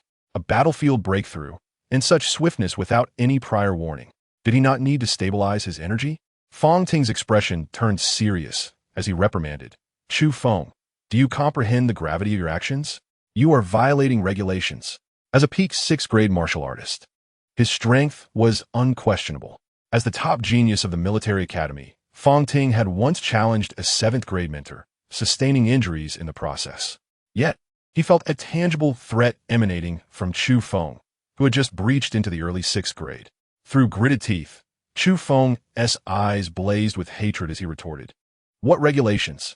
With the generals absent, the exchange competition cannot proceed normally. What harm is there in me sparring with him? His anger had no outlet. His teacher had been slain while saving him, and he had gained nothing, returning home like a stray dog. He had been humiliated repeatedly by Suyu, and now his beloved's dignity was being trampled upon. Countless humiliations and bursts of rage flashed through his mind, and Chu Feng bellowed, Suyu, I will make you pay today. Dare to strike Panxi, and you shall kneel and apologize. What the mid-7th grade? What the heavenly soul master? Is he truly inferior to Suyu? With a 24-hour automatic training device, coupled with powerful techniques and martial skills, he could achieve great mastery without even exerting himself.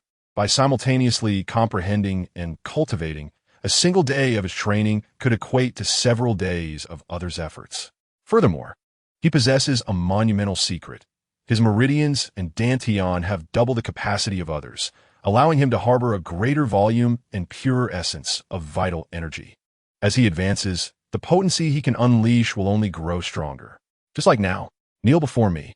In an instant, Chu Feng vanished from sight, leaving behind a series of afterimages that danced around Suyu, rendering it impossible to discern the real from the illusory. Thunderous fist. The next moment, the afterimages dissipated, and a cerulean glow enveloped Chu Feng's fist. As he struck downwards, the force of his punch shattered the air, surpassing multiple times the speed of sound.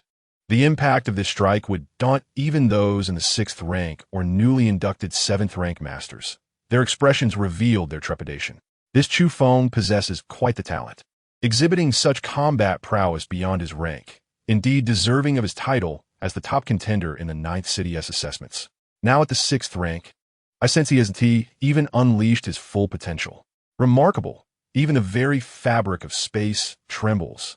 If given more time to solidify his cultivation, he might just create spatial rifts, showcasing true 7th rank power. Indeed, yet I find him rather laughable. Why? The crowd murmured, though they looked down upon lower-ranked martial artists. They recognized the supremacy of strength. If Chu Feng could demonstrate a combat power that posed a threat to them, they would regard him as an equal genius. However, to overestimate one's abilities is sheer folly.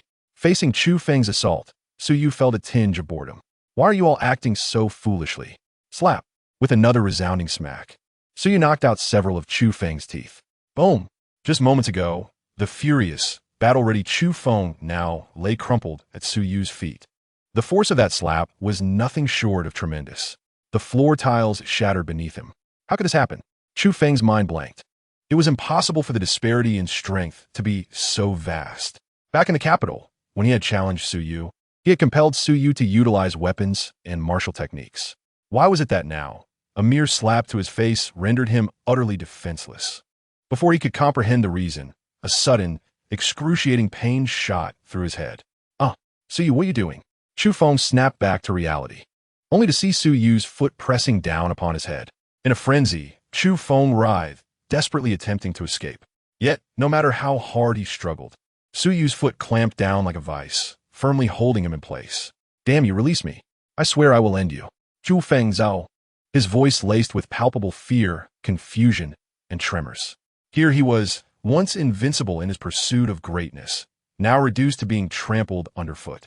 This spectacle left all the talented individuals present utterly astonished. Such humiliation. It was likely that Chu Feng would be rendered ineffective. Lin Panxi, who had just been slapped, stared blankly at the scene. Upon seeing Chu Feng writhing beneath Su Yu, her heart jolted. Su Yu, let him go. Lin Panxi dashed forward without a second thought, exclaiming, If you have grievances, direct them at me. Why must you humiliate Chu Feng like this? I apologize, isn't that enough? Please release him. Lin Panxi was on the brink of madness. She understood all too well the path Chu Feng aspired to tread, the path of invincibility. But before he could even reach that height, he was trampled under Su Yu's foot. Would he ever recover? Lin Panxi attempted to approach Su Yu to pull him away, but before she could close the distance of 3 meters, a surge of vital energy erupted, sending her flying. A voice, imbued with a chilling murderous intent, echoed in her ears. What do you think you are, daring to question me? Chapter 055. The exchange competition concludes. Departing for the 5th city, as Lin Panxi was hurled away, her gaze momentarily met Su Yu's. Upon seeing the murderous intent in his eyes, she trembled all over. Her delicate face turned pale, devoid of color. Such terrifying eyes. It was not that she couldn't understand, but she dared not believe that Su Yu harbored murderous intent towards her. Although this glimmer of malice vanished swiftly, she still managed to capture it. For the first time, she felt so close to death. Had it not been for Su Yu's restraint, she might have perished just moments ago. Lin Panxi closed her eyes, collapsing heavily to the ground. Puffed. A mouthful of blood spurted forth, and she immediately lost consciousness. Seeing this scene, Chu Feng's eyes widened in fury. Hearing his panicked voice, Su Yu frowned, inexplicably feeling a surge of agitation. What is happening? Why did my murderous intent suddenly intensify? Where did it go awry? With this thought, Su Yu turned his focus inward, and soon, a faint trace of crimson in his gaze dissipated. After completing this, clarity returned to his eyes. Su Yu couldn't help but grit his teeth, cursing inwardly, neon scum. I almost fell for it. In the original narrative, the blood of the other races amplifies the desire for slaughter, which is why the human race has always been cautious in their battles against them. It must have been when I had just regained my 7th rank and seized that 5th rank neon scum that I got contaminated. Damn it, coming back to his senses. Su Yu glanced down at the destined child, Chu Feng, beneath his foot. However, it was rather satisfying. Now get lost, should you dare to offend again. I cannot guarantee your life will remain intact. Su Yu kicked Chu Feng in the abdomen, sending him flying far away. He was not in the mood for further humiliation of the protagonist. This fellow was still a little piggy, after all, aside from eliminating line 10. There were still 67 portions of meat left to harvest. It wouldn't he do to kill him off so quickly? The humiliation inflicted upon Chu Feng caused his once resolute heart of invincibility to tremble violently. Deep within his heart, that faint trace began to expand once more. Ding! Congratulations, host, for successfully disrupting the destined child Chu Feng's state of mind, resulting in violent fluctuations. Reward: 3,000 villain points, 1 bottle of Qingling Pill. Qingling Pill, a top-tier healing elixir, capable of restoring all injuries, including hidden ailments, with just 1 for martial saints. For those below martial saints, as long as 1 breath remains, recovery is possible. Ding! Congratulations, host, for successfully seizing the popularity of the destined child Chu Feng, advancing the plot by 2, and obtaining rewards for 1,000 villain points. Immortal Glazed Golden Body Forging Method. Immortal Glazed Golden Body Forging Method. When forging an 8th rank golden body, this special method can condense indestructible materials, enhancing cells to immortal cells with combat power far exceeding that of peers. Upon achieving immortality, one can slay 9th rank foes. Upon seeing the rewards presented by the system, Su Yu was engulfed in boundless delight. Ah, indeed, it is better to keep the little piggy around for a slow harvest. Saving him until the new year will make the feast all the more delectable. His journey toward advancement could hardly do without the sustenance provided by the little piggy. Sigh. I truly look forward to Chu Feng's subsequent performances. Watching Chu Feng carry Lin Panxi back to the resting area to recuperate, Su Yu shook his head with a hint of regret. What a pity. After finishing up with the exchange competition, I must depart and will no longer be able to track Chu Feng's movements. However, Su Yu was not concerned that Chu Feng would stir up any trouble. As long as he remained stronger than Chu Feng, the latter would continue to be his little piggy, patiently awaiting the day Su Yu breaks through to the 9th rank, at which point, with a little guidance, Chu Feng would be ready for slaughter. Moreover, he had left a grand gift for Chu Feng. If with that gift, Chu Feng could still garner popularity, then Su Yu would have to commend him for it. A group of illustrious talents from Wuda awaited until 9 o'clock in the evening. The sky resonated with the sounds of rushing air, followed by the descent of numerous figures onto the exchange arena. Their condition had improved somewhat. Upon the return of Yang Zhen and his companions, the assembly of prodigies simultaneously opened their eyes, directing their gazes towards the observation platform. Esteemed participants, I sincerely apologize for the unforeseen issues that have arisen during this exchange competition. Yang Zhen began, a look of contrition gracing his features. Due to the pressing circumstances on the front lines in various cities, this year's Wuda exchange has been concluded prematurely. Rest assured, the rewards will still be distributed. Given the magnitude of this incident, the cities are understandably concerned for the safety of our talented individuals and have opted to summon them back. However, as the rewards for the global Wuda exchange are jointly funded by all cities, distributing them will not be a matter of significant loss. It's akin to providing for our own. After delivering a few official remarks, Yang Zhen instructed the representatives from each city to line up accordingly for the distribution of rewards. When it came time for the 9th city, Yang Zhen cast an appreciative glance at Su Yu and remarked with a smile, Su Yu, it is no surprise that you are a descendant of the Su family. At such a tender age, you have already slain an 8th grade golden body. Given time, surpassing your father, Su Long, will surely be within your grasp. Yang Zhen hailed from the esteemed martial saint family of the Yangs and was the younger brother of the current family head. He and Su Long were contemporaries, both belonging to the same generation of prodigies. Nonetheless, even their formidable prowess paled in comparison to that of the demigod Yi Tao who existed in their era. Su Yu, with his strikingly handsome visage, responded with a light chuckle. Ah, General Yang, your praise is unwarranted. I merely carry on the glory of my family. If I were to falter, it would indeed be a disgrace to the Su name. Yang Zhen nodded in agreement, reflecting, indeed, to bear the glory of one's lineage is to shoulder greater responsibilities. He then handed over the rewards designated for the 9th city, saying now, it is your duty to distribute these. Understood, Su Yu replied, as Yang Zhen took his leave, standing before Su Yu for an extended period. He had failed to recognize that Su Yu was, in fact, the mysterious 9th grade origin powerhouse who had slain the divine agent Chao Tsong. The efficacy of the red dust mask was indeed remarkable, an essential tool for both assassination and treasure acquisition. With the storage ring in hand, Suyu turned to face the prodigies of the Ninth City, noticing that Chu Feng and Lin Panxi had also recovered. They had learned their lesson and dared not approach with accusations this time. With a flourish, Suyu emptied the rewards from the storage ring, distributing the extraordinary weapons, each a B-grade extraordinary alloy weapon. Following this, he allocated resources, providing each individual with 10 spirit stones, totaling 110. Additionally, he distributed a low-tier Earth-level technique and a low-tier Earth-level martial skill, amounting to 22 tomes in total. After the resources were evenly divided, everyone expressed their satisfaction. However, a hint of discontent lingered among some, particularly regarding Lin Panxi, a martial artist at the initial stage of the 5th grade, who had contributed nothing yet received an equal share of the rewards. This discontent brewed silently, awaiting a moment to erupt in the future. Have all the items been distributed? Gather your belongings and prepare to return to the Ninth City. Thereafter, you shall be free to pursue your own training, spoke the solemn Major, General Qin Ta, still bearing signs of his injuries. The group nodded in unison. Upon seeing this, Qin Ta wasted no time and commanded, return to the city.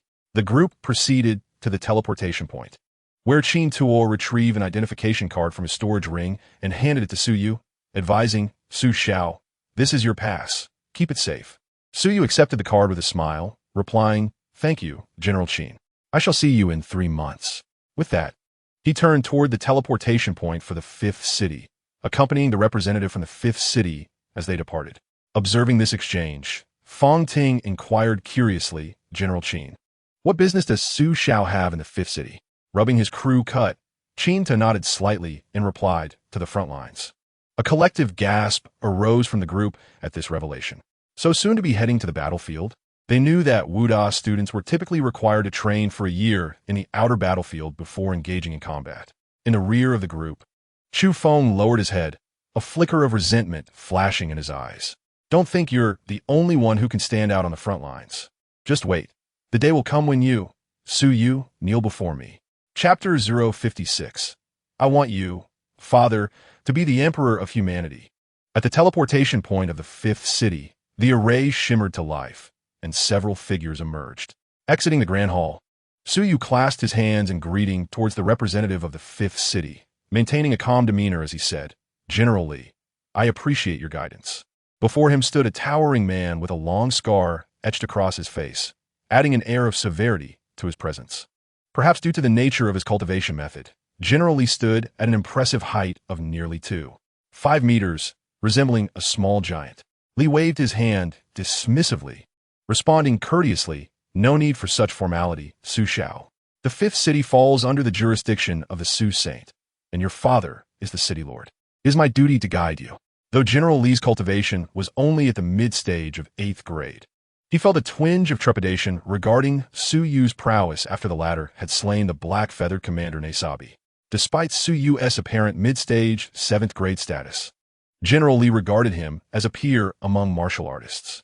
Had Su Yu been a mere dandy, such courtesy would not have been afforded.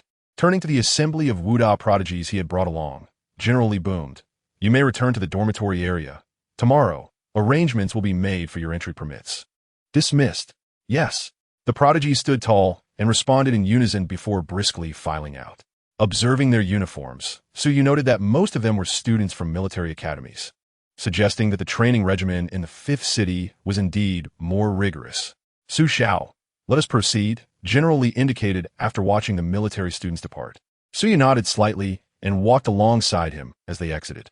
As night enveloped the 5th city, the streets were largely deserted, a situation exacerbated by the pressing circumstances on the front lines due to the fierce assaults from the alien forces, which had necessitated the majority of personnel being deployed to combat. In the outer battlefield, all electrical and fuel power machinery had become inoperative. The environment bore a resemblance to a primitive society. The front lines lay several thousand miles from the city, and traversing that distance by ordinary means was exceedingly time-consuming. Due to the unique conditions at the front, constructing teleportation points was unfeasible. Fortunately, both individuals possessed high martial realms, allowing them to traverse the skies and reach the battlefield within a mere 4 hours. In the early hours of dawn, as Suyu gazed into the sky, he spotted an orange glow approaching. This was the light of battle. Upon landing, he was immediately enveloped by the acrid stench of charred remains. He understood the grim reality. They were incinerating the bodies of fallen comrades. The alien forces could extract and consume the blood essence of the deceased, augmenting their strength to terrifying levels. Thus, to prevent the enemy from feasting upon the corpses of their kin, they were left with no choice but to reduce their fallen warriors to ash. Suyu furrowed his brow, realizing the situation was as dire as he had anticipated. In the original narrative, Su Long had sustained injuries during the betrayals of Neon and Black Feather, losing an arm to a martial saint. It was only through the tireless efforts of Su Yu's surrogate martial saint grandfather that he had been healed. Upon arriving at the camp and declaring their identities, soldiers promptly approached to escort them. Entering the tent, as Su Yu lifted the curtain, he beheld his surrogate father, Su Long, seated in the place of honor, his complexion pale as death. "Father," Su Yu called out. Subsequently, he noticed Su Long's unusual state. His left sleeve hung emptily, and his military uniform was stained crimson with blood. His breath was remarkably weak. "Commander, how are you injured?" General Li, who had entered behind him, exclaimed, his face paling in alarm as he hastily inquired. In times of peace, Su Long served as the city lord, while on the battlefield, he was the commander of the army. Su Long lifted his gaze to the two men and, with a smile, replied, "It is of no consequence. A mere waste of resources will suffice for recovery." Suddenly, Su Long noticed Su Yu giving him a subtle signal. Maintaining his composure, he instructed Major General Li, "Now that you are here, proceed to the 5th Army Corps to assist in accounting for the casualties and manage the allocation of medical resources." Without a moment's hesitation, Major General Li straightened up, saluted, and responded loudly, "Yes, Commander." With that, he turned and exited the tent. After Major General Li departed, Su Yu turned to his adoptive father and inquired, "Father, how many 9th-tier Grandmasters does our Su family currently have present? Is my third uncle here?" Su Yu retrieved a Qingling pill from his storage ring and approached Su Long, directly tossing the pill into his mouth. Su Long shook his head in helplessness. "This child, throwing things into my mouth without a word, including myself, your third uncle, and your fourth uncle are also here." Su Long frowned and asked, "What do you need your third uncle for?" "He is a powerful 9th-tier Grandmaster, having traversed 990 meters of the source path. He is but a step away from becoming a martial saint." Before Su Long could continue his inquiry, a wave of warm, comforting green light suddenly enveloped him. In the blink of an eye, Su Long's pallid complexion began to regain its color. The wound on his severed left arm started to itch intensely. "What is happening?" Su Long initially felt alarmed, but then he calmed himself, trusting that Su Yu would not harm him. Moreover, the healing light within him assuredly revitalized his vitality, causing his left arm to itch as if something were about to sprout forth. Observing Su Long's transformation, Su Yu simply smiled softly and remarked, "This is the Qingling pill. Even if you were left with just your head, Father, I could restore you." Su Long retorted, "There's no need to curse me so." He grew increasingly curious about this astonishing pill. Where could Su Yu have acquired such a miraculous item capable of mending injuries inflicted by a martial saint? Of course, Su Long knew better than to ask too many questions. It sufficed to know that Su Yu would not harm him. Soon he closed his eyes, lost in the delightful sensation of his wounds healing. After more than an hour of treatment, Su Long's previously empty left sleeve had miraculously regrown an arm. Although it appeared somewhat underdeveloped, with sufficient nurturing, it could be strengthened to the same caliber as his other limbs. A natural arm is undoubtedly superior to one that has been reattached. Once restored, Su Long opened his eyes, shook his left hand, and asked in a solemn tone, "Speak. What do you wish to summon your third uncle for?" Su Yu glanced at his adoptive father, waved his hand, and a white light materialized. In an instant, a transparent, crystal-like cube appeared in his grasp. Upon seeing the cube, Su Long inquired in confusion, "Is this the source seal of our Su family? What lies within it?" Su Yu smiled enigmatically, encouraging him to delve deeper into the contents. Boom! In the next moment, Su Long's aura fluctuated violently. His expression filled with overwhelming excitement as he trembled. "Is this a sealed saint position within?" Upon witnessing his father's revelation, Su Yu stood and exuded an invisible aura, imposing and undeniable. "Indeed, Father, the same position inside is intended for your third uncle." Without allowing Su Long a chance to speak, Su Yu continued, As for you, he paused, his deep, starry eyes shimmering momentarily. You are to become the emperor of humanity. Boom! At the utterance of those words, Su Long's body jolted. The emperor of humanity. Chapter 057.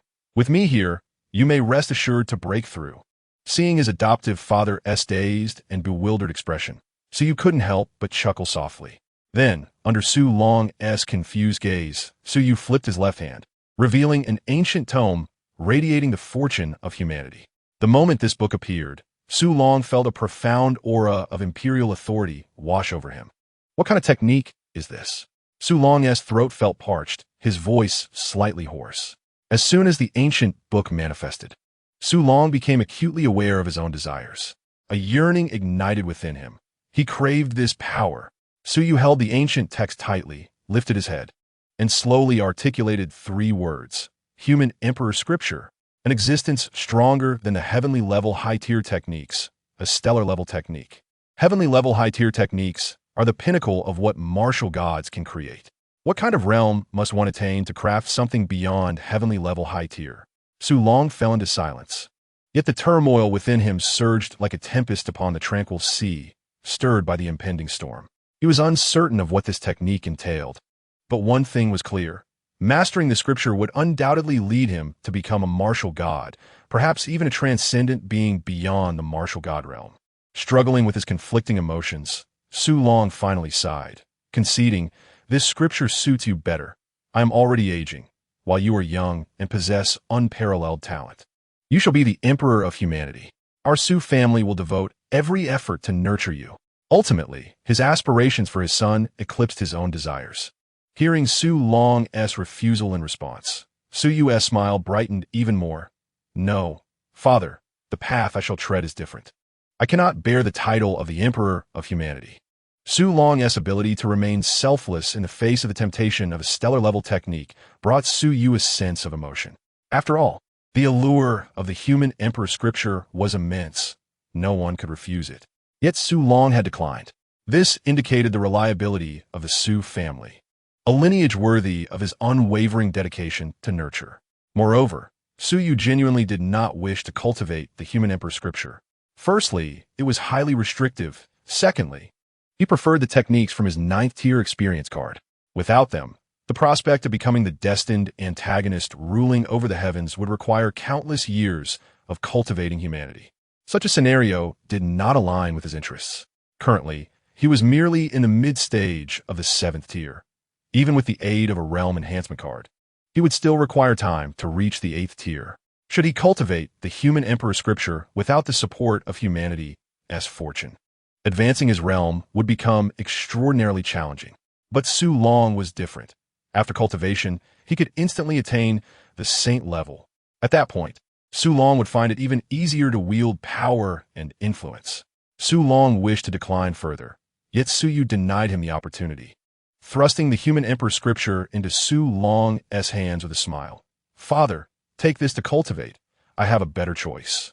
Also, please inform your 3rd uncle to return. The plan to forge 3 saints cannot be delayed. Time is of the essence. And I must rapidly enhance our family's combat prowess. Otherwise, as a villain, I will be forced to undertake everything myself. And what meaning would that hold? It is far more exhilarating to cultivate the family, to serve as my agents." "Very well. I shall notify your 3rd uncle." Su Long was not one to dither. Seeing Su's determination, he nodded decisively, his eyes gleaming with excitement. To become a saint. Moreover, a martial saint of the emperor position. Such an opportunity was something he had never dared to dream of before. He had initially thought that the plan to create an emperor of humanity would materialize through Yi Tao. Yet unexpectedly, this child of his had first unveiled the human emperor scripture. Soon the notification from Su Long reached the front line. Upon receiving the urgent dispatch from the Su family, a 9th-tier perfected Grandmaster, seated in meditation at the front lines, instantaneously vanished from his position. Half an hour later, outside the tent, a frail yet venerable voice resonated. "Su Long, what momentous event has transpired?" The tent flap was lifted, revealing a thin elder with white hair and beard, his attire tattered and his aura considerably weakened. Nevertheless, an unsettlingly potent killing intent emanated from him. This was Su Zhanya, the third uncle of Su Yu and a direct brother of the Su family's martial sage. The Su family boasted 5 ninth-tier Grandmasters, among whom Su Yu's uncles, with the exception of the 5th, were all 9th tier, alongside Su Yu's adoptive father and his second uncle. This constituted the entirety of the Su family's elite. Upon entering the tent, Su Zhanya's brow furrowed slightly with concern, but when he beheld Su Long, whose aura had returned to its peak and whose left arm had healed, he was momentarily taken aback. "Your injuries have completely healed?" Su Zhanya stammered, his previous seriousness dissipating, replaced by astonishment. Su Long nodded affirmatively. "I have just recovered." As Su Zhanya was about to inquire further, his gaze fell upon Su Yu. "Young Yu, what brings you here?" Su Zhanya was perplexed by the unexpected presence of his grandnephew. Su Yu inclined his body slightly and smiled. "Third uncle, I have come to bring warmth to you and my father." "Warmth?" Su Sanjay echoed, bewildered. "What warmth?" He approached Su Yu with a mock scolding tone. "You rascal, daring to jest with your uncle in such a tense front line. You summon me back for this? How infuriating." As he spoke, Su Zhanya raised his hand, ready to deliver a playful slap to Su Yu's head. However, just as his hand descended, it suddenly froze. His expression shifted from indulgence to sheer astonishment. "A divine position," Su Sanjay exclaimed. As Su Yu revealed a transparent magic cube, Su Zhanya felt the long-sealed boundaries of his realm begin to stir. "This contains a divine position." Su Yu observed his reaction with satisfaction, a knowing smile gracing his lips. "Third uncle, I wonder if this warmth meets your approval?" Su Zhanya's eyes sparkled with brilliance, his laughter turning fervent and ecstatic. "Ha, I'm more than satisfied. Who would have thought you would have such an opportunity? This is splendid. Hurry, take it to your father for a breakthrough to martial sage. Our Su family is about to welcome its second martial sage."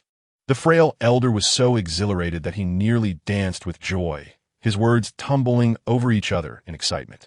He had no desire for personal ascension, but wished to bestow this crucial opportunity upon his grandnephew. This singular action illuminated why the Su family had thrived for a millennium without ever exhibiting signs of decline. Su Yu smiled gently and said, "Third uncle, this divine position is meant for you. As for my father, he has already achieved it." With that, Su Long produced the ancient tome of the human sovereign from his bosom, its essence resonating with the aura of the human race, leaving Su Zhanya utterly speechless. The aura of the human sovereign? Su Zhanya was completely astounded. What had his grandnephew accomplished to bring 2 opportunities for ascension to the Su family? With a deliberate swallow, Su Zhanya declared, "Well done, my boy. Su Long, you shall focus on your breakthrough here. I will guard the front line. Even if it costs me my life, I will ensure you reach enlightenment." He had grasped the significance of possessing such artifacts, understanding that the Su family could within a short span produce 2 martial sages. He felt the weight of age upon him and was resolved to buy time for the flourishing of the Su family, even at the cost of his own demise. Su Zhanya turned to leave the tent, intent on returning to the front line, but before he could, Su Yu called out, "Third uncle, you and my father should concentrate on your breakthroughs. Leave the remaining matters to me." Both men turned to Su Yu, exclaiming in unison, "No." However, before their protest could fully escape their lips, a terrifying aura emanated from Su Yu, one that imposed pressure even upon these 2 supreme 9th-tier masters. It surged forth like a dragon emerging from the sea, igniting a tumultuous wave. "With me here, you may rest assured in your breakthroughs. The other races shall advance not an inch." Chapter 058. The horrific era of my reign over the heavens for countless years. Su Zhanya and Su Long stared wide-eyed, their expressions a mix of disbelief and horror. The aura erupting from Su Yu was no ordinary vitality. The truth of his 9th-tier perfection was manifestly evident, and even more potent than theirs. "You, how did you achieve 9th tier?" Su Zhanya stuttered, astonishment evident in his voice. 9th tier? This is no trivial feat. When he had departed the Su family, Su Yu was merely at the 5th tier. Now, he had inexplicably ascended to the 9th. Had it not been steeled by fortitude, he might have fainted from the shock. Not only him, but even Su Long, his adoptive father, was left dumbfounded, his expression frozen in disbelief. "When I arrived at the outer battlefield, you were merely at the 6th tier. How?" He was at a loss, grappling with the suspicion that his son might have been possessed by some ancient entity. Yet the familiar essence of his soul and bloodline assured him that no such thing had occurred. How could he then be at the 9th tier, surrounded by swirling demonic energy that nearly suffocated the air around him? Suyu chuckled. By sheer luck, I acquired a relic wherein a predecessor bestowed me with gifts. Before his passing, he sealed his vitality within me through special means, preserving my foundation while enabling me to harness his cultivation. Of course, I can only utilize it for about 10 hours now. Boom! Just as he finished speaking, Suyu retrieved 2 stone tablets from his storage ring, each inscribed with celestial grade techniques and martial arts. He refrained from presenting the earthly grade martial techniques, as those were reserved for training Fong Ting and the others. As a villain, one must possess a top-tier lineage, and one's subordinates to handle affairs were equally indispensable. Gulp! Both Su Zhanya and Su Long swallowed hard, their shock unabated. Just then, an individual burst in, urgently exclaiming, "Commander, the situation at the front is dire. 10 9th tier and several dozen 8th tier of the other races are leading their forces to the borders." Upon hearing this report, the astonishment in their eyes dissipated. Suyu too swiftly retracted his aura, adopting an innocuous demeanor. Su Long gazed at the newcomer and commanded, "I understand. Go relay the orders. Those uninjured must collect recovery pills and immediately return to the battlefield for support. Additionally, send someone to the 4th city requesting reinforcements." Yes, the soldier responded promptly before exiting. Su Long and Su Zhanya exchanged glances before declaring, "We shall finish this battle first, and afterwards we will break through." An assault organized by 10 9th tier and several dozen 8th tier warriors constitutes one of the most formidable battles beneath the martial sages. At the front line of the 5th city, they had only 4 9th tier and less than 28th tier golden body cultivators. This battle would undoubtedly be arduous. Without reinforcements from other garrisons, they would be hard-pressed to endure beyond 3 days. However, Suyu remained unfazed, gesturing for them to sit once more. He then spent 1,000 villain points from the system space to imprint 2 void blade techniques, handing them to both men. The Su family had always been a lineage of sword users, with the highest-ranked martial technique being the mid-tier, celestial grade, annihilation blade technique. This caliber of martial skill could still be wielded against peers of the same realm, but to achieve the dominance of a prodigy, top-tier techniques were indispensable. This void blade technique was a star-grade martial art, though its entry was challenging after you and 3rd Uncle Breach in a martial sage. It will be the most suitable for you to learn new martial techniques.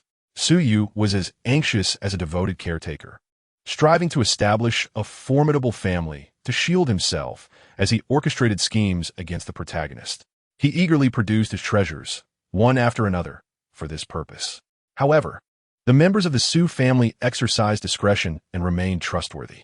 Su Long and Su Zhanya appeared dazed, their expressions numb, as Suyu pressed the martial arts scrolls into their hands. Su Zhanya, feeling a sense of unease, protested, "But that is 10 9th rank practitioners. They can withstand the pressure because they are both perfected Grandmasters, capable of taking on 2 or even 3 foes. If we lose their high-end combat power, all the weight of this battle will fall squarely on Suyu's shoulders. Not to mention, he has only a little over 10 hours of 9th rank power." Su Long silently tucked away the void blade technique scroll and spoke with gravity, "Do not be reckless. We are not in a hurry for a breakthrough at this moment." He did not wish for Suyu to take unnecessary risks. If any mishap were to occur, it would deal a devastating blow to the Su family. Suyu regarded them intently and replied softly, "Father, you and Uncle Sen need not worry about the breakthrough. I am confident in handling 10 9th rank practitioners." He did not divulge too much, for he alone understood the absurdity of this 9th rank cultivation card. A surge of confidence enveloped him. With limitless 9th rank power at his disposal, he could vanquish all 9th rank foes, and even if a slightly weaker martial saint were to appear, he could defeat them as well. Below the martial saint, I am invincible. Above it, I could trade 1 for 1. If Su Long were to discover that the mysterious figure who had slain the 9th rank practitioner from Neon in the 1st city was Suyu, he would likely be driven to madness. Su Zhanya and Su Long fell into silence, uncertain as to why Suyu harbored such confidence. Yet, given the strange aura emanating from him, perhaps there was no cause for concern. Moreover, with his casual display of the Emperor's scripture and the bestowal of a holy title, it seemed that Suyu had significant opportunities unbeknownst to them. Could it be that a terrifying presence beyond the martial gods had descended upon Blue Star and taken Su Yu as a disciple? That would certainly explain a great deal. After all, how else could he possess techniques surpassing the martial gods? Perhaps a formidable force was watching over him. With these thoughts, both men felt somewhat reassured. After exchanging a glance filled with resignation, Su Long sighed and said, "Since you are confident, we shall not impede you. However, do remember," he paused, his expression turning serious. "Above all, do not be overconfident. Prioritize your safety, for only then can you reclaim your honor in the future. Hold them off for 2 days. I will emerge from seclusion once I successfully cultivate the Emperor's scripture." Su Zhanya, with his hands wrinkled and marked by age, rubbed the ceiling cube in silence. They all understood that Su Yu was fighting for their opportunity, enabling them to attain holiness. Su Yu nodded with a smile, and then produced the red dust mask, placing the gossamer veil over his face. Instantly, his entire demeanor transformed. His physical form, soul aura, and everything else morphed into that of another person. Under the astonished yet expectant gazes of the two, Su Yu's appearance became indistinguishable from that of Su Long. Even Su Long was momentarily taken aback. Gazing at the transformed Su Yu felt like looking into a mirror. In every aspect, from soul to vitality, they were identical. "Xiao Yu, I don't quite understand," Su Long remarked. Though Su Yu's subsequent words warmed his heart. "Father, since you aspire to become the Emperor of humanity, I shall gather enough human faith to assist you in achieving sanctity. This era still belongs to you." Upon saying this, Su Yu silently added in his mind, "Yet the countless years to come shall herald my reign over the heavens." When he ultimately reached the pinnacle of power, the entire cosmos would be plunged into an era of ceaseless bloodshed and war. Chapter 059. Prepare to die as you step into our human territory. Su Yu altered his appearance to resemble Su Long in order to prevent the dilution of human faith. With hundreds of thousands of troops on the battlefield, if he could demonstrate unmatched prowess in the forthcoming clash, the instantaneous surge of faith would likely enable Su Long to break through to martial saint status within 3 days. Furthermore, he would ascend directly to the pinnacle of martial saints. With proper nurturing, he could become the Emperor of humanity, and within a few years, even attain semi-divine status was not out of the question. Who understands the yearning of a son wishing for his father to achieve greatness? Su Yu tossed a Qingling pill to his uncle, Su Zhanya, with a smile, saying, "Uncle San, ingest this pill, and your depleted vitality will swiftly return to its peak. Then you can shatter the sealing crystal and claim your holy position." Accepting the Qingling pill, Su Zhanya nodded firmly. Good. Unexpectedly, he had long abandoned the thought of achieving holiness, yet his nephew had bestowed upon him such a monumental gift. It was truly a source of deep emotion. Boom! The blood energy altered by the red dust mask erupted violently. However, Su Yu was aware that he was still employing demonic techniques. "Father, you can focus on your breakthrough. I will handle everything else." With those words, Su Yu tore open a rift in space and dove through it. The two exchanged glances, their earlier thoughts solidified. Su Yu had indeed been accepted as a disciple by a formidable entity.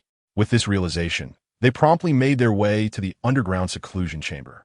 The 5th city had been managed by the Su family for centuries, and the 9th city was also under their control. Throughout these years, they had made extensive preparations. This underground cultivation chamber had been fortified by generations of martial saints. Even a full-force strike from a martial saint would fail to breach its defenses. It would take at least a day to wear it down. Upon entering the chamber and activating the defensive array, 2 distinct yet fearsome auras began to permeate the entire military camp. One exuded the might of the sacred realm, while the other emanated an imperial pressure that compelled the human race to submit. At this moment, thousands of miles away from the military encampment on the frontline battlefield, an army composed of hundreds of thousands of low-tier martial artists clashed with the alien forces. The sounds of combat echoed through the skies, flames engulfing the landscape. A chilling atmosphere and the acrid scent of blood lingered in the air, while the stench of charred corpses filled their nostrils. Kill! These accursed aliens dare to launch a night raid. The Grandmasters were already positioned ahead to intercept the alien powerhouses, and we too must not lag behind. Slay these beasts. Charge! The 5th city had stationed 1 million troops, but due to the alien assault yesterday, they had suffered grievous losses. though they annihilated 30,000 alien warriors. The fifth city had also incurred over 20,000 casualties. While the alien low-tier combatants posed little threat, their sheer numbers, coupled with their tactics of overwhelming the enemy, could break even the most skilled warrior. On the vast plains stretching hundreds of miles, battle erupted. This territory had been the battleground between humanity and the aliens for over a century, where the once mighty mountains had been ground to dust by the clashes of powerful beings, leaving only barren, desolate land. Boom! At the forefront of the battlefield, dozens of martial bodies stood resolute in the air, facing a massive, blood-colored giant. Its presence was eerie and bloodthirsty. Damn it, the tactics of these aliens are becoming increasingly terrifying. One misstep could lead to their blood energy contaminating us. The eyes of some 8th-rank martial body practitioners were filled with trepidation. If the blood energy infiltrated their bodies, their wills could be compromised, transforming them into bloodthirsty monsters. Damn it, I'll chop you down. A hot-tempered martial-bodied giant raised the axe in his hand and struck fiercely at the blood-colored giant. The axe cut through space, unleashing a force capable of shattering a 10,000-meter stone mountain. Boom! The blood-colored giant raised a hand to block the attack, and the resulting shockwave shattered the ground beneath them. Cackling, the lead blood-colored giant attempted to counter the assault, emitting a dissonant and grating sound that disrupted the minds of those nearby. Bloodthirsty beings, today, the fifth city shall be ours. Upon hearing his declaration, a leading master of the 9th rank from the human faction scoffed coldly. If you desire to seize our fifth city, you shall pay with your lives. As cultivators of the human race, they stand as guardians of their noble cause. To occupy their sacred ground, they would rather perish in battle than yield an inch. For over a millennium, had the human race lacked such resolve, they would have long been extinguished by foreign invaders. Do you truly believe we are powerless against you?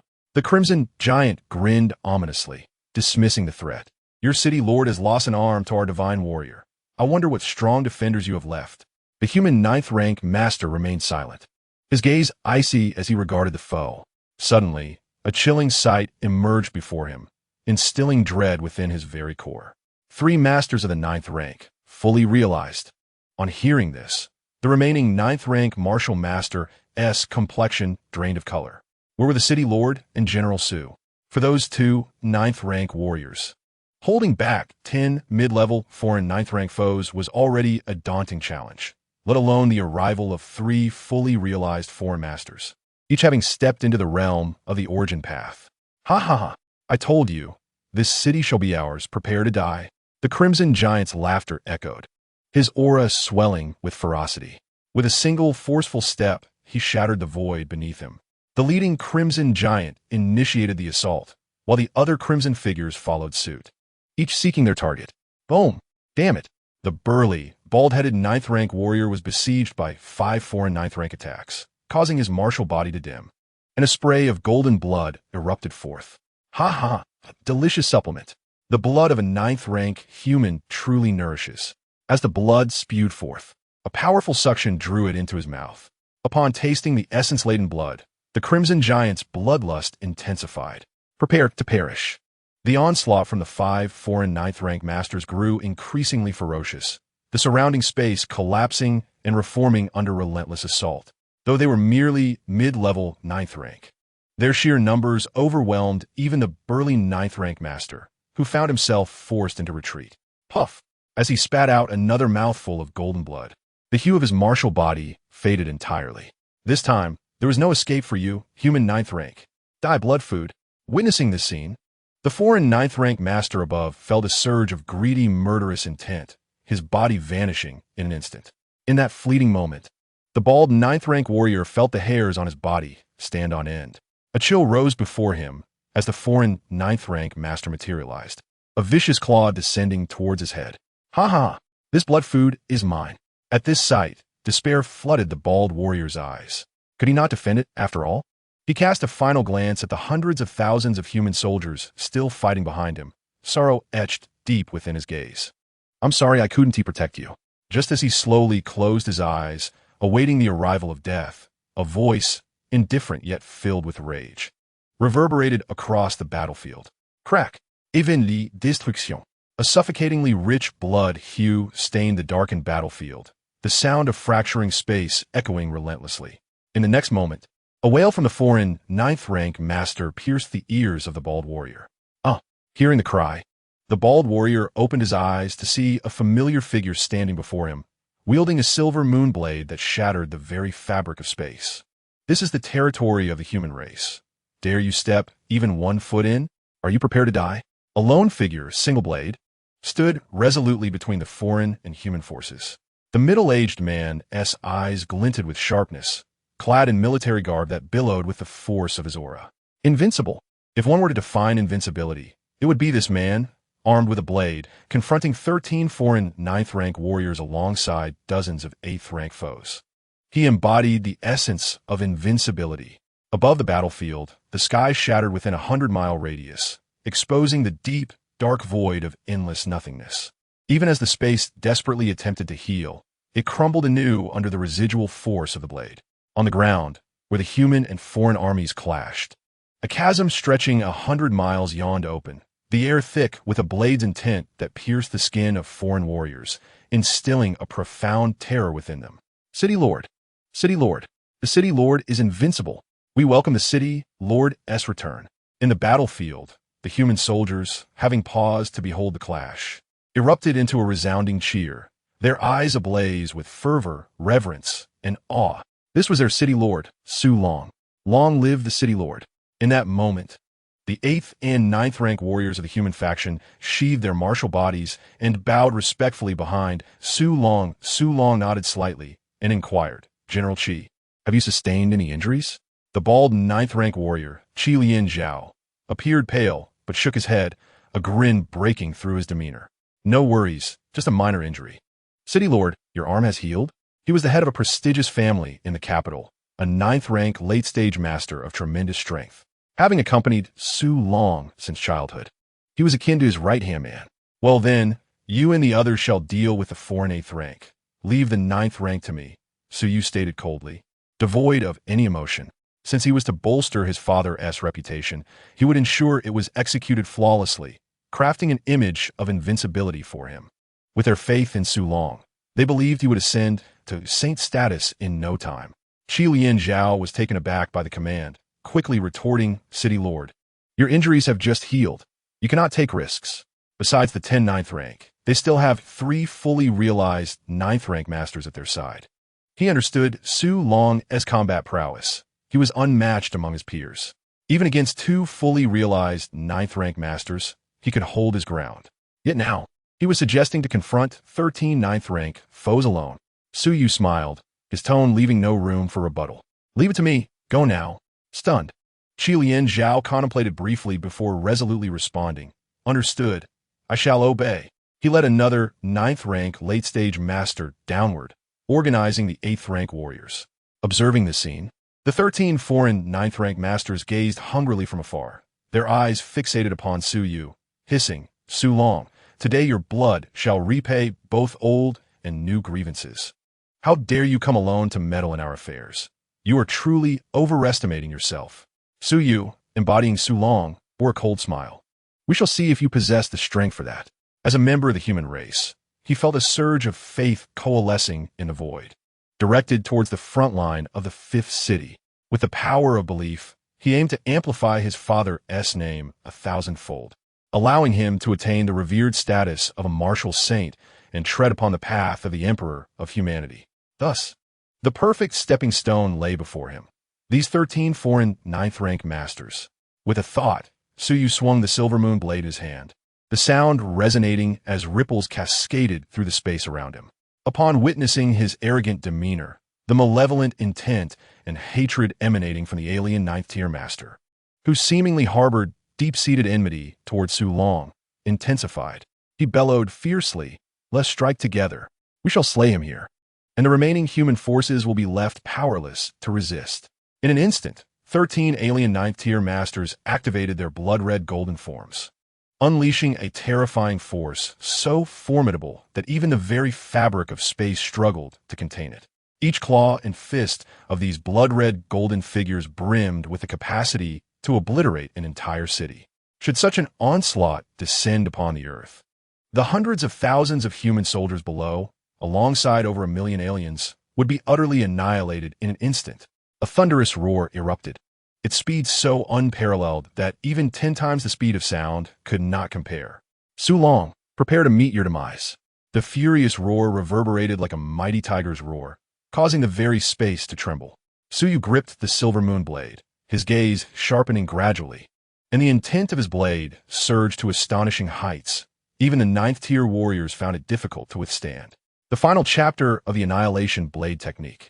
Tens of times more potent than the 9th tier, a formidable mental force entwined with the silver moon blade, causing the blade to tremble violently as he infused it with his vital essence.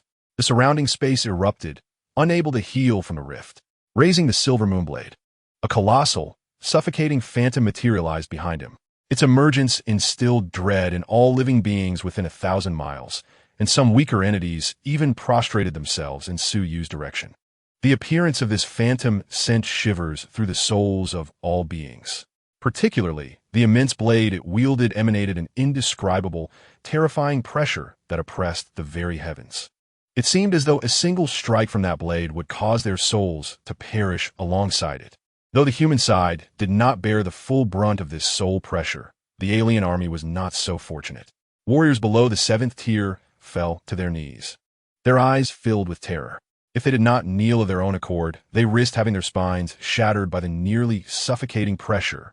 Even after kneeling, they continued to feel an overwhelming sense of oppression. Only by prostrating themselves on the ground could they barely manage to breathe. This is bad. The expression of the alien 9th-tier warrior at the forefront changed drastically, his eyes wide with horror as he screamed, "Retreat! That strike is too powerful. At this proximity, none of us in the late 9th tier will survive." But how could Su Long have become this formidable? Was he not severed of an arm by the holy deity of his own race, causing his realm to plummet? Why had his realm not diminished, but rather grown stronger than before? Had the previous Su Long been capable of holding his own in battle, but this time felt as though he had caught a whiff of death? Had he transcended to sainthood? Impossible. A terrifying and absurd thought lingered in his mind, refusing to dissipate. But how could this be possible? The martial saint positions of Blue Star could accommodate at most 99 individuals. For millennia, their race had schemed to reduce the number of Blue Star saints to 36, and with the defection of Hei Fei and Ai Hong, there were at most 34 remaining. How could he have ascended to sainthood without any martial saints perishing? In a frenzy, the 13 alien 9th-tier masters attempted to retreat, desperate to escape the range of that blade's attack. But it was too late. A slight smirk appeared on Su Long's lips as the murderous intent in his eyes spread, and the silver moon blade cleaved through space, severing the void itself. Annihilation Blade technique. With a resonant hum, as the silver moon blade descended, the entire expanse of space fell into silence. Then came an endless cacophony of destruction reverberating through the heavens. Crack! The final chapter of Annihilation. This strike transformed the heavens and the earth, appearing to the countless living beings as if it would cleave the very sky above them. Beneath the eruption of blade intent, an energy imbued with innumerable mental forces struck the alien army.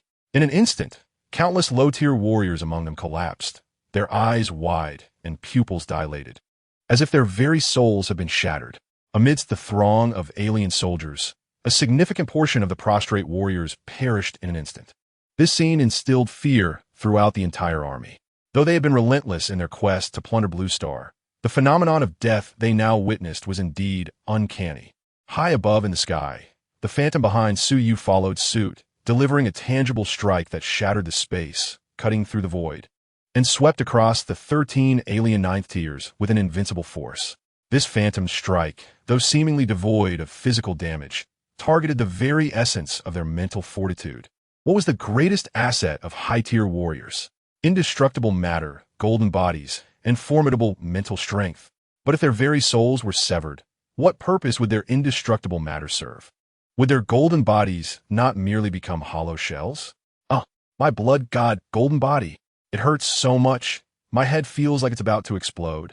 Stop. The previously formidable 13 alien 9th tiers now resembled drenched rats, frantically clutching their heads and fleeing in all directions. They desperately sought to escape, only to find that space had already been cleaved, rendering escape impossible. No, in mere seconds, the early and mid-stage alien ninth-tier warriors perished amidst their unwilling roars. The light of their golden bodies dimmed as the indestructible matter was consumed in the cycle of destruction and restoration. As the final remnants of their mental force were obliterated by the blade intent, their corpses shattered into countless fragments, crashing down to the ground and shaking the earth as though an earthquake had struck. Beneath them lay the territory of the alien army. As the fragments of their golden bodies fell, they crushed a significant number of alien warriors. This spectacle was witnessed by the human army and many 8th-tier warriors, leaving everyone frozen in shock, yet more so filled with exhilaration. Each individual's face flushed with excitement. Long live the City Lord! Long live the City Lord! The City Lord is invincible!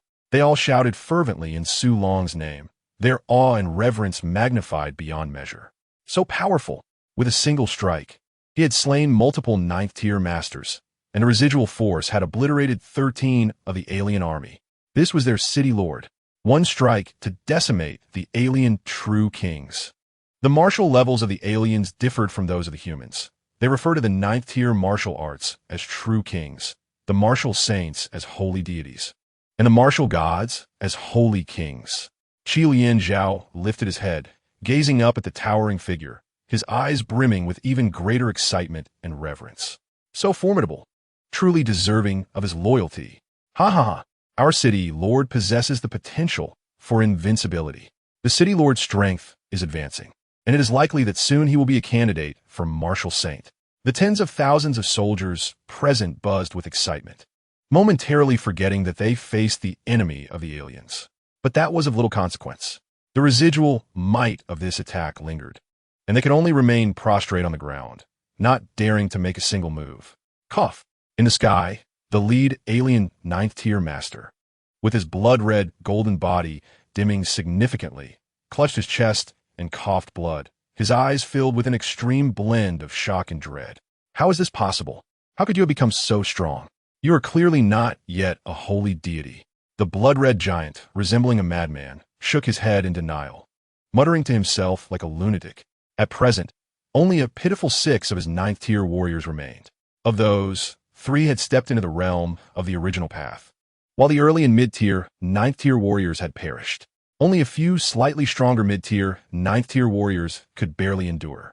Fear took root in the hearts of these 7, and they no longer possessed even a shred of the courage to confront Su Yu. Could this battle continue? It cannot. This strike had directly slain 7 9th-tier warriors.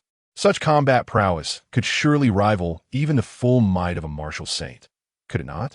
Su Yu sheathed the silver moon blade and, with an expression devoid of emotion, remarked, "Indeed, I am not yet a martial saint, but it requires little effort to eliminate you insignificant pests. What a pity. The Su family's supreme celestial martial arts are somewhat lacking. Had they employed the void blade technique or the burial blade technique, it would be remarkable if these several alien beings possessed even a single intact part. Cursed be it, Su Long, do not bask in pride. Our clan has added 2 new saints, and soon they shall arrive here to shatter your human 5th city." The foremost blood-colored giant, clutching his violently throbbing heart, did not forget to issue threats even at this juncture. They had never anticipated that Su Long would recover from his injuries, and indeed, experience a significant enhancement in his cultivation. With a single strike, he could severely wound their 13 true kings, resulting in the demise of 7. This resentment he must reclaim. Is that so? Su Long's gaze deepened as he began to smile, murmuring, "Then you may descend and await your fate. Your saint will soon come to seek you." His voice was soft, yet it did not escape the ears of the few present. Upon hearing his words, the expressions of several alien true kings grew increasingly grim. "Do not be so arrogant. In 2 days, our saints will come, and they will surely slaughter your human kin by the hundreds." The threat remained unuttered when a pressure, far more terrifying than their previous assault, swept through. At this moment, the chill in their hearts threatened to freeze them in place. "Should your saints arrive, let them eternally slumber here." The voice, cold to the extreme, reverberated through the heavens and earth. In mere moments, the space that had just been restored exhibited signs of shattering once more. The galaxy above shimmered with stars, appearing to expand infinitely, as if they were on the verge of plummeting. The second form of the void blade technique, Star River Slash, The calm voice resonated in the ears of all, as the brilliance of countless stars surged in the dark night sky. The few severely injured alien ninth grades, upon witnessing Su Long raise his blade, were stricken with terror at the majestic sight that stirred the celestial river. No! With a resounding crash, as the final star river descended. Within the rear of the frontline army's encampment, in the underground training chamber, a thick aura of the Emperor of Humanity quietly manifested from the left stone door. Behind the stone door, Su Long sat cross-legged upon a mat. Behind him, a vast and magnificent avenue flickered into existence. The Source Avenue emerged, and, as this aura, infused with the beliefs of countless individuals, flowed in, the chaos obscuring the path ahead suddenly dissipated by several meters. Boom! The Source Avenue expanded to 1,000 meters. As this immensely wide avenue, seemingly endless, extended to 1,000 meters, the entire battlefield in the Outer Realms, including the entirety of Blue Star, underwent an instantaneous transformation. Countless individuals looked up, bewildered by the extraordinary occurrence. Only those familiar with this scene exhibited expressions of shock. Meanwhile, deep within the outer battlefield in the void, a graceful figure suddenly froze in place, his book falling from his grasp. Someone has stepped onto the path of the Emperor of Humanity. Chapter 062. Within a radius of 3,000 miles, all is the territory of our human race. In the depths of the outer battlefield within the void, a man clad in white robes bore a somewhat rigid expression, yet the joy in his brow was unmistakable. Ha! The human race has once again given birth to an emperor. In this void, where even martial saints could scarcely endure for long, he emitted no overwhelming aura. He possessed only the demeanor befitting a scholar, appearing harmless. However, if a powerful human were present, they would undoubtedly recognize him as the prodigy who emerged 30 years ago. Now the director of the martial arts department of the Dragon Kingdom, the demigod Yi Tao, picking up the book that had fallen into the void. He closed his eyes and entered the Source Avenue. Sensing the potent belief power of the human race beside his avenue, his previously anxious heart was instantly set at ease. Ha! With the emergence of the human emperor, it is time to rally support for him. Joy sparkled in Yi Tao's eyes. He had initially thought that the human race might need several more decades before an emperor would appear. He had not anticipated the emergence of an emperor at this moment. He wondered which individual had ascended to emperor with the fortune of a human race. As the director of the martial arts department, the Source Avenue and the path of the human emperor were complementary paths of enlightenment. As long as the human race flourished under his governance, his strength would likewise grow. Moreover, rallying support for the emperor meant that the stronger the emperor became, the stronger he would also grow. Although this path to divinity was swift, its drawbacks were glaring. It was overly reliant on the fortunes and beliefs of the human race. Had it not been for the current invasion by alien races, he would never have chosen the path of enlightenment to become a saint. Before Yi Tao could ponder further, the void before him suddenly roiled, and a bloodthirsty aura capable of ensnaring minds materialized from thin air. Yi Tao, our clan is growing ever more powerful. In less than 10 years, I shall break this cage, and that day shall mark the demise of your human race. The cold and fearsome voice echoed in the void. This voice was eerie. Should a weaker being inadvertently hear it, they would likely fall under its murderous influence and become a mindless beast driven solely by bloodlust. Upon hearing this, Yi Tao snorted coldly. The aura of Confucianism emanating from him shattered the bizarre atmosphere. Our human ancestors were able to take your clan's martial god away, which proves that the fortunes of our human race have not yet been exhausted. In the future, we shall invade your ancestral star and obliterate you, vile creatures. In the void, the voice fell silent for a long while before responding with a cold huff. A race fit only to be blood fodder knows nothing of our clan's depth. Just wait. Your source cage will soon reach its limit. Ha ha. The day I break free from this cage will be the day your human race becomes blood slave fodder. In the boundless void, only the cruel and arrogant voice echoed. From a distance, one could see that this section of the void was ensconced within a massive, transparent tome radiating golden light, resembling a cage, rendering escape impossible. On the front line of the fifth city's battlefield, the space was also shattered and in disarray with a radius of 100 miles, where the essence of the void seeped out. Even at the center of the combat radius, within 10 kilometers, the nearly tangible blade light continued to dance. A massive boulder struck by the flickering blade light shattered into two halves without a sound. The terrifying force poured forth, leaving the weak with no chance of survival. Beneath the vast sky, hundreds of thousands of human soldiers simultaneously raised their heads, their fervent gazes fixed upon the sky as blood-red points of light descended. It was as if the Milky Way, hanging in the heavens, had been severed and fallen to the mortal realm. Yet they understood that this was no celestial river descending. It was the alien ninth grades, slain by their city lord, the supreme commander of the Fifth Army, Su Long. Their martial bodies left no remnants. In the hands of their city lord, these ninth grades were cleaved apart, transforming into stardust. All held their breath, their eyes glued to the sky. Moments later, as the shattered space began to heal, upon seeing Su Long stand before them like a sovereign, one man wielding a single blade. The impact he imparted was undeniably the most astounding. The city lord is invincible. Long live the city lord. Quickly relay this battle report to the surrounding cities.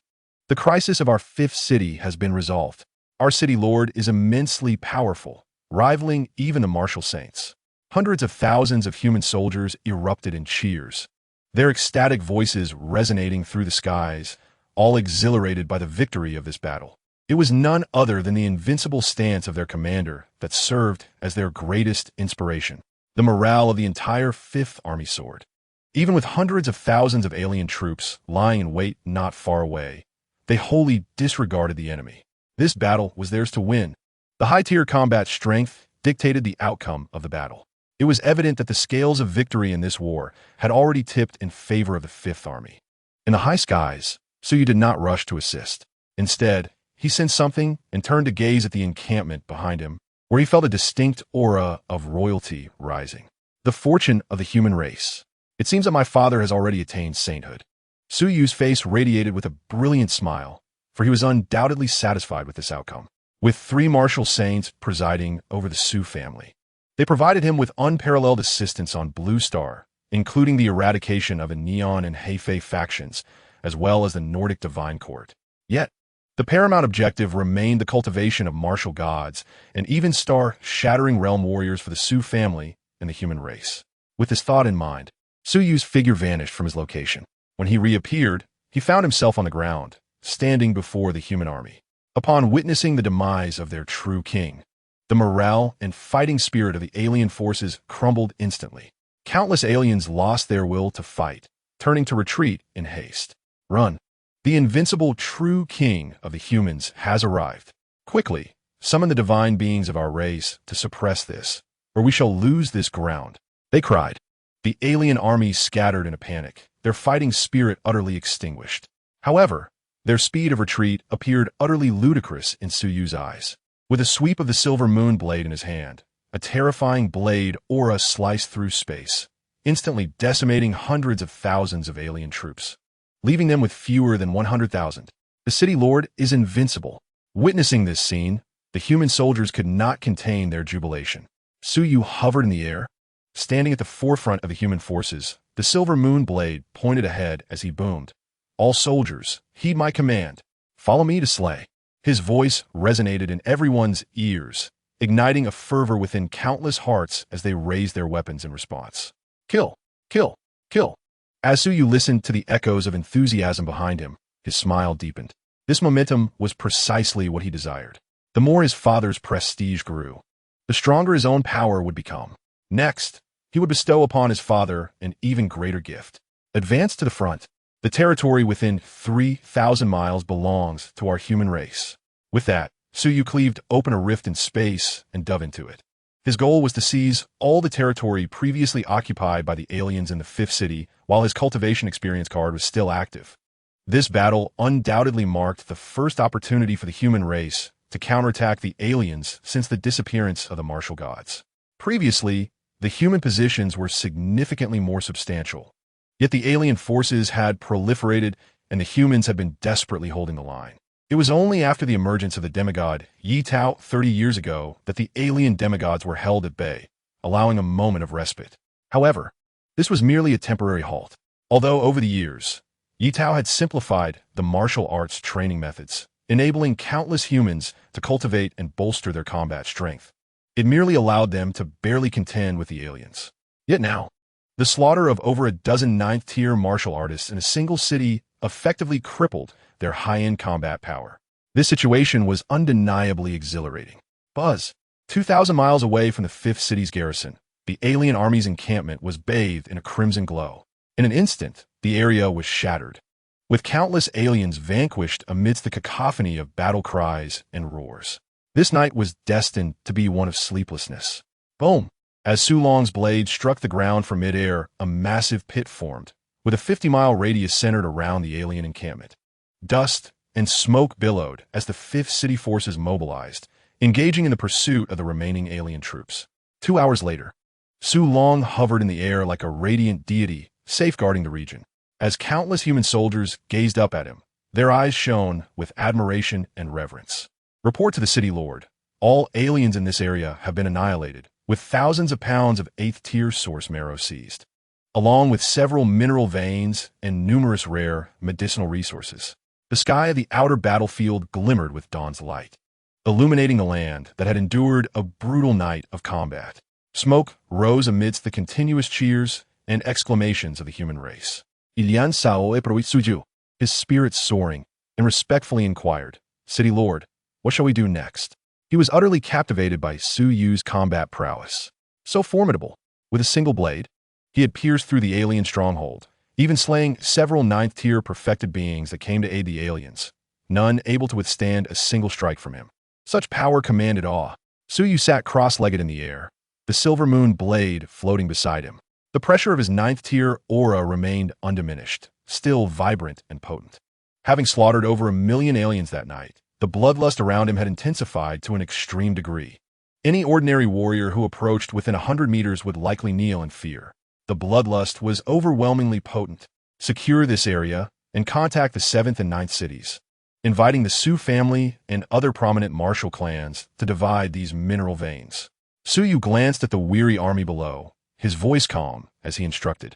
The spoils collected tonight shall be exchanged for corresponding resources and distributed among all soldiers of the 5th city. The Su family shall take 30%. Qi Lian Zhao bowed in acknowledgement, understood. He found this arrangement not only reasonable, but also exceedingly advantageous. After all, with such an abundance of resources, even if Su Yu desired to hoard them all, no one would dare object. Yet he chose to share with all, a magnanimous spirit that earned him profound respect. Of course, Su Yu's decision was driven by the understanding that these individuals were the initial sources of his father's power of belief and loyal soldiers under the Su family's command. To cultivate the family into the foremost clan, he would not withhold his generosity. Moreover, these resources were mere trifles in the grand scheme of the outer battlefield. Once he ascended to the martial saint realm, he intended to venture to the alien ancestral star and the territories of the demonic flora within the outer battlefield. Those would be the true resources of value for high-end combat power. Upon receiving the orders, Qi Lian Zhao returned below, addressing the excited soldiers gathering resources. Once everyone has collected the resources, return to the base to rest.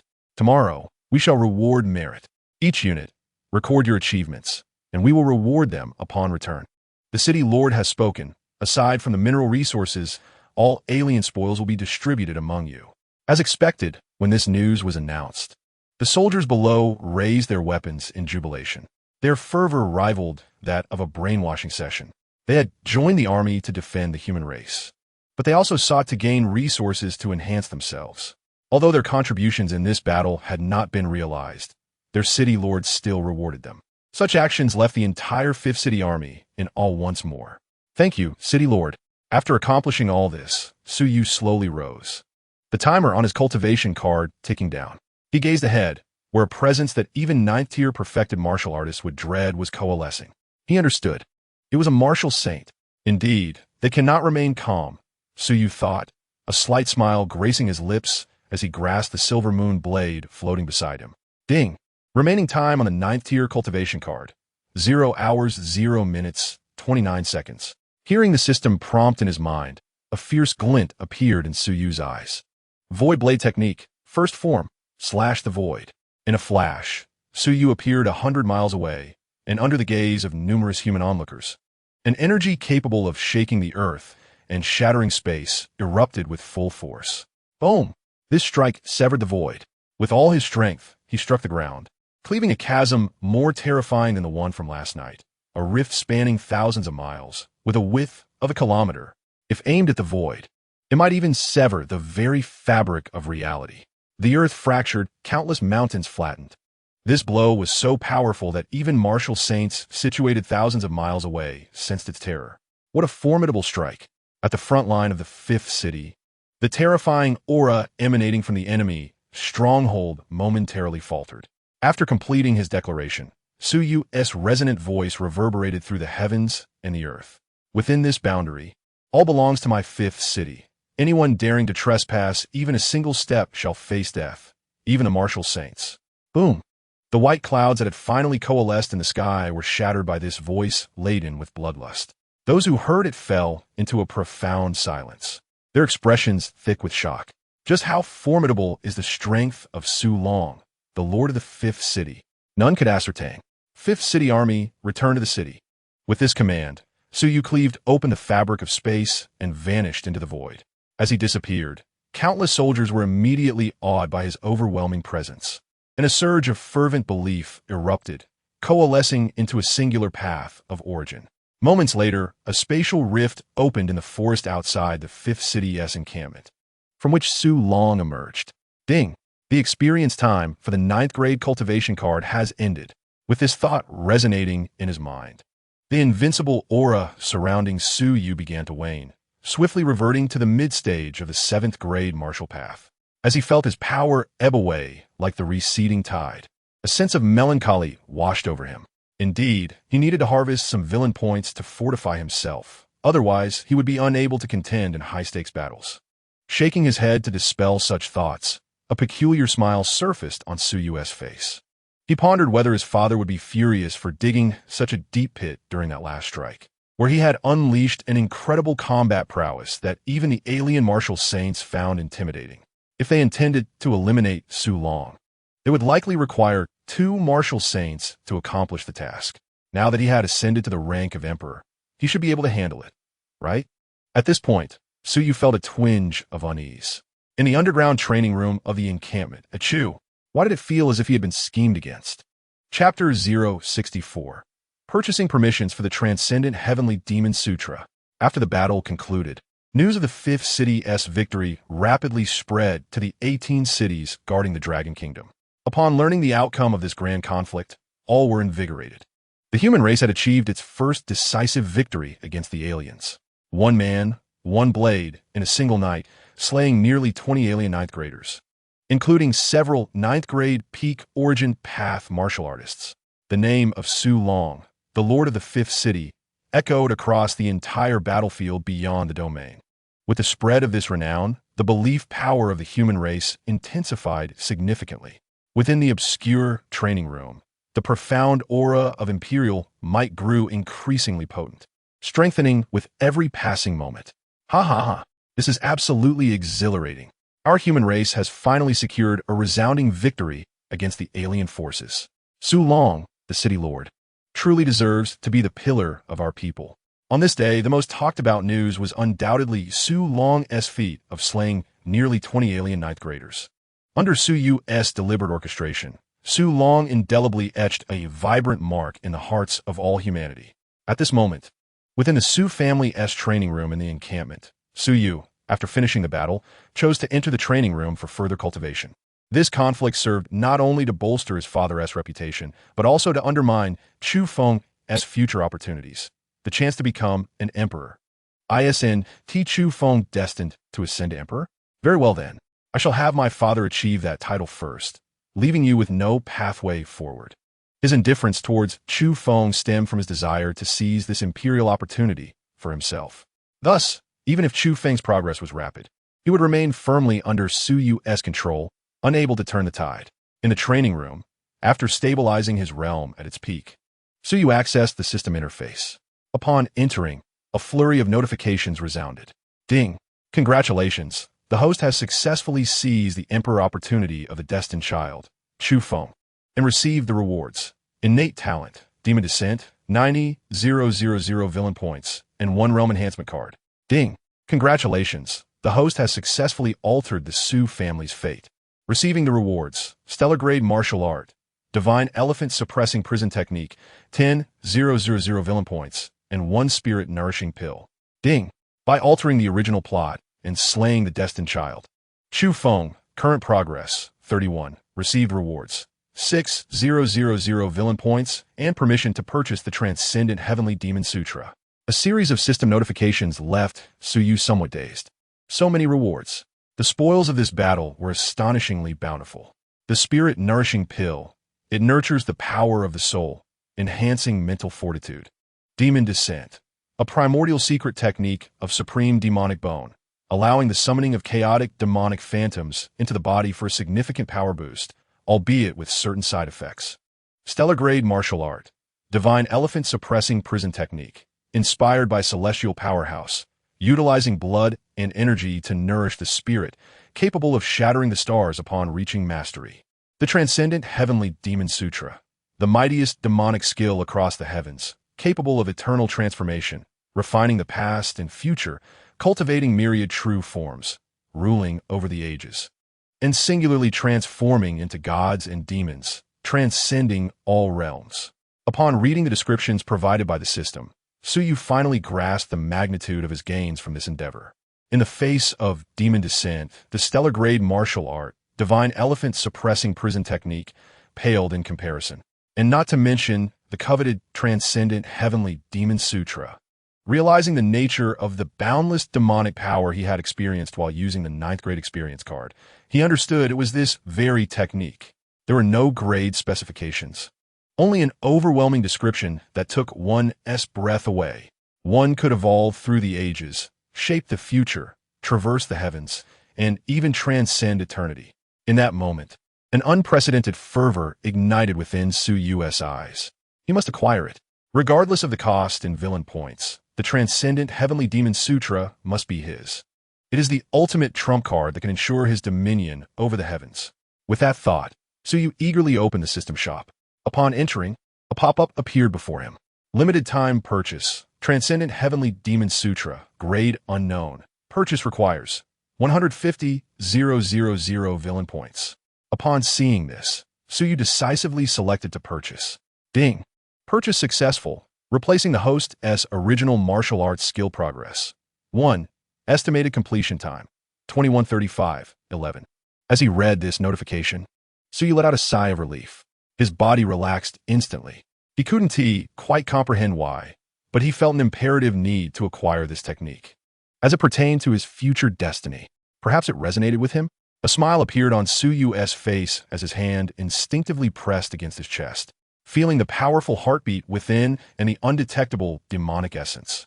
Was this demonic heart born for the sake of this technique? Suyu murmured to himself. Initially, he believed that as a transmigrated villain endowed with certain talents, he could only rely on villain points to elevate his realm and match the protagonist's strength. However, after utilizing the 9th grade cultivation card, he realized he had been mistaken. His heart was not ordinary. It was a demonic heart, and there was a fragment of demonic bone. Regardless of his identity, nothing could hinder his progress. Unable to be the protagonist, Suyu paused for a moment. Then his handsome face transformed into one of cold indifference. Imbued with an incomprehensible resolve, then let me be the destined villain that makes the heavens tremble. He paid no heed to how many destined children there were. All he needed to know was that in all the heavens, there could be only one villain, him. As the icy expression gradually melted away, Suyu exited the system space and turned to sense the progress of his father. The aura of the Emperor was growing ever more potent. It seemed his father was also stabilizing his martial saint realm and would soon emerge from seclusion. Though the training room on the other side was not particularly noisy, Suyu could distinctly sense that amidst the tranquil atmosphere, his great uncle's fundamental path was advancing towards its pinnacle. In no more than a month, his great uncle's fundamental path would reach a distance of 999 meters. After that, all he needed to do was shatter the ceiling cube to immediately seize the position of martial sage, thereby becoming the 3rd martial sage of the Su family. Suyu let out a sigh of relief, his mood gradually lightening. The stronger the Su family became, the more beneficial it was for him at this stage. It was time for me to break through to the 8th rank after all. The immortal glazed golden body and the immortal glazed cells require some time to refine. When the time comes, I shall settle accounts with those old ghosts who chose to usurp the sacred positions due to the schemes of the alien races. The remaining 62 martial sage positions are to be monopolized by the Su family. With such thoughts in mind, Su took out his resources and began to cultivate, preparing for a breakthrough to the late stage of the 7th rank in martial arts. At this moment, the outside world was in an uproar. For on this day, the alien races, who had previously waged war against the 36 cities of the human race, began to retreat. According to reliable reports, they were gathering forces to launch a full-scale attack on the 5th city. In the depths of the alien race's stronghold in the outer battlefield, a chilling voice echoed. 3 days hence, they would launch a full-scale offensive against the human 5th city. Chapter 065, A Million-Strong Army. War approaches, the alien martial sages arrive. Upon witnessing the aliens' unusual actions, the Dragon Kingdom swiftly made adjustments. Each city dispatched 13 powerful individuals and troops to support the 5th city. Simultaneously, personnel mining new veins were en route. In just 2 days, the Dragon Kingdom extracted tens of thousands of cultivation resources from the veins that Suyu had seized. This undoubtedly alleviated the pressure on the human race significantly. The strength of the alien races stemmed from their occupation of the vast majority of resources in the outer battlefield. Resources such as the source marrow for cultivation and energy stones were all in their possession. The human race could only rely on body tempering to enhance their blood capacity and the improved techniques by Yi Tao to bolster their overall strength. At that moment, in the command tent at the 5th City Military Garrison, a massive war conference table was encircled by perfected 9th rank Grandmasters and 2 martial sages. The 2 leaders present were, on the left, an elder with numerous scars on his face, exuding an air of bloodlust that, despite being deliberately suppressed, still made the numerous 9th rank experts present feel oppressed. With grizzled hair and a well-built physique, he showed no signs of the frailty of old age. This man was none other than the current martial sage of the Su family, Suyu's adoptive grandfather, Su Zhantian. Seated beside Su Zhantian was the former head of the Jiang family, another lineage of martial sages, Jiang Tianzheng. Jiang Tianzheng's experience had been far more harrowing than Su Zhantian's. Half of his face was nearly disfigured, and his right eye had been gouged out, leaving behind an empty socket. Achieving the status of martial sage was not as glamorous as it appeared. When they ascended to this level, they had all faced ambushes from alien martial sages. Although they survived, the terrifying primordial power still hindered their injuries from healing. This time, it was likely to be a tough battle. Jiang Tianzheng crossed his legs. A look of concern etched in his remaining left eye. The alien races were returning in full force to attack the 5th city, and it was feared that several martial sages would come to intercept them.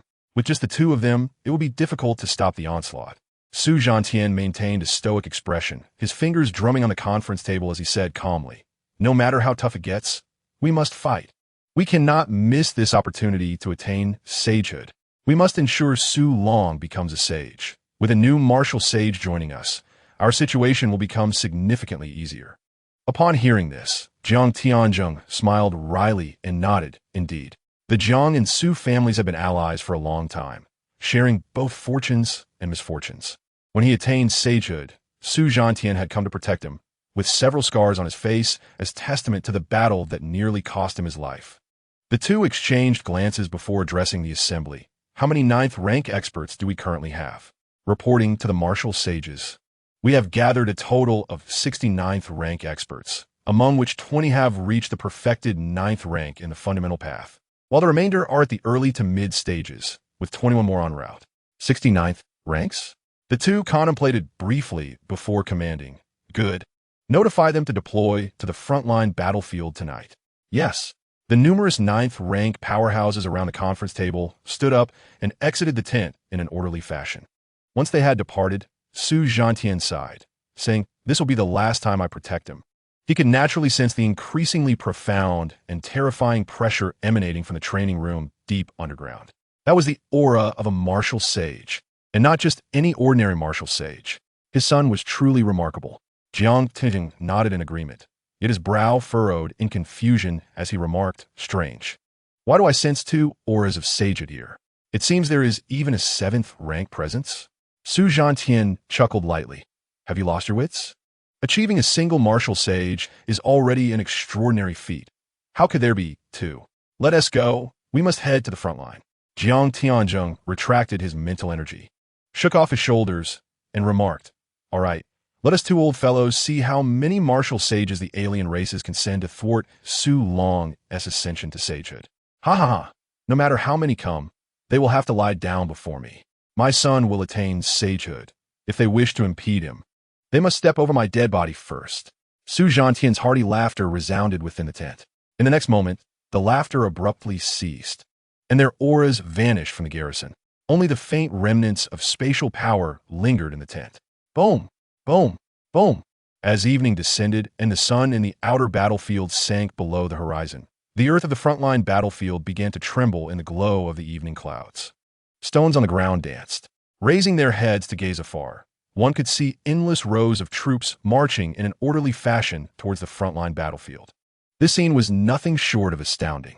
A torrent composed of millions of human soldiers surged across the entire battlefield. Only upon reaching the plain did the footsteps of the millions come to a halt. Every face bore an expression of solemnity, the air thick with a murderous aura. The surrounding creatures sensed the gravity of the situation and fled in fear, lest they become collateral damage in the impending conflict. Form the army.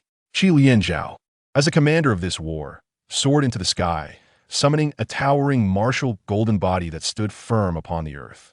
His voice resounded powerfully. Beside his martial golden body stood dozens of 9th-rank Grandmasters whose formidable auras pressed against the very fabric of space, causing the surrounding air to tremble like waves. There were no unnecessary words.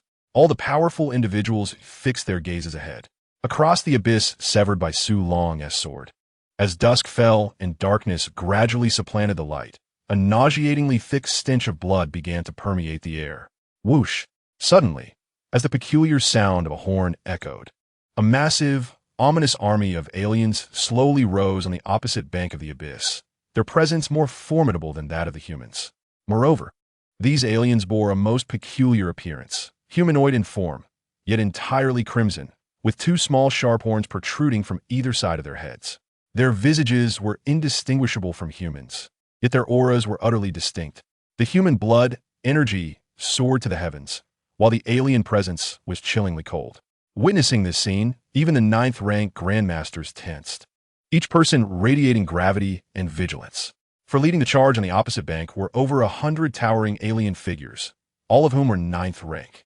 At the forefront, upon seeing the emergence of the 109th ranks among the aliens, Su Zhantian and Jiang Tianzheng's expressions grew grave. This was troublesome, yet at that moment, an even more horrifying scene unfolded before them. Cackling laughter echoed ominously amidst the myriad of alien legions within the boundless abyss of darkness. A vast rift in space was suddenly torn asunder. In the blink of an eye, 5 terrifying figures emerged from the gaping void, eliciting dread and horror from the onlooking human populace.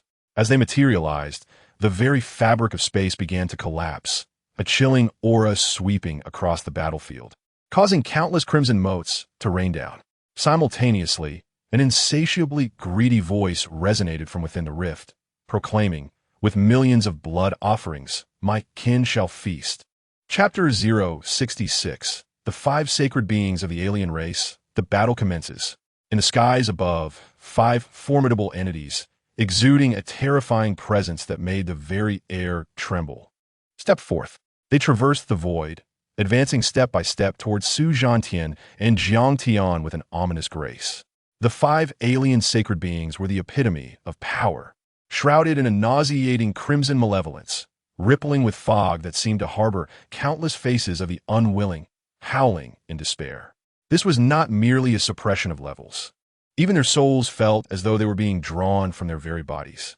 In an instant, the human forces were thrown into disarray. Upon witnessing the emergence of the 5 alien sacred beings, Su Zhantian and Jiang Tian simultaneously unleashed their blood essence, thwarting the adversary's advance. Their expressions turned grave, reflecting the dire situation. What a grand endeavor! You 5 have chosen to strike simultaneously. Before them, in the void, stood 5 towering crimson humanoid creatures, each measuring 4 meters in height, indistinguishable from the alien horde below, save for the grotesque bone wings sprouting from their backs and the sharply glinting horns protruding from the sides of their heads, eerily unsettling. The emergence of such extraordinarily gifted beings among the human ranks posed a significant threat.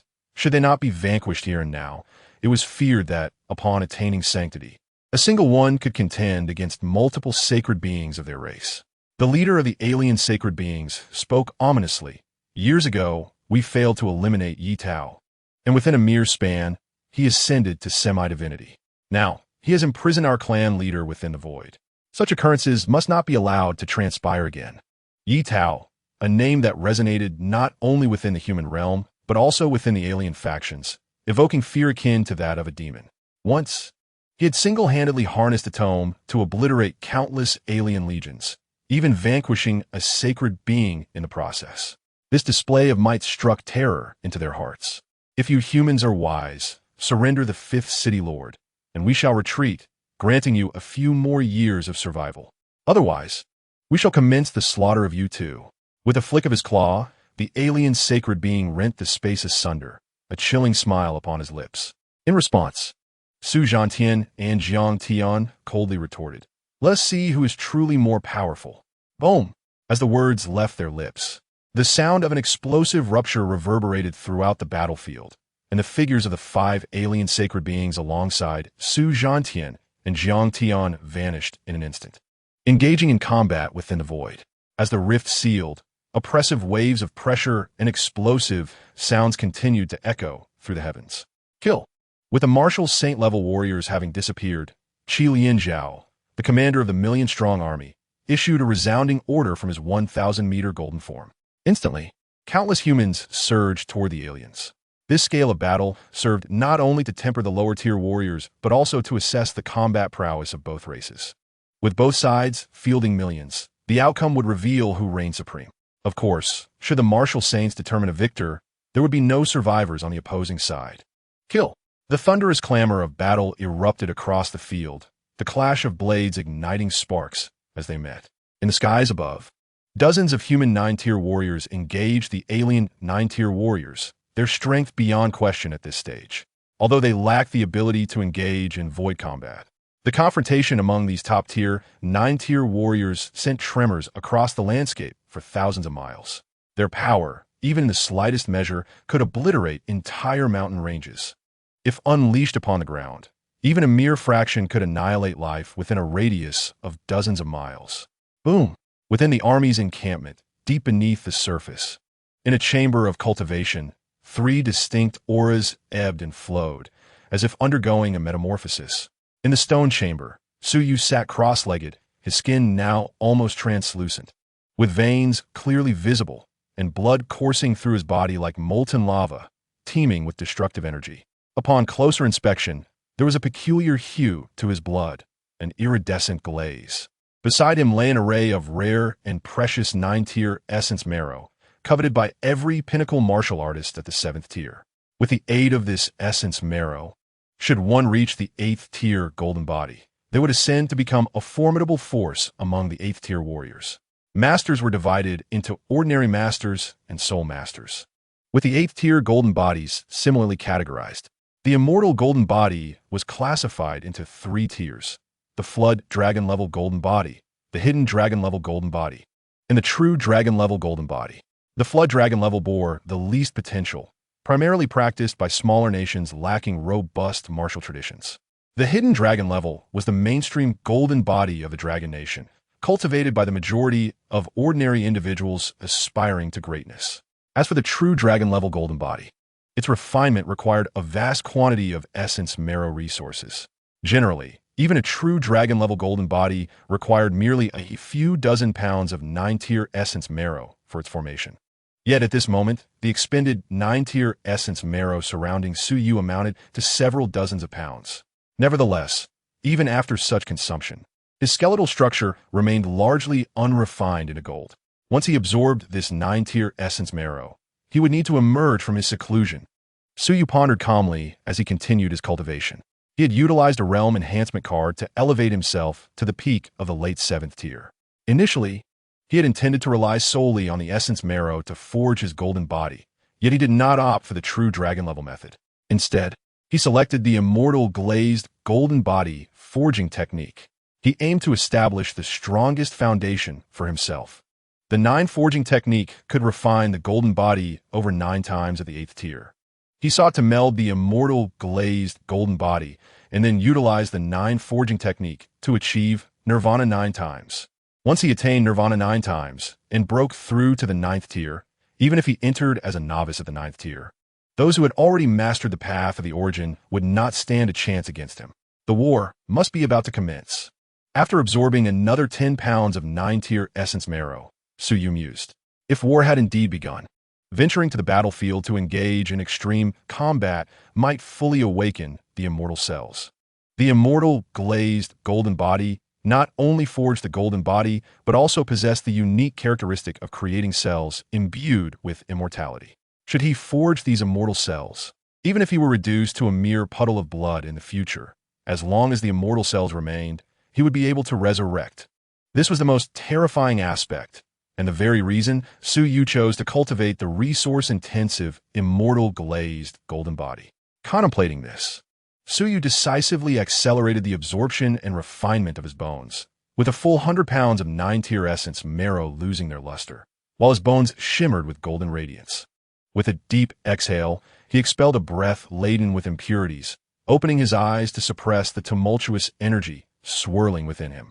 Exiting the cultivation chamber, he glanced at the tightly sealed stone doors on either side.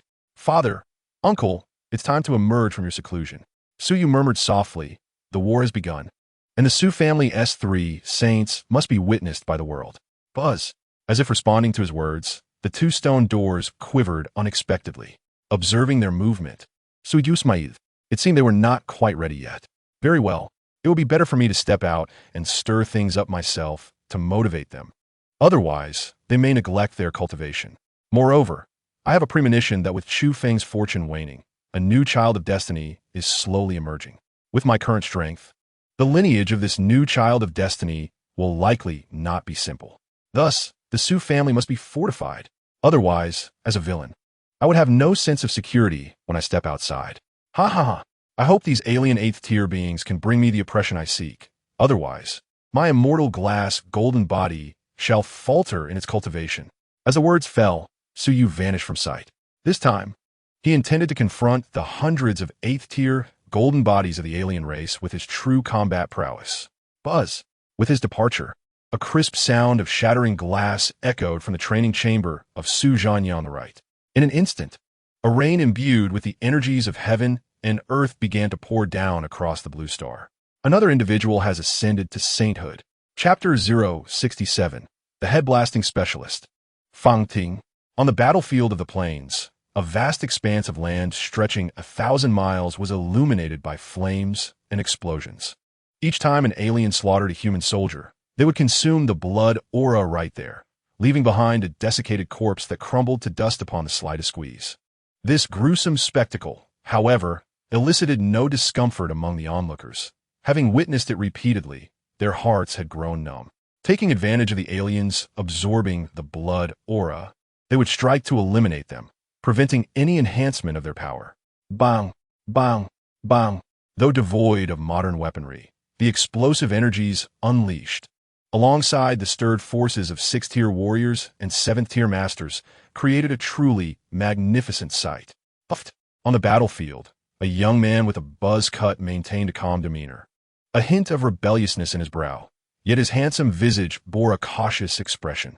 His strength was formidable at the pinnacle of the late 6th tier, subtly hinting at a potential breakthrough to the 7th-tier master realm. Unlike the soldiers around him who wielded weapons, he fought barehanded, engaging the aliens in close-quarters combat. The aliens were renowned for their cunning and formidable physicality, yet he boldly matched them blow for blow. His fist struck the heads of the aliens, and any that fell under his gaze would inevitably have their skulls shattered like watermelons, gore splattering in all directions. Damn it, these stubborn aliens really are hard-headed. Fang Ting grumbled as he pulverized yet another late 6th-tier alien, shaking his hand in annoyance. That hurt. "Ha, Captain, hurry and grab a weapon. Otherwise, I fear you'll be incapacitated before you've taken down many aliens." "Indeed, Captain, don't overestimate yourself." "Well, have I ever overestimated myself? If I can't win, I'll retreat. Who could possibly catch me?" "True, Captain, go and wipe them out. We can't embarrass our military academy. This alien squad must be annihilated." The youthful faces surrounding Fong Ting called out in unison. They were all students from the 9th City Military Academy, each possessing combat experience and considerable strength. Their performance on the battlefield was nothing short of remarkable. Fong Ting clasped his hands and exerted a gentle force, the joints in his fingers cracking audibly. "You lot stay put while I take that 7th-tier alien-s head and use it as a ball to kick around." With a ferocious grin, Fong Ting charged into the alien ranks. Despite his usual deference to Suyu, thanks to the latter's earlier victory over him, he was anything but meek when Suyu was absent. Having fought on numerous battlefields and achieved significant accolades, he now held the rank of major. "Damn it, I'll smash your dog heads with one punch."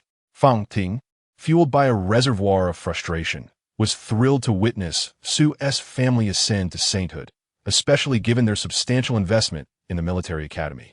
With martial techniques and methods readily exchangeable with credits, were it not for Su's family having specially recruited him into the academy, his achievements would likely have confined him to a mere 3rd-tier or even 2nd-tier level, unable to alter the fate of his impoverished upbringing.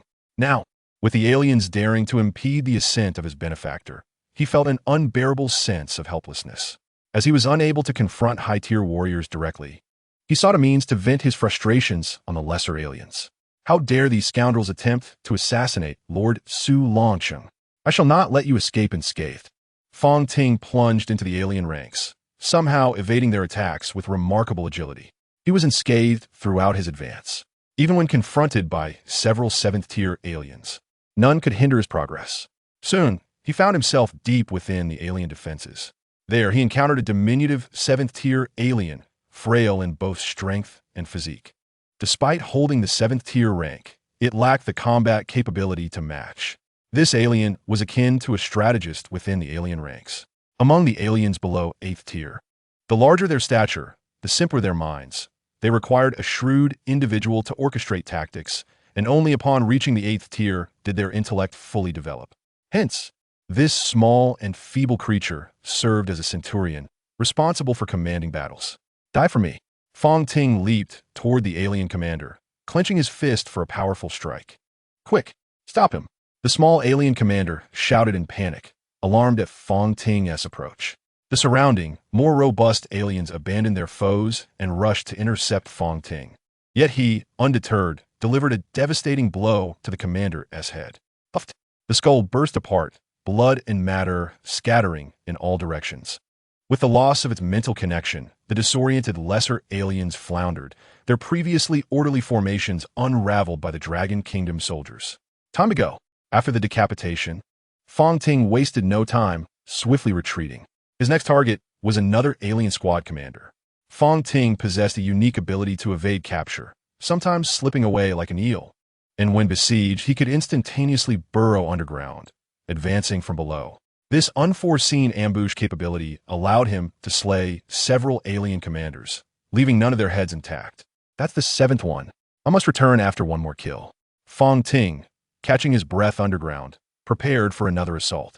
After a brief moment of recuperation, he resurfaced and zeroed in on an unguarded commander from a nearby squad, charging forth without hesitation. Dodging the alien's attempts to thwart him, he drew near, fists clenched. "You cursed alien." Boom. Fong Ting's fist neared the alien squad commander's head, but the latter exhibited no trepidation. Instead, it offered a mocking grin. Seeing that derisive smile, Fong Ting's heart sank. "Damn it, I've fallen into a trap." Before he could retreat underground, an overwhelming pressure enveloped him. 8th tier, realizing the source of the oppressive aura, Fong Ting's face paled. How could a mere warrior barely at 7th tier attract the attention of an 8th tier alien? Blood food, you've killed several commanders, which demonstrates some skill. But this is where it ends. An 8th tier alien emerged, its crimson eyes flickering ominously. It raised its claws to slash at Fong Ting's throat, and should it connect, he would be as defenseless as a sacrificial lamb. It was over. He had been ensnared. Despair lingered in Fong Ting's eyes, mingled with regret for his own foolishness. Why was I so overconfident? Just as he contemplated closing his eyes, a figure suddenly materialized before him. Crack! A blade of light flashed, and the 8th tier alien's claws, along with its head, were obliterated. As he beheld the figure that had appeared, Fong Ting gasped in astonishment. Holy crap, young Master Su. Chapter 068. Those who harm humanity shall be slain without mercy. At this moment, Fong Ting felt not only shock but also an overwhelming sense of relief. Young Master, when did you arrive? Suyu did not immediately respond to his inquiry. Instead, he unleashed the Su family's annihilation technique, blood slaughter, a single slash that cleaved through all nearby aliens, severing them in half. Upon arrival, a sudden realization struck. This place was far too deep. It was time to retreat. Suyu flicked his fingers, sending a wisp of green light into Fong Ting's hands. Yes, I shall depart at once, Fong Ting replied, cradling the green light before tilting his head back to swallow the pill. In an instant, the vitality he had lost surged back to its peak. Feeling the potency of the medicine coursing through him, Fong Ting's respect for Suyu intensified further. Once restored, he wasted no time and dashed towards the periphery. Along the way, he encountered various foreign races attempting to obstruct him. With a single punch, each adversary's head exploded in an instant. Witnessing such ruthless efficiency, Suyu could only acknowledge Fong Ting as a truly formidable individual. He cared for nothing but delivering lethal blows. Such ferocity was befitting of a subordinate of my villainous stature, and Suyu was quite pleased with Fong Ting's performance. There were two reasons for this: his willingness to follow, his decisiveness in battle, and his remarkable aptitude for escaping. The second reason? His surname was Fong. Suyu harbored a suspicion that this individual might be connected to the next child of destiny. If this were confirmed, it would be splendid. To recruit the child of destiny and have him serve me, surely he would not dare to defy me. Once the conflict concluded, he intended to nurture this talent properly. With that thought, a glint of sharpness flickered in Suyu's eyes. Turning around, he beheld hundreds of 8th grade warriors engaged in chaotic combat in the air ahead, their golden bodies radiating brilliance, as the force of their destruction nearly shattered the sky. The pressure from a melee of these hundreds of 8th grade beings would instill trepidation even in the most formidable peak warriors of the 9th grade. Yet, as Suyu observed the battle, an exhilarating urge surged within him. If he could not engage in high-level skirmishes for the time being, then he would relish the opportunity to test his mettle against this horde of 8th grade warriors. His eyes gleamed with an insatiable thirst for battle. Possessing the legendary destruction body, which was said to allow one to rise from the dead, his meridians were naturally thicker than those of ordinary people, and his dantian was twice the size of that of other warriors at the same level. With a myriad of advanced combat techniques and martial skills at his disposal, he had yet to fully unleash his combat prowess. This time, he intended to vent his frustrations, precisely to ascertain the true extent of his abilities. Ideally, he hoped to be overwhelmed to the brink of death, allowing him to comprehend the true essence of the immortal glazed golden body and the immortal cells, thereby achieving the status of a true 8th grade golden body warrior. With that thought, Suyu reached into the void before him and grasped a peculiar long knife, its blade a striking black and white, emanating an ominous aura of death. The Burial Heaven Blade, upon its full emergence, it bestowed upon those who gazed upon its blade an illusion, as if its very swing could bury all that existed. Whoosh! In the blink of an eye, as the foreign races stood in astonishment, Suyu's figure vanished from his original position. In midair, the hundreds of 8th grade warriors were embroiled in a fierce melee, their martial golden bodies erupting with power, each standing at a minimum height of 9 zhong, with the tallest exceeding 100 zhong. All of these warriors were 8th grade martial golden bodies. Were a 9th grade warrior to manifest a martial golden body, it could reach heights of at least 1,000 meters. Boom! In this space, the unique destructive force of the 8th grade spread, revealing signs of injury among both the 8th grade warriors of the Dragon Kingdom and those of the foreign races. However, the Dragon Kingdom was undoubtedly at a disadvantage in this chaotic engagement. The foreign races boasted nearly 300 8th grade warriors, while the Dragon Kingdom could muster only a little over 180. Although most of their warriors were late-stage 8th grade, they were still outmatched when confronted by 300 opponents. Boom! Suddenly, a martial golden body's golden light dimmed amidst the thunderous sounds. At that moment, a golden light surged forth to intercept an 8th-grade foreign warrior intent on pursuing, and a voice resounded. Major General Lee, flee now. The martial golden body that had been sent flying rapidly dissipated, revealing a tall, middle-aged man, his visage marred by blood from violent coughing. A gaping wound the size of a bowl pierced through his chest, exposing his innards. Major General Lee was none other than the commander of the 5th City who had escorted Su Yu to the military camp. His consciousness faded completely, his breath weak, and blood poured forth from his grievous wound like a torrent. Below, the 7th-grade foreign races, sensing the aroma of golden blood, erupted into a frenzy, racing towards the fallen body of Major General Lee. Blood feast. Blood from a respected realm warrior. All for me.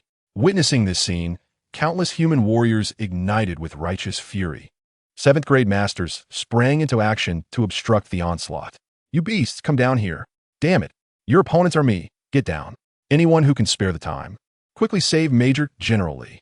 The chorus of enraged shouts reverberated, but soon was drowned out by the sounds of slaughter. No one could afford to spare a moment. In such a dire situation, merely preserving oneself and stalling the enemy was an arduous task, let alone rescuing others. Just then, another scream pierced the air. As eyes turned towards the source, they beheld yet another mid-stage, 8th-grade golden body warrior gravely wounded by a foreign race's ambush. Whoosh! The heart was extracted from his back by a foreign claw. The destructive force that even indestructible substances could not mend spread over the wound. Had it not been for this interference, the 8th-grade indestructible material would have certainly healed such injuries. Now, let's see how you stop our advance. The 8th-grade foreign warrior, now in his late stage, opened his blood-soaked maw and devoured the still-beating heart. This sight instilled terror in the hearts of all witnesses. We cannot be captured. Even in death, we must self-destruct. After consuming the heart, the injured 8th-grade foreign warrior's aura surged once more. Boom! Peak late-stage 8th grade. D. Amidst the shock of all present, the blood on this foreign warrior deepened further. Once his heightened aura subsided, he sneered. Let these two respected ones serve to evolve my kin. As his words fell, the sound of sonic booms echoed. His target was the fallen Major General Lee and another human 8th-grade warrior. He intended to shred these two 8th-grade bodies, using the rain of blood to nourish the pinnacle of his kin's 7th-grade warriors. As long as they broke through, victory would be theirs. Damn it! Someone stop him with his self-destruct. If he tears apart Major General Lee and General Sun's corpses, we will be in serious trouble. Cough! I will intercept him. Just as someone prepared to rush down to self-destruct and obstruct him, they were intercepted by the foreign 8th-grade warrior. After being thwarted, the fury among the onlookers intensified, their attacks growing ever more ferocious. With no one to impede him, the foreign 8th-grade warrior's malevolent smile widened, his blood-red claws shimmering with a chilling light, lunging towards Major General Lee's body. Witnessing this scene, everyone felt a surge of desperation, each individual howling in madness. In the midst of their despair, a seemingly ordinary white light flashed, and a voice reverberated in their ears. Get away from me. This astonishing turn of events silenced all curses as they turned their gazes forward, witnessing the white light passing through the foreign 8th-grade warrior's body. Everyone's pupils constricted in shock, for they saw a slender void fissure carved into space where the white light had traversed. The expression of the foreign 8th-grade warrior became rigid with horror. Bang! In the next instant, his body was cleaved in two, his soul neatly severed as well. Following this, a voice cold as ice echoed through the space. Those who harm my kin shall be mercilessly slain. Chapter 069. This blade buries heaven and earth. Clad in a white robe, Su Yu's hair, unkempt for 2 months, flowed gracefully. His countenance was strikingly handsome, yet his face was now cold, his eyes glinting with murderous intent. Behind him, Fong Ting soared through the air, catching the falling forms of Major General Lee and the others. 2 emerald-hued elixirs shot forth from Su Yu's hand, landing precisely in the mouths of Major General Lee and Major General Sunday. The moment the Qingling pills were ingested, a gentle, vibrant green radiance enveloped them, expelling the destructive force ravaging their meridians. Having accomplished this, Suyu gripped the Zongtian blade, raising his gaze towards the hundreds of alien 8th-tier beings. His eyes alight with fervor for battle. Things appear quite promising. Young Yu, what brings you here? You must return at once. A voice of astonishment and anger rang out, and an elderly man clad in black robes swiftly approached Suyu, his expression a mix of fury and alarm. Hurry back. This is a battlefield. Su Zhanyuan's face was contorted with rage as he glared at Suyu. Suyu was the precious scion of the Su family. Should anything happen to him here, not only would his nephew Su Long be affected, but his older brothers would not let him off lightly either. In the face of this furious inquiry, Sujudi Mandanfast, the chaotic aura emanating from him, straddling the pinnacle of the 7th tier and the early 8th tier, erupted forth, sending the lower tier alien beings tumbling backward. Are you on the verge of breaking through to the 8th tier? Su Zhanyuan exclaimed, his face a mask of disbelief. Suyu nodded lightly, then stated earnestly, Uncle, our Su family has never feared the battlefield in 1,000 years. We did not in the past, and we certainly will not in my generation. Therefore, I must respectfully decline your command. His voice was calm, yet it bore an unmistakable stubbornness. Su Zhanyuan opened his mouth, intending to argue, but ultimately he could only let out a deep sigh. Do as you wish. With that, he returned to the fray, engaging in combat alongside an 8th-tier late-stage alien and 4 8th-tier mid-stage foes. Boom! Although Suyu's appearance had startled many, it was but a fleeting moment before they shifted their focus back to the more pressing threat before them. After unleashing his aura, Suyu turned his attention back to the battlefield, surveying his surroundings. For him, the identity of the enemy mattered little.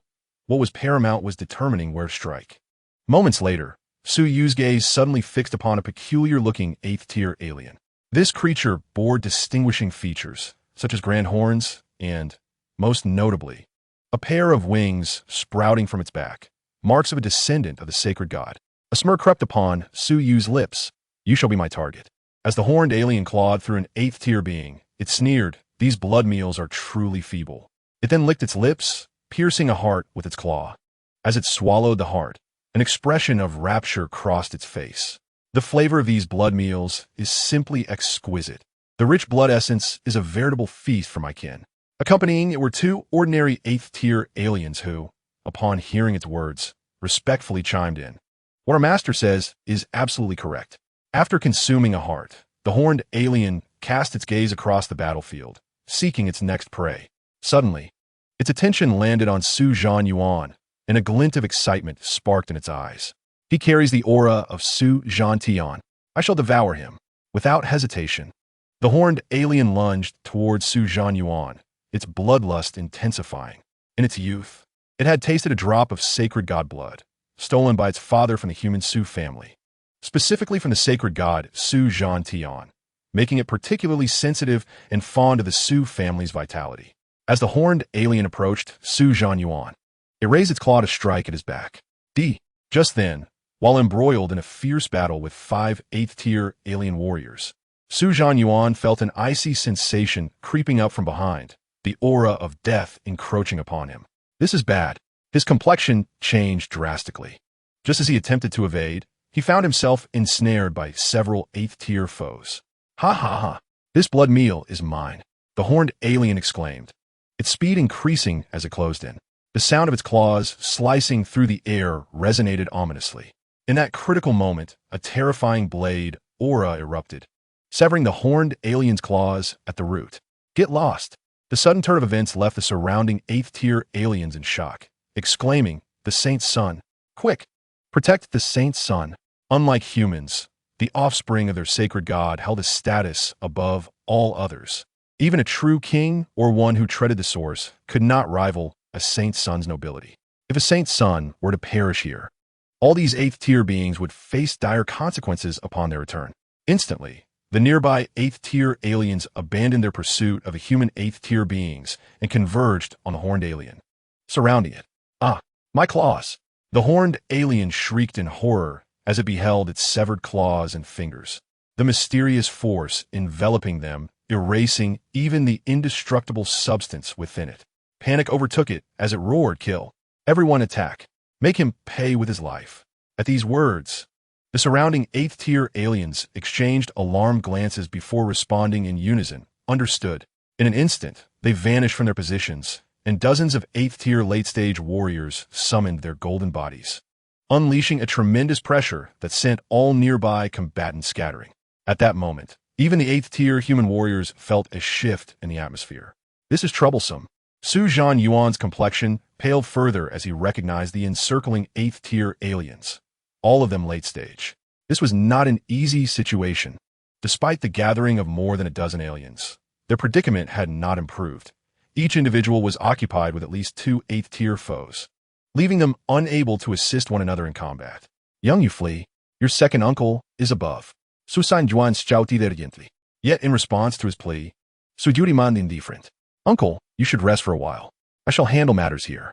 Suyu stood proudly in the void, sword in hand, exuding an air of calmness amidst the impending assault of the dozen or so late-stage 8th-tier beings.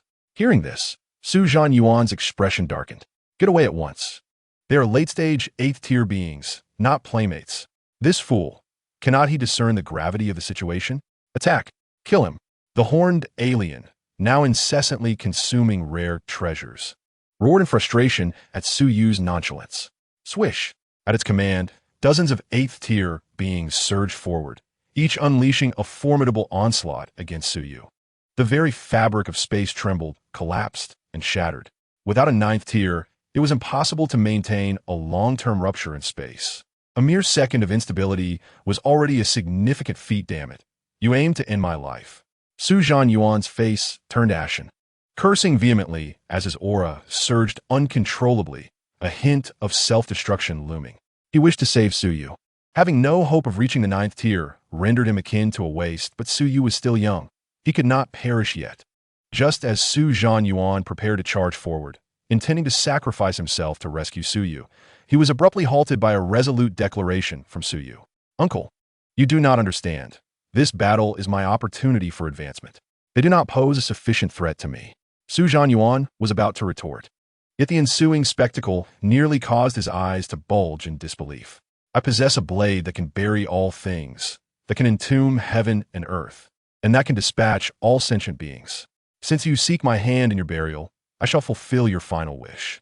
The space shimmered like a mirror under the gradually coalescing pressure of his aura, producing a crisp sound. Crack! This blade shall entomb heaven and earth. In but an instant, an inexhaustible tide of death energy began to accumulate, swirling around the Zongtian blade, enveloping all the surrounding alien assailants. The encroaching aura of death infiltrated their bodies, causing these formidable 8th-tier beings of alien origin to gasp in horror. They hastily summoned their energies in a futile attempt to suppress the organs that were being eroded from within. Yet, they soon realized the utter futility of their efforts. Their own powers were ineffectual against this deathly essence, and there was even a subtle inclination towards assimilation. Their organs withered, and their blood vitality seemed to have been frozen in time. What manner of energy is this that it wreaks havoc upon my very organs? The indestructible matter proves ineffective.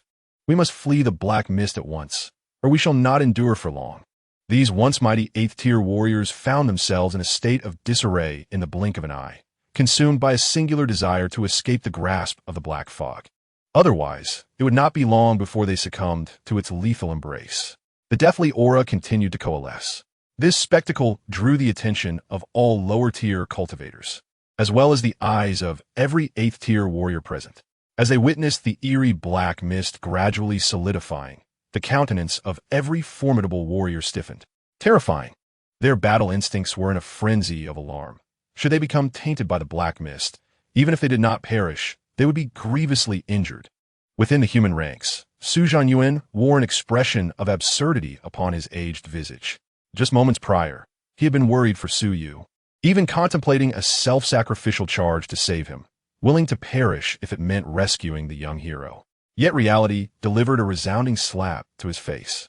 Suyu alone had extinguished the fighting spirit of numerous late-stage 8th-tier aliens without even needing to bring his blade down. How could this be? What has that lad endured? How has he cultivated such a terrifying martial technique? Su Zhanyuan gazed at the death-laden black mist swirling ahead, involuntarily gasping in astonishment. He was certain that his departure from Suyu had been no more than a fortnight and a half ago. How could it be that upon arriving at the battlefield beyond the realm, he was able to contend against 8th-tier foes? While he was aware that Suyu had slain an 8th-tier Black Fae, that adversary was merely a novice in the 8th-tier physical realm, utterly distinct from the late-stage 8th-tier beings before him. Amidst his bewilderment, Suyu stood with his blade poised behind him, his body slightly bent in a preparatory stance. As the death aura black mist converged to a critical mass, a flicker of sharpness ignited in Suyu's eyes. The death energy coiled around the blade, gradually taking form in the air as a colossal dragon of black mist. "Allow me to escort you all to your demise." With a soft utterance, Suyu gripped the morning heaven blade, his muscles tensing slightly as he unleashed a decisive strike. Roar! At that moment, it was as though the roar of a dragon reverberated in the ears of all present. Boom! The black mist dragon opened its cavernous maw, the deathly energy blade shimmering within, tearing through the air and slicing apart the very fabric of space at a speed exceeding 10 times that of sound. As it clamped down upon the multitude of 8th-tier alien warriors. Bang! A deafening explosion resounded as the black mist dragon erupted violently. The all-consuming, life-eroding black mist, coupled with an overwhelming blade force, savagely ravaged its victims. My indestructible matter is dissipating. Help! My lord! Save me! I do not wish to perish." A chorus of anguish screams rose and fell as the black mist slowly receded, revealing the grim scene within. In their horrified gazes, they witnessed the golden light of several 8th-tier alien warriors fading at an alarming rate, and along with it, their very life force. Until their final drop of energy was expended, their corporeal forms disintegrated into nothingness. From the moment they were bitten by the black mist dragon to their demise, a mere 2 seconds elapsed. At that instant, dread seized the hearts of all 8th-tier warriors. 2 seconds to annihilate a dozen late-stage 8th-tier golden body cultivators, along with their indestructible matter and spiritual essence obliterated. With the life force of these aliens extinguished, the black mist gradually dissipated. Even as the fog cleared, remnants of death still lingered in that area, where several 6th-tier alien warriors approached beneath the dissipating mist. Without uttering a sound, they succumbed to death under the terrified gazes surrounding them. In an instant, that area became a no-go zone for all. Before Suyu, a large-horned alien stood, stupefied as it witnessed the unfolding events, a growing sense of dread flickering in its eyes. Upon encountering Suyu's enigmatic smile, it suddenly cried out, "Quick, all of you, come here, kill him. I command you to slay him." The large-horned alien pointed towards Suyu, its voice laced with terror and fear, shrieking in desperation. It realized that Suyu's target was none other than itself. Swish! The voice of this alien scion echoed forth, prompting all aliens to abandon their attacks and rush to his side, forming a protective barrier around him. Simultaneously, every 8th-tier warrior remained vigilant, their gazes fixed warily upon Suyu, their bodies taut with apprehension, fearing another onslaught like the one they had just witnessed. Nearly 300 8th-tier aliens converge upon this spot, a premonition stirring within them that this bloodthirsty entity must be eradicated first. Otherwise, his presence could very well turn the tide against them. Observing this, the human 8th-tier warriors also flocked to Suyu's side. In that moment, regardless of their individual strengths, there was a newfound glimmer of reverence and respect in their gazes towards him. In a world where martial prowess reigned supreme, the strong were forever objects of admiration. Clearly, Suyu had thoroughly captivated their allegiance. A half-step into the 8th tier, he had single-handedly slain over a dozen late-stage 8th-tier aliens, an embodiment of martial sanctity. Seeing Suyu's battle stance dissipate, Su Zhanyan soared to his side, an amalgamation of complex emotions etched across his face as he spoke. "You, my boy." He longed to articulate his thoughts, yet the words eluded him. He simply understood that the significance of this nephew of his was unparalleled. Even if every other 8th-tier warrior perished, they must ensure his safe return. After executing the Morning Heaven Blade technique, Suyu felt the once-contained surge of vitality within him stir anew. Within his spine, there lingered a hint of the indestructible essence. He realized that this was the emergence of indestructible matter. Albeit faint, it was already manifesting, Even within the myriad cells of his being, a singular cell had begun to exude a weak aura of immortality. Indeed, battle proved to be the most efficient path to enhancing one's power. Suyu felt invigorated, as if he were an active volcano poised on the brink of eruption. Casting a glance at his fifth uncle, Suyu comprehended his unspoken intentions. Yet, he truly did not require assistance. A slight smile graced his lips as he turned to address the approaching human 8th-tier warriors. His voice soft yet imbued with an undeniable authority. Esteemed friends, my presence alone suffices here. You may attend to other matters. His words, though gentle, carried an air of implacable command, leaving all the human warriors momentarily stunned. This young master of the Su family intended to confront 272 8th-tier foes by himself. How could this be possible? Even a 9th-tier warrior would not dare to utter such bold claims. It was crucial to remember that while many of these aliens were indeed early-stage 8th-tier warriors, there remained a substantial number of late-stage and peak-tier beings among them. In the 8th-tier realm, the minimum vitality was at least 100,000 calories, with peak warriors boasting figures nearing 999,000 calories. With the restorative abilities of indestructible matter and the destructive forces at their disposal, their combat capabilities transcended mere calculations of vitality. Against such a multitude of 8th-tier assailants, even a mid-tier, 9th-level martial grandmaster could very well meet their demise here. How could Suyu, a mere half-step into the 8th tier, dare to make such a declaration? Su Zhanyan, in a state of panic, urged, "Do not be foolish. Return at once." His concern was palpable. However, Suyu paid no heed, nor did he continue to suppress the overwhelming energy within him that had reached a critical threshold. Boom! The atmosphere erupted with a terrifying pressure that enveloped the entire area. "Let us engage in battle." With those words, Suyu's figure surged forth, charging directly towards the 272 8th-tier aliens. He was determined to confront them all alone, to ascend to the pinnacle of the 8th tier. Chapter 071. Divine Elephant S. Suppression of the Abyss, a roar that shatters stars. Shadows flickered, intertwining above the heads of the 8th tier alien warriors.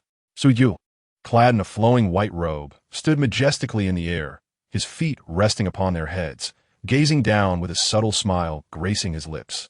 "Come at me together," he uttered nonchalantly, his tones suffocating to all present. Such audacity, yet none dared to belittle him. That enigmatic strike had genuinely instilled a sense of trepidation even among the pinnacle of the 8th rank. Suyu was fervently yearning for a grand battle, a clash that would allow him to revel in the thrill of combat. "The energy within me is becoming increasingly difficult to contain. To battle 100 8th rank golden bodies. To prove the invincibility of the 8th rank's ultimate realm." The blood coursing through his veins surged like molten lava, rampaging and igniting his meridians. Scorching heat seeping from his skin. Terrifying, that was the overwhelming pressure he exerted upon everyone present.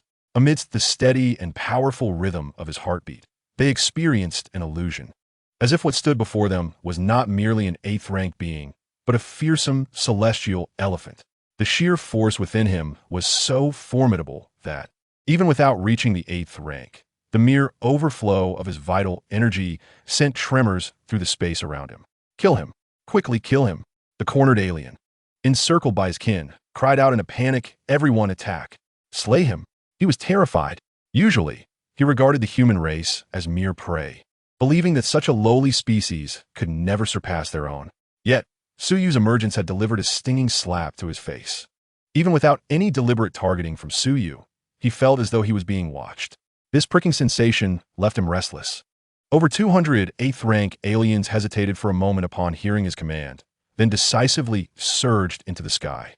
They chose not to engage individually, but rather to swarm him, aiming to annihilate Suyu in the shortest time possible. He was too peculiar, so peculiar that even these beings who viewed humanity as fodder felt a sense of dread. Dozens of aliens were the first to strike, unleashing the overwhelming pressure of their 8th rank prowess, instantly fracturing the surrounding space. In the void, energy surged. The crimson golden body loomed in the air, its claws swinging down violently towards Suyu. Such a concerted strike from numerous 8th rank powerhouses would deter even a 9th rank warrior. "Ha ha ha, splendid!" Suyu's eyes sparkled at the sight, erupting into laughter. He had yet to reach the 8th rank, lacking the martial golden body. Yet he stood undaunted before these colossal foes. With a mere extension of his hand, he pushed through the space, a wave of force sweeping the surroundings, sending all lesser aliens within a 10-mile radius flying. Boom! Suyu grasped the air, seizing one of the crimson golden bodies, and with a fierce squeeze, its blood burst forth. Instantly, the entire space was suffused with gold. With a single palm, he crushed an 8th-rank warrior. To the eyes of the many human powerhouses, this scene was nothing short of a dream. To obliterate an 8th-rank pinnacle being in such a manner, Suyu did not linger. That seemingly diminutive physique concealed energy capable of altering the very heavens. In a blink, Suyu appeared atop another crimson giant. With such an ugly appearance, you shouldn't grow so large to frighten others. As his words fell, he stomped down with such force that it could reduce mountains to rubble. Like a humanoid beast of destruction, he unleashed his raw power. Thud! His foot, entwined with the endless essence of death, shattered the crimson giant skull. The death energy cascading downwards to consume all the indestructible matter within the giant. Boom! Another 8th-rank golden body fell. Witnessing this, everyone gasped in astonishment. Their mouths agape as if one could fit an egg inside. Was this truly a battle against 8th-rank warriors? Why did it feel as though Suyu was not fighting, but rather slaughtering a mere chicken? So formidable. Was this truly the young master of the Su family, S generation? More ferocious than even the lord of Su Longcheng in his prime.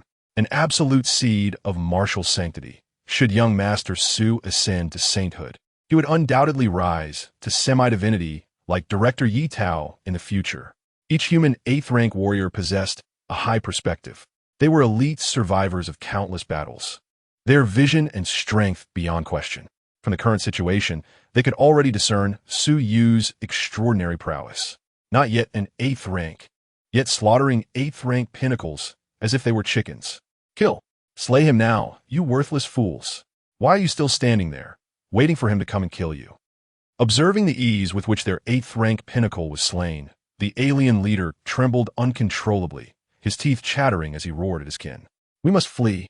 If not, we will truly die here. He did not wish to perish. He still had a bright future ahead. 50 years hence, a new saint was to emerge from his clan, and he aspired to attain sainthood. Hearing his words, the other 8th-rank beings did not dare underestimate the situation, and they sprang into action. The golden bodies were too large to attack Su Yu with precision, so they resorted to close-quarters combat, even if it meant sacrificing their lives. They would bury Su Yu here. Each alien 8th rank produced their weapons, be it jade-bone weaponry, long spears, or war clubs. Boom! The multitude of 8th-rank aliens struck in unison. Their combined assault shattering the space, sending shockwaves throughout, killing the lower-tier aliens and any human soldiers who could not escape in time. Blood-red, lightning ravaged the skies, infused with an aura of malevolence and bloodlust, charging towards Su Yu. Confronted with this amalgamation of attacks, Su Yu remained unperturbed, halting his movements, turning to unleash a punch. Boom! Beneath his almost transparent skin, the faintly glazed bones erupted with astonishing energy, instantly shattering the incoming assault. Before the 8th-rank warriors could react, he delivered another punch. Bang! Several 8th-rank aliens, caught off guard, were directly obliterated into nothingness. Up! His skull hasn't been tempered. Strike his head. Just then a voice rang out, and over 20 aliens suddenly appeared behind Su Yu, aiming to smash down upon his head. Should they connect, even a 9th rank would likely meet their demise. The destructive force enveloped the attack, evaporating the air it traversed, creating a vacuum. The sound of sonic booms echoed repeatedly. Young master, be careful. The observing human 8th ranks could no longer contain themselves and shouted. Su Yu was well aware of the situation behind him. Retracting his fist, he turned around, a colossal phantom of destruction manifesting in his eyes. The energy and blood within him surged like mercury, momentarily coalescing. Within his flesh, numerous particles pulsated, each seemingly insignificant, yet wielding tremendous power. The energy from these particles gradually released, and a long simmering potency began to brew for an explosive eruption. Su Yu's body, having gradually transformed into a glazed hue through battle, now shimmered, his chest swelling. In the next moment, a majestic phantasm of a divine elephant coalesced behind him. The divine elephant stood in the void, exuding an aura potent enough to shatter the very fabric of this realm. Following this, a terrifying sonic wave erupted from Suyu's mouth. Roar! Boom! In an instant, the space before him shattered like a mirror. Fissures of black lines spiderwebbing across the void before collapsing entirely. The divine elephant's jail-suppressing strike. With a roar, it shattered the stars,